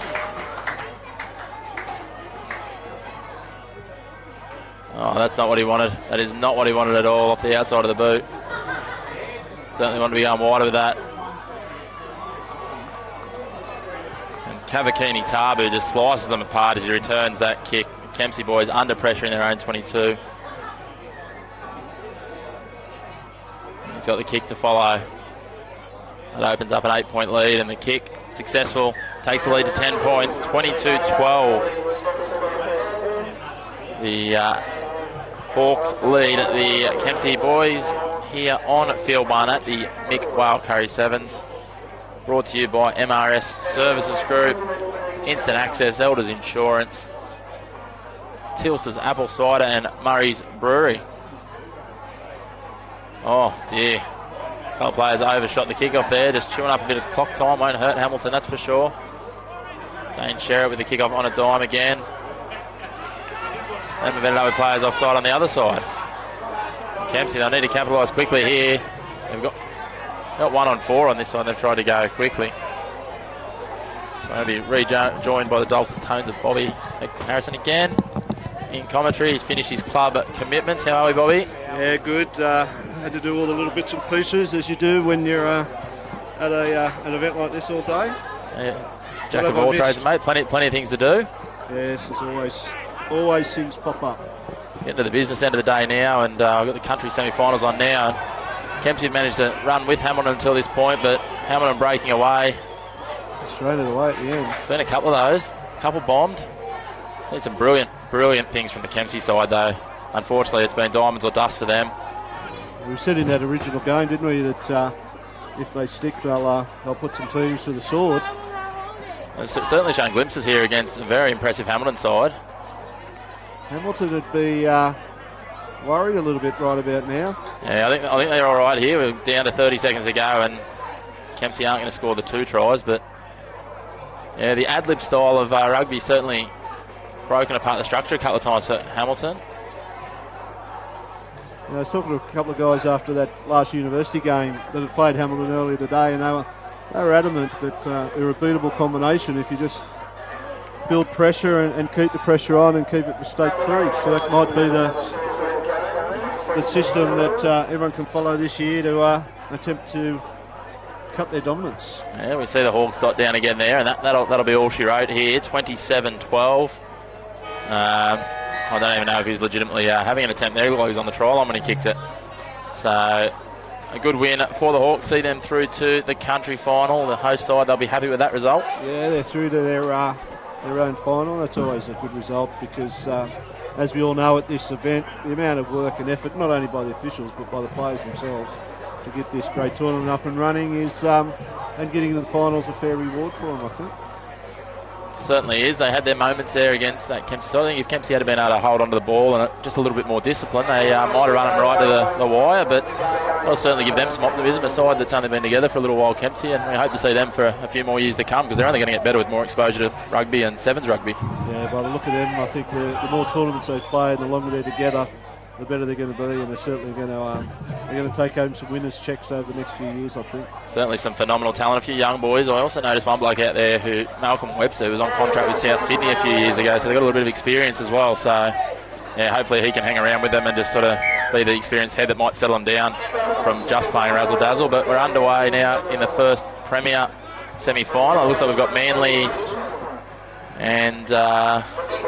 looks like Warringah, isn't it, in the black? Yeah, I'd say it's the Rats by the look of them. Yeah, it certainly is. Eastern Suburbs. It is East, sorry, not Manly. Right there. Newcastle boy Sam Fogarty out there for East, I think. Big blonde-haired mop that I can see out there. Started his career with a junior at Meriwether Carlton and got picked up to the Sevens circuit. Ended up playing first grade at Eastern Suburbs, and he's gone on New South Wales Sevens, I think. So he's certainly prospered through his involvement in Sevens. Great to see some of the Nova Catherians making the pathway down. It'd be even better if we had a pathway coming out of Newcastle for them. Yeah, something like the old Wildfires or something like that, whether it's on a 7s or a 15 stage, would be great, wouldn't it? It would be tremendous.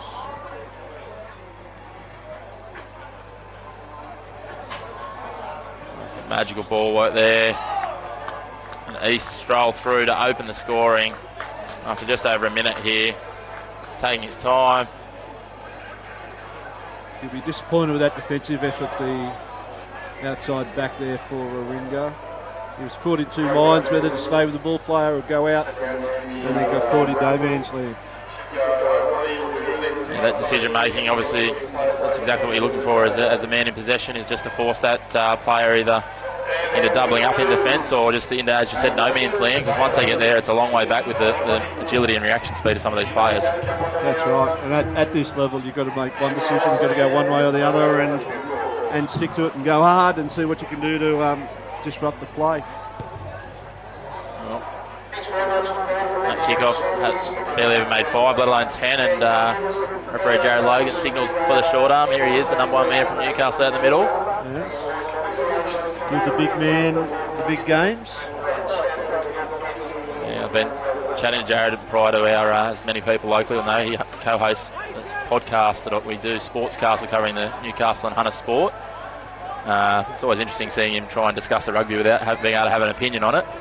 But we're having a bit of a discussion with him the other day, and he's just talking about he's having a bit of a crack into some of the development squads again. It's probably, as he gets into his 30s, an opportunity for him. We talked about those pathways for referees, so it'd be great to see if he could make it down to the big smoke. He's certainly got the ability.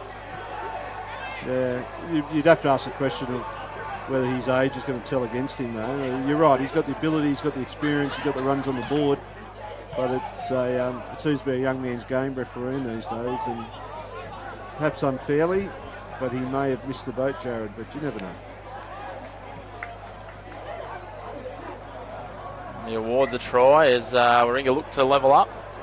Yeah, you're exactly right. It is a young man's game, and I guess if that is the case, then Sydney's loss will probably be Newcastle's game, because we'll probably lock him down for another 5 or 10 years, run around in the first grade circuit if the likes of Rob Delbow and Mark Eads are anything to go by. That's right. We'll end up racking up 15 or 20 first grade grand finals if he keeps that sort of pace. And I think the best thing about his refereeing is he's consistent. Whether you love his decision making or not, it's secondary to the fact that you know what you're going to get each and every week. He doesn't change his attitudes, he doesn't change his interpretations, and that's probably why he's got all those grand finals over the years, because even though people may or may not like him, they know exactly what they're going to get when he's got the whistle in the middle. It's better we can ask at the amateur level, isn't it? Is to have consistent refereeing. I know I've had that discussion with some of my teammates when I was playing at Beaches last year in 3rds and 4ths. They're blowing up, and I said, well, we're in 3rd grade. You're not going to get Craig Joubert refereeing you, so if they're consistent, even if it's consistently mediocre, that's all you can ask. And especially down at those grades, you know, where do the up-and-coming referees go? They've got to get game time, they've got to get centre wicket practice somewhere, and that's where you get it. Same place the up-and-coming players do, I suppose, too, isn't it? That's right. Players go through that pathway, so it's not unreasonable to think referees do the same. Great running lines there from East, come to nothing as they turn the ball over. Warringah will be looking to... They haven't really had any ball in the attacking half outside of just 2 plays prior to scoring. Yeah, it hasn't really been a dominant side in this Premier. I suppose Gordon could be the closest thing to the dominant side, but it's 6 of one, half a dozen the other with every other team in it. And we'll see Gordon in the next semi-final. I'm not quite sure. Looks like they'll be playing North, maybe. I'm guessing it'll be the 2 sides in this next semi-final, will it? So North are already out there in the sun, so... North are certainly down there warming up. And Gordon's in this close corner doing the same. Yeah, trying to get what minimal shade there is here at St John Oval at Charlestown. Of course, we are here on Bar TV Sports for the Mick Whale Curry Sevens. This is the first semi-final in the Premier Division. We have Warringah Rats in the black taking on Eastern Suburbs, the tricolours. Oh, ball hit him in the breadbasket and he just couldn't quite hold on to it. So the scrum to Warringah. So we'll get a little bit sloppy this late stage of the afternoon. Hands go on head very, very quickly now. Fatigue, recovery's starting to become a big issue. And how the players have looked after themselves during the day is probably the most telling factor. You know, have they hydrated properly? Have they eaten properly? Have they just fell asleep under a tree? Like, it's all these little things make the difference at this pointy end of the competition. Certainly, it's a fine art on some of these days. You know, I haven't been involved in some of these weekends, even, you know, I've been up in Darwin at the hottest 7 and some of those. It's a really fine art of being able to back up for multiple games in one day or over a weekend in these tournaments, and making sure you're refuelling at the right times for yourself and all those sorts of things. As we see East break away through the middle, and they'll take the lead here in the dying stages of the first half. They'll look to probably chew up as much of this clock as he can, because they won't want to kick the ball back to Warringah. And you're dead right with that preparation. You know, you see some sides and they cop a little bit of derision because of how well organised they are, and fruit and drink and all sorts of stuff going on.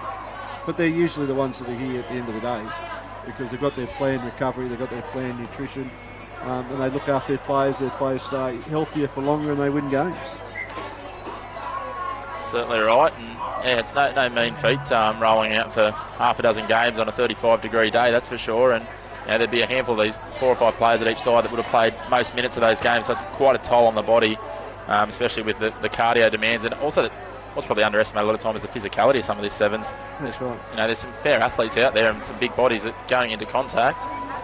Especially some of the Polynesian-dominated teams, like there are some big, strong men out there that take a wealth of tackling.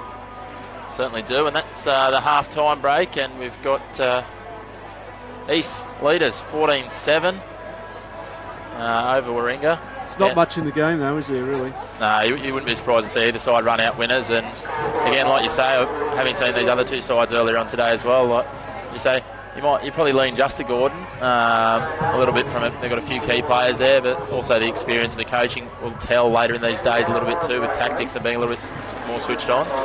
But then North, we saw, you know, led by former Australian 7th player Sam Myers. He was quite impressive in that last game, so you wouldn't write them off either. It's just going to be about, again, maintaining possession and minimising those turnovers and the silly errors and brain fades, I guess. Yeah, I could see a Gordon East final, an early prediction. I think I'm backing Gordon a minute. They have been the most consistent all day. They've had their moments of how you're going sort of rugby, but essentially they've been strong in every facet of the game the whole day. And East are looking good out here. You know, it's only going to take one mistake or one turnover to change the game. But they've certainly got plenty of experience, and they're suggesting to me that they're going to be the first into the final this afternoon. Yeah, well, it's in their hands, isn't it, as they lead it as we kick off into the second half here of the first semi-final. And as speaking of errors, it's the failing to find 10. It's a pretty rudimentary error, that one. Obviously, you know, trying to take every advantage you can and get it right on that 10. It's hard to do, but it also gives the other team possession heading into your half. There's been a lot of them today too.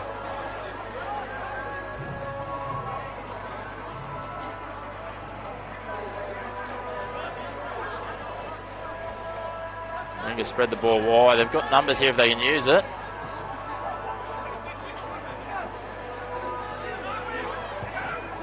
Back through the middle. Setting up, a couple players each side. No half, and they've turned it over. Opportunity. Oh, could be trouble here. There's a man back on the inside in support if you can get the ball to him. Great clean out, but Plenty of space in the backfield. He just couldn't release that last pass.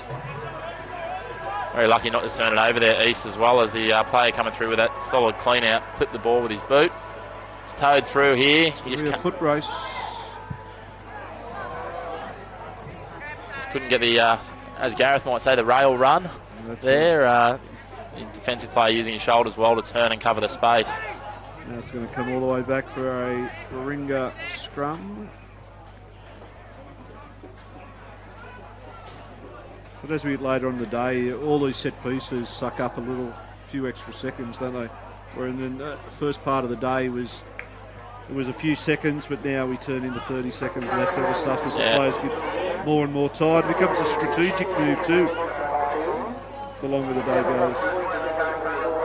Certainly does. It's all about capitalising on, playing the game at your pace. If you're in front, using that time. If you're not in front, getting enough time to get your breath back, but still capitalising on utilising the clock as well, because obviously, as this time goes so quickly in these games, time quickly goes from being plenty to not being your friend when you're down by, even as much as just a try here. Yeah. And that turnover, so you have the turnover, which is bad enough, but then it takes you 45 seconds to set this scrum and you give up possession 8 metres out, 10 metres out from your line. Pivotal part of the game here. Certainly is. We look to draw and pass. No, he's gone the outside. He's found the space. 19-7. Kick to come. Made that look very easy. Just a little jink to the inside, got on the outside, and then he just burnt him. Yeah, he really didn't look like he had to do too much. He looked like he was still in probably third or fourth gear even. That's right. Well, came back from that turnover, and that whole passage of play is probably taken 90 seconds up to 2 minutes before we start again. Yeah, exactly right. We reached the halfway point almost of this half, and a lot of work to be done here by the Warringah Rats. The body language isn't looking the best for them, and they feel starting to look like they're not quite as enthusiastic as they might have been 12 or 13 minutes ago when we started this one. Looks like they're thinking about that trip down the highway. Yeah, exactly. Bit of a trek back when you get so close yet so far.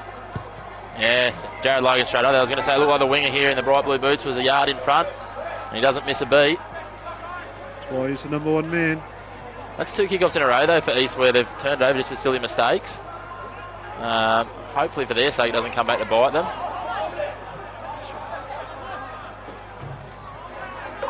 They really look like they're starting to look for some miracle options here. Warringah going into contact and just throwing the hopeful passes rather than sticking to their structure. They can break the tackle here. Fullback's held on, the sweeper.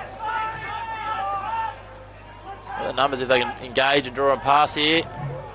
Oh, that looked questionable, that pass at best. And again. The width's gone out of their game. Warringah, they were looking for those hit up with the offloads and that sort of stuff. And when you're in traffic, that's always going to lead to potential turnovers. And that's exactly what happened there. Certainly is. I'm going to bring it now, and exactly what we talked about, East really controlling that clock now, just taking their time to come into the scrum. Nothing ridiculous, but chewing up an extra 4 or 5 seconds as they come in, getting their breath, getting set. They won't mind having a reset either. I wouldn't mind a couple of resets, I think, here. Yeah. That's it. If they can get it down to sort of 60 seconds here, they'd back themselves. You shouldn't let 2 tries in here, especially with the rule of the clock being the dead stop.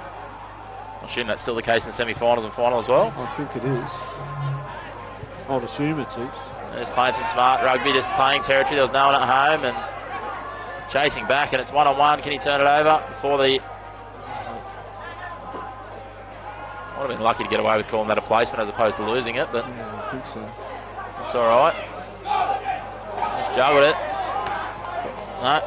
Called that forward. Called it forward. I'm not going to argue. He's probably in a little bit better spot than we are. We're on a horrible angle for that one, so Cameron might have picked it up a little better. I'd suggest now with a casual walk with a scrum from both sides that it's probably going to be a little bit too much here for Warringah. They need to turn this ball over straight away, run the length, and then get another rapid one after that. There's no urgency from either side, even. Yeah, I think you're exactly right. Warringah is starting to think about, how many cans you can get in a bus trip between Charlestown and Warringah. That's right. And I'd imagine it could be a few, especially on a day like today. I'll certainly go straight to the head if you're coming straight off this paddock after a bit of sweat. Of course, hopefully they're drinking the sponsors product, bit of Tils's apple cider and Murray's Brewery. Plenty of good drops from Murray's Brewery, I can attest to that.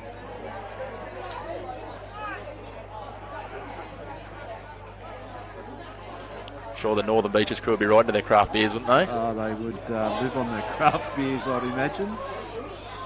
There wouldn't be any mainstream product for them. Wouldn't be much VB until he's new being in those parts. Not at all. Oh, it's towed or need that through, so it's still alive here. But with 10 seconds remaining, it's all going to be too little too late, even if it goes through. Referee Logan's found a penalty, a push in the back. Oh, dear. Now they're throwing the ball at each other, and I'm pretty confident he wasn't back 10 metres, but I'll let that go. Oh, we finished with a walloping hit.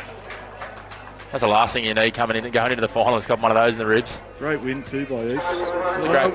They were solid throughout the whole game, weren't they? Like, they never got flustered. They controlled the ball well. They took the opportunities when they came. Defended well. Controlled the tempo of the game well. They're going to take some beating, whoever makes the final against them. Yeah, and they'll relish the fact they've got an extra 15 or 16 minutes rest. It doesn't sound like much, but it can be a big difference. Yeah, especially this time of the afternoon. Even though there's a fair bit of cloud cover now and that the bite's gone out of the sun a little bit. Still warm, but it's certainly not that biting sunlight that can really dehydrate you and make you feel a bit crook on a day like this.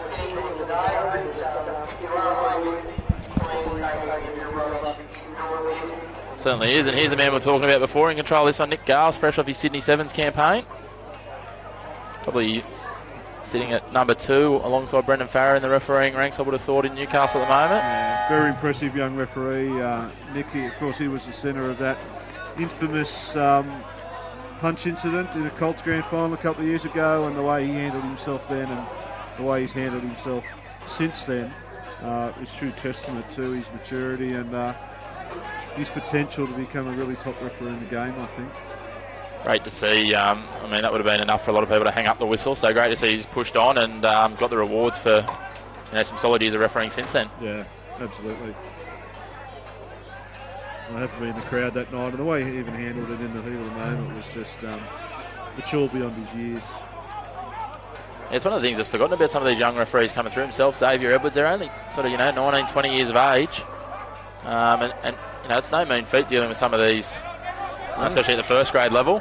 Some of the seasoned campaigners, the likes of skippers like Steve Lamont and the like. Absolutely, and at the pointy end in first grade, it's a tough job because you're exactly right. You've got Steve Lamont in one ear, you might have Luke Simmons from Wanderers in the other ear, then you've got the Greens people. It's a tough job because every time you make a decision, someone's going to be unhappy with it. That's right. Doesn't matter where you walk off, you're going to have half the crowd upset with you. And you're the easiest man to blame no matter what happens. And here we see the Pacific Islander connections for Gordon steaming away, and just skips back inside. Something as simple as that can be a big difference in these tight games. Difference of kicking it from out wide, especially with the kicking displays we've seen today. That's right. You've got to turn your 5s into 7s, and that was obviously paramount in his thinking then. But that's what Gordon's done all day. They've soaked up some pressure, got a turnover and went bang bang and had the wheels on the outside to make the most of it. And even here he's sucking up 30 seconds before he kicks his conversion. That's exactly what we saw in that last game from East. That was probably, I think, one of their biggest assets was controlling the tempo even when the ball wasn't in play. Shaping as a good final this if Gordon get through to play East. So we've got plenty of finals and checks to be handed out before that happens. Certainly do.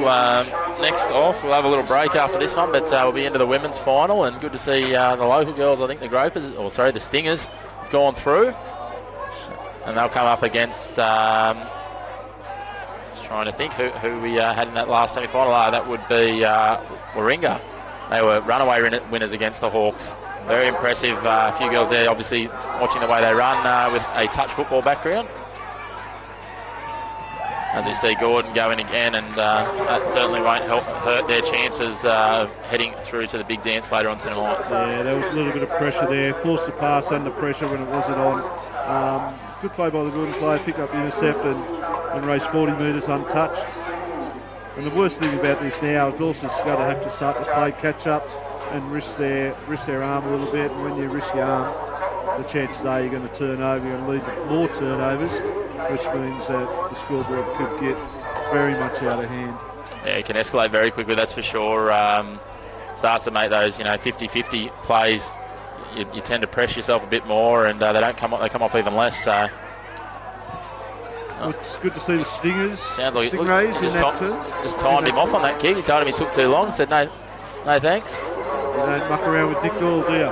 No, he's quite good in his control of the game, and he's exactly right. So trying to control the tempo a little bit too much, I guess, Gordon there, but probably would have been a long shot from out on the sideline anyway. So might not have been the worst tactic to use up every second he had. And it's a big call for a young referee, local referee, to have two of the big Sydney clubs here and make those sort of calls. So kudos to him. Well done. Yeah, exactly right. It was a great call because he had taken quite a long time. I mean, we're probably looking at 30 to 40 seconds there. So, bumping run there. The second defender, he's gone up a little bit high over the shoulder. You'd think North would have to be the next to score in this game. Yeah, it's going to be a hard one to come back in this Premier level rugby from 3 tries down, that's for sure. As they trail 12-0, 2.5 remaining in this first half. It's up in here, we've got a player down.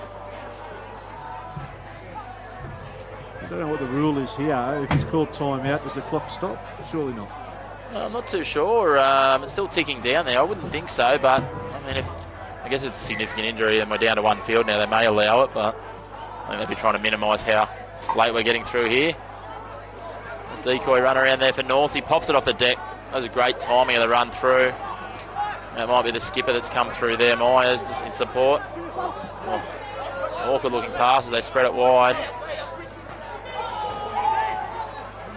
And this is where Gordon's been good all day, the contesting at the breakdown, but the resetting of the defensive line. Certainly is. They look very composed. It's one of those things that's probably, again, underestimated. People looking for a flashy play. The line looked like it was open in sight there for Sam Myers. It was. He started thinking about what that might mean and how it adds up and how he might get under the posts. And quick play on by Gordon. He's called it back. And another guy with some Australian squad experience there with the ball for Gordon, Matt Hood. Also know that he came and helped out with the NT Mozzies. He played in their sevens side for the Nationals this year, so been involved a bit with the NT side, but great to see that level of players coming here and being on display in Newcastle.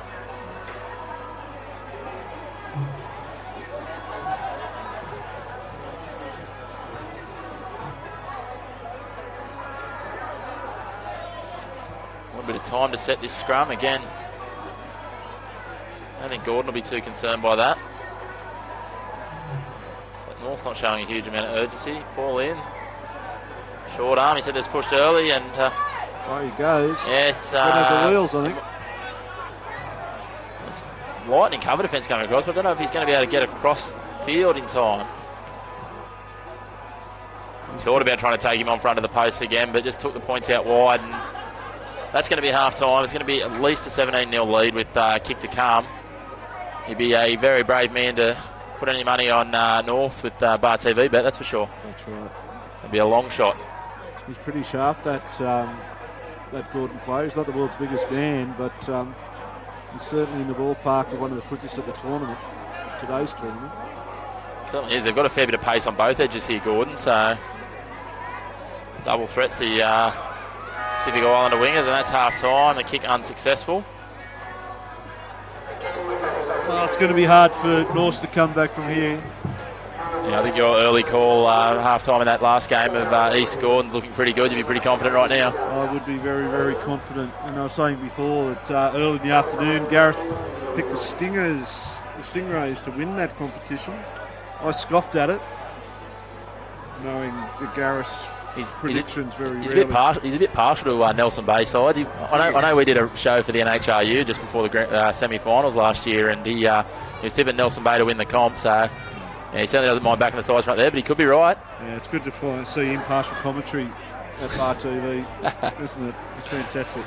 Yeah, everyone's got their allegiances, I suppose. It's hard to find someone that knows rugby that hasn't had any involvement, isn't it? That's right. And he was right. $2.50 he quoted early on in the day, and they've lived up to the hype.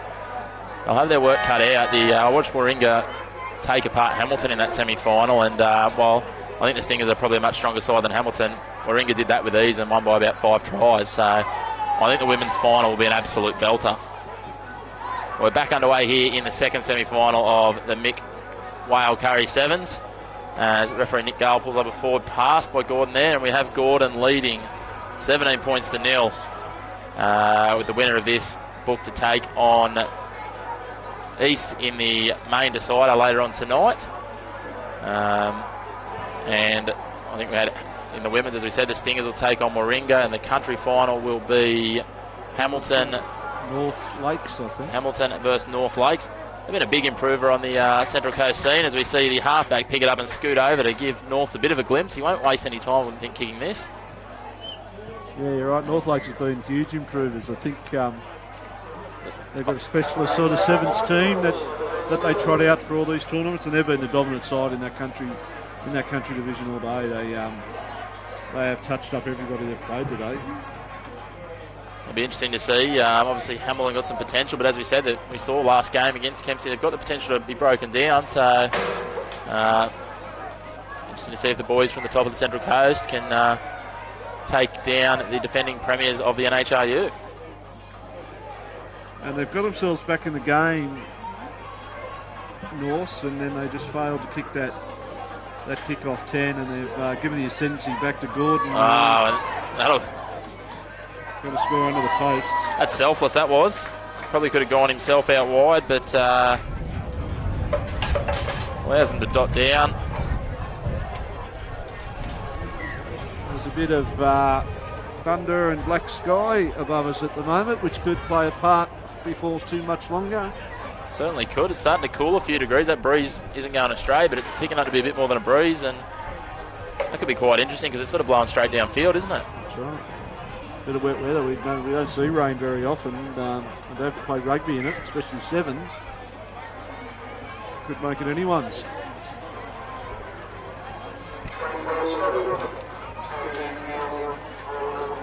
(24-7) to Gordon.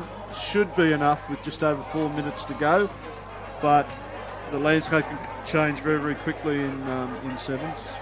Yeah, it'll take a quick one here from North, but we've seen from seeing them earlier today, it's well within their grasp, and it's playing advantage for offside off the kickoff here, and if I was North, I'd be taking that penalty. No, they'll play on. They just need possession, I think. North. On the attack here, making up ground fast, but they've gone into touch there. It's gone to a line out. Crucial part of the game here that the Dawes can secure possession and score in the next 30 seconds or so. There's an opportunity for him to mount a little bit of pressure to get back into this game, but Gordon has been very well organised defensively the whole day, and at this stage of the afternoon you would think that they may have enough to hang on in this game. Penalty will certainly help.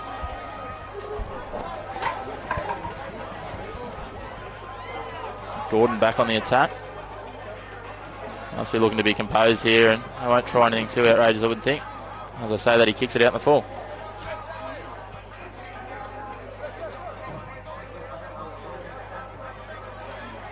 Sucks up a few seconds. I wouldn't have thought they would have been allowed to get that quick line out of the way, but they have been, and they're trying to mount an attack from their own 20. And it might be successful here, although I don't know whether he's engaged that last defender quite enough. Another penalty from referee Gale.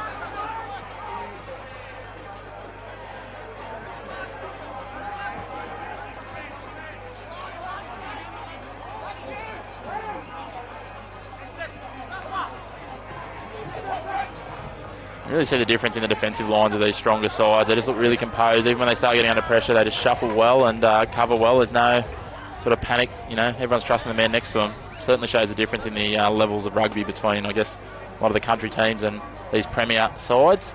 especially Gordon. You could film this performance by Gordon and go and show any of the country sides. This is how you defend in sevens. The communication's up. It's well organised. It's spread nicely. The shape's beautiful, and that's why they are where they are at. Certainly are, and that's why we'll be seeing them in about 2 minutes' time. Rubber stamped as the official entrant from this semi-final through to the final. And I think their fitness levels are a little bit over and above the rest of the clubs as well, whether they started early or whether they trained specifically for this or not. But they seem to have much more energy, much more running in them than their Premier Rugby rivals. And they certainly don't look to be blown. We've seen a couple of Premier sides sort of, even when they get on top of games, they just, as soon as it goes against them a little bit and they get to the back end of the half, there's hands on hips, there's heads down. Right. They look like they're doing it reasonably easily, the majority of them, considering, they've probably chalked up, 5 or 6 games by this point of the day, and they've got another one to come. So, it comes down to that word we talked about before, composure. It just comes through all facets of their game, I guess.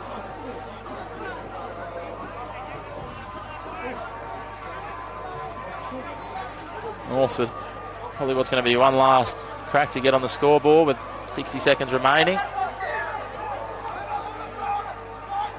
Entry from the side.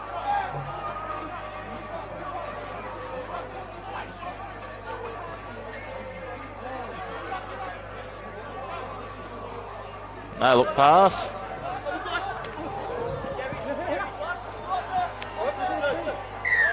Another penalty. North's player taking a bit of offence to that, but again, Gordon aren't going to mind if he wants to muck about and chew up a few more seconds off that clock. Norths really haven't thrown that much aggressively at attack-wise, I should say, at Gordon in this game anyway. The Gordon defence has handled just about everything Norths had thrown at them quite easily. Yeah, they certainly look a little flat. The only try coming from that dart around the blind side, just probably a little bit of lack of attention to detail by Gordon with North darting around, and that's why that you tipped Gordon. They've run out winners and comfortable ones. Probably one of the more comfortable results we've ended up seeing in the Premier Rugby, funnily enough, in the semi-final. They're 24-7 over Norths, and they'll take on East, who, as we touched on in our last semi-final, you mentioned Sam Fogarty, Newcastle boy, playing for them, so he might have the home crowd on side.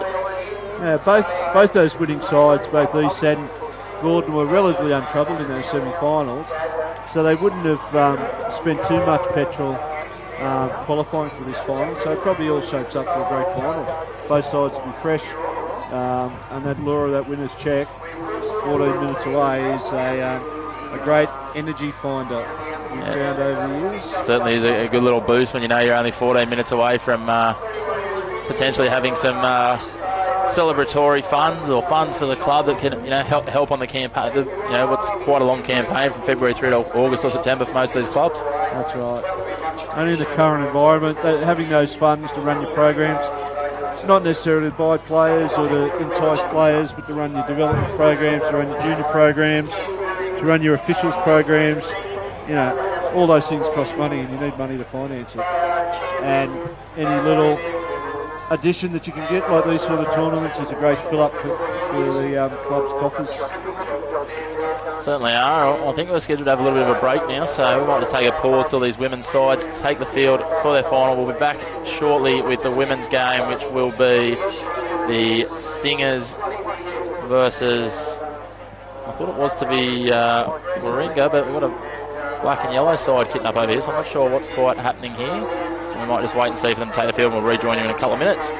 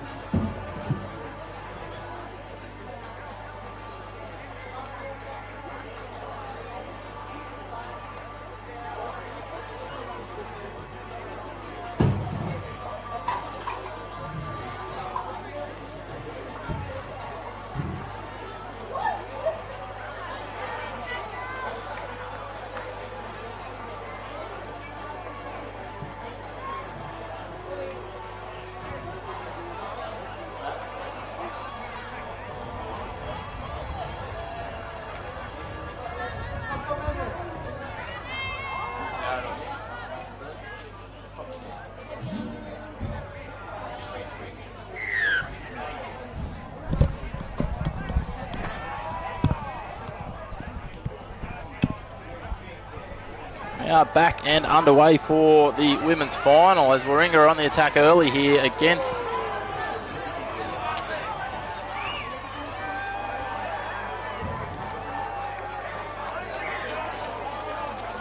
again. They've gone in early with Warringah to take the lead in the opening moments of this game. They're up 5-0 with a kick to come.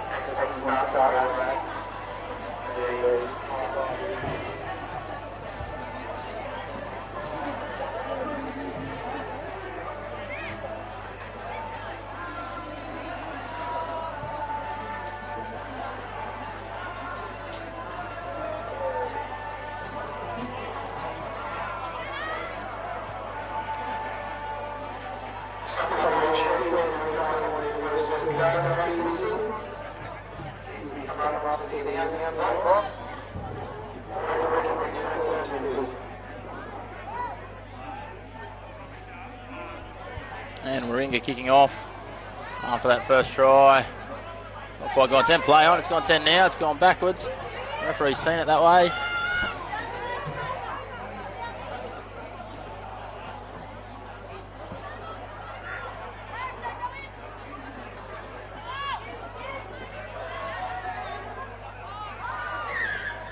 And a penalty there, the referee's called to Warringah, and they continue on their attacking ways.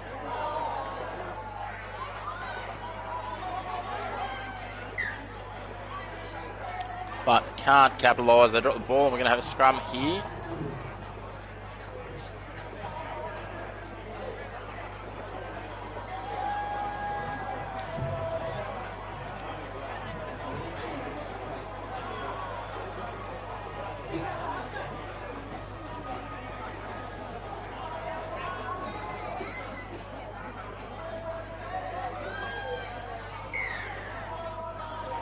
And a penalty from the scrum. Called by referee Xavier Edwards. Sees the Rats retreat in defence.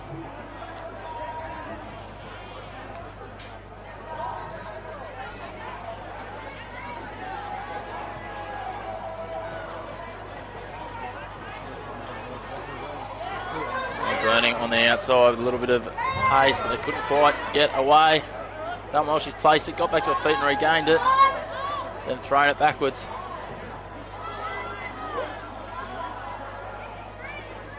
Really struggling to gain any ascendancy here against the Warringah defence. Got some numbers on the outside if they can get the ball quickly. Looks like they've turned it over there.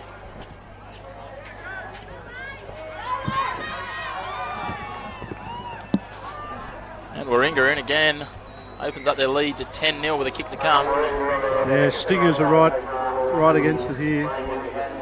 Great performance by the girls from across the coast to knock out some of those more fancy Newcastle and Sydney clubs. So they'll go back up the highway back towards Coffs with great confidence for future carnivals, I would think.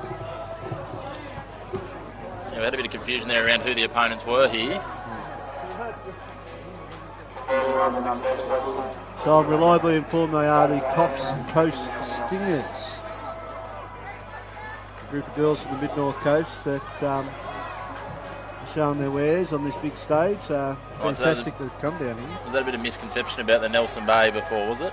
It was. Gareth's given us the bum steer. Yeah, well, I think he was setting us up for a fall in his absence. Well played, Gareth. Yeah, they've looked good here up to the final, but they're just different class against this very fit Warringah outfit, very mobile. Not much size in the Warringah outfit, but certainly plenty of speed, agility and ball handling skills. And kicking skills, as we just saw. Some rugby smarts here.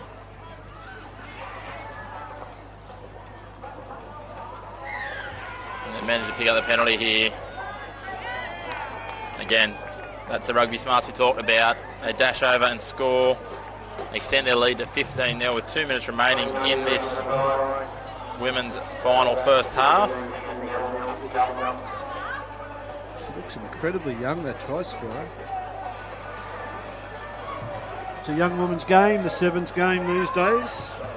Certainly is, and we see plenty of young girls coming through, and showing us there. Where's Tatum Bird? She was quite impressive. She got a double in the semi-final.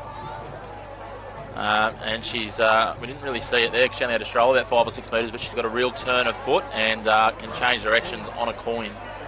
So she's one of those ones I referred to earlier. I think she might be a touch football background, a lot of these girls are. It's great to see them progressing into the women's sevens game and taking that opportunity. It's an opportunity for girls of all abilities and all shapes and sizes, which is always good to see. That's right. And that was well deserved. Like, she chased the kick down, she won the penalty, got the ball from the penalty and strolled through untouched. So looks like we've got in-goal touch judges during this final. It's Mark Eads looking very enthusiastic down there. I think it is at the north end. We'll see if he comes into play now. I think he's just holding the fence up down there, Easy. He's experienced. He'll know where to be at the right moment, I'm sure.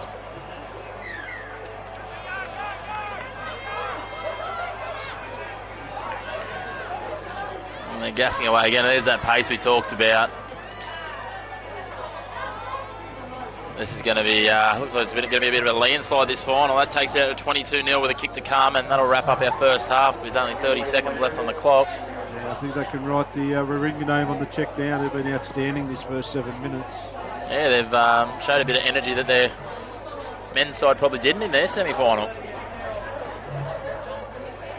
I see the sponsors deck over there is as well populated as it has been throughout the afternoon.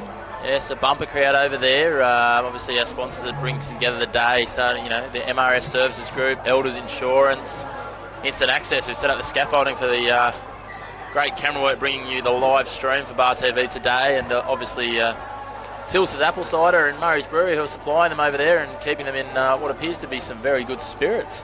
You've been over there recently with the uni boys being not too far from there, and I'm sure the mood's quite merry over there. It is, and it'll get even merrier very shortly when the Hamilton Hawks trot themselves out for the country final. A lot of good supporters of the Hamilton Hawks over there, so they'll be looking forward to perhaps a Hamilton victory, but North Lake should not be underestimated. They have been impressive all day. They won this particular tournament last year, so they've got the runs on the board. Well, Hamilton did show a few signs of... A little confused about that because we've got Nelson Bay warming up down here in the other corner.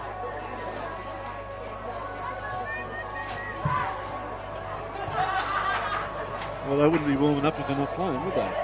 Well, you wouldn't have thought so. So they must have got away with a late win, because I know North Lakes were leading them in that semi-final, obviously on the non-televised field, and we're the far side from there, so it's a bit hard sometimes to get all the scores through. So it'll be an interesting one. And Nelson Bay, obviously haven't been able to really get the scalp of Hamilton in the big games in the 15, so they'll certainly be eyeing this one off in the 7s. Yeah. Well, Hamilton will be very happy if that was the case. And looking down where the North Lakes crew were, they seem to have packed up and left, and the Bay is just to our right. So it might be the All Newcastle final, or the Port Stephens versus Newcastle final anyway. And that one's not going to go the different distance for Warringah. Yes, Wow. And it skips up just as I say that. The commentators curse, and then the poor Stingers have just coughed it up. Can't take a break, but there's a solid tackle in defence. Here we go again when they get around the outside. Showing some good pressing defence at times, the Stingers, but they might be left a bit outmanned on this side here. She's probably giving that ball to someone that was in a worse position than her, but it's going to turn out all's well that ends well. Yeah, the Stingers are just overcommitted a little bit to the breakdown. That means when they've got the quick ball, Warringah, they've been able to capitalise and exploit the numbers of the Stingers in the breakdown. So that's probably just a little bit of inexperience, a little bit of not playing together as much as they could have. And they'll sort that out in comps to come, and they'll be a real force, I think. Certainly will. This looking at how this Warringah side plays, I think they've played a fair bit of sevens rugby together. Probably a good chance that they've come through a lot of them in the junior ranks. They're all quite young, all look similar age brackets, so they've played a lot of sevens and probably touch football together as well. Yeah, they've certainly they've had a long sevens program down there, especially for the women's, starting at the juniors and working all the way through. They're probably the national leaders in terms of the sevens Warringah, so there's no surprise that they're at the pointy end of this competition. Yep, and as you said before, the name may as well be etched onto that check now because they lead 27-0 and the Stingers are pinned deep inside their defensive territory with 5 minutes to go in this second half of the women's final of the Mick Whale Curry Sevens, and Warringah forced a turnover. There's going to be a couple more to come yet. Oh, that's about all that's going to stop them, is just being able to hang on to that ball. She couldn't have asked that ball in a better spot. It was right in the breadbasket, but she just couldn't close the arms on it quickly enough. She ran a beautiful line. It had try written all over it, but she just, at the last minute, took the eyes off it and the ball went down. Bit of a relief there for the Stingers. Yep. And you can tell it was an attacking move heading towards the goals because Markey just got himself off the fence down there. He's right up and about. He's looking very official down there too, isn't he? Yeah, he's standing at attention almost. I'd really like to see Warringah just take the ball down to one corner and then swing it right across the other, so he's got to get his skates on. That'd be interesting to see. I would like to see that myself. But, as we say that, Warringah take it to the corner and he's nowhere to be seen. They look like they're swinging it back. Back them to use their pace here, use the ball. They're using the ball well. Stingers winger did the right thing there, called out where she was going, but just couldn't get the cover defence over with her in time. And Warringah dot down again for, what is their 6th try? The Stingers have been valiant, but they've been outclassed by this very experienced, very talented Warringah lineup. Certainly have, and you can start to see the fatigue and the wear of a long day in the heat starting to play on them. And it's one of those things is you can't really train that well for 6 games in one day without just going and playing 6 games in one day. No, especially a team like the Stingers, who I would suggest is probably a bit of a conglomerate team from all over that mid-north coast area. Perhaps they didn't have too many training sessions together to come together for this tournament, and the fact that they're into the final is all credit to them, but they found this hurdle way too high today. Certainly testament to them. They would have had to trek down, probably come down last night, and it's no mean feat. Just the funds involved in getting a side to cover a 5 or 6 hour road trip, 4.5 as it is to Coffs now, and get all the girls together. And as you said, training, the logistics of all of that. So very well done to them, and hopefully we can see them coming back in future years, and maybe see a few men's teams coming from down the coast. I know a lot of the men's teams from here were certainly up at Crescent Head last week at the Sevens, so it'd be great to see if we could see more regional teams heading down in the future years of the Mick Whale Curry Sevens. Yeah, I think there's every opportunity for that to happen. Perhaps a little bit restricted with only 2 grounds.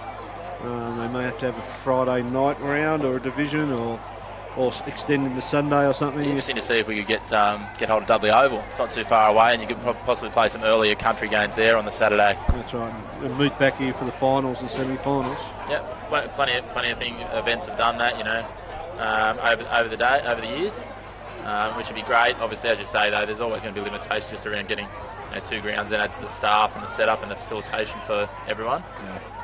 But hopefully we can see some more teams coming in the years to come. Good to see a couple of the country teams travelling this year, though. And another try there to Warringah, just adding some more icing on the cake with under 2 minutes to go. They could be in danger if they could cross for another one. They'll be starting to close in on 50. It's probably a bit unfortunate that it's come to this point in the final. Probably the biggest blowout of the day. But this Warringah side is yards and above in terms of their cohesion and experience. And they've nailed it. These girls can give out some kicking lessons to a few of the men's sides, I think. Yeah, from the sideline.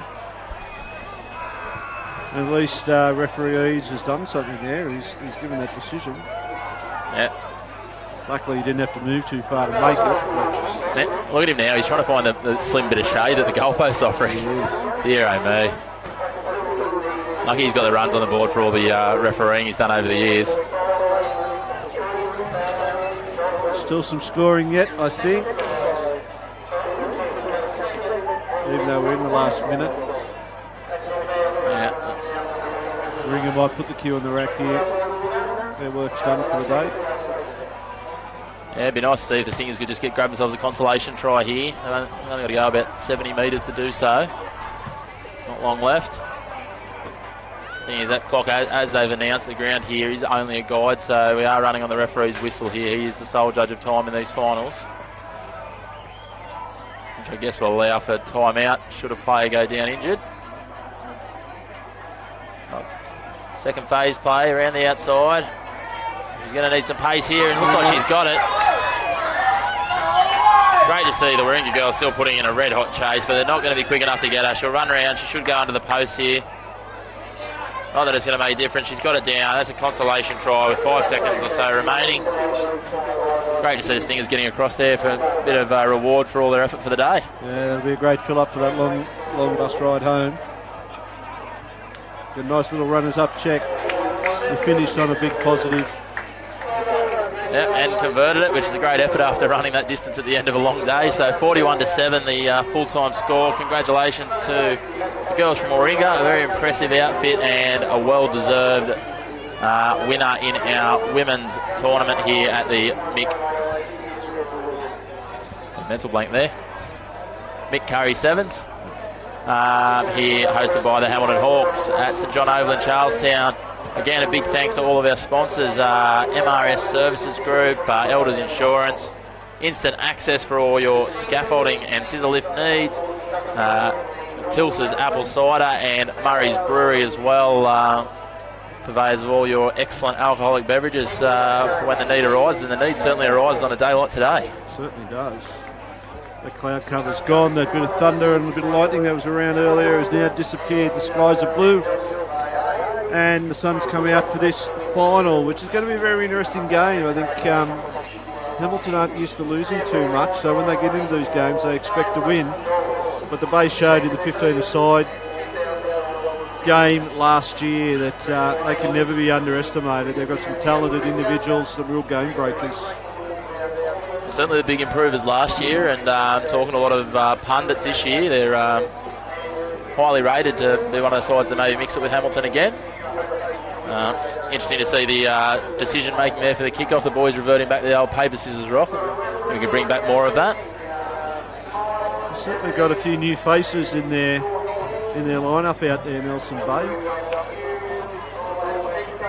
Hopefully that bodes well, and they're not just 7 specialists coming in, but they'll be around for the 15 season as well for the Gropers. And it looks like Newcastle's number 1 referee, Jared Logan, taking this one. I'm guessing that means Nicholas Gale, he was quite impressive in the semi-final, will take the big game, the Premier final. He controlled those 2 sides in the second semi-final quite well. Well, perhaps Jared's dropped to number 2 in the Sevens rankings anyway. Maybe he's got somewhere to be. He's got a few kids at home, so he might have to be dashing back to That's right. wrangle those. He might be putting family ahead of rugby, so he should. That's a fun balance, you'd know all about that. Yes, absolutely. So this is going to be an interesting game, I think. You'd have to say Hamilton are the standout red-hot favourites here, but the Bay showed that just when you underestimate them, they can come back and bite you. So this could be very interesting. Certainly is, and you're right on the money there, and that Hamilton will be the early favourites. I'd probably have them as a 5-point favourite heading into this, but Nelson Bay tried to take the quick line out there, but he was way too far downfield and tried to milk the penalty by throwing it into the Hamilton player.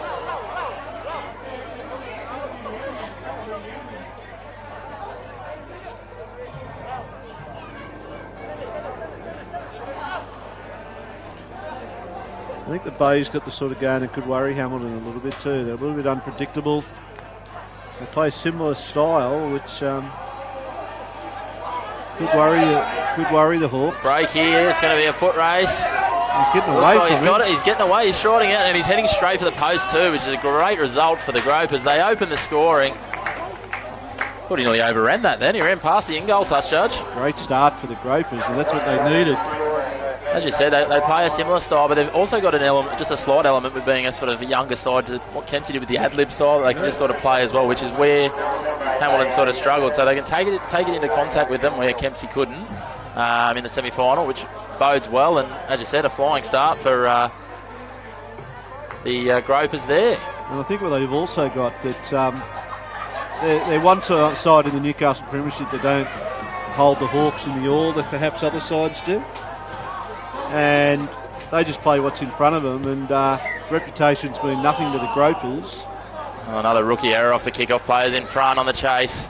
You just can't afford those mistakes, especially against a side like Hamilton. They will make you pay. Yeah, you're dead right. You cannot make those mistakes. Hamilton straight away on the attack. Up towards the attacking 22. And another penalty. Hands in the ruck. I don't know whether if the Hamilton player released that then, but you're going to go wide. Yeah, and the benefit of the doubt's usually been going to the attacking team in any of those sort of 50-50 calls today, which is, I guess, end of the day, people come to these sevens tournaments to see points, so it makes a little bit of sense. Bit scrappy, and Nelson Bay have capitalised. He's found another penalty there. Offside. They swing it wide here. They've got the outside shoulder. They should score. Time here, easily. He's going to try and run it round. Oh. But again, that came from a poor kick-off. They just didn't execute. They gave Hamilton the ascendancy from the start, and they never ever got it back to Bay. Yeah, certainly one of those things you can't give an inch to Hamilton. They will take you for a mile, and they showed there just a simple error of being a yard offside on the kick-off. A couple of penalties helped them. Yeah.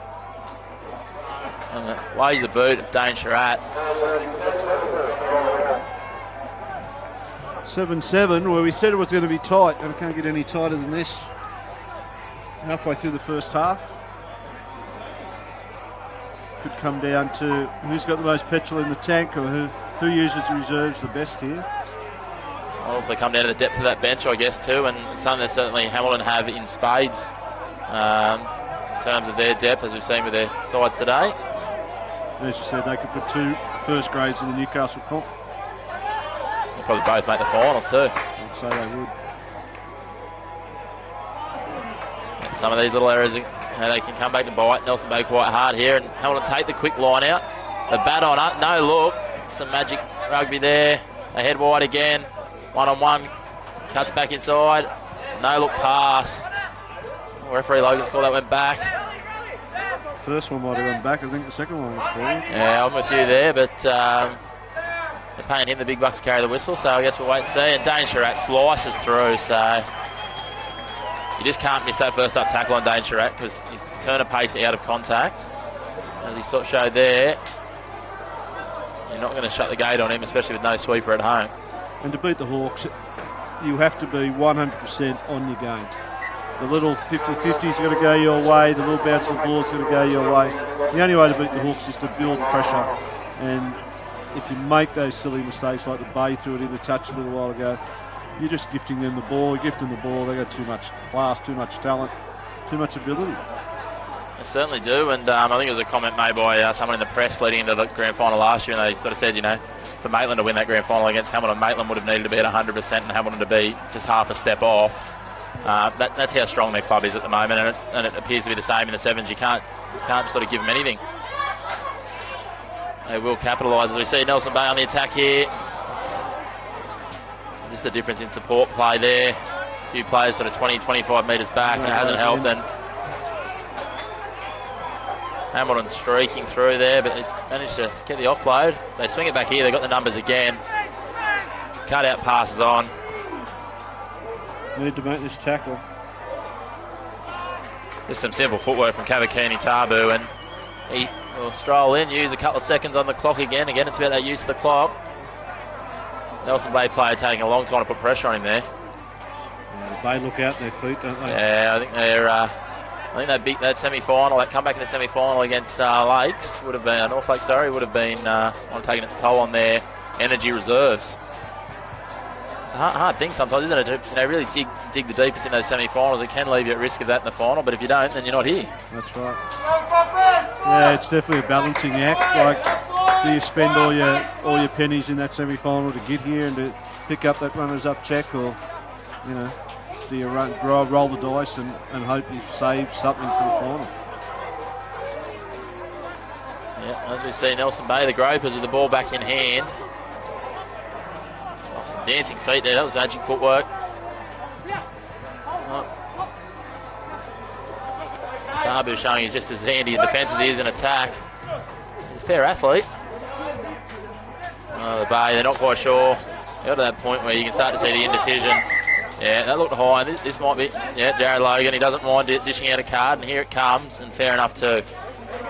Tackle was a little bit high. Tabu knows and accepts that with some grace. And the Grapers go back on the attack. They've really got to work this next little bit of time. They must get a score here to stay in this game, the Bay. They're playing 6 men. Oh, that's a great offload. But again, he's on his own when he gets the contact. Now he's burned his two support players. A trip there. It's going to be another card, I would imagine. Interesting to see what colour, and it's red. Card. Red. Doesn't have much option if it is a trip, if he believes it's intentional. Well, that does put the cat amongst the pigeons, doesn't it? Certainly does, especially if they can get it back here before half time to... Oh, use the ball, use it. Oh.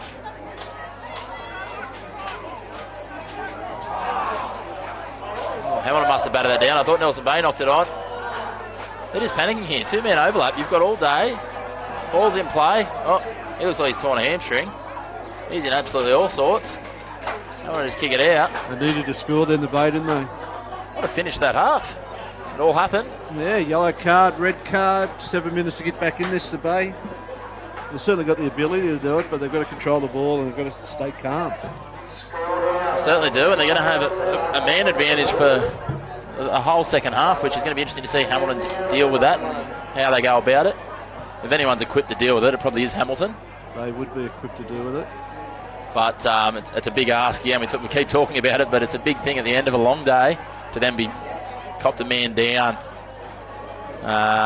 for just over a half of rugby. But the Bay might see what's happening on the other bench there and just get that little bit of charge of energy, that little bit of enthusiasm that they need. If they're the first scorers here in the first minute or so, it could be game on, I think.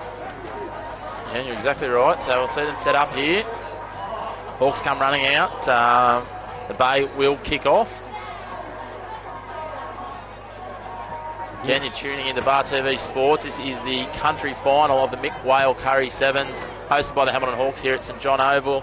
Brought to you by our sponsors, MRS Services Group, Elders Insurance, Instant Access, Tilson's Apple Cider and Murray's Brewery.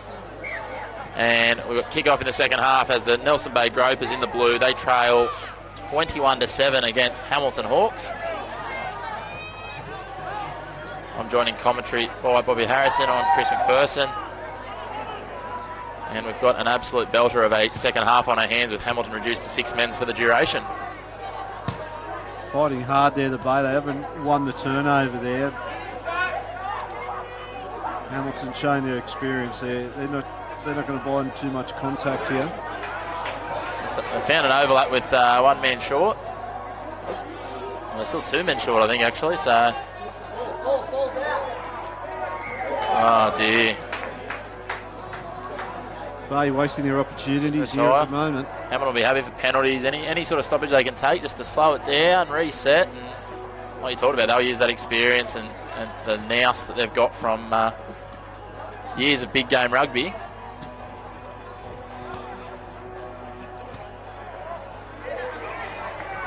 Great work there by the Bay.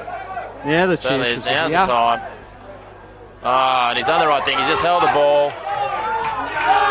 Got some toe. That's what they need. It's going to be a 7-point. It's going to be a 7-point ball game with over 5 to go. Just kick that really quickly. Get back. Oh, he's hit the post. That's really crucial. Obviously, Hamilton have all 3 of their kicks so far, so that means another try they're going to need to score. Does rule out us going to extra time, or but though. It does.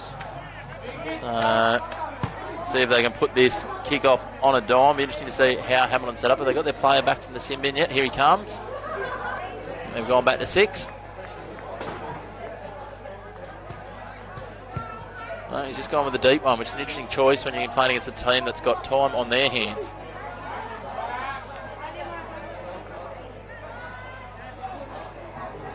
Oh dear. I don't see that often. Talavera just putting one down cold with no one near him.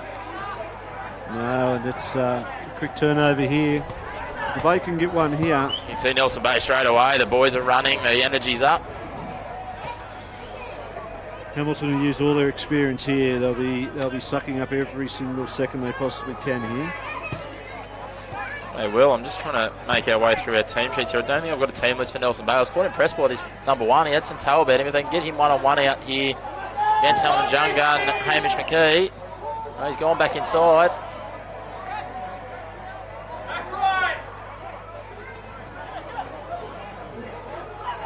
Sloppy passing, putting Nelson Bay under pressure. No look, flick pass. Seems to be the order of the day. They use it left here. They've got a big overlap. Straighten up. 5-on-1 there. Yeah, again, the kicks don't really make a huge difference now. They need to score 4 tries. Just get one of the kicks and that'll put them in the lead. So Just kick that one. that takes it to 21-19. Could have penalty goals coming into the equation here soon. Yes. I know Hamilton wouldn't mind if they get one within kicking distance to chew up as much time as they can and put themselves in front. Especially a kicker of the ability of Dane Sharrett. Exactly right. You're pretty much anywhere inside that 10 metre line from halfway, anywhere on the field, and he'd probably back himself to kick it most times. That's right. We've got just over 3 minutes remaining, so plenty of time for either side to take the bull by the horns and get the victory here. But Nelson Bay with the ascendancy at the moment with the extra man and the last couple of tries. Otherwise, might have gone forward, and it certainly has. A couple of Hamilton players just looking like they're starting to get a bit flustered. That's right. That 7-on-6 for 2/3 of the game. It is hard to handle, even if you're the Hamilton Hawks.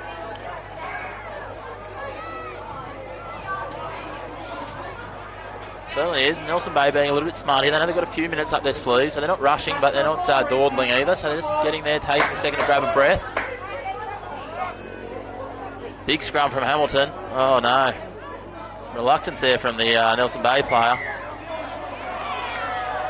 Here we go. Tapping it without the ball though, and he's away. Quick tap was smart. Inside ball. He's got to do is get this one down. And he's going to get it down, and he's taking him on.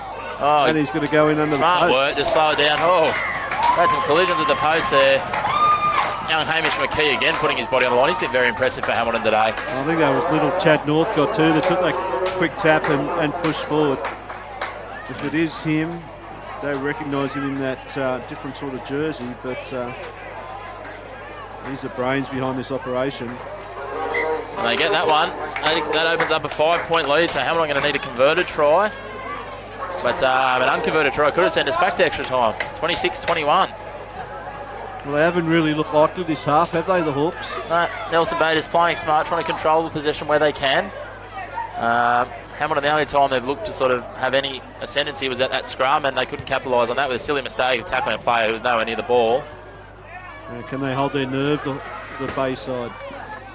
Hold their discipline, hold their nerve. They've just got to remember they're the ones in control. They've got a man up. They've got a 5-point lead. They don't need to do anything spectacular here. They've just got to do the simple things right. Oh, and that's not going to help Hamilton's cause.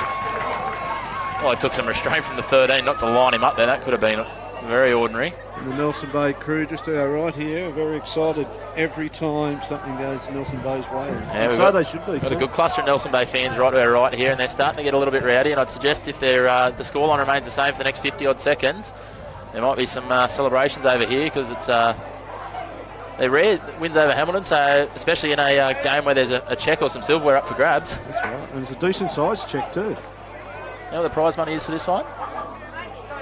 Don't quote me, but I think it's around about $3,000. Oh, that's a push in the back, Mr. Logan. Penalty try, that'll be all she wrote. Your country winners will be the Nelson Bay Gropers in a boil over against Hamilton. Congratulations to the Gropers. They've done really well. They've held their composure. There's a couple of times where they could have panicked. They sucked up that early pressure, went behind on the scoreboard.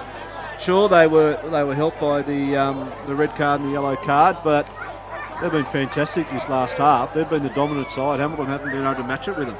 Nice to see too, even though there was a red and a yellow card, both seemed pretty clear cut. Even that trip from here, I mean, you pick that up straight away and it's 60 metres away, so good to see. Obviously, when there are red and yellow cards in the final, they can be a little bit controversial, but those ones clear cut. That's right. Hamilton's only hope here is to score from this passage of play and then hope for a quick turnaround. But they've turned it over, and I think the Groves will kick this one into touch, and referee Logan might blow time on this one. Oh, they only just found touch. And the Bay have won it. Congratulations, Gropers. Well deserved. Well done, Gropers, and the little mobile Groper Dome down next to us here. They're going wild. They're enjoying it. I thought we might have seen a pitch invasion, but well, we might still see one. It's going to be a very controlled one. They might have played some games earlier in the day or last night, so they might be a little bit fatigued, I think. They're up to running all that way. And I think the Anna Bay Tavern or Country Club Hotel tonight might see a few of those Hamilton Hawks dollars over the bar. Certainly might. And that wraps up the country division. We're going to go into the men's final. It looks like we've been joined by none other than former Australian skipper Chucky Stannard, who will join me in commentary as we speak for this premier final of the Mick Whale Curry Sevens between Eastern Suburbs and the side that's probably been the form side of the day, the Gordon Stags. How are you, Chucky? Yeah, good. Great to have you on board, mate. It's been a good day of rugby. You're signalling to me a bit before when you come over. It's still a bit warm for considering we're 6 o'clock at night. Yeah, this is the best seat in the house over here, mate. I'm burnt to crisp. Yeah, we got a bit of false hope before when that grey cloud came over with a bit of breeze. I thought we might have got a bit of wet weather rugby, but it's fined up and promise what should be some attacking rugby between these two sides that have both been the form sides of the day and rightfully into the final. No, it'd be good. I don't know if DC's requested an anthem here. I don't know what's going on, but there's some good matchups in both teams. Matty Hood for Gordon, and then you got Joe Pincus and the East team with a few other standouts. Yeah, there's some solid players there. We touched on Matty Hood just before. I've come across him. I've spent some time up in Darwin, and he's done some stuff with the NT side up there. He's a very seasoned campaigner, so looked for him. He was impressive in the semi-final for Gordon. Yeah, he's got jet shoes. He's been very handy for him today. Certainly has. I think we've got Newcastle lad Sam Fogarty out here for East as well. That's always a good story to see the guys transitioning from the local competition through into the Sydney ranks. Who are you going to go for here? Hard to go against the local connection with the Coleman brothers and the Stags. I think probably have them as slight favourites in this one, but I wouldn't be surprised either way. But yeah, I'll go with the Stags. What about yourself? All right, I'll go East then. All right, lovely. Referee Nick Gale gets us underway. They kick deep. Gordon looked to use the ball wide early.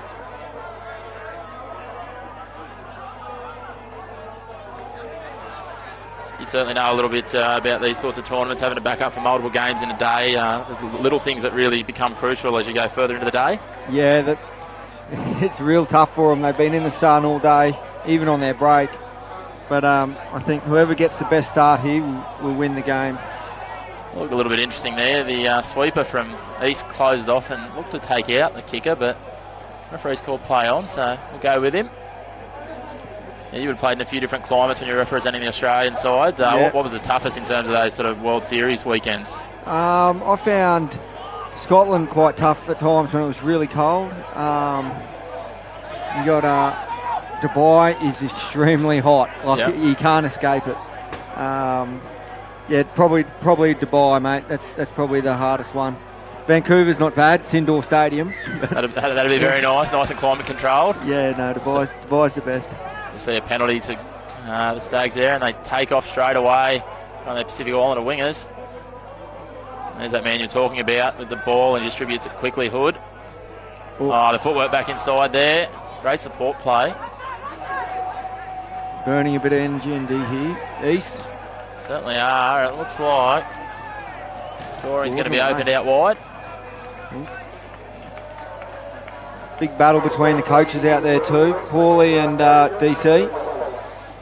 Yeah, well, and Darren will be wanting to go one better than his brother Scott, Hamilton went down in that last final. Yeah. Maybe a bit of family bragging rights as to who can go home with a check. Or a winner's check. I think there's a runners-up check for the country final, so... I was having a chat to DC in the loos before when he was brushing his teeth, and he was actually talking down Paulie's side quite a bit, just telling him how sluggish they looked, but... There's always some quality banter between the coaches when there's a bit of rivalry on the line. Yeah. Here we see the celebrating country winners, a little bit surprised, Nelson Bay.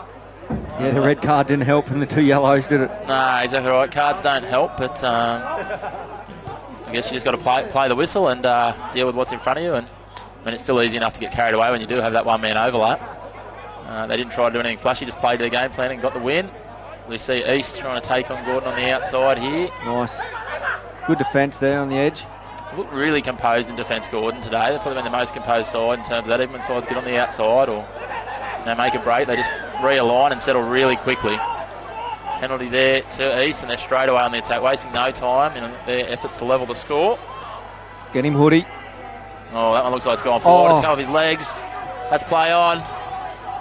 Oh, he's beating him back inside if he can throw the pass. Oh, he nearly got the intercept. Yeah, he read that well, but didn't quite. Oh, he's ducked under one there. Had a bit of everything here.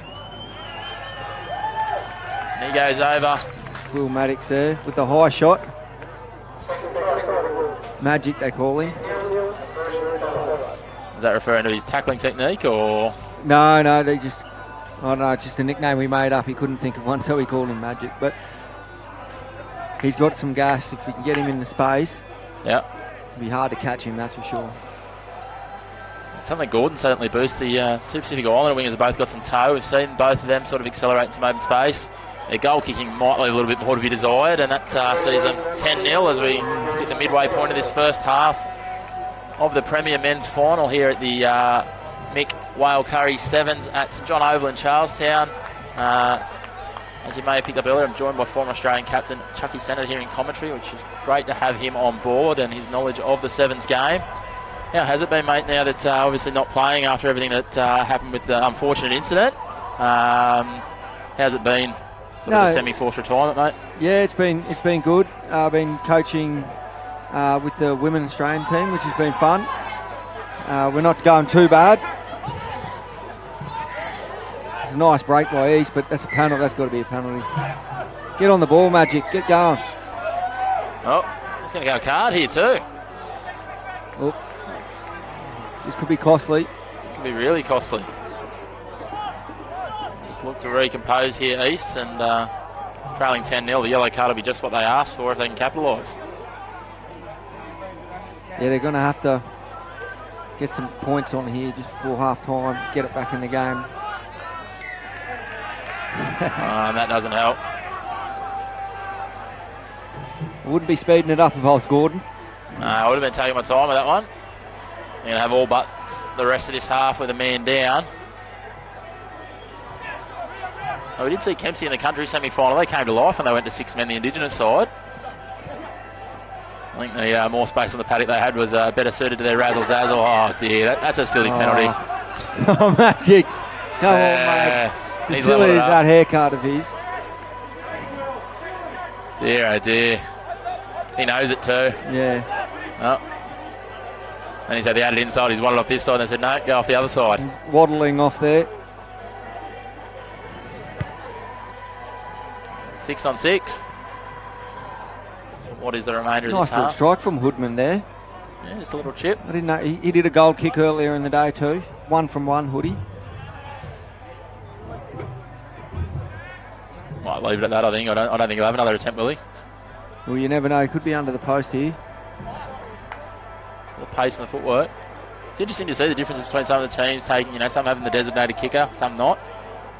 Obviously, the 2 points can be quite crucial, and we've seen some pretty ordinary displays of goal kicking from not far outside the post today. So, what are your thoughts on that? Obviously, at the higher levels, quite often you'll have 1 or 2 people that are sort of the specialist goal kickers, a bit better with the boot. Yeah, you definitely have your specialists there. So important when you're going up in sevens. What sort of strike rate did you have with the boot on the World Series? Oh, I wouldn't know. Wouldn't know? I wouldn't know. There's that man you talked about. Here he is. He could be going for two for here. Made sure he scored under the sticks too, didn't he? Or just outside, sorry. That'll take us to half time, and with the kick to come, if you can nail this over, they'll lead 17-0, and they'll be pretty short priced to back from there. Well, here he goes. No. Oh, he's missed it. Oh, he's had a shocker. Could he? Yeah. I'm sure he'll blame the exertion level there because he's blowing right at the end of the half. It's been a tough day for them actually out there. Quick turnarounds on their games. Certainly has, and there's no quarter given even on these sort of minute turnarounds between games. Or I think we've somehow ended up about 40 minutes ahead of schedule. I've never seen that at one of these days before in my life. Played a couple of times up in Darwin at the hottest sevens, and you end up, the last game scheduled for 7 o'clock, and you're kicking off at about 8:15. Yeah, it's the first time I've ever seen that the full time siren goes, no matter what's happening, place just stops. So it's been quite funny watching a few teams trying to score a try before full time, and the siren goes and it's too late. That's a rule that looks like they've stolen from a few rugby league tournaments. I've seen that. I remember seeing one up in Coffs Harbour, and there's a young bloke, Jovan Clark, who's with South. He's an absolute lightning. Yeah. And he'd gone to South, and they brought a team up to this sevens tournament, and he was streaking away in the semi-final for what would have been the winning try, and he was literally a metre out mid-dive, and took the dive, the hooter went, referee, no, thanks for coming, they missed it. Finals check was 10 grand for winning. Honestly. Semi-final, I think the losing semi-finalists got their entry 500 back, so $9.5 grand difference. Yeah. You're like, Jesus. But it was a clear-cut rule, and it was let Adrian. It's cruel, though. Yeah. Hopefully we don't see that here. As Gordon kick off. It's a high contested kick. Great tackle there. Couldn't capitalise. They spread it wide.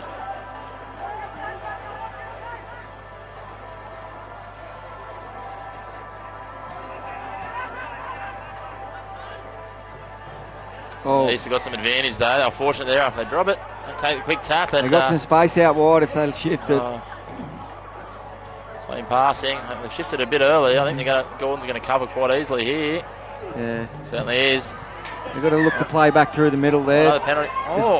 That seems a little bit harsh, but East will capitalise.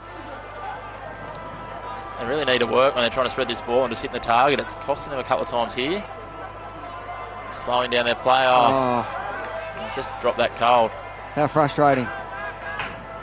It can happen to any of us. We saw in the semi-final, Sam Myers with the line wide open just spilled one cold. So, did he? Yeah. I didn't see that. Yeah, he never mentioned it either when I just saw him before. Yeah, I'm sure he wouldn't have. I'm sure he's trying to rub that one out of the memory already. We were talking about it earlier, not only having someone like yourself here in commentary, but it's great to have that level of players like Sam Myers, Matty Hood, coming up here to Newcastle and turning it on for the crowds and playing for their Sydney clubs in the sevens. So absolutely. It doesn't just benefit them individually to get some more game time, but it helps grow the game a bit, and ups the standard from some of the other teams.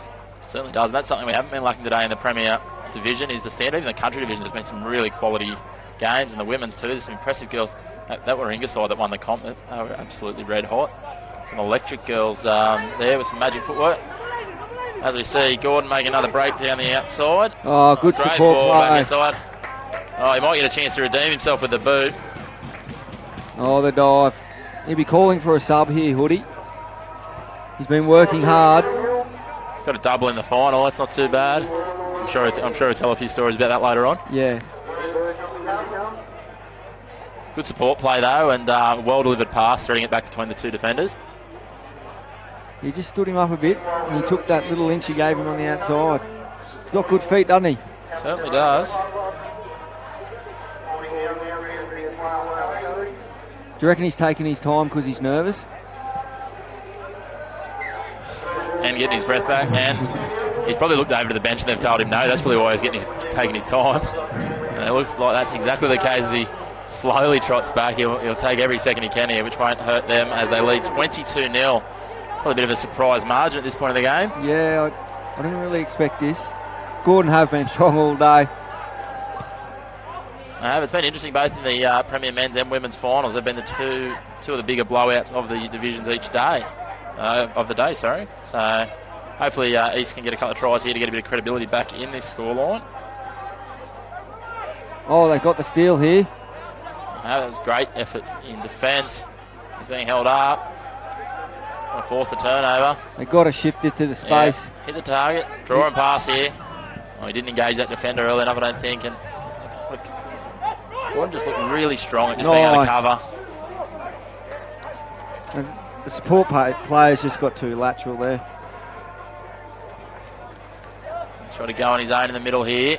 It looks like a knock on the ground. No, he's called back, the referee. We've ended up with a penalty.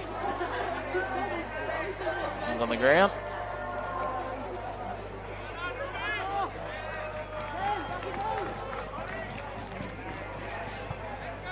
Gordon, they'll take their time here. They're in no rush.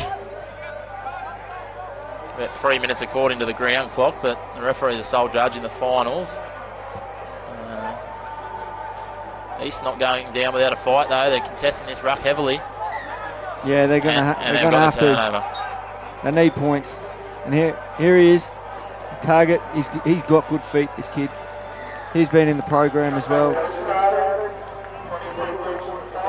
They need to get a move on here. 2 minutes 40 remaining, and even if they get this kick, they still trail by 15, so it's going to require a few more tries yet. He'll add a bit of spark. He's got good pace and good feet. He's got to get him the ball with a bit of room, I think. Yeah, you're right. He showed some toe there, and I guess the only thing that's going to tell here is the body language from a couple of East boys. They're starting to look a little bit tired. But another try will certainly get them up and about if they can score quickly here. That's a good kick. It's a great kick. Joey Pincus, he's all over that. Well done. Oh, slice through here. We can get the ball away. Go, Joey, go. Well done. They Great take try. this kick quickly with just under 2 minutes remaining, but they're right back in this now. Didn't that all come from that was a great kick-off. He put that on the money in, Joey Pincus. Oh. It was all over that ball. They're going to have to hit that mark again. Just shows you how important these restarts are. Certainly does. If you can get that on the money and give your guy a 50-50 contest at it, I mean, you see it all the time watching that World Series, the highest level. Some of those teams that can really nail it, it adds a real asset to your game if you've got someone who can put that, on that coin, so to speak. It's all about possession, isn't it? So he's put that a little bit too deep at that time, but they got the bounces that got batted back, but not quite. Gordon, a quick glance at the blind side.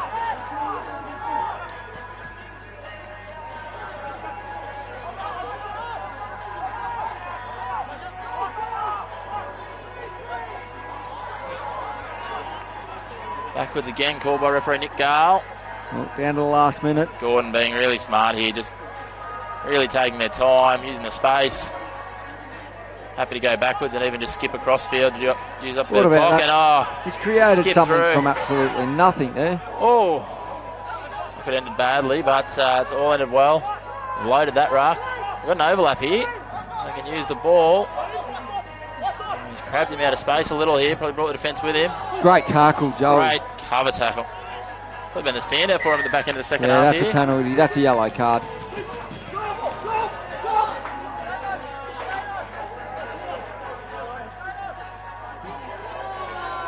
I was going to say, I thought that might have been his second yellow.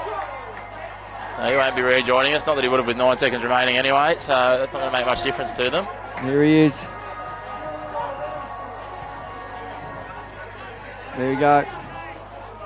Through. It's going to be a little too late, though, for the tricolours. Consolation try, 22-17, but referee Nicholas Gale calls full time, and deserved winners, probably the most impressive side across the day.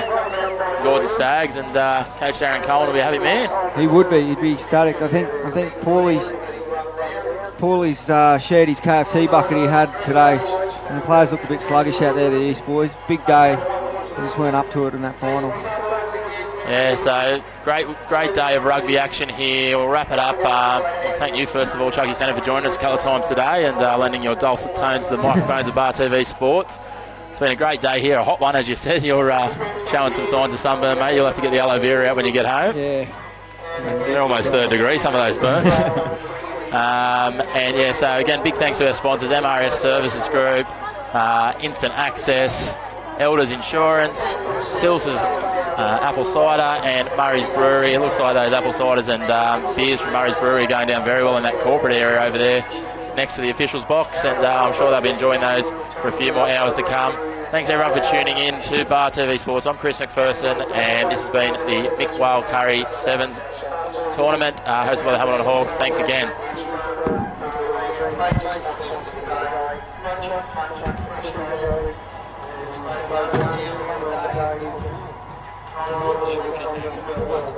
Thank you very much.